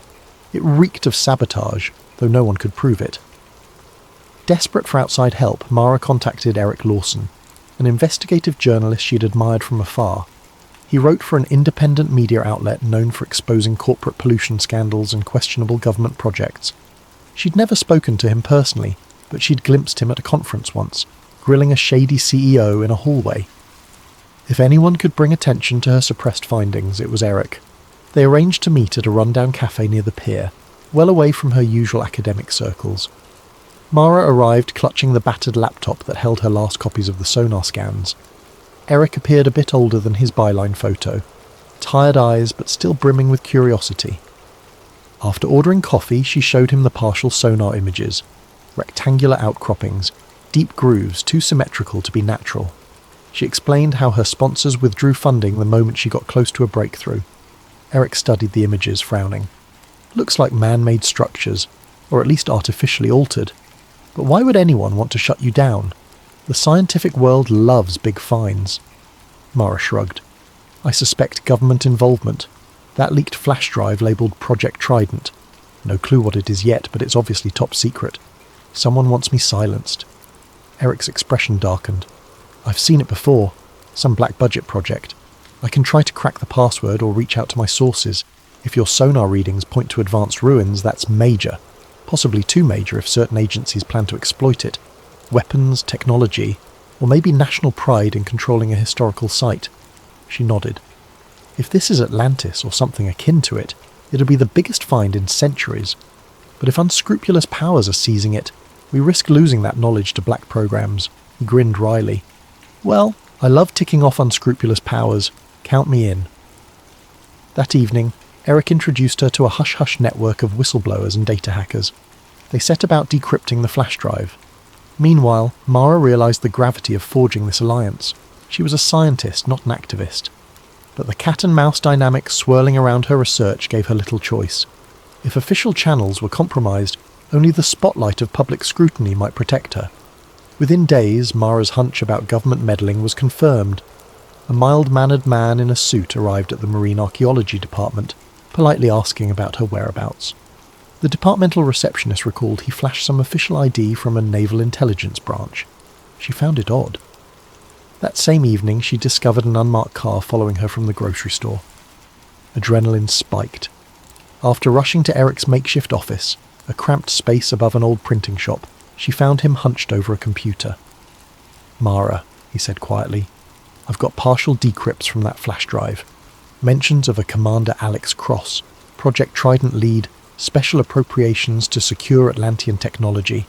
It's real. They call it Atlantean. Probably the same site your sonar uncovered." Her breath caught. Atlantean technology.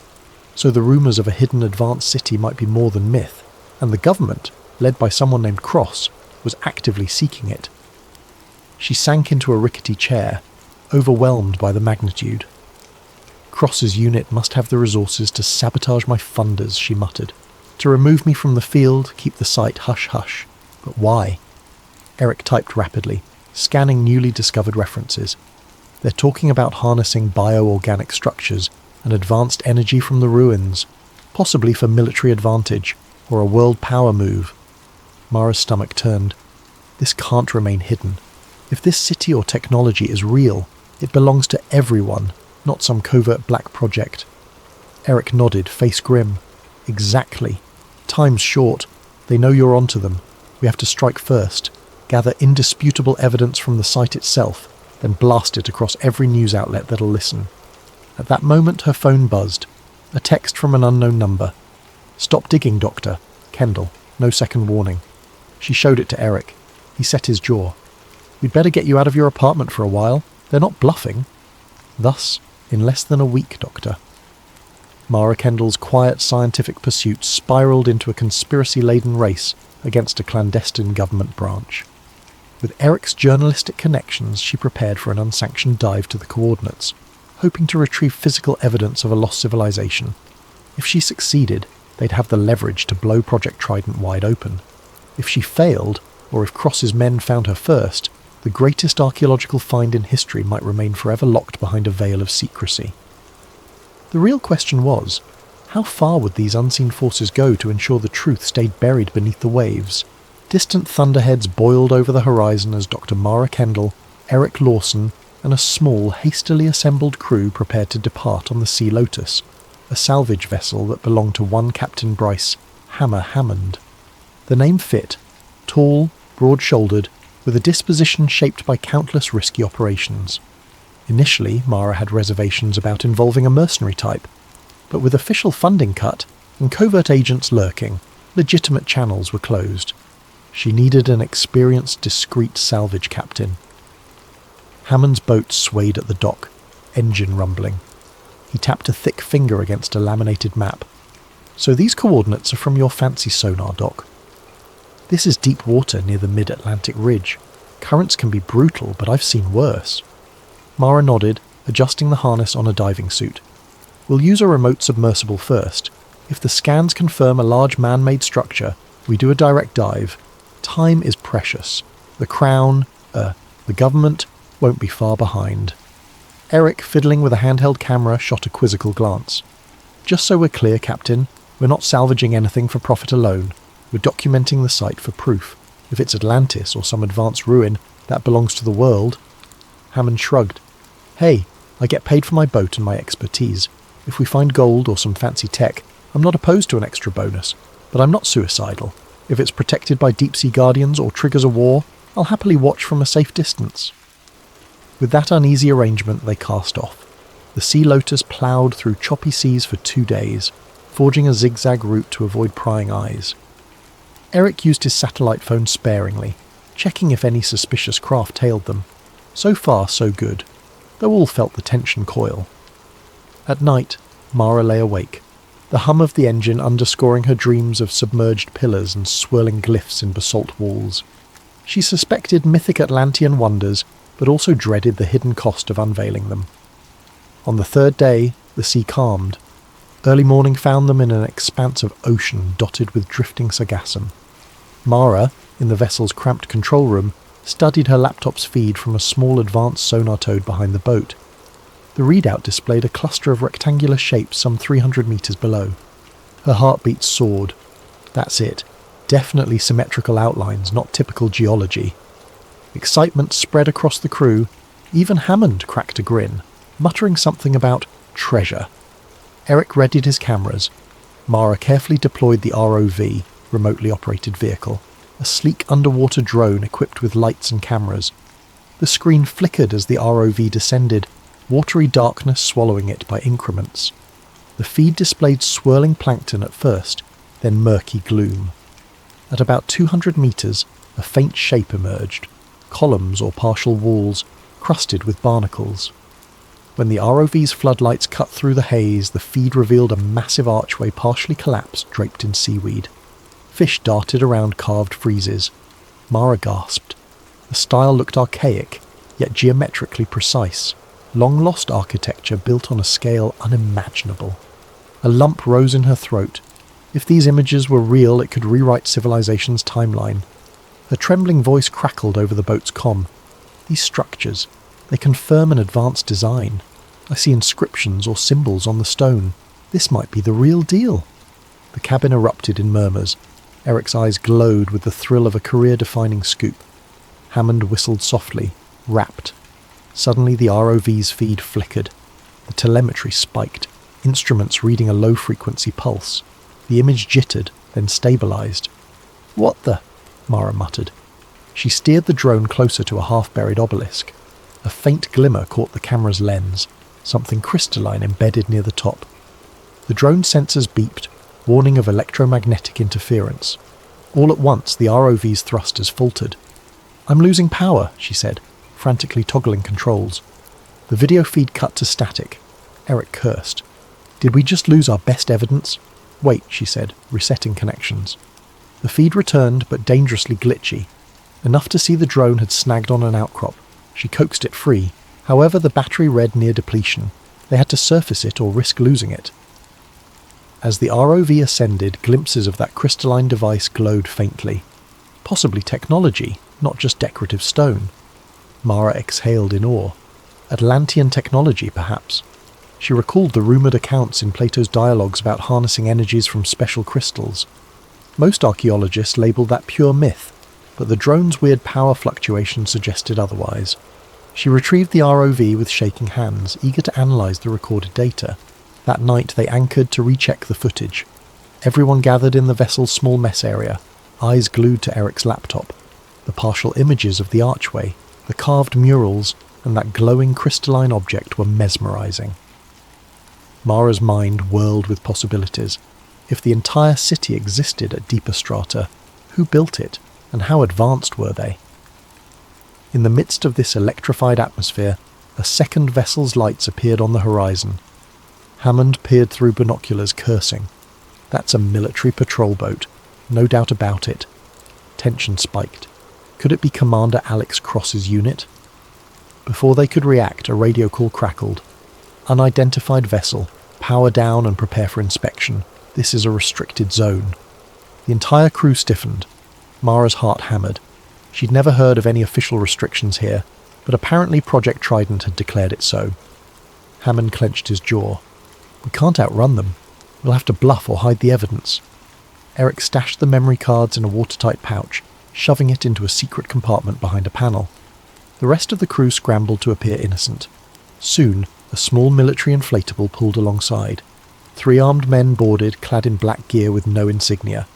The leader, his posture rigid, introduced himself curtly as a government liaison. He glanced around suspiciously. "We have intel suggesting you're trespassing near a classified research site." Mara forced a calm facade. "We're just oceanographers sampling fish populations." The leader's cold gaze lingered on her. "Your vessel matches a known suspect's pattern, a Dr. Mara Kendall. Might she be aboard?" Hammond spoke up, feigning ignorance. "No, Doctor. Kendall here. Name's Bryce Hammond. This is my salvage crew." Eric pretended to be part of the same. The armed men inspected the ship's compartments, poking around for any sign of advanced scanning gear or relics. Thanks to the crew's quick thinking, they found nothing incriminating. Just mundane salvage equipment and some camera gear that Eric spun as standard documentary gear. A tense standoff loomed, but eventually the officers seemed annoyed rather than triumphant. The lead liaison, scowling, leaned into Hammond. "If you see or hear of Dr. Kendall, you do well to report it. She's wanted for questioning."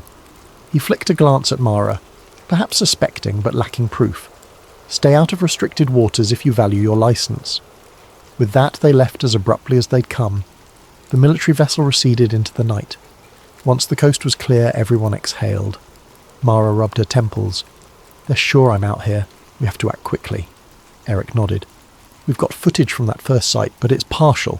We need more conclusive evidence, a piece of tech, or direct imagery of something undeniably advanced." Hammond shrugged. "I'm game, but they'll be back. Next time, they might confiscate everything. Or worse." Mara steeled herself. "Then we'll go deeper. There must be a main complex. The drone readings suggest a larger structure further below. If we can retrieve even a small artifact from that crystalline device, it might be enough to blow the cover-up wide open." Thus, they planned a daring sub-dive. The next morning, weather permitting, they'd descend in a pressurized submersible Hammond had stowed. While it wasn't top of the line, it could handle moderate depths. Mara would pilot, Eric would document, and Hammond might assist. They'd have to watch for government intercepts. If Commander Cross was as ruthless as rumoured, any direct confrontation could turn lethal. In a quiet corner, after the others turned in, Mara replayed the ROV footage. She paused on a single frame, capturing that faintly glowing crystal, embedded in ancient stone. What secrets did Atlantis truly hold? The idea that an advanced civilization once thrived under the Atlantic sounded like fantasy, yet the evidence kept piling up. She recalled the warnings from the flash drive, that certain parties intended to harness bio-organic Atlantean tech for covert agendas. A chill ran down her spine at the thought of a superpower controlling energies beyond modern comprehension. She pocketed a small silver charm her mother had once given her, a token of courage. Tomorrow they'd dive into the literal depths of the unknown. She prayed they'd surface with the truth and not vanish, another casualty of men in black gear and hush-hush orders. Meanwhile, across the ocean, Commander Cross likely readied his next move. The race for Atlantis had truly begun. Before dawn the following day, the Sea Lotus drifted quietly above the target coordinates. Wind ruffled the surface in gentle swells. In the cargo hold, Captain Hammond oversaw final checks on the submersible, a bulbous craft capable of seating 3, albeit uncomfortably. Mara suited up in a wetsuit and climbed into the cramped cockpit alongside Eric, who set up a portable camera rig. They'd attempt to record everything, even if the sub's instrumentation might glitch again near the Atlantean structures. Meanwhile, half a world away in a classified government site, Dr. Elena Vargas extracted a sample from a writhing organic mass that pulsed in a containment tank. She was a top bioengineer specialised in marine organisms, but these samples defied all known science. Glistening strands of Atlantean tissue, rumoured to be synthetic and organic simultaneously. She had no clue where they originated, only that her superiors demanded breakthroughs in harnessing its self-regenerative properties. The once lively hum of research had turned uneasy. Guards patrolled every corridor, and rumours swirled about an imminent field test. Eleanor's conscience squirmed. Was she enabling a monstrous new weapon? Commander Alex Cross, tall and severe, entered the lab, boots echoing on polished floors. He studied a data readout, lips pressed thin. "Progress?" he demanded, voice low. Dr. Vargas hesitated. "We've achieved partial integration with conventional biotech, but the unknown tissue remains unstable without an environmental factor we can't replicate." Cross's gaze flicked to the pulsing mass. "We have leads that Dr. Kendall is close to unearthing a central Atlantean power source. Once we secure it, we'll unlock this tech's full potential. Keep working." He pivoted on his heel, leaving Elena with a mounting sense of dread. She recognized the name Kendall from hush-hush files. If that archaeologist was truly onto ancient technology, Cross would do anything to claim it. Elena resolved to discreetly watch for an opportunity to do the right thing, whatever that might be. Back on the Sea Lotus, the submersible's hatch sealed with a hiss. Mara, Eric and Hammond exchanged tense nods. "Descent in 3, 2, 1, Hammond said, flipping switches. The submersible sank into the Atlantic's murky depths, tethered by a communication line that Omar and the rest of the crew monitored topside. Inside the cramped cabin, overhead lights cast a dim glow on the controls. The water outside turned from pale turquoise to deep midnight blue. As they passed 200 metres, Eric inhaled sharply. "Look, starboard." Through the thick glass window, they glimpsed the partial archway they'd seen on the ROV feed. Battered columns angled from the seabed, fish darting around them. The sub's sonar beeped with labyrinthine echoes. This was no small ruin.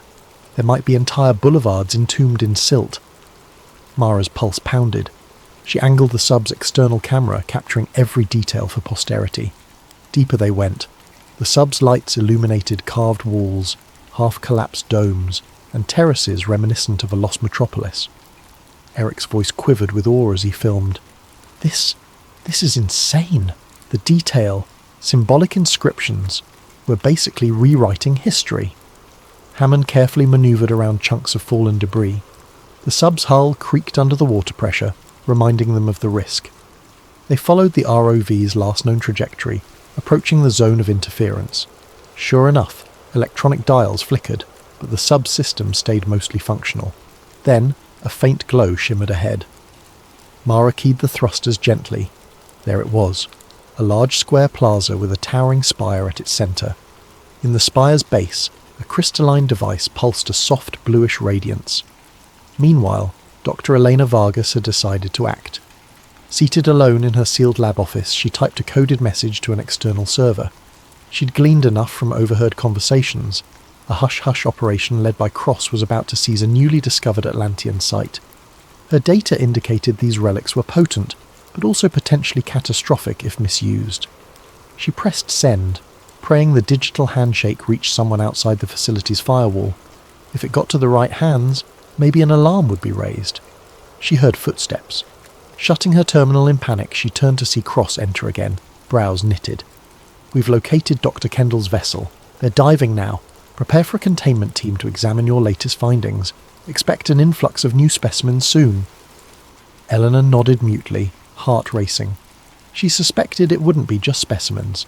They might bring captured civilians or forcibly conscript her into on-site research. Time was running short. At the ocean floor, Mara guided the sub toward the glowing spire. The energy pulses spiked on their monitors, nearly shorting out the camera. Eric, filming incessantly, whispered, "We're going to blow minds with this footage." Indeed, the structure bore Atlantean script and faint images of humanoid figures merging with aquatic life. Some advanced synergy beyond normal science. The crystal embedded in the spire's base looked partly dislodged, as if centuries of tectonic shifts had shaken it loose. Hammond hovered the sub a metre above the seafloor. Mara used the sub's manipulator arm to reach for the crystal. The moment the claw brushed it, a surge of white light crackled up the spire. The sub's lights flickered. "Steady," she murmured, carefully prying the crystal free. Freed from its socket, the device pulsed faster, as though reacting to the sub's presence. In that instant, the environment changed. The seabed trembled, silt billowing. Columns around them shifted ominously. A partial collapse triggered. An urgent beep sounded, someone pinging them via the sub's comlink. "Captain, do you read?" the voice crackled. It was Omar from the surface. "We've got an unidentified sub inbound. Looks military." The camera feed from above showed a sleek black sub diving in their direction. Fear clenched Mara's gut. Cross was here. "We need to get out now," Eric hissed, eyes on the crystal they'd just retrieved. The sub rumbled from mild quakes in the ruined city. Hammond pivoted the craft, thrusters pushing them away from the spire, but the interfering pulses messed with the sub's stability, forcing them to navigate carefully. Meanwhile, the black sub closed in on the sonar screen, 800 metres and closing. Up top, the Sea Lotus reported a second contact.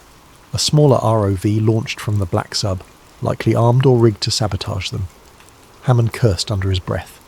"We can't outrun them in these cramped corridors. We might have to hide." Mara scanned the sub's sensors for a possible nook or collapsed passage to duck into. She spotted a hollow behind a fallen arch. There, about 50 metres starboard. They inched the sub into that alcove, powering down non-essential lights to reduce their electronic signature. The seafloor stirred with unsettled debris. Eric killed the cabin lamps, relying on a single red emergency light. They sat in tense silence as the black sub's sonar pings reverberated. Minutes felt like hours. The black sub's pings passed overhead. Through a porthole they glimpsed a sleek shape gliding among the ruins, scanning for them. Commander Cross's men must be inside, searching for the Atlantean artifact. Mara's breath was ragged. She kept a tight grip on the retrieved crystal, wondering if it was all worth it if they got captured or worse. At last, the black sub glided away, presumably scanning other corridors. Hammond seized the chance. Now or never. He fired thrusters, slipping out of hiding. They soared upward, aiming for open water above the city, but before they broke free, the sub behind them reappeared, spotting them. Alarms beeped. "Brace yourselves," Hammond snarled, dodging a swirl of debris as the black sub launched some sort of net or tether. The net hissed through the water, barely missing them. The sub's tail brushed a column, sending a jolt through the cockpit. Sparks flew from a console. Mara wrestled the controls, heart hammering. They had to outrun that advanced sub. Eric tried to broadcast their position to the Sea Lotus, but static hiss filled the line. The near cat-and-mouse chase ended when Hammond found an opening in the ruined spires. The black sub, forced to manoeuvre carefully, lost a few seconds. That was enough. The Sea Lotus must have recognised their distress because a tether from above lowered swiftly, offering them a direct pull to surface. They latched on, the Sea Lotus's winch hauling them up at full speed. The black sub fired again. A luminous projectile soared through the water, but it fell short, losing range as the submersible ascended. Soon, bright sunlight sliced into the sub's windows. They breached the surface, adrenaline surging in every occupant. The deck crew scrambled to help them aboard. Everyone let out shaky exhalations.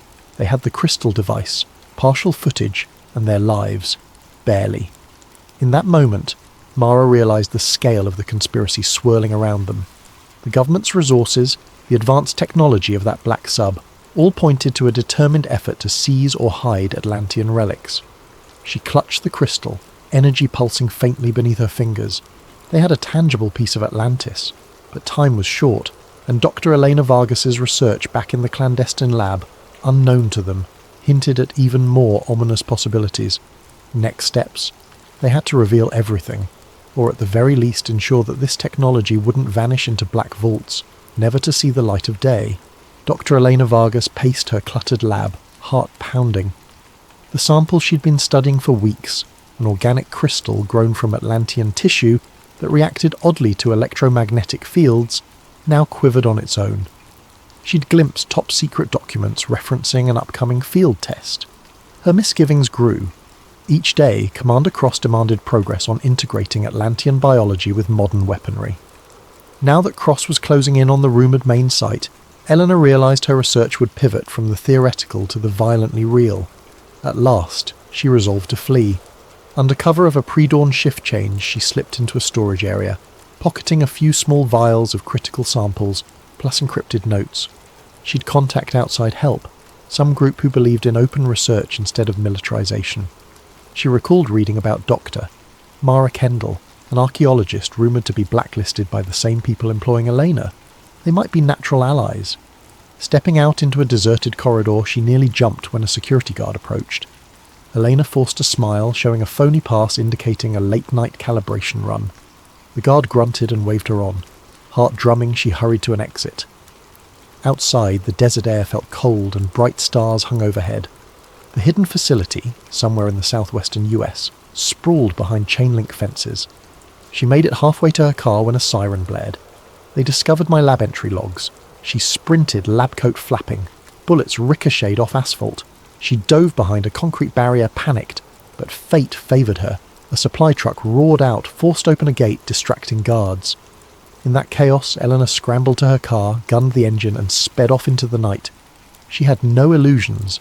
Her life was now on the line. Simultaneously, Commander Cross stood in a cramped control room aboard the black sub, fists clenched. The confrontation at the Atlantean city had failed to net Dr. Kendall or the artifact. He seethed. "They have the crystal. We cannot allow that data to go public." An officer nodded. "Yes, sir. We're tracking the salvage ship's heading, but they keep changing routes. Also, an internal breach was reported. Doctor, Vargas fled with unauthorized materials. Cross's glare turned icy. Then we have 2 leaks to plug. Focus on Kendall first. Vargas is secondary. We can handle her later. Even as frustration simmered, Cross believed in a single truth. Controlling Atlantean relics was vital for national and global security. Better in our hands than in rogue states or naive scientists. That justification fueled his every extreme measure. Aboard the Sea Lotus, euphoria from the dive soon turned to worry. They had an artifact brimming with unknown energy. Mara studied it in a makeshift lab, noting how it emitted faint pulses at intervals. The boat's instruments occasionally glitched. "This thing could revolutionize energy production," she murmured, voice hushed. "But if misused, who knows?" Eric nodded, flipping through notes. "We must go public ASAP, but we need more. The footage from the city helps, but a single crystal might be dismissed as a hoax. We need a credible platform to confirm authenticity." He turned to Hammond. "Can we land in a neutral port? Maybe Lisbon or Casablanca? Somewhere we can get real lab analysis done without immediate government crackdown." Hammond scratched his chin. "Sure, but every port has watchers. Cross's men might intercept us. We'll have to slip in quietly, or find a friendly facility offshore." A crackle from the radio interrupted them. "Incoming signal for Dr. Kendall. It's coded," Omar called. Mara rushed to the radio console. Through static, a voice said, "Doctor. Kendall, Eleanor Vargas. I know about your Atlantean find. The government, Commander Cross, plans to forcibly harness it. I have proof.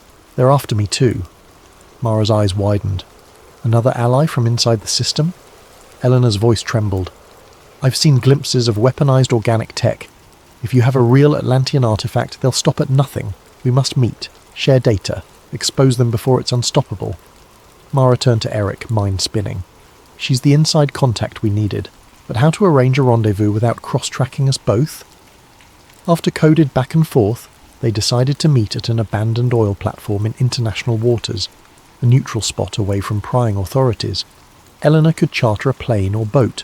The Sea Lotus could slip there. With luck, they'd gather all evidence: Elena's inside info, Mara's artifact, Eric's footage, and blow Project Trident wide open. But time was short. Cross's black sub was rumoured to roam the Atlantic. Elena, fearful of pursuit, insisted they meet within 72 hours. If not, she warned, Cross's agents might relocate her old lab and accelerate their doomsday research. Reluctantly, the crew set course for the platform, charting a zigzag route to evade detection. Meanwhile, at a hush-hush briefing in DC, official spokespeople began a campaign to discredit Dr. Kendall. Leaked press releases labelled her a disgraced academic peddling fake Atlantis theories for personal fame. Eric's outlet was threatened with lawsuits if they published inflammatory nonsense. The mainstream press, swamped with sensational headlines about other global events, gave limited attention to the Atlantis rumour.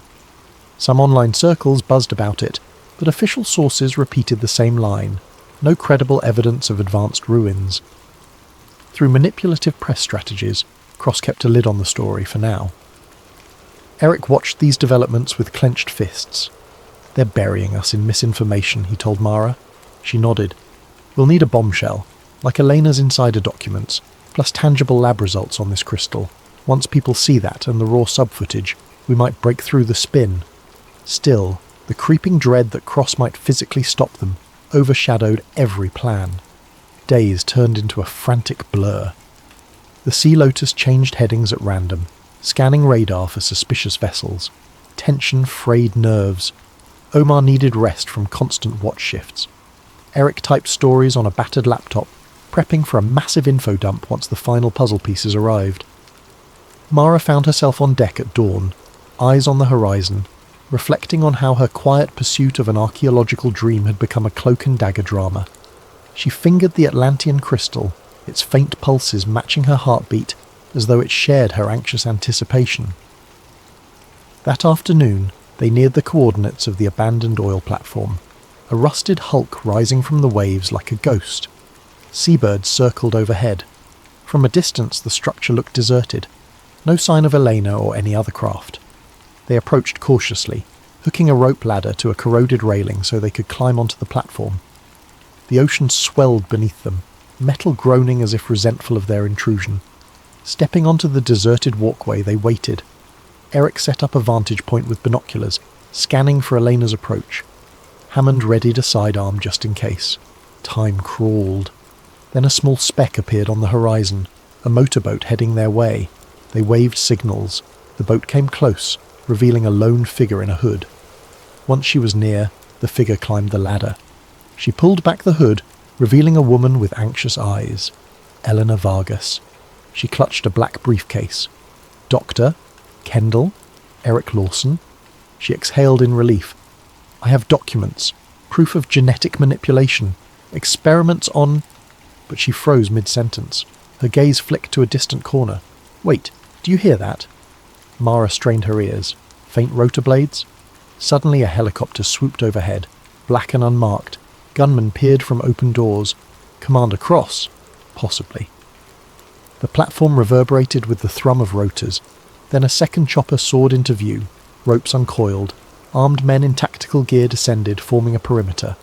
The small group on the walkway realized they were outnumbered, cornered. Cross himself stepped off one chopper, face grim. Dr. Vargas, Dr. Kendall, Mr. Lawson, all in one place. Convenient. Soldiers levelled rifles. The wind whipped at Cross's coat as he advanced. Hand over the artifact and any documentation, now. Eleanor paled. Eric tensed, camera in hand. Mara's mind raced. If they surrendered, the truth would vanish. Cross gave them a mocking smile. You have no idea what you've stumbled upon. This technology could tip the balance of global power. In the wrong hands, like incompetent civilians, it's catastrophic. In ours, it preserves order.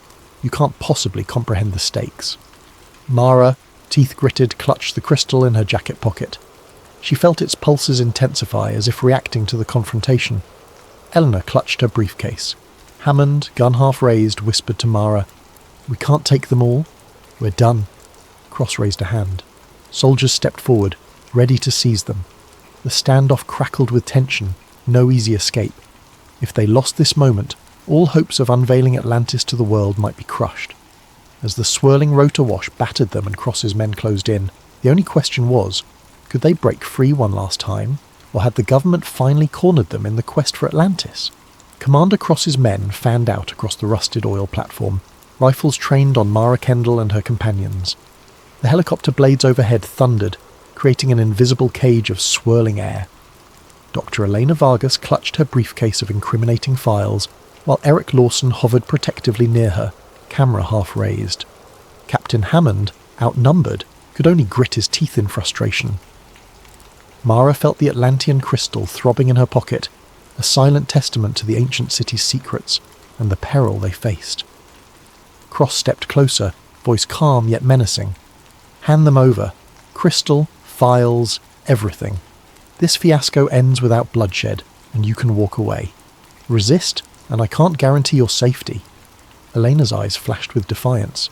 You'll bury the truth. Use Atlantean tech for weaponry. I won't let you. Cross's lips curled. You naive scientists think you can handle powers beyond comprehension. The world teeters on chaos. Only strong leadership can keep a lid on it. Now, one last time, the artifact. Mara's heart pounded. She recalled the cataclysmic destruction the Atlantean city nearly triggered during their dive. She knew the technology demanded cautious stewardship, not militarization. Summoning courage, she shook her head. No, Commander, this belongs to humanity, not your secret program. Cross's gaze hardened, and a soldier advanced. Suddenly the platform trembled. A low rumble emerged from beneath the waves, as though something stirred in the deep. Everyone paused. Hammond peered over the edge. Earthquake? Or... Then, without warning, a large shape broke the surface a few hundred yards away. A rising mass of collapsed Atlantean ruins, or part of the seafloor shifting. The water churned violently, sending swells that rocked the oil platform. Soldiers staggered. One helicopter veered off, nearly losing control. Mara recognized the faint glow emanating from that partial structure. Could it be another Atlantean outpost, roused by the crystal's removal from the city? She had no time to ponder. The platform lurched again. Twisted metal groaned. Cross barked orders for his men to maintain position, but confusion reigned. Hammond seized the moment, yanking Eric and Elena behind a stack of rusted drums. Mara followed, heart thundering. Bullets pinged off metal, soldiers firing wildly to corral them. A cluster of soldiers cornered them behind the drums. Cross marched up, fury in his eyes. Enough! This entire region is destabilizing.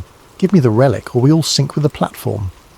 In the background, the newly emerged Atlantean structure jutted from the sea, water foaming around it, as if an underwater quake had lifted a chunk of the city skyward. Elena, trembling, interjected, "Commander, you know unleashing this power could cause global disasters. So many variables we barely understand. Continuing in secrecy invites catastrophe." Cross's jaw tightened. Catastrophe, if it's in the wrong hands, yes, but under disciplined control it can ensure we're never challenged again. He nodded to the armed soldiers. "We'll forcibly take it if needed." Mara realized that even if she gave up the crystal, Cross would never let them go free with knowledge that incriminated him. She exhaled sharply. "You talk about preserving order, but you're stoking chaos." She patted her jacket pocket. This artifact's presence triggered that seismic shift, or awakened something. If we don't handle it responsibly, we risk more chaos, maybe on a planetary scale. Cross's gaze flickered with doubt, but he refused to relent. Better we handle it than letting amateurs tamper with unknown forces. We have protocols. At that instant, a deafening crack rang out. The southwestern corner of the platform collapsed into the sea. Metal beams snapped under stress. Soldiers scrambled to keep footing. "Retreat to the choppers," one yelled. Cross, torn between capturing the group and saving his men, barked conflicting orders. Mara locked eyes with Hammond. If they didn't flee now, they'd be pinned under wreckage or gunned down. Eleanor clutched the briefcase and pointed to the small boat she arrived in. "We can use that to escape, if we can reach it." Eric tightened his grip on the camera, determined to preserve evidence of the Atlantean structure's emergence. In a blur of motion, they sprinted across the swaying catwalk. Soldiers fired sporadically, but rising steam from cracks in the platform partially obscured the line of sight. Cross cursed, snatching up a rifle. The group wove around broken rails, leapt over twisted debris. The ominous shape in the ocean kept rising, spewing jets of bubbles. The entire region felt on the verge of meltdown. Hammond managed to knock aside one soldier with the butt of a crowbar. Eric kicked another's weapon free. Eleanor ducked a swinging baton, nearly losing her briefcase. Mara felt a bullet whiz by, adrenaline surging. Then, with a final push, they slid down a broken ladder onto the small boat's deck. Eleanor revved the engine, face pale but resolute. Commander Cross, spotting them from a higher walkway, aimed his rifle. For a moment, Mara thought they'd all be shot, but a sudden jet of steam erupted from a fissure in the platform beneath Cross. He staggered, dropping the rifle into the churning water. Another soldier dragged him back from the edge. They exchanged glances of panic, the entire structure on the brink of collapsing into the boiling sea. Cross roared in frustration. The small boat sped away from the listing platform. Mara, breath heaving, looked over her shoulder to see the black helicopters scrambling to lift off.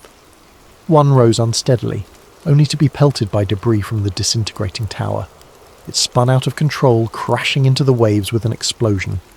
The other helicopter managed to get airborne, but retreated, presumably with surviving soldiers.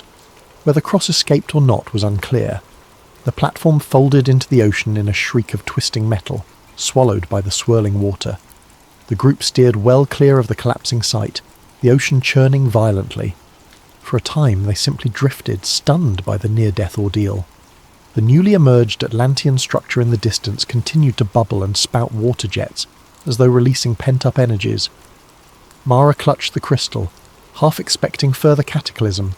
Yet after a final thunderous groan, the ocean calmed, leaving behind a half-submerged ruin that quickly sank back below the surface, like a gasping breath of some ancient beast now returning to slumber. Eric rubbed salt spray from his eyes, then started filming the wreckage. "We have on-camera proof that some monstrous forces were at play.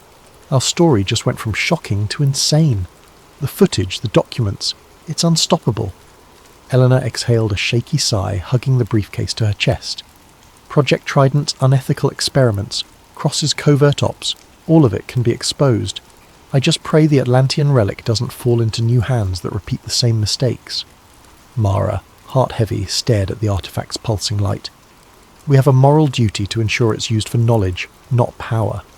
We'll bring it into the public eye, let the global scientific community assess it openly." She paused, thinking of the potential for a worldwide scramble. But that might spark a scramble among nations. Still, secrecy is worse. Some hours later, they rendezvoused with the Sea Lotus. The crew welcomed them with relief, though subdued by the scale of what had happened. Omar quickly uploaded the video footage to secure cloud servers. They compiled Elena's testimony, her lab notes, and the subdive recordings. Eric put finishing touches on an investigative piece, weaving the raw data into a narrative that laid bare the entire conspiracy. Project Trident, the stolen Atlantean technology, the clandestine sabotage, the near catastrophe at the oil platform. Once it was ready, he hit publish across multiple news sites. A digital avalanche began. Within a day, the story exploded online. Social media buzzed with images of the partial Atlantean ruins, dramatic standoffs, and the meltdown of the platform. Government spokespersons scrambled to deny any Black Project involvement. Some channels called it a hoax, but the sheer volume of corroborating evidence, testimony from Dr. Vargas, the recovered artifact's initial lab tests, submarine footage, proved hard to dismiss. Congressional hearings loomed. Allies in the academic community offered labs to analyse the crystal, urging transparency. Eric's outlet soared in readership but also faced hacking attempts. Dr. Vargas sought temporary asylum with an international watchdog group, protected from retaliation. Meanwhile, Commander Cross's status remained unknown. Some rumours claimed he perished on the platform, others whispered he'd fled with a handful of loyal operatives. Either way, Project Trident was exposed. Investigations launched into missing funds, unethical experiments, and attempts to sabotage Dr. Kendall's research. In the ensuing weeks, the global community demanded open exploration of the Atlantean site. Various institutions vied for a seat at the table. Mara Kendall found herself an unlikely figurehead. Though exhausted and still shaken by the meltdown, she recognised the new responsibility, safeguarding Atlantean relics so they wouldn't be misappropriated again. She formed a collaborative foundation with ethical guidelines, ensuring any recovered technology wouldn't be hidden or weaponized. Sailing away from the site, she gazed at the shimmering crystal one last time, faint pulses resonating with the ocean's rhythm. We might never fully grasp the wonder of Atlantis, she mused, but at least for now the truth is free, no longer cloaked in deception. In her mind, she pictured the submerged pillars, the half-buried domes that spoke of a civilization advanced beyond ancient imagination. She whispered a silent pledge to honour its legacy.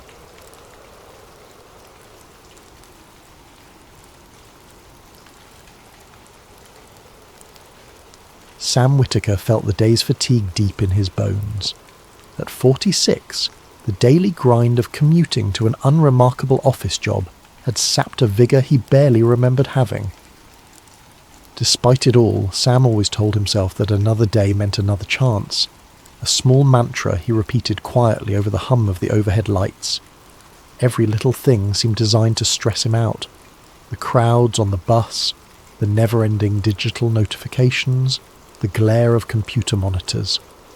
The only reprieve came from late-night reading sessions where he'd let his mind wander into the pages of some second-hand novel.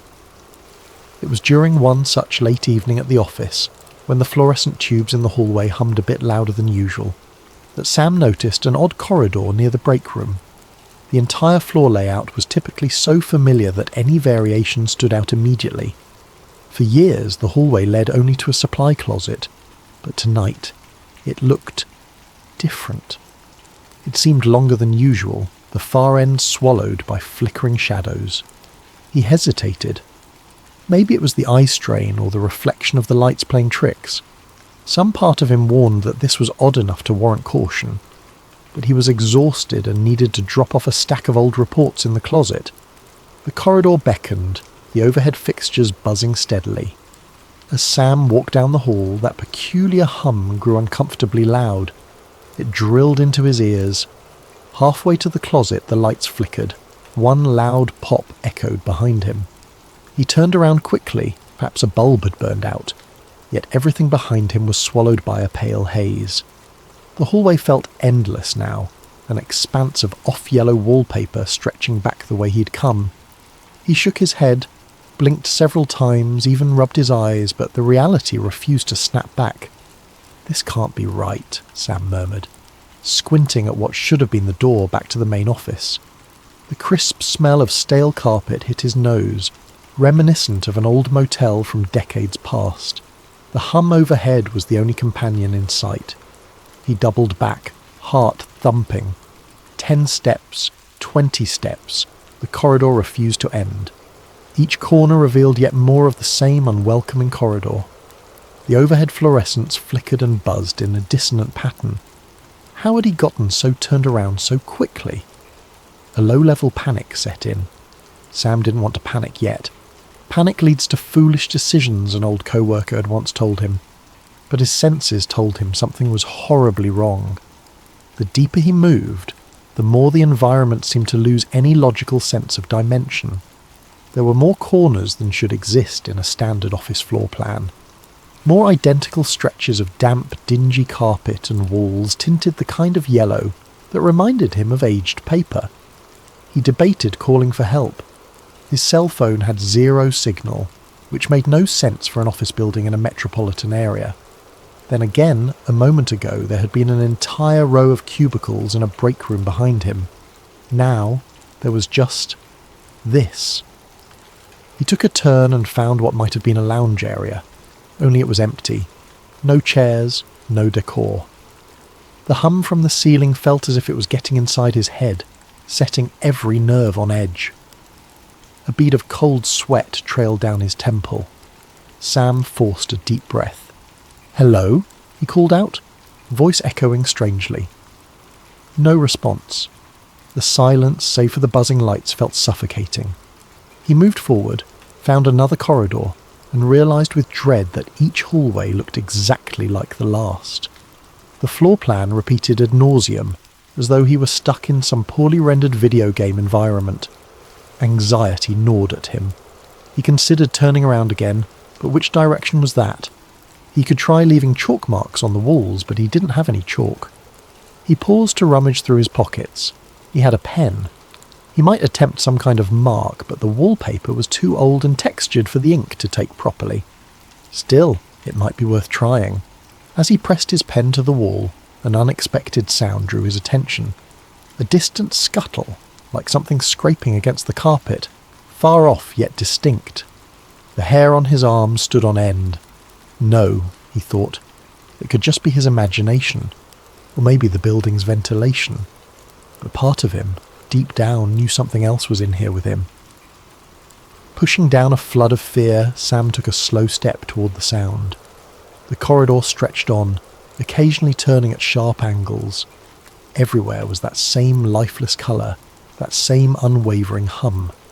He began to walk faster, hoping to find a corner or doorway that would lead him back to the real world.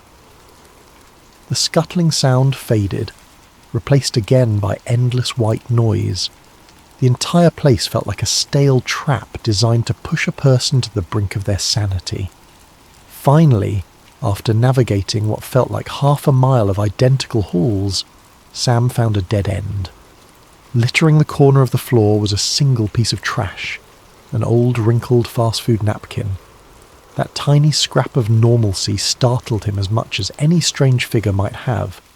It was proof that other people, or at least another presence, had been here once. The thought was both comforting and terrifying. Unsure of what else to do, Sam slumped against the wall, the harsh fluorescent glare settling onto his shoulders like a burden. There was no telling how or why he had arrived in this bizarre labyrinth, let alone how to escape. The only certainty was the monotony of the corridor, the old carpet smell, and that faint scuttling sound he might, or might not, have imagined. He reached back into his pocket and gripped his phone, though it showed no bars. Part of him wanted to record a message, in case the phone ever found a connection or someone discovered it. The effort felt futile, but in times of panic, small acts of normalcy can keep the mind tethered. He hadn't realised how dry his throat was until he tried speaking. If someone finds this," he whispered. "My name is Sam Whitaker. I'm lost. He stopped. The scuttling returned, louder and closer this time, echoing through the endless halls. Sam's heart pounded. Maybe there was something else wandering these corridors. Something not friendly. Something that noticed him just as he noticed it. Pushing to his feet, Sam took a long, shaking breath and began walking again, forcing himself to keep moving. If he remained still, that sound might get closer, and he definitely wasn't ready to find out what it was, at least not yet. Sam's footsteps felt heavier with every cautious step he took. Every corner he turned revealed more of the same. Bleak yellow hallways that offered no relief from the oppressive hum of the lights. Minutes, or hours, felt like they bled into each other. He was no longer certain how long he'd been wandering. Without a clock or even a working phone, time had lost its usual structure. Somewhere in the distance, that scuttling sound still taunted him, an intermittent reminder that he was not alone. He had the creeping sensation that if he let his guard down, that thing, whatever it might be, would close in. So he forced himself onward. Each corridor twisted into another, forming a maddening pattern of identical gloom. Then, as he turned one more sharply angled corner, Sam saw something new. A series of faint marks near the floor's edge. Kneeling down, he squinted at what looked like chalk scribbles. The line was barely visible against the wallpaper. He followed the scrawl and realised it wrapped around the edge of the wall, as though whoever drew it had been in a rush. "Is anyone here?" Sam called out softly, trying not to let his voice echo too loudly. The corridor swallowed his words as though it were a living entity. Anxiety and relief fought for control within him.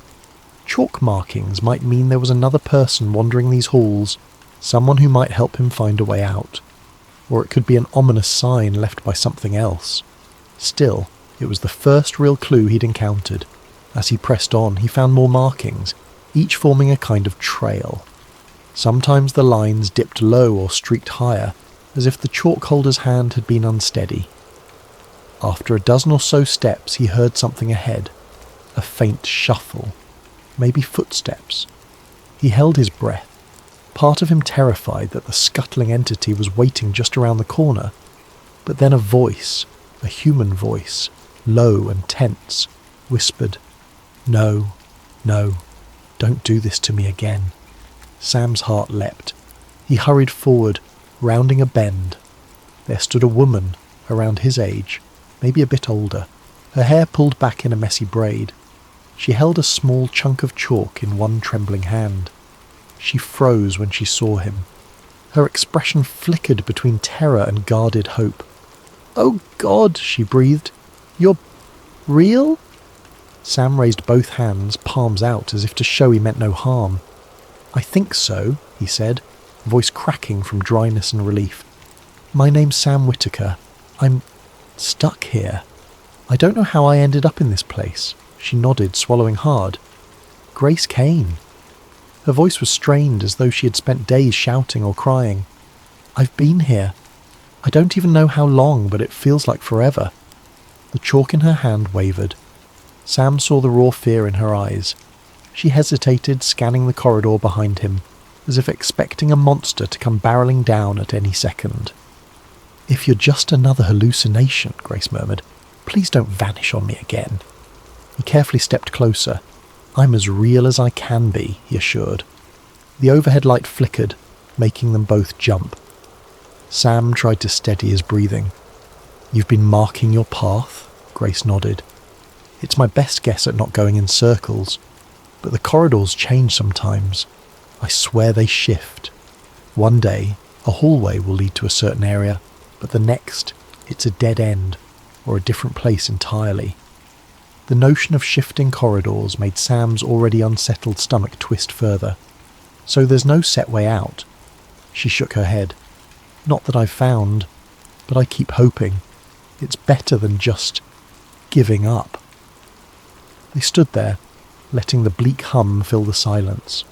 For a moment, the flicker of overhead fluorescence seemed to intensify, painting both of them in a sickly yellow glow. Sam took in her appearance, exhausted eyes, a faint bruise on her forehead, dried lips that spoke of dehydration. She looked half-starved, as though she'd been surviving on scraps. He gestured at the corridor behind him. "I heard something earlier, like a scuttling noise. Have you seen anything?" Grace's eyes darkened. The "The entities," she whispered, voice catching. "I've only caught glimpses, shadows or shapes around corners. Sometimes they sound like they're crawling on the walls. Sometimes I think they're behind the lights, flickering them on purpose. Other times they're right there and then gone." Sam felt his pulse quicken. "Can they hurt us?" She swallowed. I believe so. I felt them brush past me in the dark, a hand or limb that shouldn't exist. I've had them chase me for hours. At least it felt like hours. I don't know how to tell time here anymore." Despite the oppressive fear, Sam realised he felt an odd relief. He was not alone. There was someone else who understood this nightmare. "Then we need a plan. Any plan. To escape, or at least stay alive." Grace exhaled, her shoulders sagging in momentary surrender. "There's one idea," she began slowly. "Sometimes, if you can find where this place warps, like a glitch, you might slip back into reality. I've never found it, but I've heard stories, seen references in old notes left behind by others. That's why I carry chalk, to mark where the corridors feel strange." "Have you found any especially strange areas?" She nodded, looking up and down the corridor. "A few times. Dim corners that warp your vision, or rooms where you can hear distant voices. They never led me out, but maybe I missed the right moment." She let out a hollow laugh. "It sounds crazy, I know." Sam reached out to lightly touch her shoulder, a tiny gesture of solidarity. "We're past questioning what's crazy. Let's just try." Grace flicked a quick glance down the hall, her eyes brimming with exhaustion and desperation. "All right," she said. "I have a stash of water a few corridors away. Found a cooler in one of the random rooms. Then we can keep searching." They began to walk together, guided by Grace's faded chalk marks. Every so often, Sam would add a small pen scribble, just in case. The idea that the environment itself might shift was horrifying. He found himself glancing at the walls constantly, worried they might move or rearrange in front of his eyes. A part of him still clung to a flicker of hope. If Grace had survived for this long, there must be ways to endure. Maybe the best chance for either of them to escape lay in working together. The only problem was that the corridors seemed infinite, and time felt meaningless. As they turned another identical corner, Grace turned to Sam, voice subdued. "Stick close. This place has a way of splitting people up. Even if we're side by side, we could lose each other around a corner." Sam nodded solemnly. "I'm not going anywhere without you," he promised. It was only half altruistic. He needed her as much as she needed him. In the dim recesses of these endless halls, the idea of wandering alone was unbearable. So they pressed on, hearts pounding in unison, bracing themselves for the next flicker of the lights or the next scuttling noise in the distance. Neither spoke aloud what haunted them both. If they were going to survive, they would need far more than chalk marks and hope to combat the endless shifting labyrinth, let alone the entities prowling its depths. Grace led Sam through a narrow corridor that smelled of must and something acidic. The floors were slightly damp, the overhead lights flickering just enough to add a queasy strobe-like effect. Their footsteps squished into the soggy carpet, sending a chill up Sam's spine. "Wait," Grace said, pausing to press a chalk mark into the damp wall. The mark only partially held. "Just in case," she muttered, though she didn't sound hopeful. For the next few minutes they navigated in silence, turning corners so uniform that Sam might have believed they were walking in place. Yet Grace seemed to track these subtle differences. An additional stain on the carpet, a darker patch of wallpaper. After a while, she led him into a small room where a broken fluorescent lamp hung precariously from the ceiling. Underneath was a battered water cooler. The dispenser was nearly empty, but Grace had improvised a small plastic bottle she kept refilling. She offered it to Sam. "Here, sip slowly. Don't know when we'll find more." The water tasted stale, but it was better than nothing. He savoured each drop. Once he'd taken a few careful sips, Grace gestured to the lamp. It was working before. Flickered out a day or two ago. Though days here don't really mean much. Sam nodded. A wave of exhaustion washed over him. He realised he hadn't slept since, well, he wasn't sure how long. How do you rest in a place like this? I don't really rest, she admitted. I doze in corners if I feel safe, but it's never for more than an hour or so. My nightmares about the entities are almost as bad as being awake.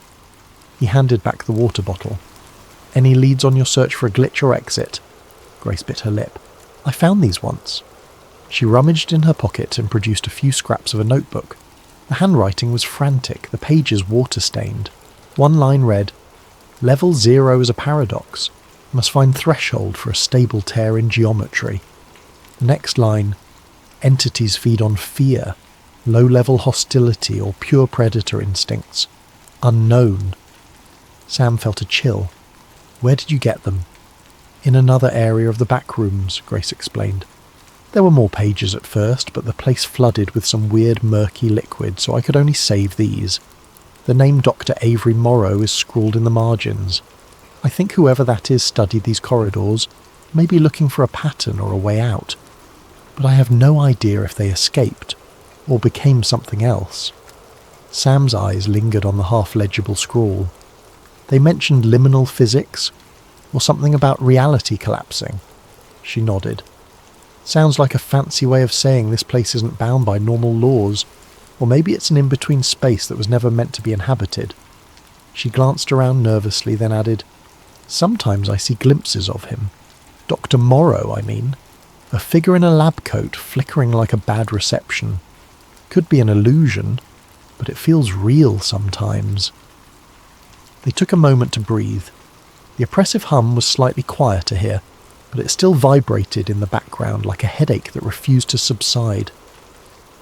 Sam scanned the battered cooler, wondering how many other lost souls had taken water from it, how many had made it out, or if that even happened at all. We should keep moving, Grace said at last. Staying in one place makes us an easier target. Sam nodded. He followed her back into the corridor. The chalk marks guided them deeper into the labyrinth. Occasionally Sam heard faint scuttles or scraping behind the walls, but they never saw anything. Yet, each time the lights flickered, his heart jumped. Eventually they came upon a fork in the hall. One branch led to a corridor with a nauseating tilt to the floor as if gravity was uncertain. The other corridor seemed normal by comparison. We've got to take the one that's weird, Grace whispered, because weird might mean a glitch. They entered the tilted corridor. The shift in angle forced them to walk with an awkward sideways lean. The overhead lights were spaced erratically, creating shadowy zones and bright spots. The transition from dark to light was jarring, and Sam felt his sense of balance slip. Every so often the entire corridor would buzz louder, forcing him to cover his ears. Then, to his utter surprise, he saw a shape at the far end, a doorway that didn't fit the rest of the architecture. It stood half ajar, emitting a flickering glow. Grace signalled him to approach quietly.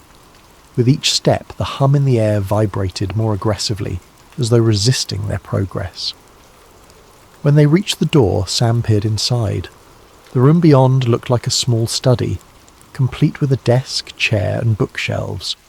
The light source was a single lamp on the desk, flickering eerily. An opened journal lay there, the pages yellowed and covered with a scrawl of notes. Grace looked at Sam with wide eyes, and he could read the question in her gaze. Do we go in? He nodded, stepping cautiously through the threshold.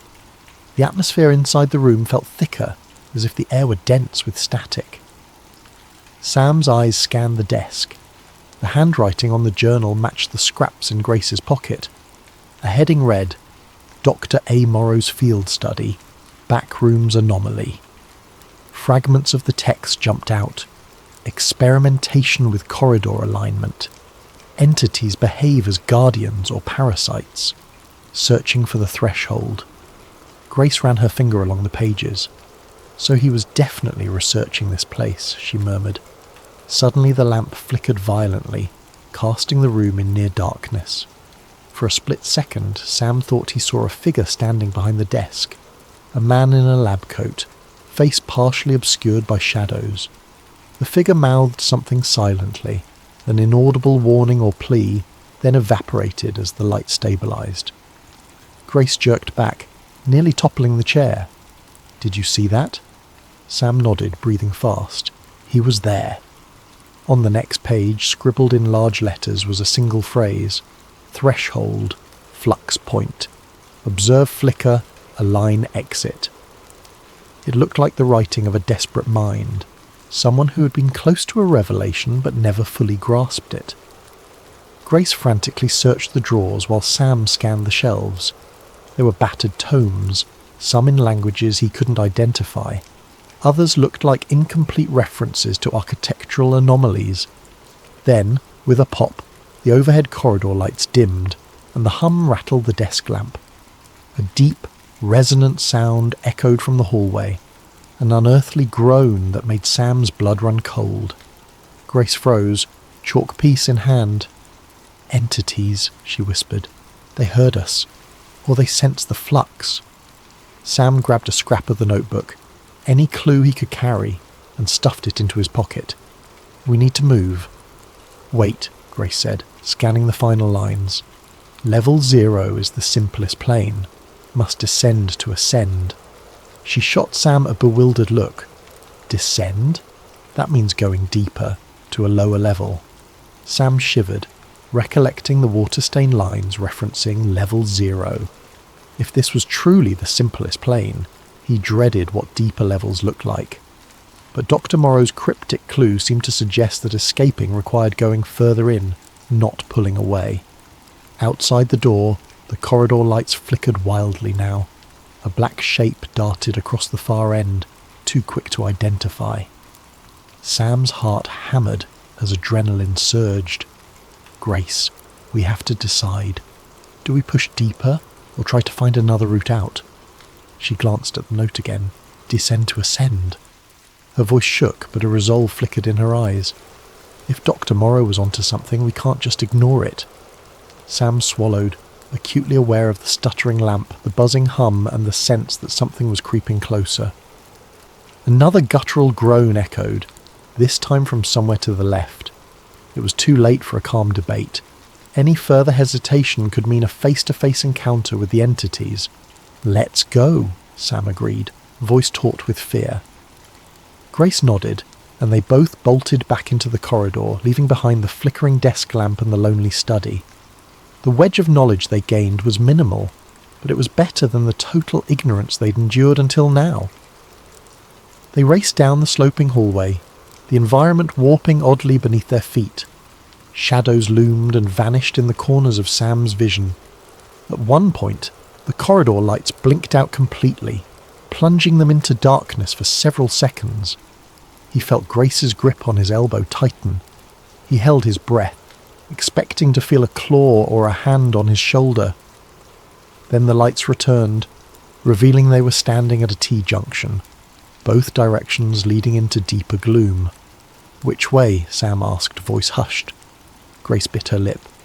"Down," she said, pointing to the left, where the floor dipped further still.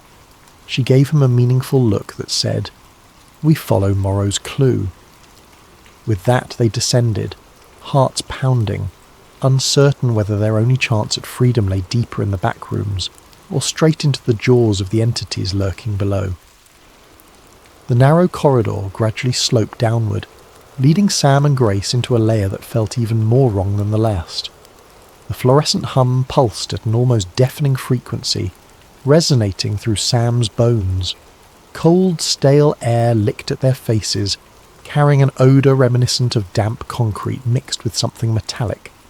They pressed on, the corridor's angle becoming steeper until they reached a broad flight of stairs that seemed out of place in the endless warren of hallways. With each step down, the overhead lights grew dimmer, flickering with greater frequency. Water dripped from unseen pipes, forming dark streaks on the walls. Once at the bottom, they found themselves in a maze of corridors that made level 0 look almost pleasant by comparison. The walls were covered in patches of black mould, and the carpeting was soaked, squishing underfoot. Grace gripped her piece of chalk as if it were a lifeline, making quick dashes on the walls every few feet. Sam followed, senses on high alert. Their footsteps seemed to echo louder here, amplifying the anxiety coiling in his gut. He kept imagining a scuttling shape darting out from the shadows. Every so often, a deeper, more resonant groan reverberated through the halls. It was closer now, undeniably so. Grace whispered, "We have to keep moving." They pushed into a corridor that felt elongated, the perspective stretching unnaturally. The overhead lights, spaced irregularly, created pockets of near darkness and sudden bursts of harsh illumination. Sam's mind played tricks on him. The walls looked like they were breathing, expanding and contracting with each flicker of light. Then the chase began. A screech tore through the corridor, freezing Sam in place. Behind them, a silhouette flickered around a distant corner. It looked twisted, a caricature of a human shape with limbs bending at wrong angles. "Run!" Grace's voice cracked. They sprinted. Sam's lungs burned as the corridor around them seemed to shift in real time.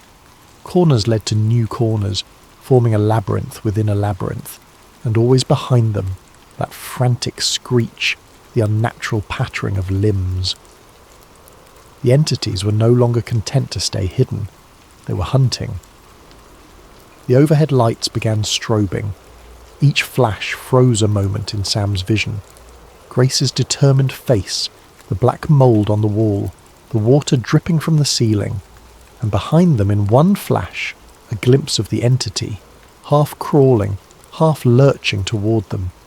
Its eyes were an inky void, set in a gaunt face that defied anatomy. Then darkness, then light again, and it was closer. "This way!" Grace shouted, yanking Sam's arm and veering into a side hallway. They nearly slipped on the soaked carpet, hearts pounding like war drums. The corridor twisted into a set of steps leading further downward. Through the flickering gloom, Sam saw a sign, a battered metal plate that read, "Maintenance," in rusted letters. Was this place once functional? The idea was terrifying. A basement or sub-level of the back rooms that suggested some attempt at infrastructure. But who built it? And why? They clattered down the steps, Grace panting from exertion. At the bottom lay a corridor of exposed concrete walls devoid of wallpaper, with fluorescent tubes flickering overhead. Water pooled at their feet. Somewhere behind them, a roar echoed, followed by frantic scraping noises that seemed to come from multiple directions. A door to the side caught Sam's attention. It had no label, just a rusted handle. "In here!" he gasped, pulling it open. They tumbled inside and shut the door behind them, pressing their bodies against it. The metal was cold under Sam's palms, trembling with each vibration of the corridor outside. They held their breath, listening. Heavy thumps reverberated beyond the door. The screeching and scuttling intensified for a moment, as if the entities were scouring the area. Then, gradually the noises receded into silence, replaced by the steady drip of water and the nauseating hum of the lights. Grace exhaled, sliding down to the wet floor. "We can't keep running forever," she whispered, voice shaking. Sam nodded, equally breathless. The room they had stumbled into was small, cluttered with broken shelves and scattered tools that looked more like props than anything practical. A single flickering bulb dangled from the ceiling, casting a weak circle of light on the floor. As they caught their breath, Sam noticed a piece of paper pinned to a shelf. He reached over, hands trembling, to pick it up. There was another note, likely from Dr. Morrow. The words were almost illegible, but a few stood out. Mel point. Water infiltration. Next level requires caution. Entities stronger. Below it, scrawled in shaky handwriting, was something about final threshold. Grace stared at it, eyes red. So there's more than one level. This must be level 1? Or deeper? Sam felt the weight of despair. How many levels are there? She shrugged, tears threatening to fall. I don't know. Some say infinite. They sat in silence, letting the dread wash over them. Eventually Grace rubbed her eyes. If Dr. Morrow kept going, maybe he left a better clue somewhere else. We have to keep trying. She glanced at the broken tools on the ground. We should arm ourselves with something. Sam found a rusted wrench under a shelf. It was heavy enough to be swung as a weapon if needed, though he doubted it would do much against the entities. Grace picked up a piece of rebar with a jagged end, testing its weight in her hand. They exchanged grim nods. It wasn't much, but it was something. Cautiously they opened the door and peered outside. The corridor was empty again, though the tension in the air weighed heavily. They moved on, stepping carefully through the shallow water. The corridor seemed to lead deeper into an underground maze. Piping along the walls occasionally hissed, dripping condensation. After an indeterminate amount of time wandering, the overhead flickering lights suddenly stabilised. The clarity was jarring. No more strobing, just one unbroken hum. Ahead they saw a large open space, perhaps a maintenance hub. Sam took point, wrench raised. The area smelled of rust and mould, but no immediate signs of entities. In the middle of the room, water dripped from the ceiling onto a mass of soggy cardboard boxes. The floor sloped toward a dark, open grate. Sam's chest tightened. Water trickled over the edge, disappearing into an inky void beneath. Grace shuddered, stepping around the grate. "No way we're going down there," she muttered. "There must be another path." They found a door labelled "Staff Only" on the far side. Sam tried the handle, but it was jammed. With a swift kick, the door splintered open, revealing a short hallway that ended in a bizarre sight. An office cubicle, half submerged in water, the overhead lights replaced by a small table lamp flickering uncertainly. The contradictory space made Sam's head spin, like a piece of normal reality glitching into the back rooms. "Is this part of the real world?" he asked, voice trembling. Grace frowned. "It might be.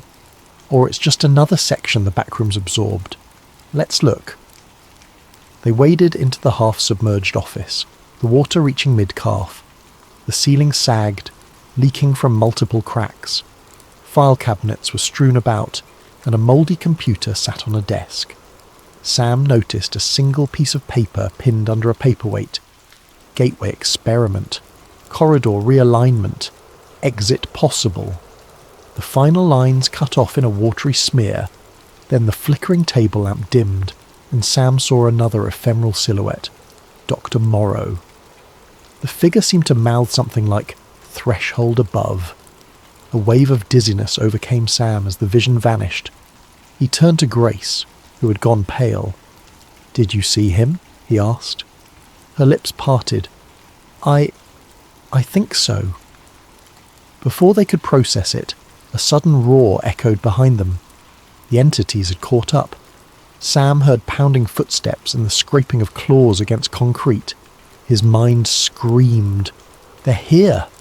"Go!" Grace yelled, brandishing the rebar. They splashed through the water toward a broken window on the far side of the cubicle. It led to yet another corridor, this one lined with flickering red lights, a stark contrast to the usual sickly yellow. The howls reverberated off the walls, intensifying the panic in Sam's chest. They crawled through the shattered window frame, ignoring the glass shards that snagged their clothes. Behind them, an unearthly shape lunged, screeching. Grace swung the rebar blindly, making contact with something that shrieked in pain or rage. Sam saw an elongated arm flail in the half-light, too many joints bending. "Keep moving," Sam bellowed, brandishing his wrench to force the entity back. They tumbled into the new corridor, hearing the monstrous howls behind them. The red light strobed once, then stabilised, revealing a passage that sloped upward. It was an odd ascension, the floor angled in a steep incline toward what looked like a corridor junction. Reminded of Morrow's parted lips message, "Threshold above," Sam shouted, "This might be it. Let's go." Together they scrambled uphill, the entities giving chase, the monstrous echoes rolling through the labyrinth. Fear fueled every desperate step as they raced for a chance at an exit, or deeper condemnation. Neither could be certain. The corridor angled so steeply that Sam and Grace had to use their hands to steady themselves against the damp walls. The oppressive red lights overhead flickered in short, frantic bursts, casting elongated shadows that distorted their every movement. Behind them, the entity's shrieks rose into an echoing cacophony, spurring them onward. The corridor ended abruptly at a wall coated in peeling, discoloured wallpaper. For a heart-stopping moment, Sam thought they were trapped. Then he noticed the wallpaper shifting slightly, as if it were an image projected onto a surface. "This must be the flux," Grace panted. The sense of unnaturalness prickled across Sam's skin. His phone, still in his pocket, vibrated oddly with static. The entire space felt as if it were on the brink of folding in on itself. The entity's roars drew nearer. With a desperate cry, Sam pressed his hand against the warped wallpaper. His fingers sank an inch, as though it were made of rubber. He locked eyes with Grace. There was no time for discussion. They both shoved against the wall. It bulged inward, shimmering like a vertical pool of stagnant water. "What if it's not the exit?" Grace whispered, voice trembling. Sam swallowed hard. "We have no choice." The rubbery barrier gave way, and Sam found himself plunging through to the other side. A jarring sense of vertigo overcame him, and for a second his vision blurred in static. The hum of fluorescent lights roared in his ears, intensifying until it was nearly unbearable. Then, sudden silence. He landed in a tangle of limbs on a cold linoleum floor. Grace collapsed beside him, gasping. The environment around them was dimly lit, but the light was different, more natural. Sam's ears rang from the abrupt quiet. He blinked several times, trying to adjust his vision. They appeared to be in what looked like a deserted basement corridor.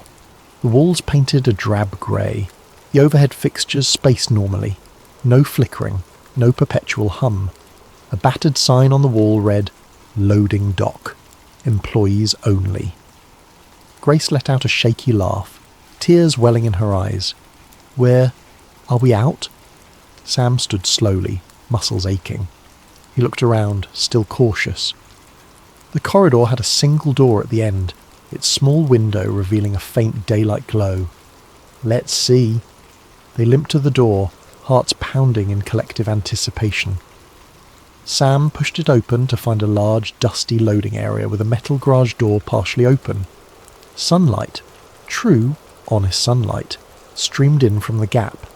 A wave of relief washed over him so powerfully he nearly collapsed. "We did it," Grace muttered, following behind him. She shielded her eyes from the brightness. "I forgot what real light feels like." They emerged onto a cracked asphalt parking lot behind a rundown building. It looked like an abandoned mall or warehouse. Weeds poked up through the asphalt and a rusted chain-link fence circled the lot.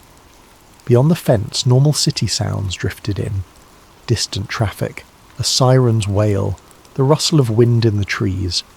The hum was gone, replaced by a world that felt almost unreal after the endless corridors. For a moment, neither of them spoke. They just breathed in the open air. Sam pressed a hand to his chest, feeling the wild drumming of his heart. He had half expected the entities to burst through the door behind them, but it remained shut. No flickering lights, no scuttling horrors. Grace broke the silence. "We have to make sure," she said, her voice trembling with cautious hope. She walked a few steps across the lot, eyes scanning for any odd geometry or flicker in reality. Nothing. The only out-of-place element was a tired old building that looked like it had been out of business for years. Sam joined her, tears threatening to spill down his cheeks. "I thought we'd never," his voice caught. She swallowed. "I know." Her hands trembled and he reached out to give her a steadying grip. For a long moment they just stood there, letting the normalcy wash over them. Eventually they moved away from the building. The fence had a warped gap near the corner, large enough to squeeze through. On the other side was an empty street, a few boarded-up storefronts, and beyond that the faint signs of a more active city block. The sun was setting, painting the sky in streaks of orange and pink. Grace paused, rummaging in her pocket to pull out the chalk stick, now worn to a nub. She regarded it, then glanced back at the building with a haunted expression. "Do we warn people?" Sam sighed, shoulders sagging. "Who would believe us? They'd say we were crazy." He closed his eyes briefly, recalling the infinite halls, the flickering lights, Dr. Morrow's scribbled notes. It felt more like a nightmare now that he was standing in the open air, yet he could still smell the stale carpet and hear the buzzing in the back of his mind. They continued along the deserted road.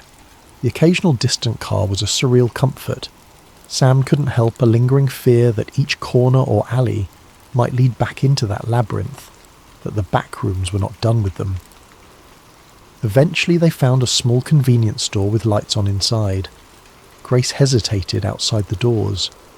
"We look like we crawled out of a sewer," she whispered, glancing at their dishevelled, soaked clothing.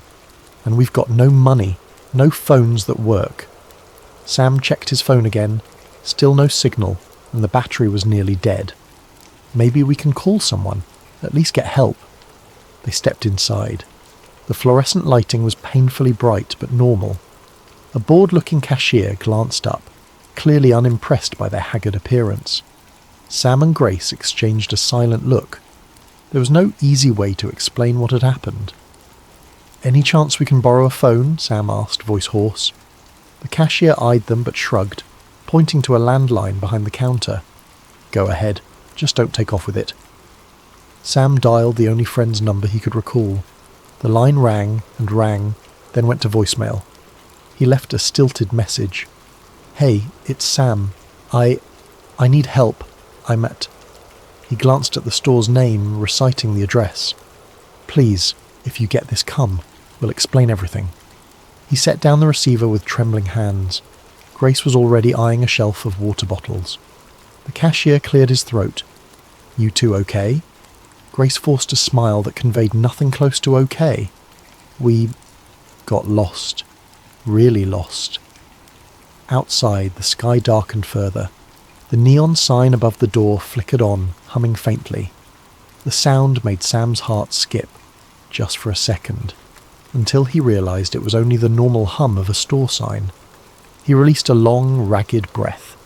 They purchased 2 bottles of water with some change Grace found in her pocket, and stepped back onto the sidewalk. The city's nighttime noises enveloped them. Rumbling cars, distant laughter, a barking dog, all so ordinary. They drank the water in silence, each lost in thoughts of corridors that stretched on forever. Finally, Grace turned to Sam, her voice soft. "Do you think it's over?" Sam stared at a lonely street lamp flickering at the end of the block. "I want to say yes, but Dr. Morrow's notes talked about how reality can glitch at any time. Any corner could be the next slip." He paused, swallowing thickly. "But maybe we can live with it, knowing it's there. Try to avoid it." She nodded, her gaze distant. "I just keep thinking about all the others who might still be trapped. People like us who wandered in, and Dr. Morrow, if he never found an exit." A heavy silence stretched between them. Despite the relief of freedom, they both carried the guilt of survival. In their hearts, they understood that the back rooms might always be lurking just out of sight, behind some innocuous door or hallway. Eventually Sam gently rested a hand on Grace's shoulder. "We can warn others somehow, right? Even if they don't believe us, we can leave hints. Notes on forums, stories that might save someone from a wrong turn." Grace mustered a small, sad smile. "Yes, we'll do that." They resumed walking, each step feeling both surreal and liberating. The lights of the city glowed steadily, no flickering or hum beyond the normal hum of civilization. It was a far cry from the suffocating labyrinth that had nearly claimed them. After a few blocks, a gentle drizzle of rain began. The droplets felt cleansing, washing away some of the stale grime from the back rooms. Grace raised her face to the sky, letting the rain fall over her. Sam followed suit, heart pounding with gratitude to be under an open sky again. Yet, despite their relief, an undercurrent of tension remained. Every time they passed a dark alley, a maintenance door or an oddly angled building corner, Sam's nerves sparked with anxiety. Grace's eyes would flicker to his, as if silently asking, "Do you feel it too?" They eventually turned onto a busier street, where headlights and neon signs offered normal, bustling life. People hurried along the sidewalks, umbrellas up against the drizzle. No one seemed to pay Sam or Grace any special attention, despite their bedraggled appearance. They were just two more strangers in a world that had no clue about the backroom's existence. As they paused at a crosswalk, Sam turned and saw a corner of a building with chipped paint. The angle looked a bit off. He felt a twist in his gut, the same dread as when he first slipped into that supply closet. But a passing car's headlights illuminated it, and the corner revealed itself to be perfectly mundane. He let out a breath he hadn't realised he was holding. Grace's voice was soft. "You see something?" He shook his head slowly. "Number, just my imagination." The crosswalk signal turned green. They stepped off the curb, blending into the crowd of evening pedestrians. In the distance, thunder rumbled, mingling with the city's ambient noise. Though they escaped, a quiet truth lingered between them. Once you've seen the back rooms, some part of you never fully returns. The memory of those endless halls, the flickering lights, and the entities lurking in the shadows remain etched in your mind. And with every hallway, every corner, every flicker of fluorescent light in the real world, that subtle question will always resurface. Am I still safe here? Or is the back rooms just one wrong step away? As if in silent agreement, Sam and Grace continued on together, each finding solace in the other's company. They were survivors now, keepers of a secret they never wished to uncover. Perhaps in time they would heal, or at least learn to live with the knowledge of what lay beyond ordinary reality's thin veneer. For tonight, the rain and the city lights would keep them company, warding off the hum of fluorescent corridors for just a little while longer. And in their quiet gratitude they held on to each other's presence, knowing that the lines between safety and terror were thin, and that sometimes the difference was simply having someone to hold on to in the dark.